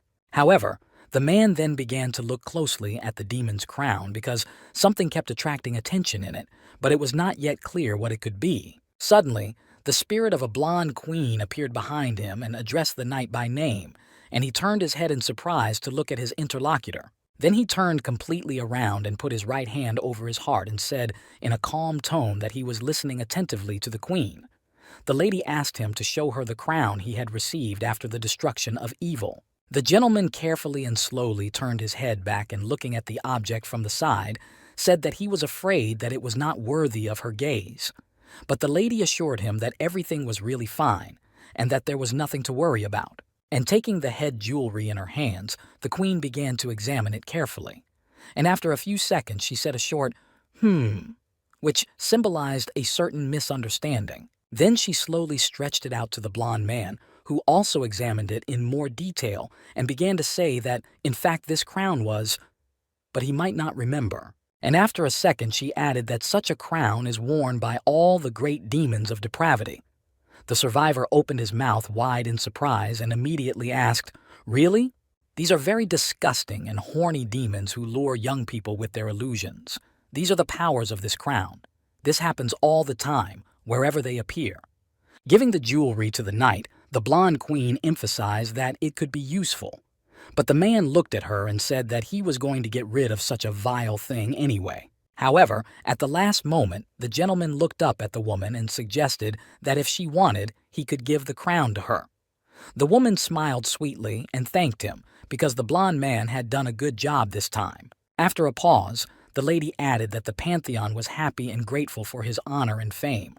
The survivor closed his eyes and tilted his head down a little and replied that he had only done his duty. Suddenly, the gentleman heard the queen addressing the war and asking him to greet the man. The young voice laughed out loud at first and only then repeated one word, "Greetings?" A few seconds later, a red vortex formed by the clouds appeared in the sky, and a large man appeared from it, folding his arms across his chest and sarcastically saying, okay." The warrior's eyes began to dart from side to side, and he quietly said, "Well done." The woman did not like this reaction and these words, so she asked the guy to be more honest. But the guy could not get anything out of his mouth. At that moment, however, the blond man began to speak, saying that he had a small request for them, but it was very important. However, Vina started laughing and asked what was the matter. After all, he didn't even say hello, but immediately started with the request. The woman turned her gaze to her colleague and looked at him with an angry look, saying that they were listening attentively. So the survivor did not hesitate and turned his head back and said with raised eyebrows that he was asking. And for a few seconds he was silent, because it was a rather important decision. But after he had composed himself, he continued his request. And it was that these two gods should take the souls of the general and his bodyguards, who at that time bowed their heads before them. The two divine creatures turned their eyes to the creatures with whom they had to work, and silence fell in the room, because some of them had to accept or not accept the request, and others were waiting for the inevitable action. The silence was broken by Vina to clarify whether this gentleman wanted him to lead the lost and depraved souls to paradise. After all, they have already fallen out of the cycle of life and death. Therefore, this would be a violation. However, a blonde woman immediately entered the conversation and said that this was a rather rude response from her colleague. But the cycle of life and death is her territory. She added that it was better for him not to interfere.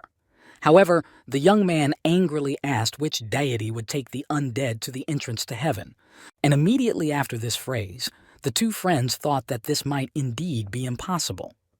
Therefore, the blonde lady turned to Leonhardt in a calm and sweet tone. The man put his hand on his chest and replied that he was listening attentively, and looking away, the lady began to tell him that those who hid from the judgment of death deserved to be punished. They also do not belong to the cycle of life and death. Suddenly, all those present were attracted by the fact that they heard slow and quiet footsteps, and during them, a sweet-sounding voice began to sound, asking her people to forgive her. It turned out that it was the queen who had finally woken up. Then the lady said that she was sorry, that the gods had taken care of themselves. While she was speaking, her subordinates got down on one knee and bowed their heads before their goddess. After that, the queen folded her hands as if in prayer and said that what she was going to say next might sound very rude, but as an unworthy queen of a fallen kingdom, she asked them to reconsider their decision. The blonde goddess raised her hand to her chin and began to think about this request. After all, these were the queen's faithful knights who needed help. But the goddess said that not one of the Pantheon would accept them in paradise. The general, supporting his queen by the hand, said, "That's how it is." They were very upset by this situation. However, after a few seconds, the goddess said that there was some hope, and the beggars raised their heads and looked up to look into the eyes of the interlocutor. The blonde woman said with a sweet and sincere smile that their good deeds outweighed their evil ones, and because of this, their loyalty touched them deeply because they had never seen anything like it before. Then the young lady turned her gaze to the night and said that the king with the heart of a lion also asked them to take care of their souls, so they would try to help as much as they could. And the young lady added that the survivor's request was actually enough for her, so she would purify their souls and give them a chance for a quiet, normal life that they honestly deserved. She also has a proposal for the queen of the destroyed state. This is the only way her knights will be able to calm down and live their best lives, because they have already done quite a lot. A second later, the goddess approached the queen and offered to become her reaper to help the king with the heart of a lion spread the faith. As soon as the afterlife, over which she has control, reopens, then her knights will have a chance to be reincarnated. After listening carefully to this request, the blonde queen froze in place because she needed to think it over. However, she did not think long and quickly answered that she would do whatever the goddess wanted, and after one day of hard work, the terrible red color finally disappeared over the kingdom, and the blonde man stood in front of the big front door with the queen. The man was holding her hand tenderly, and Sir Spinner was standing next to them on the right side. However, the knight was in a very mixed mood, for he had been upset lately and was not smiling. It might be because he was tired, because he hadn't had a good night's rest in almost a week. Then the hunters and the queen's bodyguards began to gather and line up in front of them in the central square of the town. They watched the whole action in silence, because there was so much time left before the full gathering.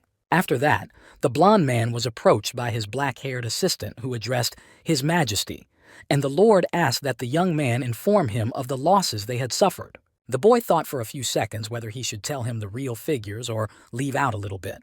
However, he began to say that most of the wounded were saved by the Grail. However, they lost 6 people. They were lying on the ground at that time, and their sad colleagues gathered around them and lowered their heads in a sign of grief and respect for such courageous deeds. Some of the hunters could not hold back their emotions and therefore allowed them to be released today in the form of tears. But the knight reacted to this information rather restrained, saying only, I see. And immediately after that, he slowly approached the victims and, looking at them, he began to think that it was not bad because they were constantly being attacked by an endless stream of demons. Then the survivor raised his sword a little bit up and thought that such losses are not considered numerous. And out loud he invited everyone present to pray for these heroes. So he was the first to kneel down on his right knee and put his head on his hand, which was resting on the hilt of his sword. The rest of the hunters began to repeat these actions one by one. After a few minutes of commemoration, the blond man opened his eyes and, looking at his sword in a quiet, calm tone, addressed the great flame and war. And he said that their soldiers had died a noble death. Everyone who listened to this speech was even more upset because they had all become like family here, and it was very hard to lose their own. And finally, the king with the heart of a lion asked the gods to guide the souls of the dead and, if they had sins, to let them go so that they could praise their deeds before death, and let them enjoy a feast among the gods.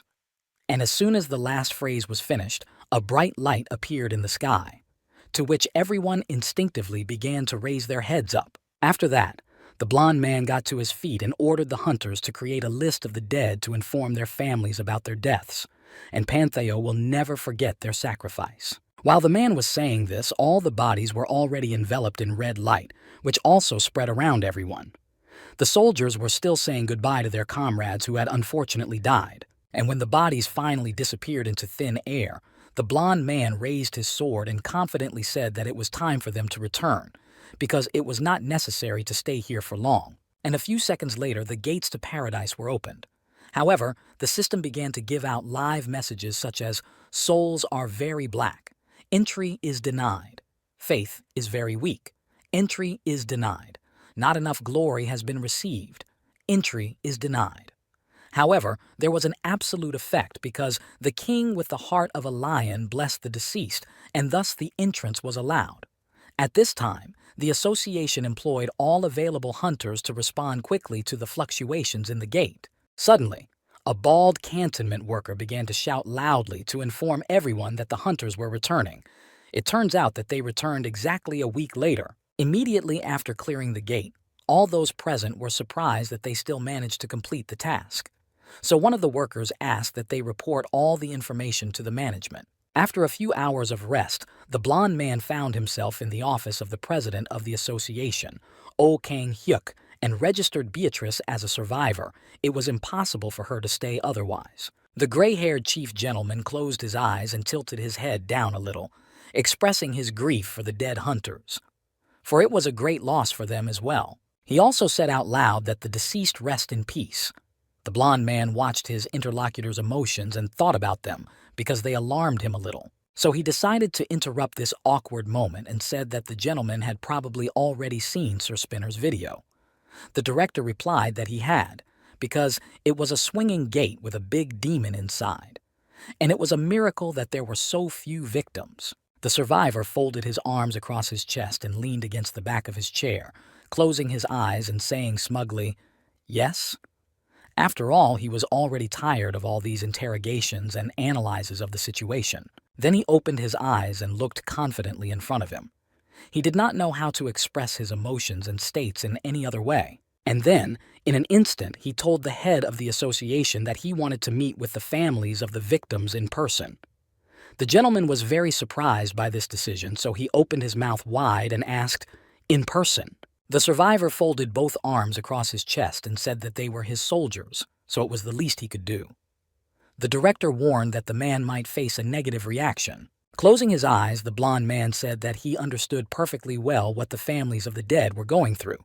He added that maybe they would calm down a bit when they heard it from him. The gray-haired man was silent for a few seconds because he needed to think about this request.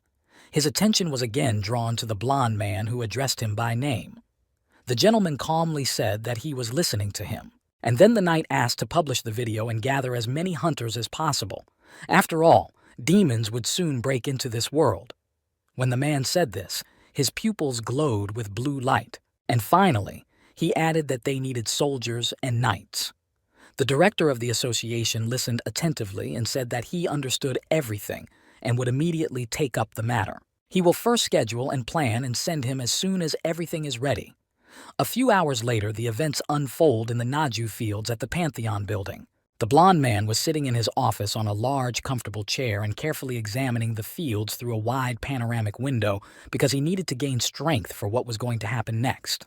The master reasoned that the actions of the demons arouse certain suspicions. Therefore, they need immediate help. And to do this, he needed to think carefully about whom to ask and how he could help. Putting his right hand on his heart, the man closed his eyes and began to think that this time he would go to perform the task himself, so that no one would get hurt again. And while he was thinking about it, a bright orange light appeared around him. And the gentleman felt so calm at heart.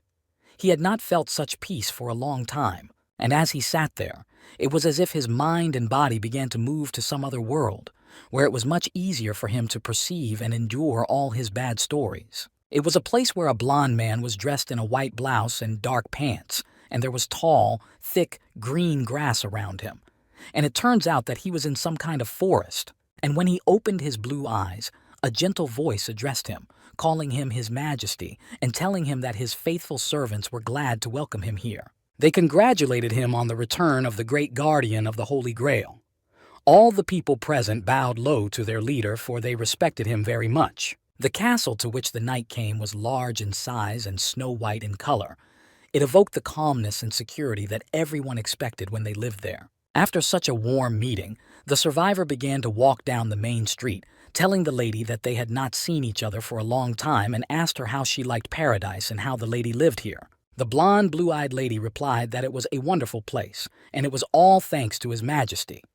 All the man could say to this phrase was one short word: "I see." Further on the way, the blond man met two men and stopped and smiled sincerely, saying their names, "Sir Gildos and Sir Antok, you look great." The men responded by smiling sweetly and saying that they would have come here sooner if they had known it was so nice. The survivor asked them not to joke like that. Suddenly, another man from the crowd called out the word "king" to draw attention to him, and the survivor turned his head to him and said, "The former king." It was a young man who is considered to be the former king with the heart of a lion, the great Arjun Lionheart. He was very happy to see his follower who decided to visit them. The blonde bowed with his hand over his heart and apologized for disturbing them unannounced. The guy laughed out loud and said, "Of course, we have one heart for two." The knight immediately asked the question that new souls were supposed to arrive recently. Had they heard anything about them? The lord looked forward and replied, "What about them?" The former king went on to say that 180 years had passed since the appearance of the new souls, and they had met them very well, so there was no point in worrying. The blond man replied briefly, "I see." The blond master went on to emphasize that he was sure that the follower had come here for a reason, and he asked what had happened.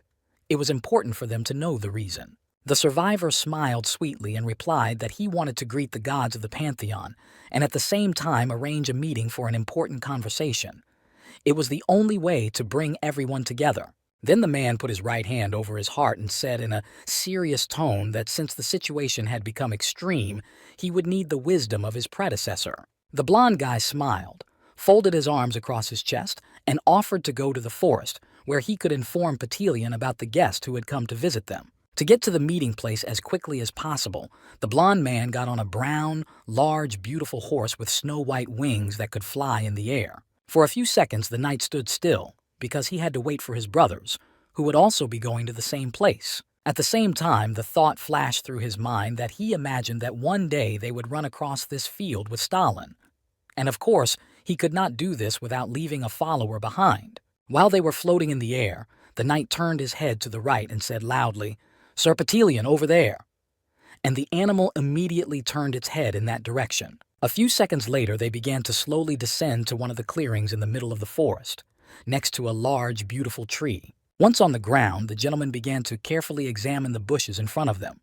It took them only a few minutes. And then the blond man said in a serious tone that they had arrived at the place, so they just have to wait, because they arrived quite early, but this is another opportunity to relax in this paradise. Suddenly, a voice came from the forest and said, "Lion, Heart, the rightful lord of Dragonia, the owner of the holy relic." The blond man listened attentively and said, "Great sage of the forest." Then the man apologized for coming to their land. The voice repeated its first phrase again, "A king with the heart of a lion." But he did not show himself yet, but hid behind the bushes. And after a second it added, "that all living creatures must—" And he was silent for a couple of seconds, and then a human-like face began to appear in the trunk of one of the trees. And then he added that even gods, and he emphasized that there are no exceptions for anyone. Then another neighboring tree again showed a face on its trunk. And finally, the tree said that everyone was actually very happy to see him here. The blond man said that he was very pleased with their kindness because he did not even expect such an attitude. He closed his eyes and said, "The heir to the glorious dragon slayer, the follower of the king with the heart of a lion." And then he asked what brought him to the paradise for the dead. The knight looked up high and said that Gungrar and he would like to see the younger of them, who is also his friend. The tree began to move with the help of its roots, which appeared on the surface, and at the same time said that Gungrar was the youngest sage. Suddenly, all the birds that had been sitting quietly in the tree crowns flew out. It turned out that it was the one whom the gentleman was looking for and waiting for. The voice said that he was seeing Leon, his old friend. Then the face in the trunk asked the knight a question to find out what brought him here. The blond man looked up and turned to his friend, named Gunrar, and told him that he needed his sprout. The tree bent down a little and said only one word, "Oh." The knight said that, if he remembered correctly, his friend had come to paradise without planting a single seedling. The voice asked if the man was really in such a hurry. The gentleman said briefly and clearly, "Uh-huh." And a second later he added that this was his world, and his home, Earth, is under the threat of demonic invasion. And he was convinced of this during his last campaign. After all, they realized that he was scheming here. And a second later he said that he was just sure that one of them was already on the ground. The tree had some kind of superiority in his head, after which he said that it was just like an empire. It will start rotting from the inside. And in a minute the gentleman shaved his head at this suggestion, because the knight is the only one who can take something away from this reality. So he slowly began to lower the sprout, which already had 3 leaves. All this action took place in complete silence with his eyes firmly closed. And when the object was finally ready, a voice told the man that he could take it, but he had to take care of it. Holding the sprout in his hands, the blond man thanked the creature, and the creature said that he was glad to meet him after such a long separation, because they had been good friends before. And suddenly the face in the trunk remembered that it had not told him something else important. The survivor froze in place, because this phrase had caught his interest. And after a second pause, his friend asked the blond man not to rush back here, because people on the ground still needed him and his strength. When the knight returned to the city, he decided to return to his world as soon as possible, because there was a big problem waiting for him that needed to be solved immediately. However, someone called him by name, and he was forced to stop and turn his head to see Sir Gratis, the anjack of the former king, who asked him if his master was leaving. However, he did not give an answer, but instead quickly walked over and placed a certain object in the guest's right palm. The blond man asked what it was, and the blond guy said with a smile that this was what everyone else, including him, thought was most needed right now. And he added that he knew that the man was limited in how many things he could take out of here. When the survivor looked down at the gift, the former king began to tell him that it was a product of a famous trainer who could tame even monsters. He added that he had left it to him after his death, but the blond man buried the rope with the blond man. After this touching speech, a large, muscular young man came forward, holding a red-bound book and happily saying that it was his turn. He slowly and carefully began to hand his gift to the guest. The knight saw this and said in surprise, "This is—" A second later, the giant said that he had actually heard that the blond man trains his army from scratch, and it must be very tiring. And the survivor, with his mouth wide open in surprise, replied, "How to use serfs to kill a giant. Isn't that a legendary training manual?" For a few seconds, the place was silent. The knight could not believe that he would receive such important and valuable gifts here. Then a young lady came up and smiling sweetly addressed His Majesty, telling him that she had prepared something especially for him. And when she showed him her gift, it turned out to be a very beautiful cross with a black lace already tied to it. And when the blond man touched it, a blue light began to appear next to it. Hugging the book tightly, the man said that the sacred relic of the saints can only go to the next saint. So he asked how he could receive it. The lady replied that no one would ask questions of a resident of the Pantheon. Then the lady folded her hands in prayer and closed her eyes and added that she was simply sure that this object would be able to protect him until the sword was reborn. And that's why she asked for her gift. Having received such valuable gifts, the blond man sincerely thanked everyone and began to prepare to return to Earth, where he had a problem to solve. And in the last seconds, he shouted that he would use the gifts given to him as best he could. When he returned to the place where he had been living for the last few months, he decided that it was still possible to visit a certain person at such a late hour. The gentleman changed his clothes, and after going up to the right floor, he began to walk slowly to the room he needed. When he was right in front of the door, he stood and said, "It's the king with the heart of a lion who has come." A second later, I immediately asked if he could go inside. At that time, a blonde lady was just savoring the red wine she had poured into her glass. Without saying a word, the door to the room opened and the blonde man standing next to her looked in. However, he did not enter, but simply closed his eyes and began to think about something in detail. It looked very strange from the outside. Seeing this picture, the lady laughed and asked if her guest would come in, and the blond man replied that she had not actually given her consent to do so. Hearing this answer, the lady began to laugh out loud, emphasizing that the gentleman looked very serious, and a little embarrassed, she allowed him to enter her room.